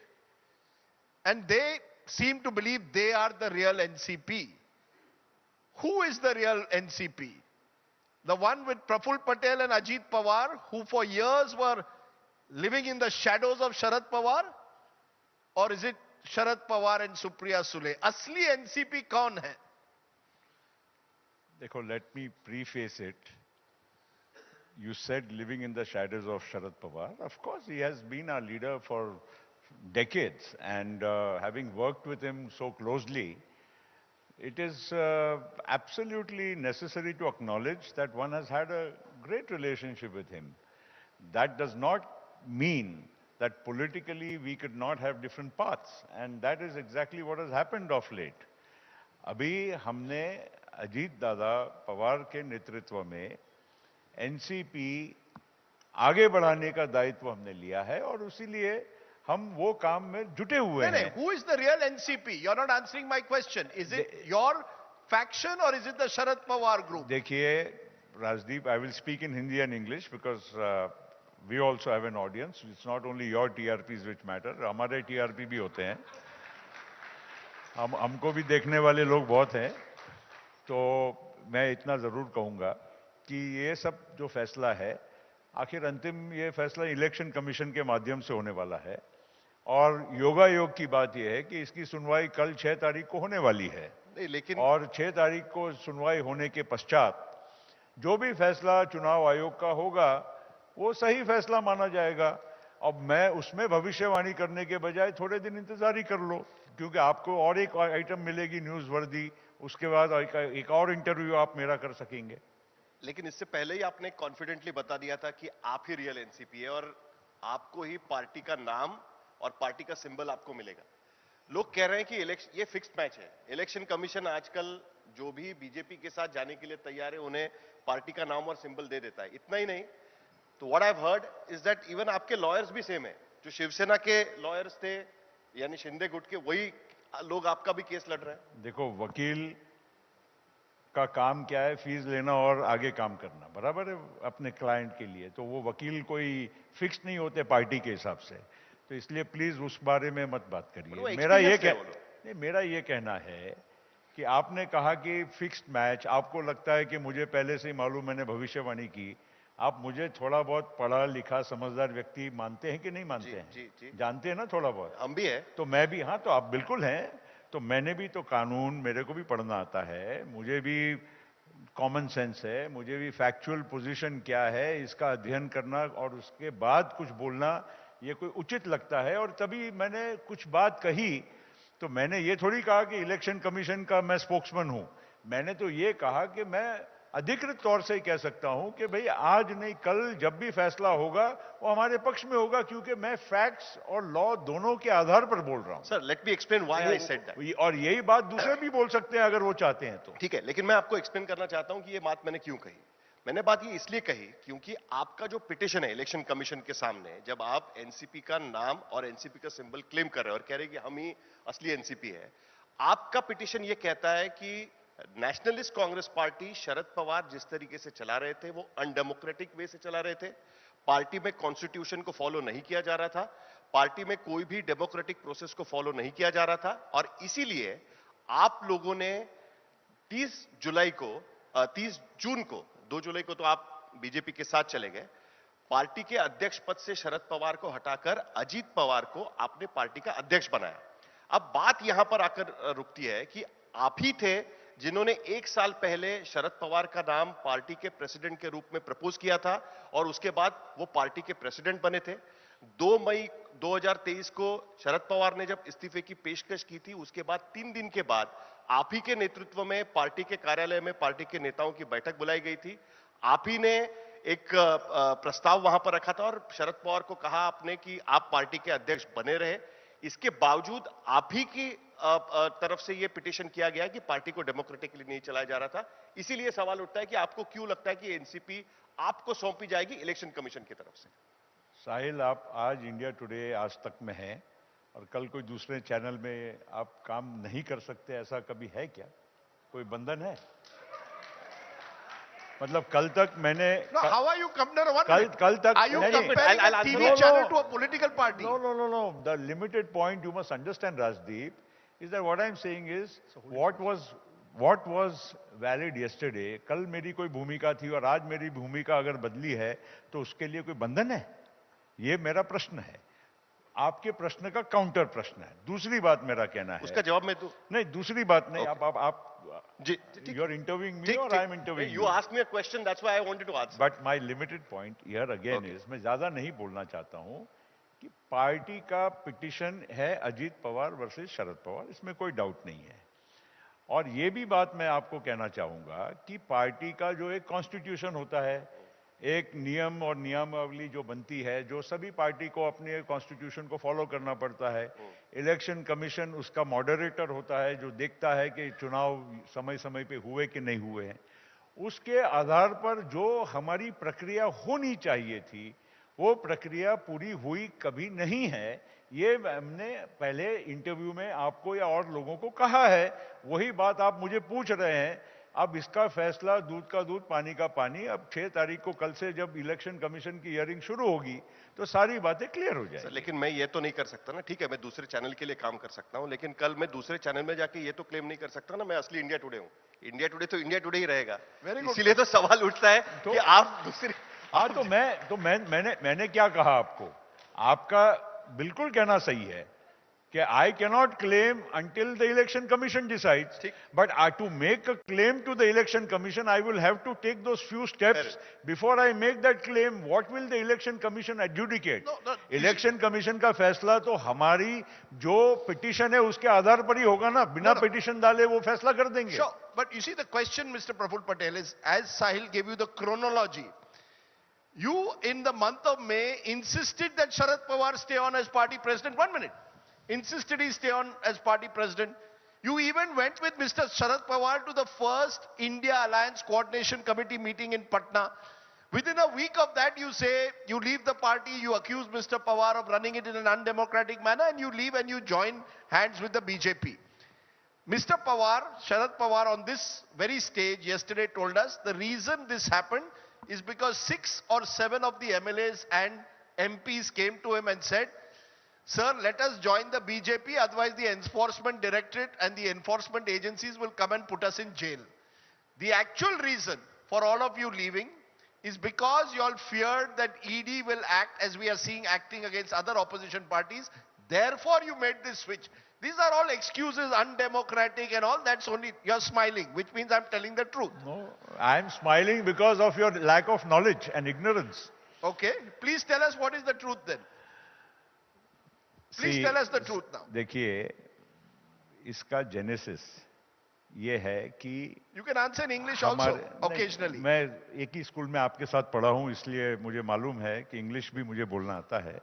पर मैंने पहले ही कहा कि मैं दोनों English Hindi में बोलूंगा. इसका जेनेसिस ये है कि हमारे पार्टी में बीजेपी के साथ जाने के मामले में कई बार हमारी पेशकश हो चुकी है. अब ये मैं नहीं कहता हूं कि पेशकश हुई का मतलब अंतिम फैसले तक हम पहुंचे या नहीं पहुंचे, लेकिन ये बात बोलना कि हमने बीजेपी के साथ कोई केवल 6-7 लोगों को कोई परेशानी थी इसलिए जाकर शरद पवार जी को हमने रिक्वेस्ट की, ये बात बिल्कुल इसमें कोई तथ्य नहीं है. और जो लोग मिलने गए भी थे शरद पवार जी को, आखिरी की जो बात बोल रहे हो आप, बिकॉज ये क्रोनोलॉजी आप 2023 की बात बोल रहे हैं, इस क्रोनोलॉजी में जो लोग आज शरद पवार जी के साथ है वो लोग भी उसमें ये कहने के लिए गए थे कि भाई आप हम और सब मिलकर बीजेपी के साथ हम लोगों को जाना है. नहीं, जो आज पवार साहब के साथ है, जैसे जयंत पाटिल साहब है, जितेंद्र आवाड है, बाकी के लोग हैं, सारे 2022 में पूरे एनसीपी के 53 एमएलएस में से 51 एमएलएस, क्योंकि उस टाइम अनिल देशमुख जी और नवाब मलिक जी बाहर नहीं थे, 51 आउट ऑफ 51 एमएलएस और सारे जो एनसीपी के 15 मिनिस्टर्स थे, सबने उस टाइम पे पवार साहब को लिखित देकर यह विनंती की कि हम लोगों को बीजेपी के साथ, शिंदे जी के साथ, उस टाइम पे शिंदे जी गुवाहाटी में थे, हम लोगों को सबने मिलकर सरकार महाराष्ट्र में स्थापित करना चाहिए. अब वो उस टाइम की बात 2022 की कोई करता नहीं है. अभी लेटेस्ट जो हुआ उसका इतना हो रहा है. You are telling us something very important that we did not know here, at least in Maharashtra. You are telling me in June of 2022, when Eknath Shinde had taken his MLAs to Guwahati and was planning to break the Shiv Sena, the NCP MLAs had a written letter saying they would support the BJP government. And is it true that you and a couple of others were actually heading to the airport to meet Amit Shah to finalize an alliance in June 2022? क्या आप ये कह रहे हैं? Is that what you are saying today? The NCP was also going to join 15 months ago the BJP Narendra Modi led government at center and Devendra Fadnavis as chief minister in Maharashtra. आपने जो कहा, I fully subscribe to that question, that we were in 2022 June when Mr. Eknath Shinde had left from Mumbai to Surat and Surat to Guwahati and finally via Goa came to Mumbai.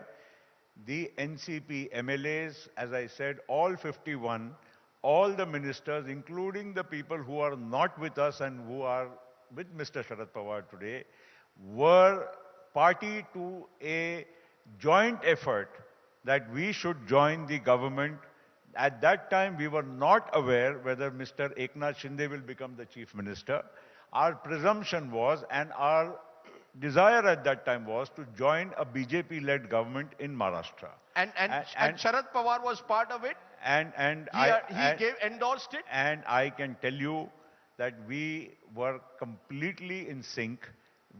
Mr. Jayant Patil, our party president then, who was nominated by me, of course, but he at that time made a call to Mr. Pawar saying that we are going to meet Mr. Amit Shah. Mr. Pawar cautioned him that there's too much of media, that we all will go to the airport and, and there will be a lot of news and speculation. Try to meet a little bit more, discreetly. And by which time, 2-3 days passed and Mr. Eknath Shinde got sworn in as the chief minister. And we were a little bit, surprised because we were expecting Mr. Devendra Fadnavis to become the chief minister, and probably that was the reason why the entire exercise at that time did not fructify into an alliance which should have happened in June of 2022. No, but was it endorsed by Sharad Pawar? Because I asked this question to Mr. Pawar, and so let me complete. What he is saying that yes, we were talking to BJP. I mean, to quote his words exactly, that some of the leaders from my party, said that we have to, we want to talk with the BJP, and I said, okay, in democracy we have to keep the dialogue open, and that's why I allowed them to have a word with Amit Shah and held a discussion with the BJP leaders. But I never endorsed it. Eventually, I never went with the BJP. Is what he claims always. See, you can say the end result never converted into what was supposed to happen. Yes, that's a different thing. But if the question is that were we permitted to talk to the BJP, the answer is yes.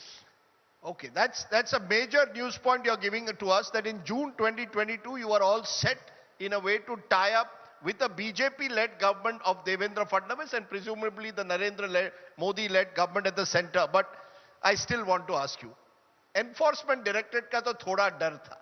You see, your property was attached, your very luxurious property in the heart of the city was attached. It was suggested that Iqbal Mirchi, the underworld don, the investigation had led to that attachment. You were under the scanner. Mr. Thackeray, who's here, was under. Several of your ministers were under the scanner. Some of your NCP MLAs had gone to jail, like Anil Deshmukh, Nawab Malik. That was what turned the tide. Are you saying that had nothing to do? Because suddenly we find no cases against any of you being pursued. The Prime Minister in the last week of June called you the nationalist corrupt party, said the irrigation scam. He said there was corruption. He referred to the irrigation scam, cooperative scam. वो सब आप भूल गए हैं. कुछ तो है इसमें. Chronologically बताऊं आपको. 2014 is during that time the Prime Minister called NCP the naturally corrupt party. Listen, सुनो तो. और उसके बाद 2014 का विधानसभा का इलेक्शन हुआ और NCP ने went on television at 1 p.m. in the afternoon on the day of the election. No, the results were still trickling in. They were not finally, but we knew the trend. And we offered unconditional support to the BJP from outside. So this is the history of 2014. So if we were the naturally corrupt, and that time where was the ED? Where was the other issues what you are talking about? See, this is all a canard. And even about me, you asked me, there is no ECIR or anything against me. There was a tenant behind in a building in Mumbai. There are many buildings in Mumbai have unauthorized tenants. If you go into something and if some case is made out to be, and somebody else's property is attached. No, but is it not true that all the cases that are being pursued have been dropped? I was told by one Shiv Sena MLA, I sleep well at night. Now that I have switched sides, do you also sleep well at night as a result? I always slept well at night, Rajdeep. I never had a case, so don't worry about me. I'm defending my other colleagues who are not here to defend themselves. The cases which you are talking are quite imaginary. In 2014, there was no case against anybody. We agreed to support at that time. In 2022, as I'm telling you very authoritatively, we were very, very keen to join the government. And forget me. Don't talk about me or others or who are with Ajit Pawar today. The people who were with Sharad Pawar today, then and today, are the ones who willingly wanted to join the BJP-led government. Sir, लेकिन आप लोगों के तरफ से देखिए, आपने 2014 का election बहुत क्लोजली फाइट किया. आपने सुनील तटकरे का नाम लिया, उनको भी याद होगा. पार्थ पवार यहाँ पर बैठे हुए हैं. अजित पवार के बेटे यहाँ पर आए हुए हैं. आज अजित पवार तो नहीं आ सके. 2014 campaign of the BJP, single point agenda of the BJP was to attack Ajit Pawar. Ajit Pawar was made in Maharashtra some kind of a villain in irrigation scam, which even the Prime Minister mentioned recently in Bhopal. And suddenly we see that BJP and NCP coming together. How do you think that the people will react to this? What do you think that how do you think that the people will perceive this? देखिए, बहुत सारी चीजें राजनीति में दोनों बाजू से बोली जाती है. और इसलिए मैं उसके तू में न जाते हुए इतना ही कहूंगा कि जहां तक अभी नरेंद्र मोदी जी का सवाल है, हमारे देश के प्रधानमंत्री है, जब वो मुख्यमंत्री भी थे गुजरात के, तब यूपीए की सरकार दिल्ली में होते हुए सबसे अच्छे संबंध उनके किसके साथ थे? आदरणीय पवार साहब के साथ थे और प्रफुल्ल पटेल के साथ थे। और हम लोगों को वो लगातार तो सबसे अच्छे संबंध होते। नहीं, मैं 2014 के पहले जब यूपीए की गवर्नमेंट की बात बोल रहा हूं, जब मोदी जी दिल्ली कभी भी कोई काम हो, कुछ भी हो, आदरणीय पवार साहब को मिलते थे। पवार साहब गुजरात जाते थे, हम भी गुजरात जाते थे, कोई भी प्रोग्राम होता था हम लोगों का, वो हमेशा कहते थे कि भाई कांग्रेस वाले तो हमें कभी एंटरटेन नहीं करेंगे, आप हमारे मित्र हैं, आप लोग हमको मदद करिए, दिल्ली में हमारे गुजरात के जो इश्यूज हैं उसमें आप जरूर मदद करिए। मुंबई में जब ये नर्मदा डैम का हाइट बढ़ाने का सवाल आता था, मेधा पाटकर जी का उस टाइम पे एजिटेशन होता था, तो नरेंद्र मोदी जी अपने इरिगेशन मिनिस्टर, अपने चीफ सेक्रेटरी उनको यहाँ मुंबई भेजते थे, मेरे पास भेजते थे, हम हमारे इरिगेशन डिपार्टमेंट के हमारे मंत्री तटकरे जी भी थे, इनके साथ चर्चा करते थे और रास्ता कैसे निकालना in the development of interest of Supriya Sule कह रही है कि बीजेपी को माफी मांगनी चाहिए कि जो उन्होंने उस वक्त आरोप लगाया उनके साथ आप वो सरकार बना रही है, बीजेपी को माफी मांगनी चाहिए। अच्छा, मैं do you agree to this? नहीं, अब आपने पूछा है तो मेरे को बोलना पड़ेगा। हमारे शरद पवार साहब को महाराष्ट्र की राजनीति में सबसे ज्यादा उलट सुलट गलत बातें और हल्के दर्जे से किसने बोला है? तो केवल बाल ठाकरे साहब ने बोला है, उद्धव ठाकरे जी ने बोला है कि नहीं? आप मुंबई के, महाराष्ट्र के इस ग्रुप के हेड है ना? बिल्कुल बोला है। किसने बोला? तो हम उनके साथ क्यों बैठे फिर? आइडियोलॉजिकली आप आइडियोलॉजी की बात करते हैं, लोग बोलते हैं बीजेपी के साथ क्यों गए? शिवसेना और बीजेपी एक कॉइन के दो साइड है कि नहीं है? सबसे ज्यादा मुंबई में उत्तर भारतीय, दक्षिण भारतीय माइनॉरिटीज, इनके खिलाफ में किसने आज तक दंगे किए और सब कुछ किया?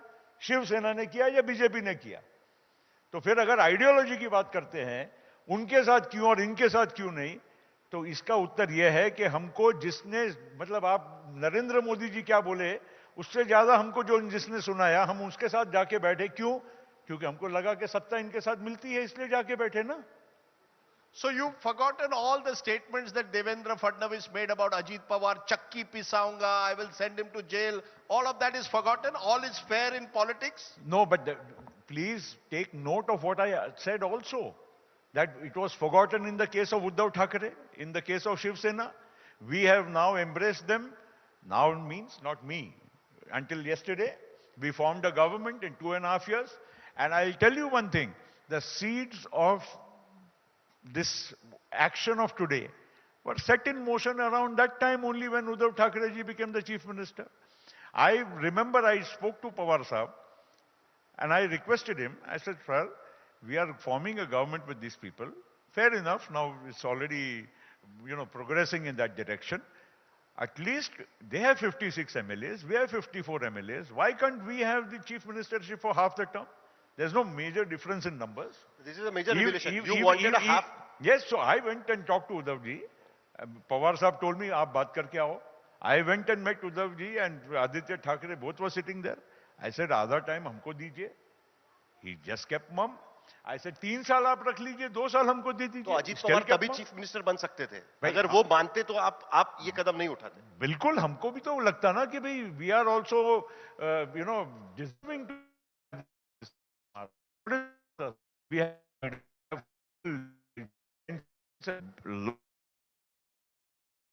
our party be. Are you still hopeful that you could get? Is that a hope that Pawar will become CEO of the government till the Vidhan Sabha election? Let me be very honest. There is no vacancy. Eknath Shinde is the chief minister. That has been endorsed by the BJP as the largest party in the coalition. We should not have any expectation, and we don't. And after that also it's a matter of a coalition. We cannot take a call on our own. I can't give you any hypothetical numbers. But that's a hope. But why should we not hope? Any political party, if I don't have aspirations, why would I be in politics? Why would I be working? And I'm told that you want to become union minister once again? Well, listen, what I want to be, I have already been for 10 years. So if it's going to come to me, it will come to me, Rajdeep. That's not the issue. I am not dying to be a union minister. If it comes to me naturally, I'm in politics, I'm in public life, I'm a member of parliament. Am I not entitled? Am I not capable? Or am I not entitled to be one if the opportunity so does come? Sir, I will take it as it comes. I am not aspiring to do it in a hurried manner. Okay. Sir आप आज यहाँ पर आए हुए हैं, अजीत पवार आते तो हम उन्हें भी पूछना चाहते थे, क्योंकि कल यहाँ पर देवेंद्र फडणवीस आए थे, and he made a big revelation yesterday. जो 2019 में हुआ, उसकी जानकारी 3 से 4 लोगों को है, उसमें से आप एक है, ऐसा मुझे लगता है. तब आप हमें हिंट देते थे, लेकिन हमने वो हिंट ली नहीं. हमें यकीन नहीं था कि सचमुच में ऐसा हो सकता है, लेकिन मुझे ऐसा लगता है कि आज आपको इसके बारे में बोलना चाहिए. कल देवेंद्र फडणवीस ने यहां पर कहा कि जो राष्ट्रपति शासन महाराष्ट्र में लगाया गया था, उसकी वो आइडिया जो है वो शरद पवार ने खुद दी थी, और शरद पवार आपके तरफ से जो लेटर भेजा गया राज्यपाल के पास में, वो देवेंद्र फडणवीस के दफ्तर में टाइप किया गया था और उसका करेक्शन शरद पवार ने किया था. इसमें कितनी सच्चाई है? कहां तक वो बात गई थी? वो 2019 में 23 नवंबर की सुबह का राज क्या है, आज अगर आप यहां पर ऑडियंस के सामने रख सकें. नहीं, मैं कुछ चीजें भविष्य के लिए मैं भी रखूंगा. मैं देख रहा था देवेंद्र जी क्या बोल रहे थे, थोड़ा बहुत क्लिप इधर उधर देखा, थोड़ा बहुत हमारे लिए भी भविष्य के लिए आपके साथ इंटरव्यू के लिए कुछ बाकी रखिए. लेकिन इतना जरूर कहूंगा कि बहुत सारी चीजें हैं जो गुलदस्ते में है, और अगर आप 5 जुलाई को अजीत पवार का भाषण अगर आप बहुत ध्यान से फिर से सुन लें, जो उन्होंने जाहिर हमारे ओपन कन्वेंशन में after the so called split, after having form taken over the NCP, we actually go through Ajit Pawar's speech on the 5th, you will get all the answers to every question you have asked. No, but did this happen? Did this happen? Well, I'm telling you, leave some things for... But the fact is the president's rule came. It's a fact. I told you that there is every likelihood of a president's rule. Obviously, you should take the cue from that. You know, you said so-called split. Many of us who observe Maharashtra politics believe this is Noora Kushti, what is going on. I was in Parliament a week ago, and everyone told me that, you know what has happened? Sharad Pawar and Praful Patel have been sitting together quietly for an hour and a half. Now, if you have split, if you all are so angry with each other, why would you spend an hour and a half with each other? You see, the belief is, unlike the Shiv Sena split, which is clear, they don't even sit or talk to each other. You and Sharad Pawar seem to have interests that lead you to speak to each other for 90 minutes when you come here on TV and claim that, you know, you've broken apart. Are you all still together or not? Are you the plan B? In a way, you know, if the India alliance wins, you'll go with the India alliance in 2024. If the India alliance wins, you'll also go with the India alliance. This is a clever chess game going on. If you try to stand on 2 stools, you'll fall only. So don't worry, we are not in that situation. This is a genuine thing that we have formed our own support base, and we are now the NCP because a majority of the legislative wing and the representatives of the political party are with Ajit Pawar. So what were you talking about? Now, see, I'm a civil guy, yeah. I'm not one of those cussed people. I hope you know me by now, Rajdeep. I'm very civil. I'm very respectful to all my elders. And Sharad Pawar ji, as I told you, I have a political difference with him. Why would I not want to be respectful to him? If I meet him in public, I will be very respectful to him. I'll be courteous. I will ask him, inquire about his health. It was the first day of a new building of parliament. We had all entered for the first time. We didn't know where to go. Obviously, he was also just walking towards the Rajya Sabha chamber, and both of us met each other. I greeted him. I said, let's go in. And willy-nilly, our seats are next to each other. So I have to be... You still sit together? Yeah, why not? And so therefore we talk to each other. And I said, well, for memory lane, let's take a picture in the new parliament building. There's nothing wrong, you see. Don't make it into such a petty war. You know, we are not into that cat fight, street fight. We are into a political, ideological, and a philosophical, issue where we have thought differently, he thinks differently. Let's put it at that. I don't want to get into, I'm not one of the run-of-the-mill guys who's just going to enter into a तू में में. ठीक है sir, लेकिन हम practical issues पर आते हैं अभी, क्योंकि जब महाविकास आघाड़ी की सरकार बनी थी, उस वक्त आप में से कई लोगों का यह मानना था कि ये 3 पार्टियों की सरकार नहीं चल सकती और इसीलिए हमें बीजेपी के साथ जाना चाहिए। 2 पार्टियों की सरकार ठीक से चला सकते हैं, हमें 2 पार्टी की सरकार चलाने का अनुभव है 15 साल का, लेकिन आप दोबारा 3 पार्टी की सरकार में आ गए। नंबर 1। नंबर 2, आज की स्थिति में महाराष्ट्र में अगर विधानसभा चुनाव में सीटों का बंटवारा करना पड़े तो राष्ट्रवादी कांग्रेस यानी एनसीपी और शिवसेना के बीच में काफी सीटें ऐसी की जो कंबाइंड, मतलब एक दूसरे के खिलाफ लड़े हुए हैं। इनफैक्ट एकनाथ शिंदे जब बाहर निकले तब आपका कारण देके, यानी एनसीपी हमें खत्म करना चाहती है इसीलिए हम उद्धव ठाकरे का साथ छोड़ रहे, ये कहकर वो बाहर निकले थे। तो ऐसी स्थिति में प्रैक्टिकली ये गठबंधन कैसे चल सकता है और ये सरकार कैसे चल सकती है? देखिए, सबसे पहली बात तो हम लोगों को ये स्वीकार करना पड़ेगा कि देश के ओवरऑल परिस्थिति क्या है।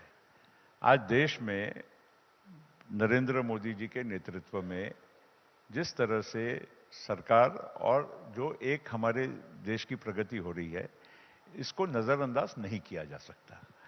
हम अगर केवल महाराष्ट्र के दायरे में देखेंगे तो इतनी बात नहीं है, इसको पूरे परिप्रेक्ष्य में ही देखना पड़ेगा।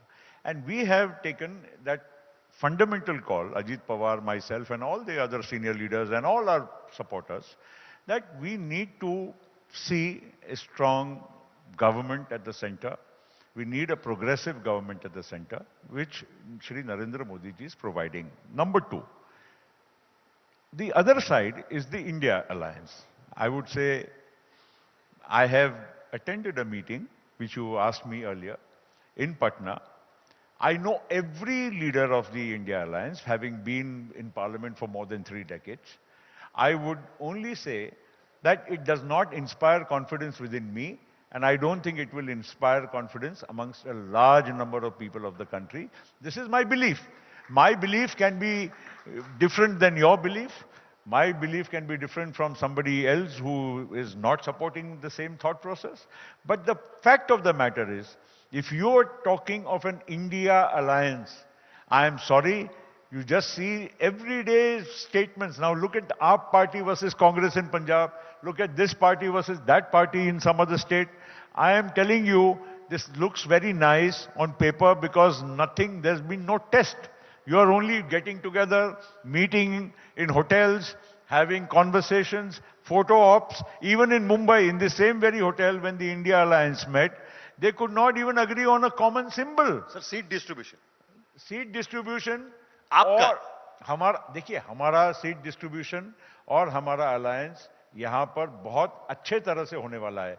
लोगों को बहुत स्केप्टिकल थे ना, हमारे कितने मंत्री बनेंगे, हमारे मंत्री बराबर बने, पोर्टफोलियो ठीक मिलेंगे कि नहीं, फाइनेंस मिनिस्ट्री मिलेगी कि नहीं, ये स्केप्टिकल थे, वो हमारा यहाँ पर हुआ। हमारे जो गार्डियन मिनिस्टर्स है उसके बारे में बहुत लोगों को शंका थी, वो भी कल सॉल्व हो गया। फ्यूचर में और मिनिस्ट्रीज जो बंटने वाली है उसमें हमारा हिस्सा रहेगा कि नहीं रहेगा, ये शंका अगर आपके मन में है वो भी थोड़े दिनों में दूर हो जाएगी। So who is going to win 2024 Maharashtra? Because Sharad Pawar said very clearly he believes India Alliance will win 2024 Lok Sabha, India Alliance or the Mahavikas Aghadi will win 2024 Maharashtra. Do you admit Maharashtra is going to be a big challenge for both sides? It's the final battle. Well, I think Maharashtra, of course, is a very important and a big state. 48 seats is not a small number. And economically a powerhouse of the country. Maharashtra is definitely going towards, in the national election, towards Modi ji and the NDA. And in Maharashtra, definitely towards our Mahayuti of Shiv Sena, NCP and BJP. Okay. The bell has sounded. My final googly question to you. Who is your leader, Praful Patel, after having spent 40 years in public life? Many see you as a businessman and a politician. So I ask you this. Is it Narendra Modi ji or Sharad Pawar ji? Who would you see as your leader today? If someone asks you, Praful ji, आपका नेता कौन है? Ajit Pawar, Sharad Pawar, Narendra Modi? Pawar साहब मेरे आदरणीय वंदनीय है, नेता और देश के नेता और भविष्य के देश के नेता नरेंद्र मोदी जी हैं, जिनके साथ मैं हूं. Okay, that's a good, clever answer. That's why we went to the same school. Good, at least you're educated. Thank you. Ladies and gentlemen, Praful Patel.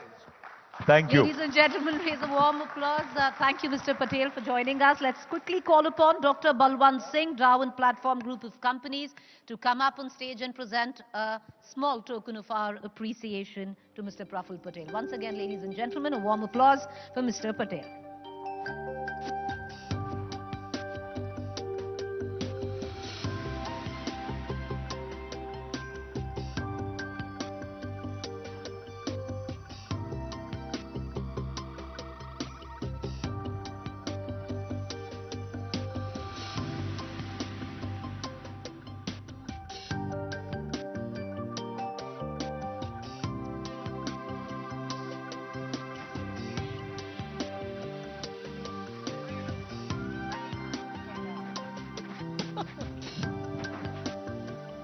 All right, ladies and gentlemen, if you thought that we skipped the fusion dance king, no, we haven't.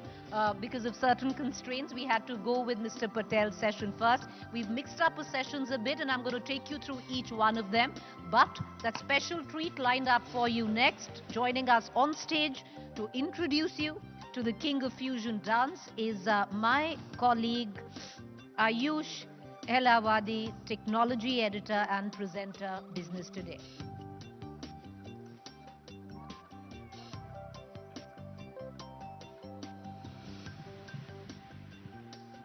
You know, Preeti, if I was asked to sing, I'd be able to sing.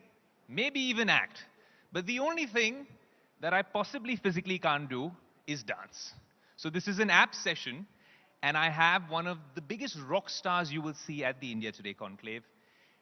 Hailing from Satna, Shivanshu Soni is going to now completely own the stage with a style of dance that he calls fusionist. Now I'm going to try to understand what this is all about and maybe shake a leg as well. Can we have a huge round of applause for Shivanshu Soni?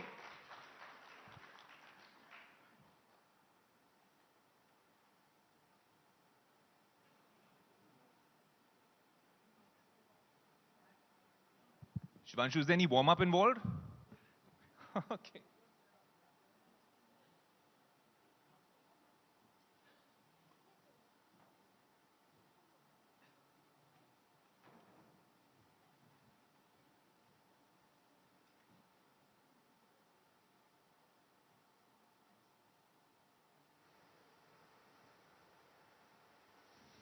All right. We're going to begin just right now, very quickly. You can keep handing over the mic to me. What we'll do is we'll do this as a show and tell, Shivanshu. तो थोड़ा हम लोगों को बताएंगे कि आपका ये fusionist style है क्या और थोड़ा दर्शाएंगे भी. ठीक है? But tell me something. Fusionist, जब आपने you've been doing this for what now? 10 years, 15 years. जब आपने स्कूल में पहली बार कथक सीखा, what were your friends saying? मजाक उड़ाते थे तभी? जब मैंने बचपन में कथक सीखना शुरू किया, मतलब 10-12 साल हो गए मुझे कथक शुरू किए, तो मैं कॉलोनी में खेलने जा रहा हूँ, मैं स्कूल में हूँ, तो सभी लोगों के लिए काफ़ी एक्सेप्टेबल नहीं था. सब लोग काफ़ी मजाक उड़ाते थे कि ये लड़कियों वाला डांस फॉर्म मैं क्यों सीख रहा हूँ. बट मेरे लिए ये एक सिर्फ डांस फॉर्म था. मैं बचपन से डांस कर रहा हूँ और मेरी टीचर मुझे स्कूल में कथक सिखाती थी, जो मुझे पसंद आया तो मैंने क्लास भी ज्वाइन की और मैं सीखने लगा. लोग मजाक उड़ाते थे बट मैं सीखता रहा और अब वो मजाक नहीं उड़ा रहे हैं. और मेरा जो फोर्टे है, जैसा आयुष भाई ने कहा, फ्यूजन, वो मैं बचपन से ही मल्टीपल डांस फॉर्म्स में इंटरेस्टेड रहा हूँ और मैंने ट्रेनिंग भी किया है.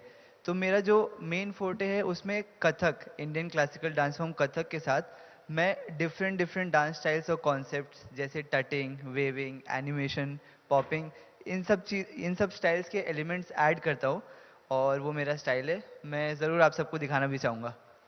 टटिंग, वेविंग, पॉपिंग बाद में, पहले दिखाइए हमें आप अपना.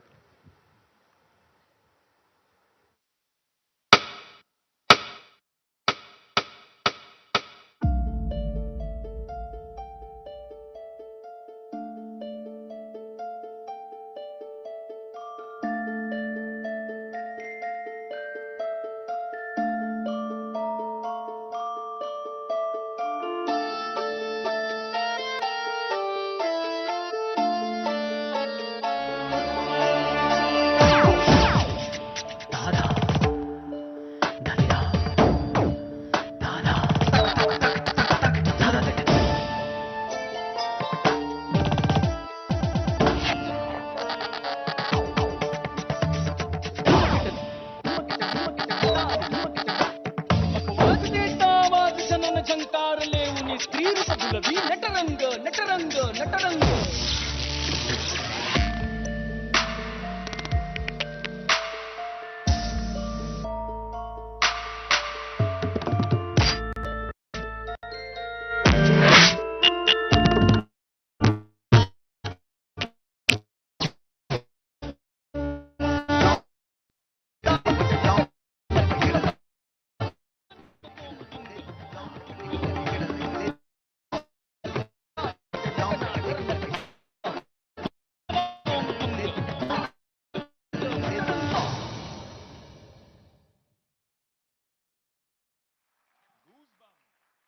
Goosebumps, literally.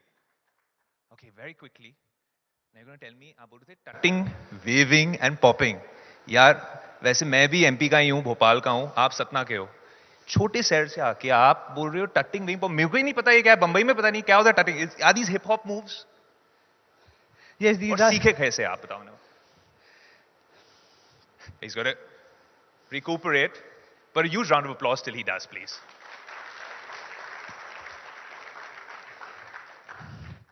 बचपन से ही जैसा मैंने कहा बहुत सारे डांस स्टाइल्स में इंटरेस्ट था.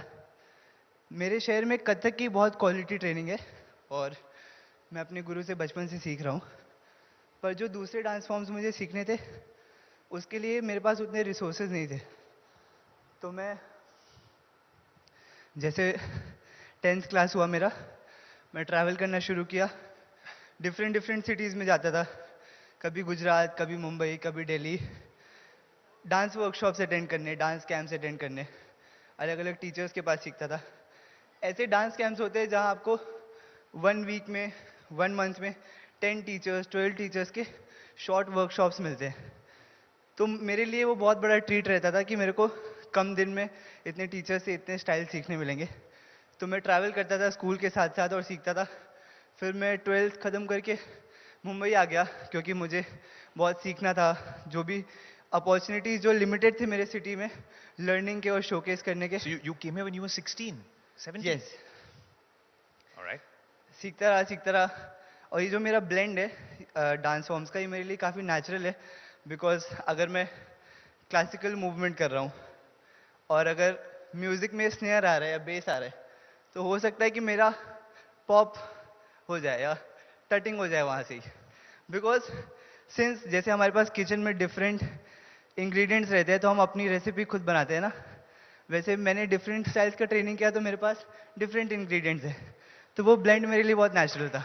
तो ये डिश हम पकाएंगे, पर इस गाने के बाद आप मुझे सिखाओगे ये टटिंग, वेविंग, पॉपिंग सब सिखाओगे? जरूर, पक्का. Okay, over the next song.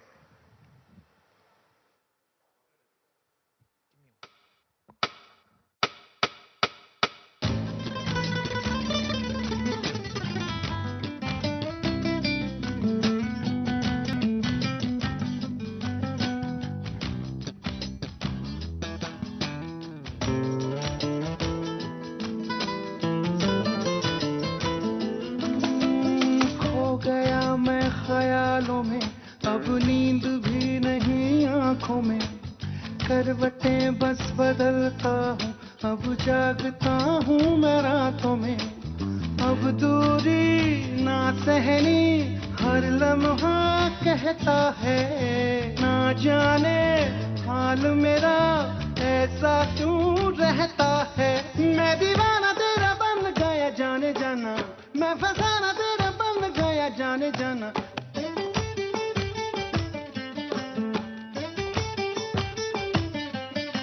हसीना गोरी गोरी चुराए चोरी चोरी, चुराए दिल चोरी चोरी चोरी चोरी चोरी.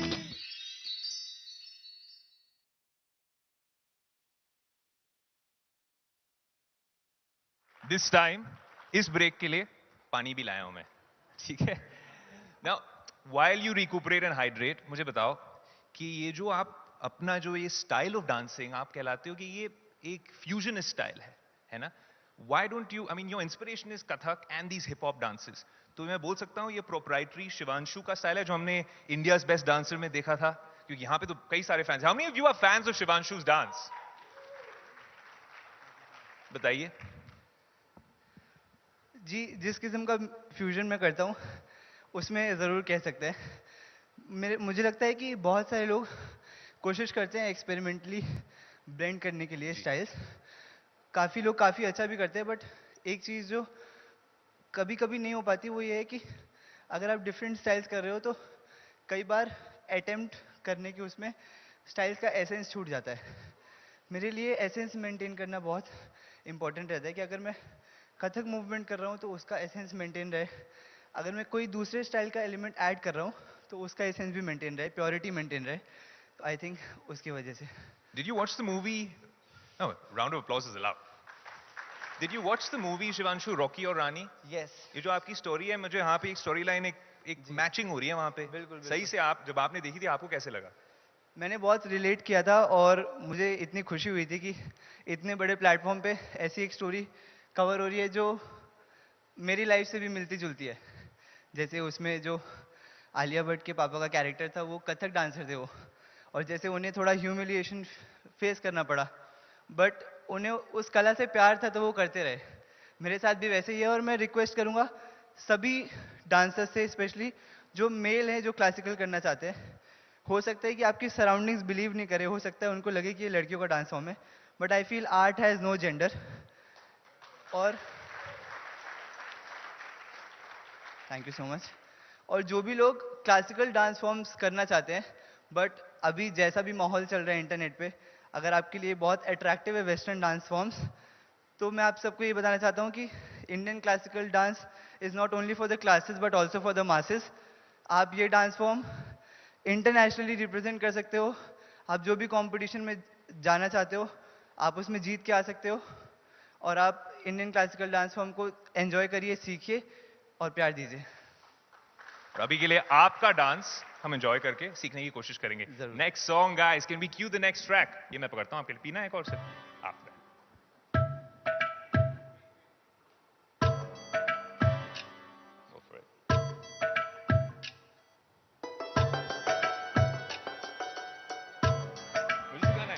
Guys, wait, there's a request. मैं इस गाने में आयुष भैया को भी सिखाना चाहता हूँ। It's the India Today Conclave. Most number of people watching, and this is all live. ये प्लान नहीं किया आपने, प्लीज यार इज्जत बचा लेना यार। बिल्कुल। घूंघट ही बना लो रोशनी से नूर के,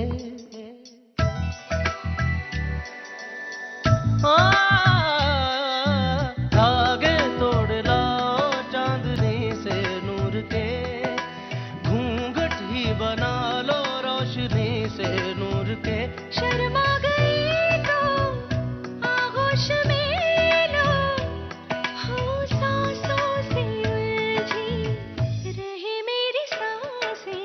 बोल न हल्के हल्के, बोल न हल्के हल्के, होंठ से हल्के हल्के, बोल न हल्के, बोल न हल्के हल्के। आप करो हाँ? जरूर जरूर। I mean, he looks so good either way, putting me in front of him. Come on, guys. Huge round of applause for this rock star.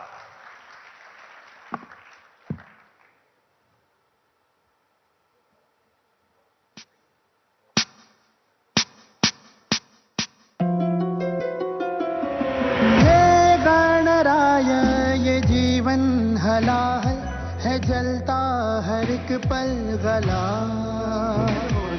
कदम रुक न जाए कहीं झुक न जाए, ये सर जो कभी ना झुका।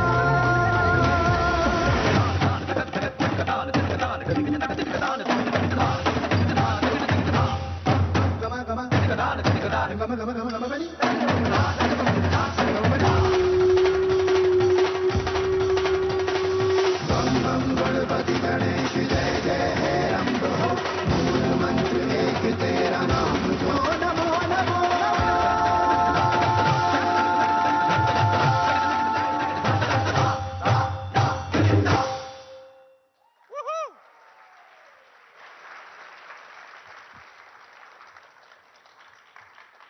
Here you go, good sir.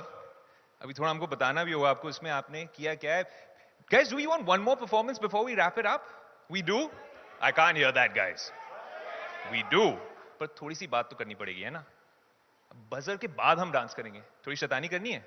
No, no. Everyone's watching. You got to be really law-abiding and follow the time. पर एक बात बताओ, जब आप ये जब आपने फ्यूजनिस्ट का जो ये नया स्टाइल बनाया, there must have been a lot of Kathak OGs, the traditionalists, must have said, नहीं यार, it's not. Did you receive a lot of flack? उन्होंने निंदा की आपकी, या उन्होंने सब वेलकम किया कि ये जो शिवांशु नया स्टाइल इन्वेंट कर रहा है, this might be a way to make it more relatable for the next generation?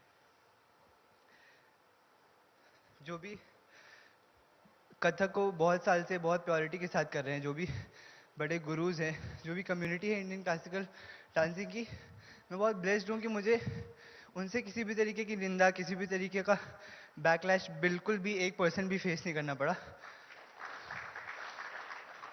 I think उसका रीज़न ये है कि जो मैं कथक को बेस बना के दूसरे स्टाइल्स ऐड करता हूँ, अगर मैं कथक कर रहा हूँ तो मैं कथक की जो मर्यादा है, कथक की जो प्योरिटी है, उसको मेंटेन करके करता हूँ।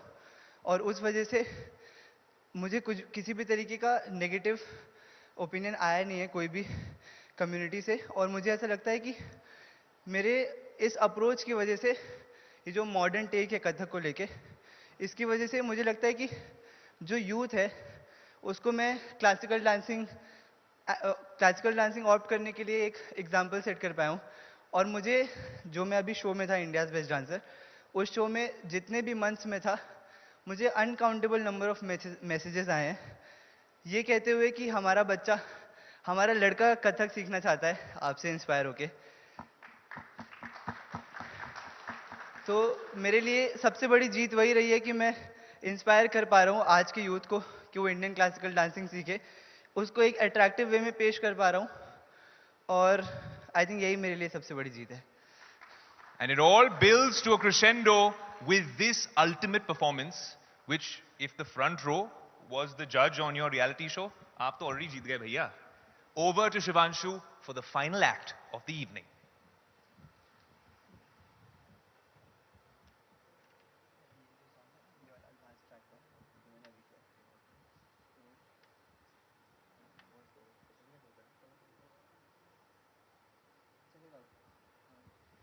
Guys, you know what?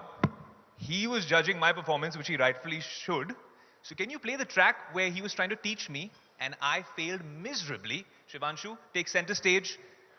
Bol halke halke. Can we have bol halke halke, please, for a solo performance the way it should be?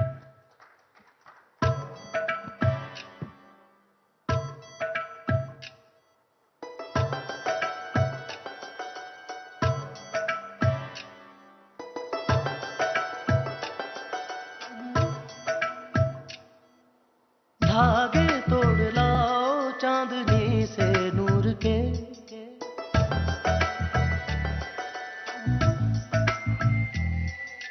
घूंघट ही बना लो रोशनी से नूर के।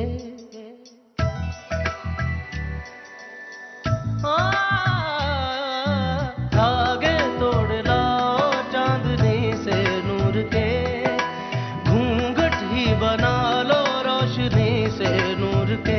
शर्मा गई तो आगोश में लो, हो सांसों से उलझी रहे मेरी सांसें। बोलना हल्के हल्के, बोलना हल्के हल्के, होंठ से हल्के हल्के, बोलना हल्के। बोलना हल्के हल्के, बोलना हल्के हल्के, होंठ से हल्के हल्के, बोलना हल्के।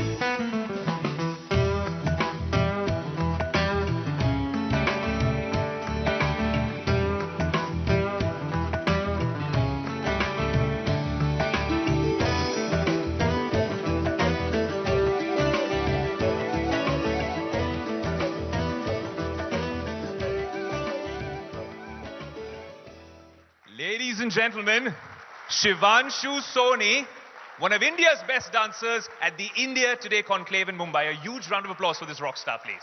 Thank you, Shivanshu. Thank you. Thank you, Shivanshu. May I please call upon Dr. Seema Saini, CEO, NL Dalmia Education Society, to come up and present a small token of our appreciation to Shivanshu, the Fusion King. And Ayush, where are you? You were just as good as my 5-year-old niece preparing for her annual concert.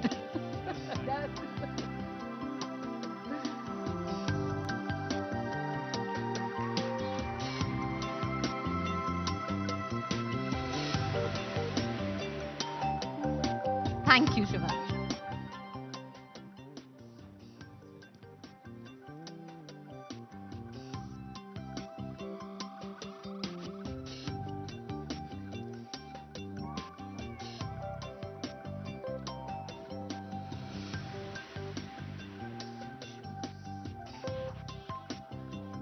Ayush, I think Shivanshu has his shoes right up there. You want to just take them? Yes.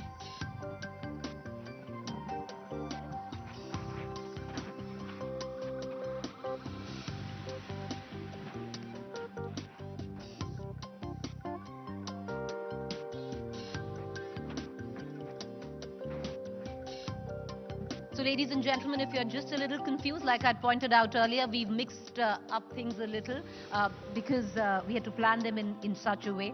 We had to have Mr. Praful Patel earlier. Now Kriti Sanan has gone back a little down and we are bringing up Atlee. So next session, Mass Appeal, recipe for scripting a blockbuster. To take it from here, I'd like to invite on stage sessions moderator Rajdeep Sardesai, consulting editor, India Today, as well along with him, my colleague Akshita Nangopal, deputy editor, India Today.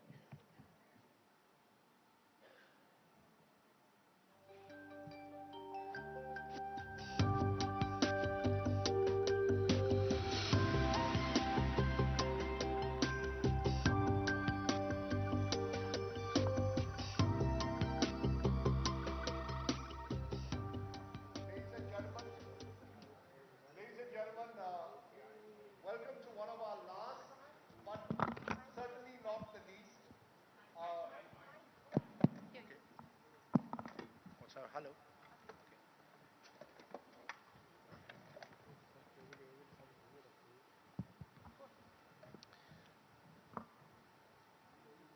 Ladies and gentlemen, welcome to the India Today Mumbai Conclave. This is the city of dreams. This is the city of cinema. It is also the year of the Hindi blockbuster. And someone has scripted and directed the biggest ever blockbuster in terms of commercial earnings in India this year. And not only that, he's done it with a truly spectacular film. It is an extremely cleverly made film. And at the age of 37, he just moves from one blockbuster to another, which is why Akshita and I are very proud to introduce the one and only Atlee, director of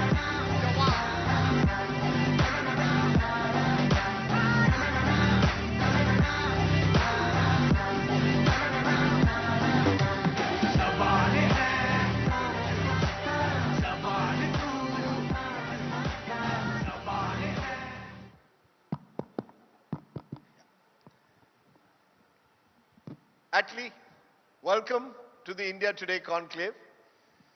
You are the real Jawan. You know, at 37, you've cracked the code as to what makes a blockbuster. You've done 5 films, all of them mega hits, either in Tamil or in Hindi. Tell us, what is this recipe that Atlee has? Good evening, everyone. Sir, I don't know, sir. God is so kind to me. This is my 10th year in cinema as a director, actually 18 years. I've worked 5 years with Shankar sir, 3 years as short filmmaker, and 10 years as director. It's my 18th year. This 10 years has been so helpful in my life to reach a position where to sit in a India Today Conclave. And actually, this is a complete vision of my wife, Priya. Thanks to Priya and my family. So, it's something very surreal for me to sit in front of you and to have this session. You asked a question, what is the recipe, sir? Being very basic, being very true, being very simple to life, and understand the real emotions of the society is my secret recipe, sir. You know, you're being very modest there. I saw Jawan and honestly, I was blown away. Because I thought it was an extremely clever film. And I went home and I said, it is the anti-establishment film anti-establishment hero film for the 21st century. If 1970s was Zanjeer, in 2023, in a very different way, you've recast Shah Rukh Khan as the modern, angry young man and done a very clever film. So tell us about that whole thing, about deciding on Shah Rukh, deciding to do this kind of film, and almost reinventing Shah Rukh Khan for a new India. Oh, that's a big word. So, so I've been called, after my fourth film, Bigil, when I was shooting my fourth film, Bigil, I was being called from Bombay to meet Mr. Shah Rukh sir from Red Chillies. So I just came and met him. He said, let's do a film, Atlee. Superb, sir. I need an Atlee film. So what is Atlee film? So that has everything. So I was really surprised to hear from a national superstar to say that my film has everything. So I was really fell in love with him from there. Then I really thought I should give something to him. So he said one thing, sir, from my starting of my career, I want to be an action hero. I want to do a lot of action film, but fortunately and unfortunately, I stuck in a zone where I have to keep on doing my romantic zone of a film. So I want to do a clear action film. So that time I think Mr. Rajkumar Irani sir also had a film. So he said, I'm doing one film, Donkey, and I want to do an action film. Then I said, yes, sir, I'm ready. Then we started in 2019. He came to Chennai. We had a brief meeting at my office. So once he was going back, I said, bye, sir. He said, I'm going to IPL. Then I said, okay, sir, come join me. Sir, if I come, the news, something, photo will come, something will be a news. Yeah, we are working together, let the world know, come. So he took me, and that one image has really taken me to a greatest responsibility. I have to give it the greatest love letter to him, that is Jawan, sir. So that's all about Jawan, and that's how it started. My grammar of film is hero praising, but end of the day, you will have some responsibility to take home after watching my films. So that's my core mandate whenever I write. And having the best voice in India, and that too is Shah Rukh sir, to have the best message in the film, I think it all worked in the right place. So it's action with a message. Yeah, sir. That's how we have to be. Where does the message come from, Atlee? And I know that in Jawan, there was a lot of talk about, you know, the monologue that Shah Rukh Khan gives and the messaging that comes from it. And everyone's like, Shah Rukh taking a stand. Not many know that Atlee is the one, I think, who takes a stand. Because in your Vijay movies also, there's a message that's sent across. You know, here's a man who's delivered super hits also in Tamil, whether it's Mersal, Teri, Bigil. You know, I can keep going on, but all with Talapati Vijay. So first start off with explaining really that political message of what exactly, how do you tune in and choose one topic and say, here, this is the issue that I want to talk about? See, basically, see, I'm also part of press. I'm also part of media. I should make a entertainment with a responsibility. I can, of course, without a message, I can still entertain the film audience and make an entertainment film, but I don't think I'm doing my job in the right way. So I always feel very responsible, and I really get to know what is the society emotion. So I don't point out anyone, or I don't dissect or bisect anything. I just get the real emotions out. What is today's issue? What is it going around? What as a director and a film writer we can do about it? Just keeping it in the plate. So are you anti-establishment? Can we define you as anti-establishment? No, I'm just talking about my emotion. I'm a layman. I'm also part of this society. I'm just talking about my emotion in my film. So you can take it however you want, but it's my voice. It is common audience voice. It is a Indian emotion voice. You can take it in that way. Because, you know, as I'm watching Jawan, I was seeing the audience clapping at various stages. You're taking on the health system, the education system, and then, as Akshita mentioned in that final monologue of Shah Rukh, that the EVMs in the background, or the electronic, or the voting machines are there, and there is Shah Rukh saying, you know, you've got to not just vote, you've got to be an active citizen in a way, and the audience is cheering.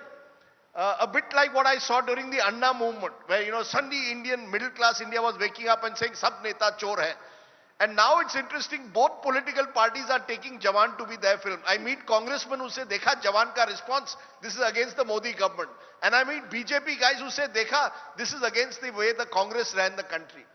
Do you look at it from those points of view that this film could have a political message that political parties will take whichever they want? No, basically you have to be very responsible as a citizen. And I'm not specifying anything, but I'm just talking the real emotion of us. You should know what is the value of vote, how to vote, on what basis you have to come to a conclusion to vote. It's just a manual before getting into anything. You have to read the manual and you have to know the preciseness. What does it do? So we take through the manual and we just describe what is responsibility, your responsibility and my responsibility. It's just a basic human emotion. So no BJP, no Congress, no AIDMK, DMK, right? Sir, after 100 years also, this dialogue should connect the audience in a right way. That's all. That's all. You see, if a coach teaches a student how to bowl, it's not for the next match, it's for the lifetime. So I say a message for lifetime. My film should stand for 100 years. That's amazing. Yeah. You worked with two of the biggest superstars of this country, with Ilayya Talapati Vijay and of course with Shah Rukh Khan. What's it like between the two of you? And I'm going to make it difficult for you. Who would you pick to work with on a next film if you had to? I would pick both of them. No, you have to choose one. If I Does have your budget allow both? Huh? Your budget will allow both? Yeah, I have to do 3,000 crores next film. So definitely it should. Yeah. Easy enough. Yeah, so definitely I would like to pick both of them. One is like wife, one is like mother. I can't leave both. I have to live with both. And to be very precise, today the chair, what I'm sitting is because of Mr. Talapati Vijay. He has given me back-to-back films. Of course, I have delivered hits to him, but he really trusted me. From there, a man who came with the utmost trust. There are so many directors around across the country. Anybody would have said yes if Mr. Shah Rukh Khan calls them to do a film. But he trusted me blindly. I don't know why. Still, till now, I don't know. Sir, I don't know why he has selected me. But that one trust has made me to do Jawan with the utmost responsibility and love. Do you sit up in the night and go through the commercial earnings of Jawan or any of your films? Because every day or every week you hear Jawan has now crossed the earnings of this film, it's crossed the earnings of another film, it's now crossing the 1,000 crore mark across the world. Are you looking at it? Is that how you measure success? As you said, next film has to be 3,000 crores. So somewhere you're measuring it, right? Yeah, you should know what you are, what your product does. Otherwise, you are not a right businessman and a right creator. See, if you don't know the value of painting what you have painted, then you will be a loser in the game in lifetime. And you will always paint and you will just sell it for a very minimal price and it will be sold in $1 million. So you should know what is your product value. And fortunately, the success today in the trade system is measured by the box office. But by heart, I have heard just now some of your colleagues, house staffs who has not gone 10 years for theatricals. They have not gone for theater for 10 years and they have gone one. That is my success. To bring back theatrical energy, it's a tough thing. And after COVID, really the ecosystem suffered a lot. Of course, Rajamouli sir, Prashant Neel sir, of course, most of the directors has done their part. But I think in Hindi cinema, it was very difficult to bring the audience to theater. I think Jawan has cracked it. I'm super happy about it. That's my success, more than the 1,000 crores. So to make a spectacle, make the film a spectacle that people will come to the big screen to watch. Am I correct? Yeah. Because some of your critics said too much of violence. These are crazy scenes that are being done. That doesn't bother you at all. So you should have critics and you should take the right criticism and you have to correct in life. Other criticism will stay for their business. No problem. No stress. In 10 years, Atlee, you've achieved so much. And I think there's a picture that perhaps defines that better than anything else. We got a picture of you clicked with SRK 10 years ago versus now. after Jawan. Tell us about this picture, the one that was clicked 10 years back. How did you meet Shah Rukh Khan then? And what was that experience like versus now? This image was taken in 2013. That was, I received the best debutant director in a award called Vijay Awards in down south. Shah Rukh sir came to promote thing Chennai. Post event, I went to his manager and asked a picture with him. So sweet, he called him, come me and. Did he know who Atlee is then? No. But Alif, who's my friend, said that he's South Indian Karan Johar. He introduced me to him. So he laughed and he hugged me. So that was the hug and that was the still. And this one, the world knows when it was taken. Yeah. No, 1 minute. You have been called the South Indian Karan Johar, or should we call Karan Johar the Atlee of Hindi cinema? Why not? Sir. You've broken the North-South divide. Sir. You've now broken the North-South divide. That's over. Sir, because I started with love films, so people called me South Indian Karan Johar. Now I am doing action films and I love Karan sir. He really pushed me to do this Hindi film. So I owe him. So it's a great thing for me, sir, but definitely not for him. Another talking point, and we'll play that out, is where you said in an interview that you taught Shah Rukh Khan some Tamil to speak and of course for the movie. Can we just play out that clip of you tutoring Shah Rukh on how to speak Tamil? We'll play that out and then we'll take this forward. When I turn now, I'll say நம்ம எதிர்த்தாப்புல நம்ம எதிர்த்தாப்புல கர ஆகுது நம்ம எதிர்த்தாப்புல yes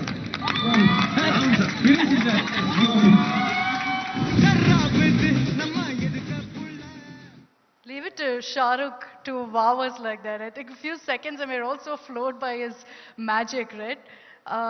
How much Tamil did you teach him? How much can he understand? See, I didn't see for film sake 2-3 lip syncs we did. Other than that, I used to talk to him in Tamil only. How much can he understand? He understands. He talks to me in Hindi sometimes. I understand, but we don't know the language. But we love the rhythm of what we are communicating. We can easily. So the conversation we're having now, you'll have in Tamil and Hindi. Yeah, suddenly I'll be speaking Tamil unconsciously. Sir, இப்படி வராது sir, அது அப்படி தான் வரும். Okay sir. Then I will go and shoot. What did he understand? Oh my God, he got it. Oh yeah, he got it. So it came in a flow and we kept that rhythm throughout.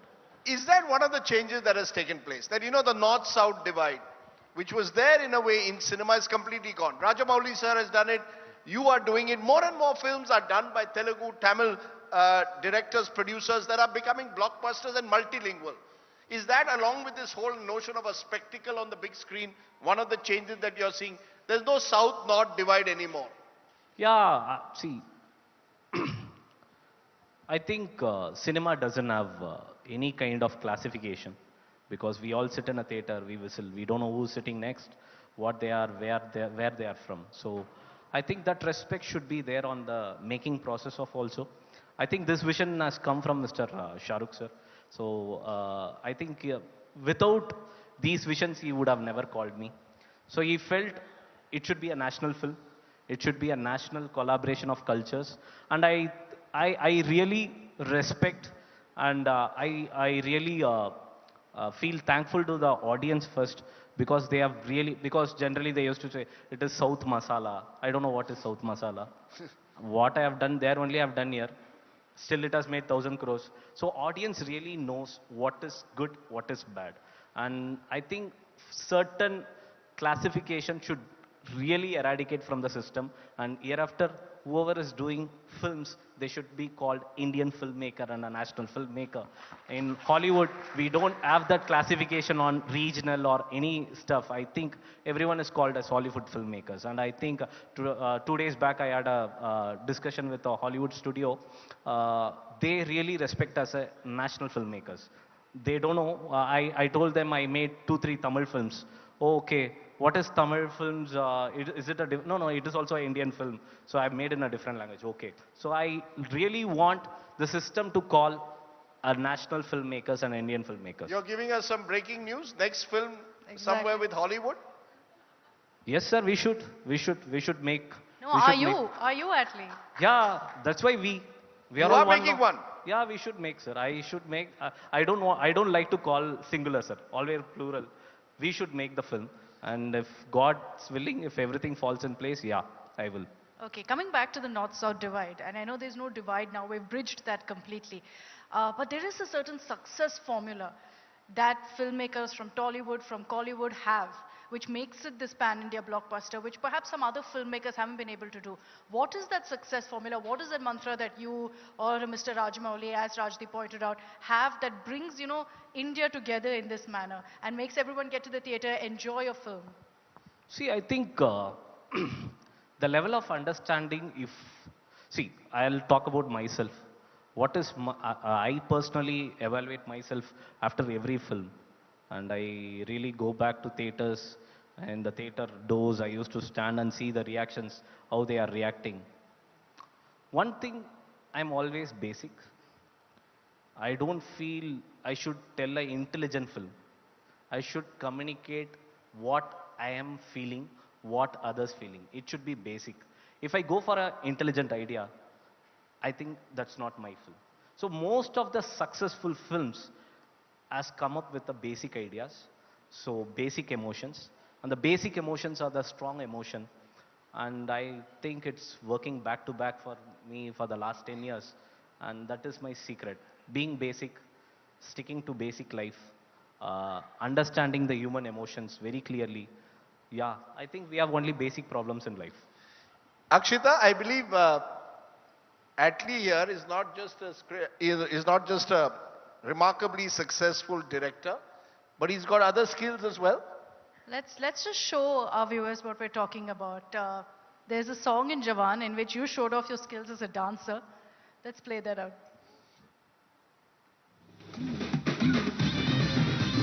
That's Atlee for you there.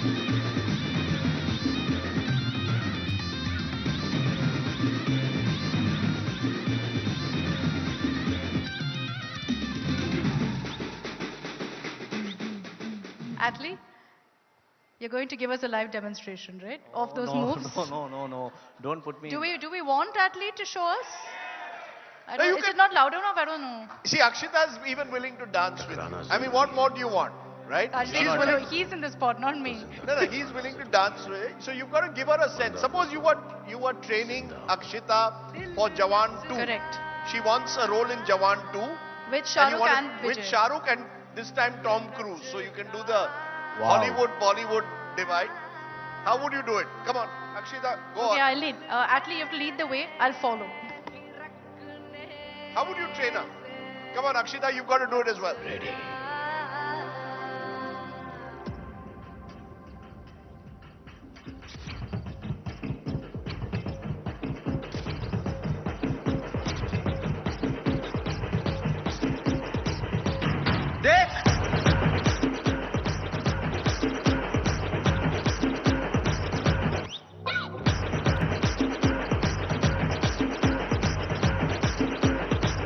हिम्मत से नाचो थिरक थिरक यारो धरती हिला दो थिरक थिरक रे माटी का बादल फूक जाए अंबर झुका दो थिरक थिरक रे लड़क भड़क बंदा हो खलक तलक बंदा हो फिकर फिकर जिंदा हो तबड़ तोड़क बंदा हो पलक तलक बंदा हो तबड़ शिकर जिंदा हो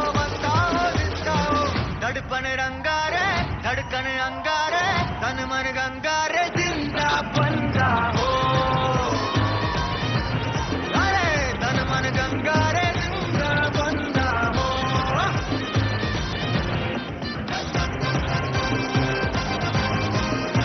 धड़पन झूमर घूमर जागर मारे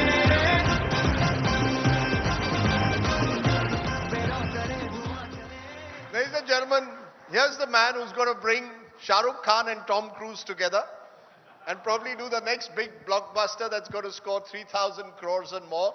And he's only 37. So he's got a long way to go.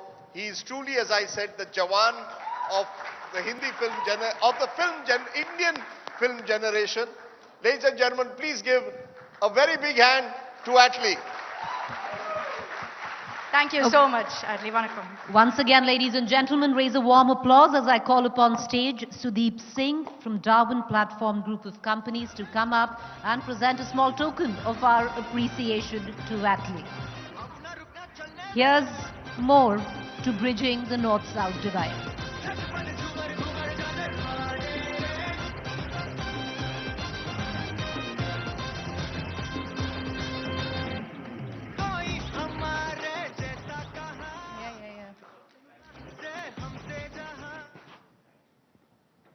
Thank you, Atlee. All right, it's been riveting 2 days, and as we are coming to an end with our final session with Kriti Sanon, but right before that, viewers, these 2 days of the India Today Conclave Mumbai would not be complete before we thank you, before we thank our panelists on what have been 2 exhilarating days of sharing thought, energy, vision, all of that coming together on this stage. And also the audience. The 2 days that we had wouldn't have been complete with your participation.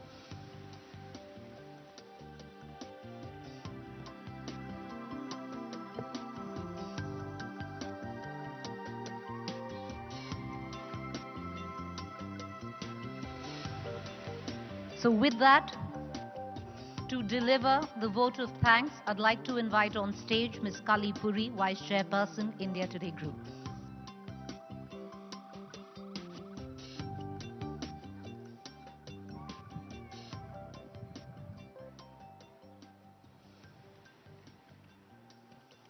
Good evening. It's our 5th conclave in Mumbai, and it's so fun to be back. Last conclave, you had a new CM, and he was here on this stage giving his first public interview. This conclave, you have a second deputy CM, and we had his entire party here to talk about it. This is the political story that just doesn't stop giving. As a news company, it is one of the things that we ask for in our prayers. People I have been meeting at the conclave have been asking me, what do I worry about most?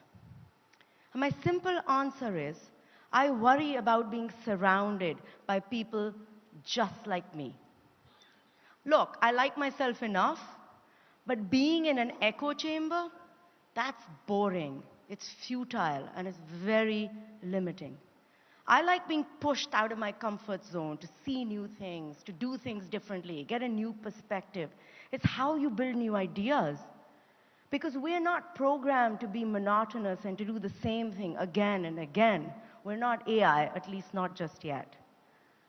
We try and bring that process to air in our channels and in our democratic newsroom and in our conclaves.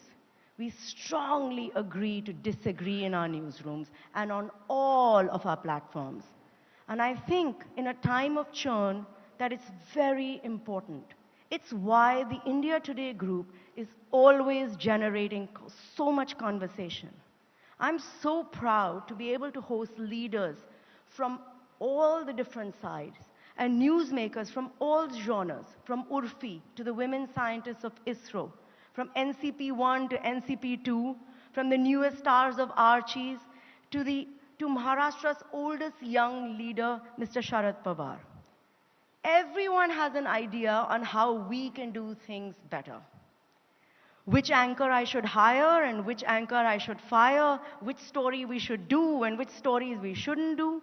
And I take that as a huge compliment. People are so invested in what we do. As a society, I think we need to be more receptive and accepting, able to listen to the other side. Rather than dismissing that as Godi media, Modi Bhakt, or Lutyens media, Liberati, just give the other side a chance. Let's navigate this India moment together. Now to switch gears completely. In March this year, we added the newest member of our team. The first one that we did not hire in 48 years, we created from scratch. Our first AI anchor, Sana. Since then, Yeah, you can clap, it's okay. Since then, Sana has done over 200 hours of program across different genres and languages and platforms. But I will let her tell you herself. So over to you, Sana. Thank you, Kali. Hi, Mumbai. Hope you all had a great last 2 days. In my short journey so far, I have had the opportunities to interact with leading Indian and global personalities, be it our Honorable Prime Minister Mr. Modi, King Khan SRK, or Microsoft's President Mr. Brad Smith. During the recent G20 summit, I did several bulletins in the native languages of each G20 country. Since I was getting so much love from across the world, I thought I should introduce you to some new anchors who represent different regions of our country. So, without further delay, I will introduce you to India Today's AI family. First, meet our very own Saili, the pride of Maharashtra. Just like our Mumbai city, she also never sleeps. How are you, Saili? नमस्कार, कसे आहात तुम्ही? मी सायली, मराठीतील पहिली AI निवेदिका. मला भेटा मुंबई तकच्या सर्व digital प्लॅटफॉर्म्सवर. Next is pretty and tireless, Aishwarya.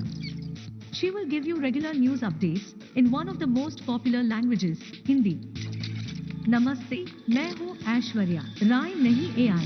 मैं आपको दूंगी देश और दुनिया की सारी खबरें, आपकी भाषा, हिंदी में. जल्द ही होगी मुलाकात आपसे, यूपी तक, भारत तक और न्यूज तक पर. Now meet our intelligent and ageless Bhojpuri powerhouse Naina. Her understanding of Bhojpuri is no less than any linguistic expert. जिक्रा शुरू करा तानी भोजपुरी में. आप सबों के नैना का राम राम, कैसन बा? सब बढ़िया बाना. हमसे मिलबो केवल आज तक 2 पर. Now meet her. She is world's first Bengali AI anchor. Versatile and knowledgeable Aina, who without stopping will bring you the latest news in a language sweeter than Roshogolas, Bangla. नमस्कार, मैं हूँ आयना और मैं आप सबको दिखाऊंगी सच का आईना, आपकी अपनी बांग्ला भाषा में, केवल आज तक बांग्ला पर. And in the end, meet India Today TV's anchor extraordinaire, Jay. His speciality is his non-stop, 24/7 understanding of evolving global affairs. Hi, I am Jay. I will help you unwind your day by catching you up with the latest happenings from around the world. See you soon on India Today TV. Welcome to the future of news. Over to you, Kali. Thanks, Sana. These AI anchors are just another example of our belief in believing that newsrooms must be tech-enabled. This doesn't, of course, take away from our fantastic anchors that you have seen over the last 2 days. I think they're not perfect, but they're good enough. And I've been working with this technology for the last 6 months, and it's just galloping. I can just tell you that the future is very frightening and very fascinating, and we are waiting to tell you this story. So please, my last request, stay open, and thank you.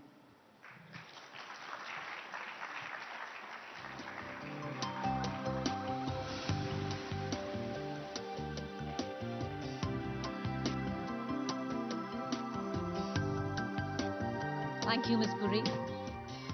All right, ladies and gentlemen, with that, we've come to the end of what have been 2 exhilarating days and to our final session this evening.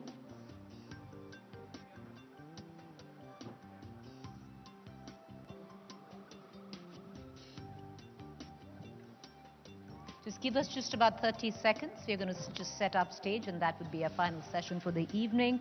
Last but definitely not the least.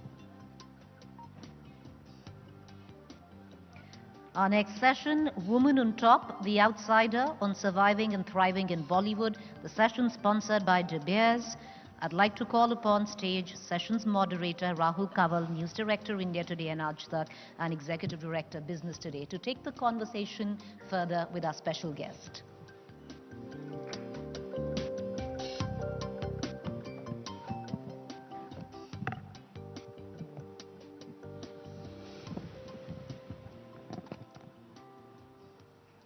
Good evening, everyone. In an industry where the scales are tilted hopelessly in favor of insiders, it takes a very special talent for someone who comes from a regular middle-class family in Delhi's Parparganj to make a big mark for herself in Bollywood. Our next guest at the India Today Conclave says she doesn't like to be put in a box, which is probably why she has an incredibly diverse CV.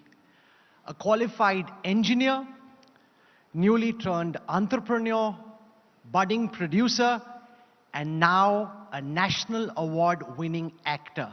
Ladies and gentlemen, at this, the gala session of the India Today Mumbai Conclave, join me in welcoming to our gala keynote session, Bollywood's Param Sundari, Kriti Sanon.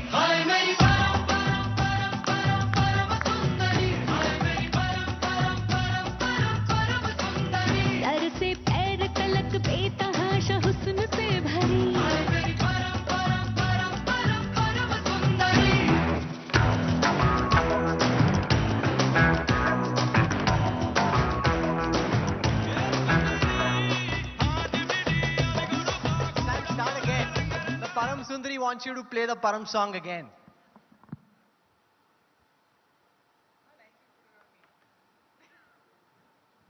Samakya.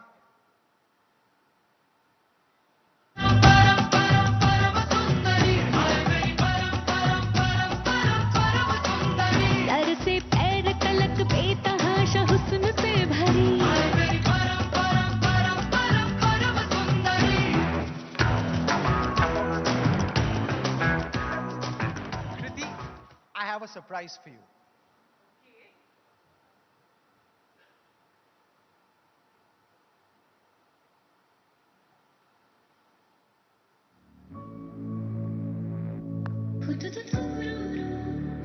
Oh my God!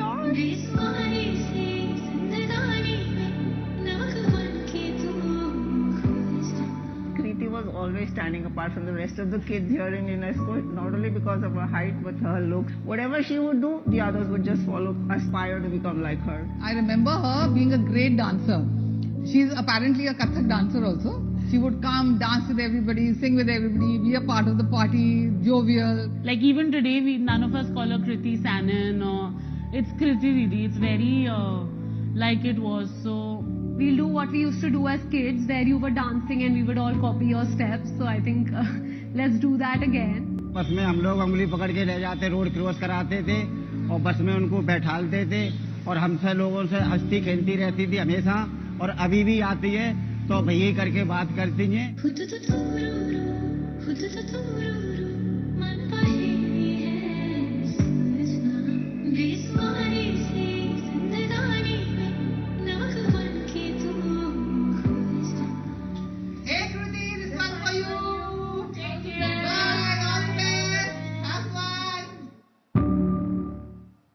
Remember this, Kriti, the UNESCO apartments?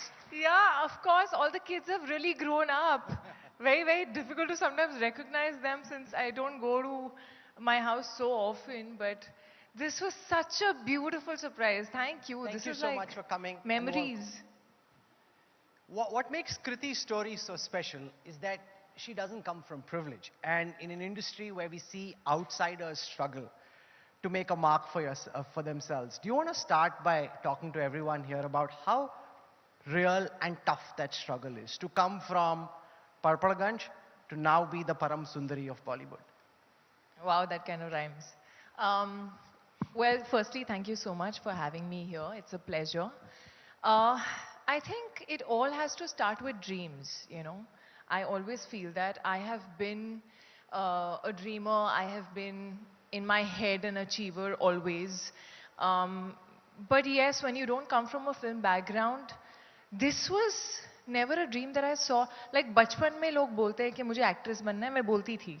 I used to watch Madhuri Dixit and her songs and copy them. I used to always be into dance, but acting was never something that I thought of seriously at all.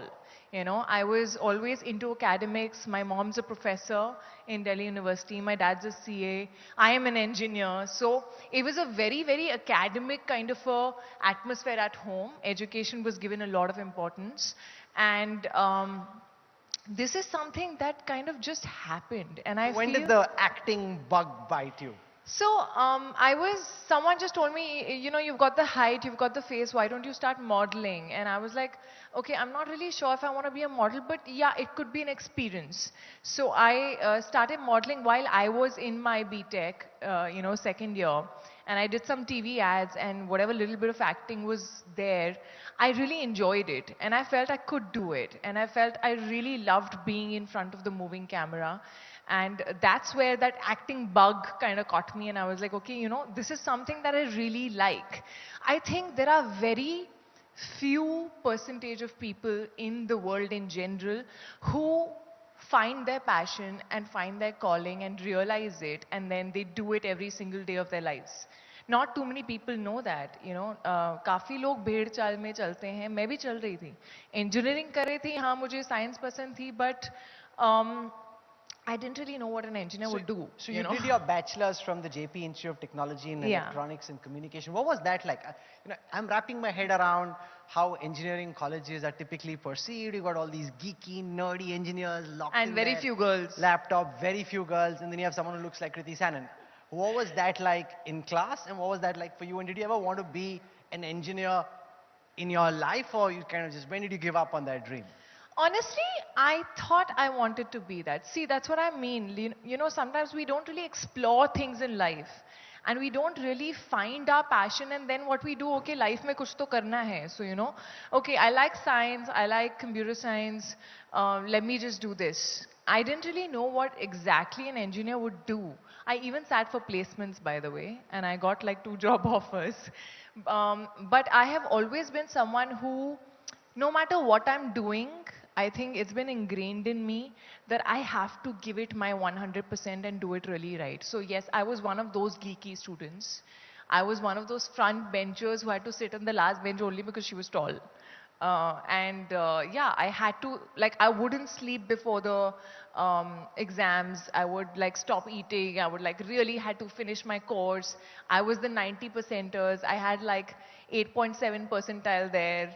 So I was one of those geeky people who really was a nerd and kind of was proud of it. So. And from there, you've had a phenomenal journey, which recently saw you win a national award. This is the 69th National Film Awards for your role in the film Mimi. We have some clips we want to play out, and what a phenomenal role that is for you to get into the skin in the way that you did. When you were doing Mimi, was a national award somewhere at the back of your head? I don't think I was thinking of the national award. Yes, I must say that my director, Lakshman Uttekar, genuinely, while we were shooting the film, told me multiple times, and he used to call me Mimi, and he still calls me Mimi. So he said, Mimi, आप देखना आपको इसलिए ना national award मिलेगा. And I was like, sir, आप कहाँ जा रहे हो? Filmfare तो मिला नहीं है मुझे, अभी रुक जाओ, you know, I haven't got my best actress award yet.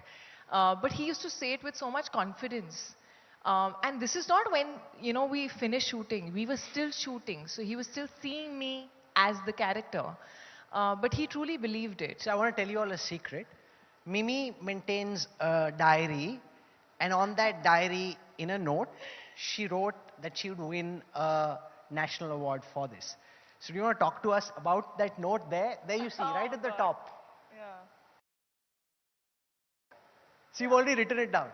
And do you see that? Multiple, aage? If you zoom out. I think that's the Parpalganj ka ambition, you know. So like, that is something, okay, I'll tell you this.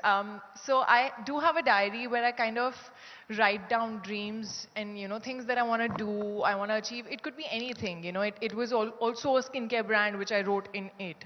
So I feel like sometimes, you know, we all have a lot of dreams, but we don't really realize it because we don't think about it so seriously कि okay और क्या हम इतना busy हो जाते हैं life में that sometimes it's important to just write down what else do you want to do, you know, what are your dreams.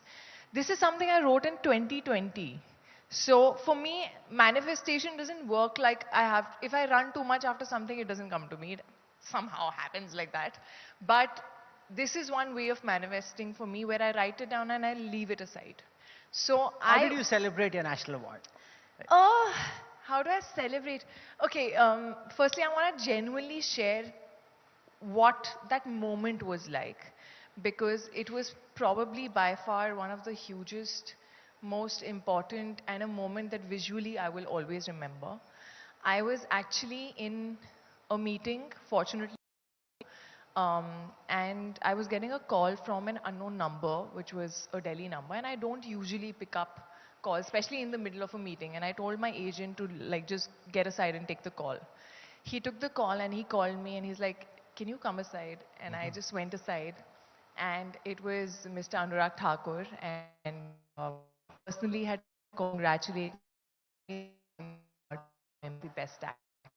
And I remember I was just like, I'm still getting goosebumps. I was very overwhelmed.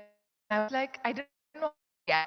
And I obviously kept down, and I said, I need to go and tell my parents. And I sort of paused the meeting, and I ran down, and I was trying to find my parents, and I could see only my dad sitting there. My sister was somewhere working out. My mother was not at home, and I was just like so restless. And I just told my dad, I said, I won the national award. And he just stood up and he was like, huh? And he had these like tears in his eyes, and the way he like hugged me. My sister ran back at home and she was all sweaty and she gave me a sweaty hug. And I called my mom. My mother was at a salon getting a hair wash. Okay, and she was literally at the hair wash basin like that. And I called her up and I said, Mom, I just got a call, I won the national award. And she's like, ऐसे तो नहीं कर दिया किसी ने? Are you sure? सच में? And I was like, yeah, seriously, I got a call from the ministry.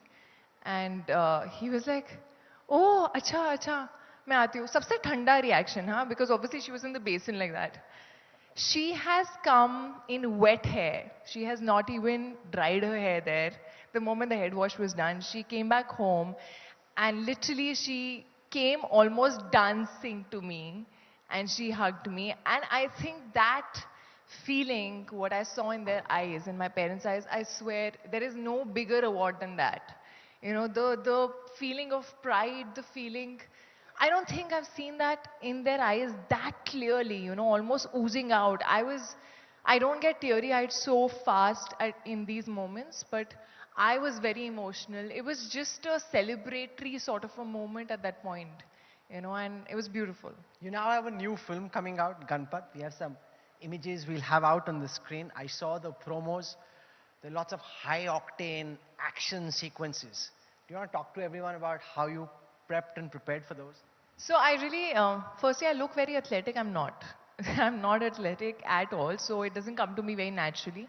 But I really wanted to do action since a while. I was just waiting for an opportunity like that. I am using nunchucks, which has not really been used much in the Hindi film industry before, and not by an actress before. And definitely I was going to do action with Tiger, who is just like outstanding at it. So I was like, I have to be great. So I started prepping for it about like 9 months before we started the shoot. And I had to master the art because you have to really be comfortable doing it. Otherwise it kind of shows on your body language, on your face. And I really had fun. You know, it is way tougher than what it looks. It looks very easy, it's not. But I think I really had fun. I would love to do a full-fledged action film, hopefully in the future.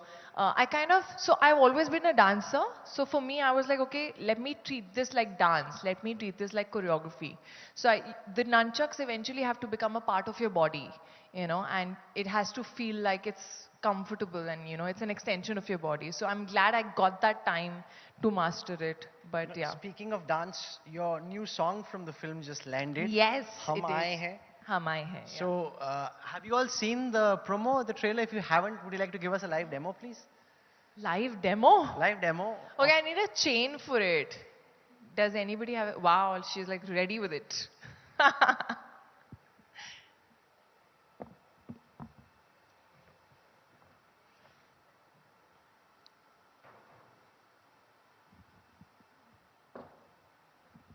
Can we play the song? कोई पूछे तो बताना कोई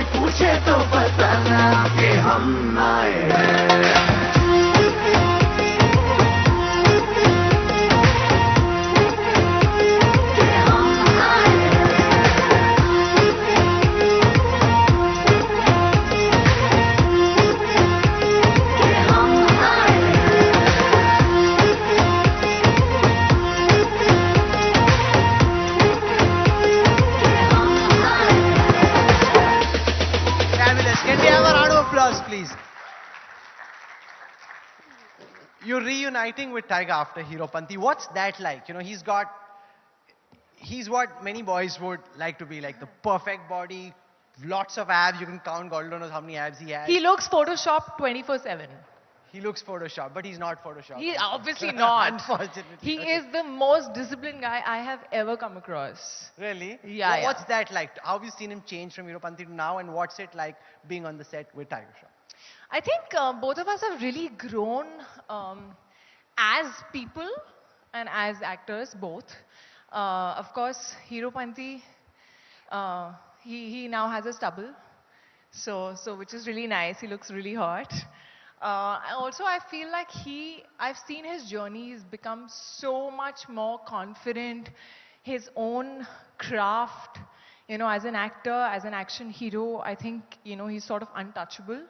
I remember in Heropanti, both of us were so young and so like raw and naive. He used to be so shy to even, I remember there was a shot where he was supposed to peck me on the cheek and he was so nervous, he was trembling, you know, and now he's just like really comfortable on screen, and he's also doing some bit of like comedy, which is like physical comedy, which I had not seen him do before. So it was really amazing, almost nostalgic to sort of be back on sets with him. The interesting thing about the 20th of October is that this is when your film Ganpat goes up against your sister Nupur's film, Tiger Nageshwar Rao, and it's the clash of the Sanan sisters on the box office. Is there an element of competition brewing there?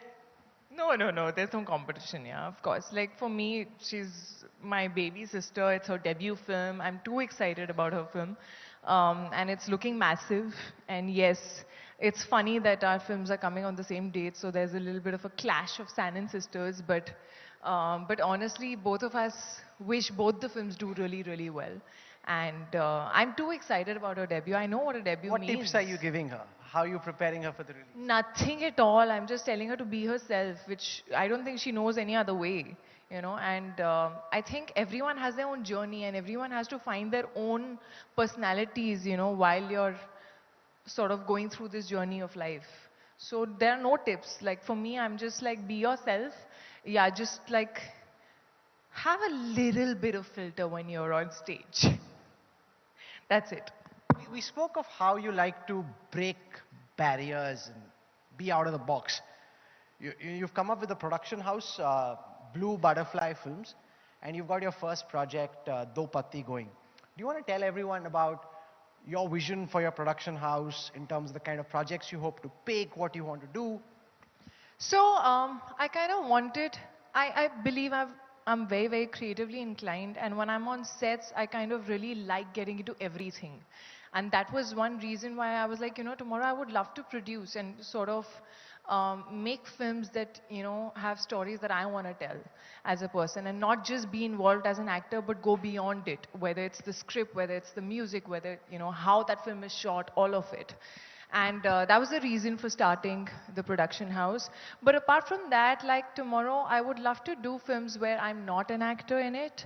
I would love to do content. I think one common thing that all the content of Blue Butterfly films would have and should have is a lot of heart in it, because I think that's something that I really like.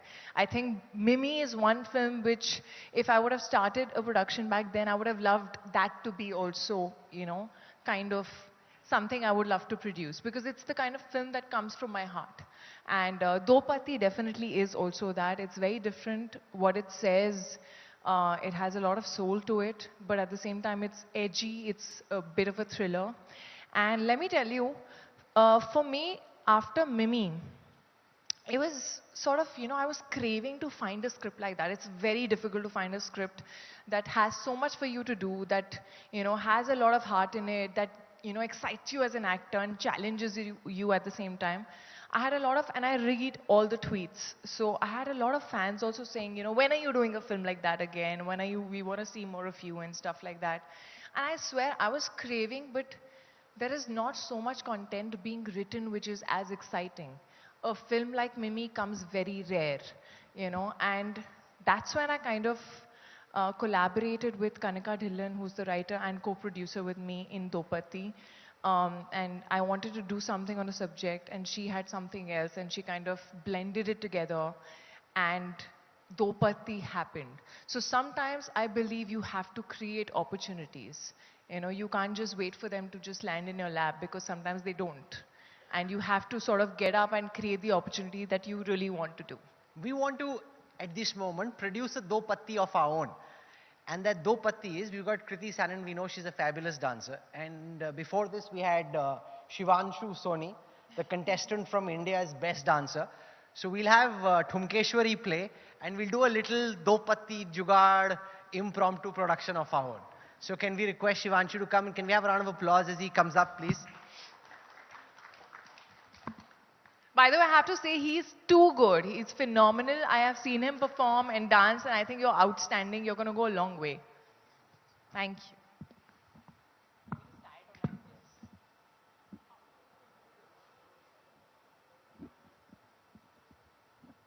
Can we have a round of applause, please?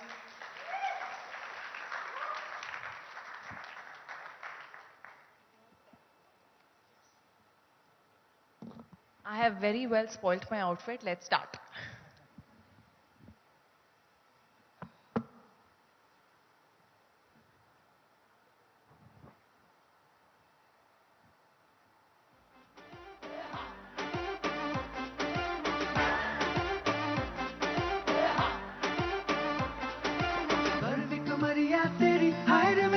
Louder, Samakya. बन के बिजुरिया गिरी हाय रे परेशान कर गई कर भी कमरिया तेरी हाय रे मेरी जान ले गई बन के बिजुरिया गिरी हाय रे परेशान कर गई गोरी गोरी सुनरी सुनरी सुनरी पिंक तेरी चुनरी चुनरी चुनरी दिल पे जाए गुजरी गुजरी गुजरी तुझे लिख के बताऊं या गा के सुनाऊं मैं ओ तुम Keshwari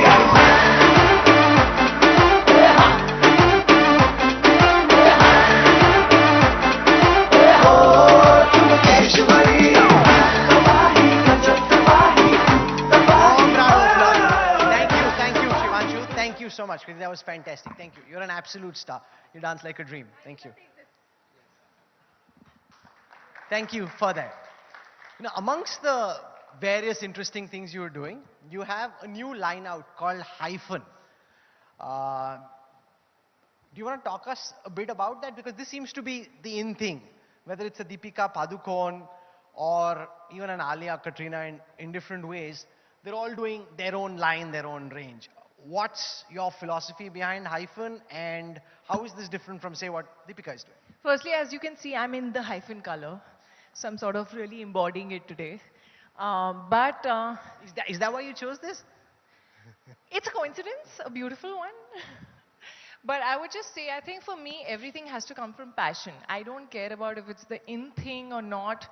I actually thought of this way long back. It's just today that, you know, we're out with the brand, but the seed kind of started like almost in my head about 2 years back, and we started the journey of Hyphen a year back. So for me, everything has to come from passion. I don't want to just put my name to things and be like, okay, this is another thing that I'm doing.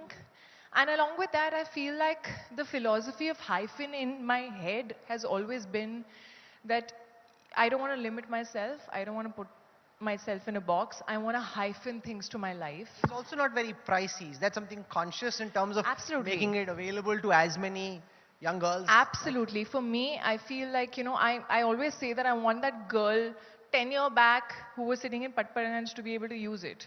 You know, for me, we're making this brand for the consumers, and we want everyone to be able to use it, and that's why we've kept the price point very, very, reasonable. And I believe in science. I'm an engineer, and I also believe in the power of nature. So we've hyphened the power of nature and the potency of science, and we're trying to create products which not only have multiple ingredients hyphened in them that are really good for your skin, but at the same time also help simplify skincare. You know, like the sunscreen is also moisturizing. And it also has vitamin C in it. It also has things that can help you reduce the sun damage. So it's a lot of things in each bottle, and that's the point of it. But for me, Hyphen came out of a lot of passion, and let me tell you, I am totally involved in it. We have these 2-hour sessions on Zoom calls. My agent is laughing because she's always managing it for me, when to do it in my busy life. I am involved in every bit of it, from what product to what ingredients it should have, to how the product should look like, to what the name should be. Even the name Hyphen has come from me, and it's a special one. So for me, it's my baby. It's something that I wanted to hyphen to my life. I feel हम हमेशा बचपन में पूछते हैं आपका profession, अच्छा आपको बड़े होके क्या बनना है, you know? And in your profession you're supposed to write one thing, but why? You know, why are we always limiting ourselves to, okay, only one thing I can do in life? I think you should just hyphen things to your life whenever you can, you know? Find your passion, find more things that you want to do in your life and just hyphen them. And that's my philosophy. You spoke of that young girl in Palpadganj from a decade ago. If they're watching you on television or on social at this time, what's Kriti Sanon's advice 1 decade later to that young girl, whether she's in Daryaganj, Dumariyaganj, or wherever else she is, when she sees, we had Riya Chakravarti here before this, when she sees what happens with the likes of, say, Sushant Singh Rajput and the others, and how tough it is to get into Bollywood, what has the last decade taught you? And what's your advice to that young version of yourself from 10 years ago? I think there is struggle in every field, okay? But I just want to say that to that young girl, that you need to dare to dream, and you need to believe in yourself, and you need to work bloody hard at whatever you want to do, because nothing is going to come easily, you know? But if you really stick to it and stay at it, and don't let the noise around you affect you, and keep going for it, you will get there someday. A film like Mimi, for me, I was craving for it way before I got it. You know, there were times when, you know, when you don't come from a film background, at times you feel you don't have someone who's giving you opportunities on the platter. But I kept taking baby steps, doing whatever best I could in every film that I got. And I got that opportunity. About 7 years it took me to get an opportunity like that. I kind of felt that I could do it, I had it in me, but I just needed that opportunity. Were there times when you felt like giving up, or, you know, I'm not getting the right break? Never give up is another thing that I would want to tell that person, because no, you should never give up. It may not happen as early as you would want it to, and sometimes we all get restless and we want it all now, but it will happen at the right time. Just wait for it, believe in it, and just keep working. I feel like you have to keep evolving yourself, making yourself better at whatever you do. So you can't just sit and cry about it. You do the next big thing. So every step you're taking closer to your dream, you are moving ahead. You know, even if you're falling, you're moving ahead. So it's okay to fall, it's okay to fail, but just keep growing, keep working at yourself, because one day, you know, whenever God feels like you're ready for that opportunity, it's just going to come in front of you, and you're just going to feel like, okay, you know, maybe it's come now because I'm ready for it. So I think it all turns out for the best. I always feel like, you know, whatever happens in life is for good and for the best. But you have to not let that fire get dimmed. You have to just keep striving. You know, one of your new projects is The Crew, where you've got the phenomenally talented Tabu, and you've got Kareena. Kareena's got so much experience. What was that like for you? Is there an element of competition, or at least having to be in the same screen, the same frame as a Tabu? Did you have to prepare extra for that?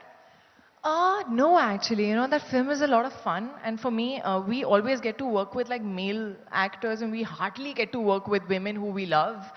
I am a huge fan of both Bebo and Tabu ma'am, and you know, just getting to share the screen space.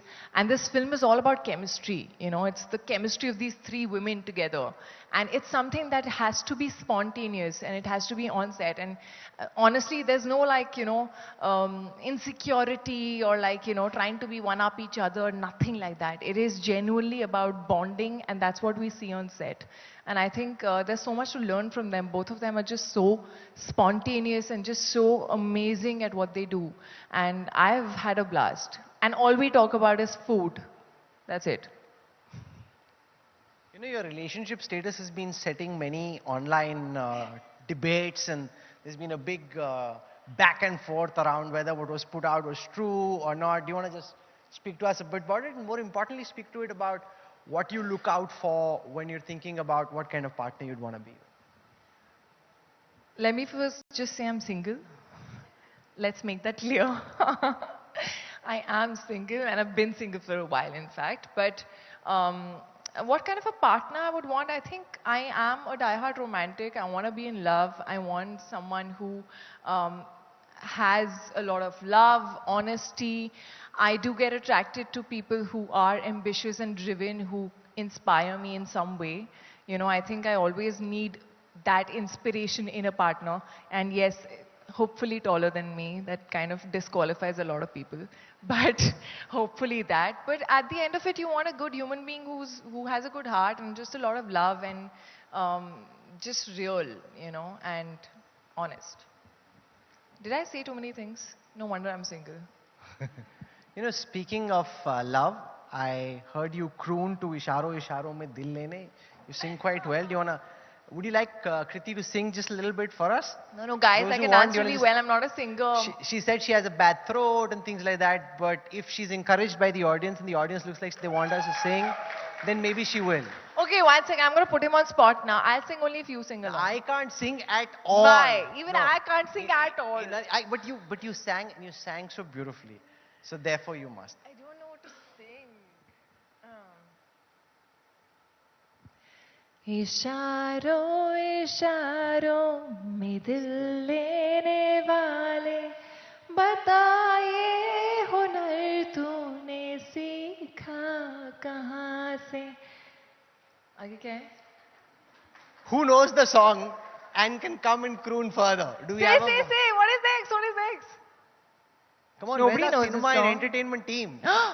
They need to come to the party when they need to come to the party. इशारों इशारों What is next, guys? Nobody knows. Let me just sing something else. निगाहों निगाहों में जादू चलाना मेरी जान सीखा है तुमने जहाँ से. Woo! That was phenomenal. You do some pretty crazy things in the gym. I was seeing you on the treadmill, but you weren't walking or running on the treadmill. You were doing core on the treadmill. Do you want to talk to us a bit about Tribe and your mission in terms of how you're trying to stay fit, and what is it when you're lying on a treadmill and trying to do core? Yeah, I think that's what Tribe is about. It's about making workout fun, and it's about not making it monotonous. And actually, Tribe also somewhere kind of happened in my life out of passion. I'm not someone who used to love working out, actually. I had gained about 15 kilos for Mimi, and then the lockdown happened, and honestly, the gyms were shut.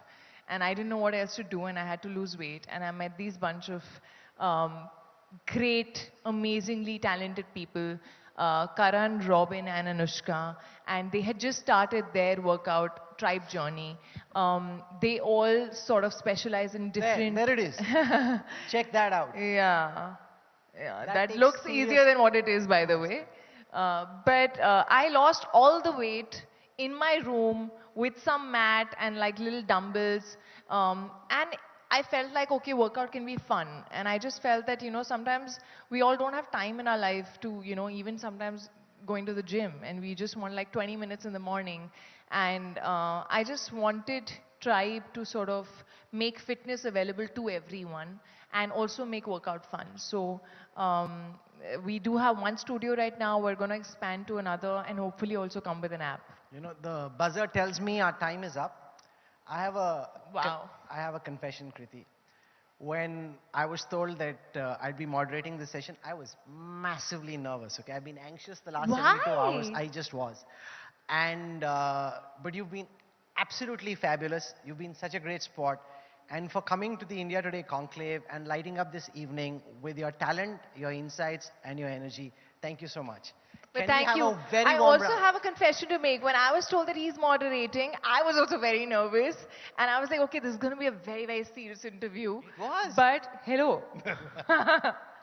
See, he's been smiling all through the interview. Isn't that amazing? Yes, I have. Absolutely. That's the effect the Param Sundari has. So can we have a very warm round of applause for Kriti Sanon? Thank you very much, and we wish you all the very best.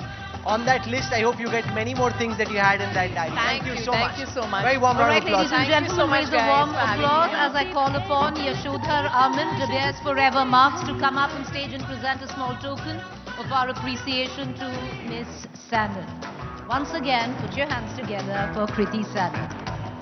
And with that, ladies and gentlemen, we've come to the end of what has been 2 spectacular days. Thank you. Thank you to our audience. The endeavor now to come back bigger, brighter, better next year. But what a conclave we've had. Thank you, Mumbai.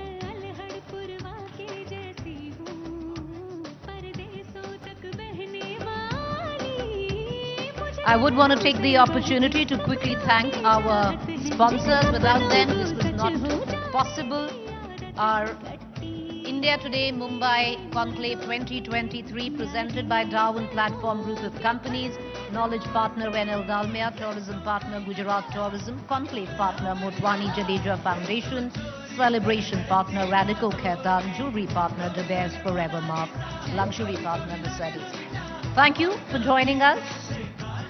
We'll see you next year.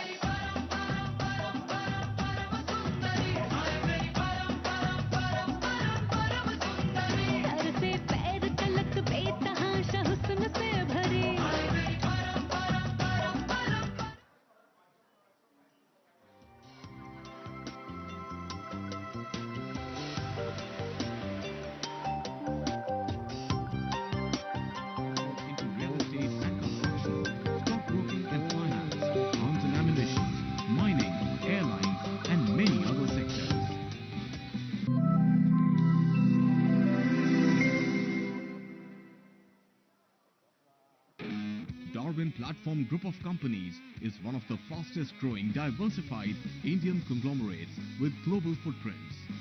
It is setting up offices globally and tying up with companies across the globe from multiple sectors. The company has ventured into real estate and construction, stockbroking and finance, arms and ammunition, mining, airlines and many other sectors.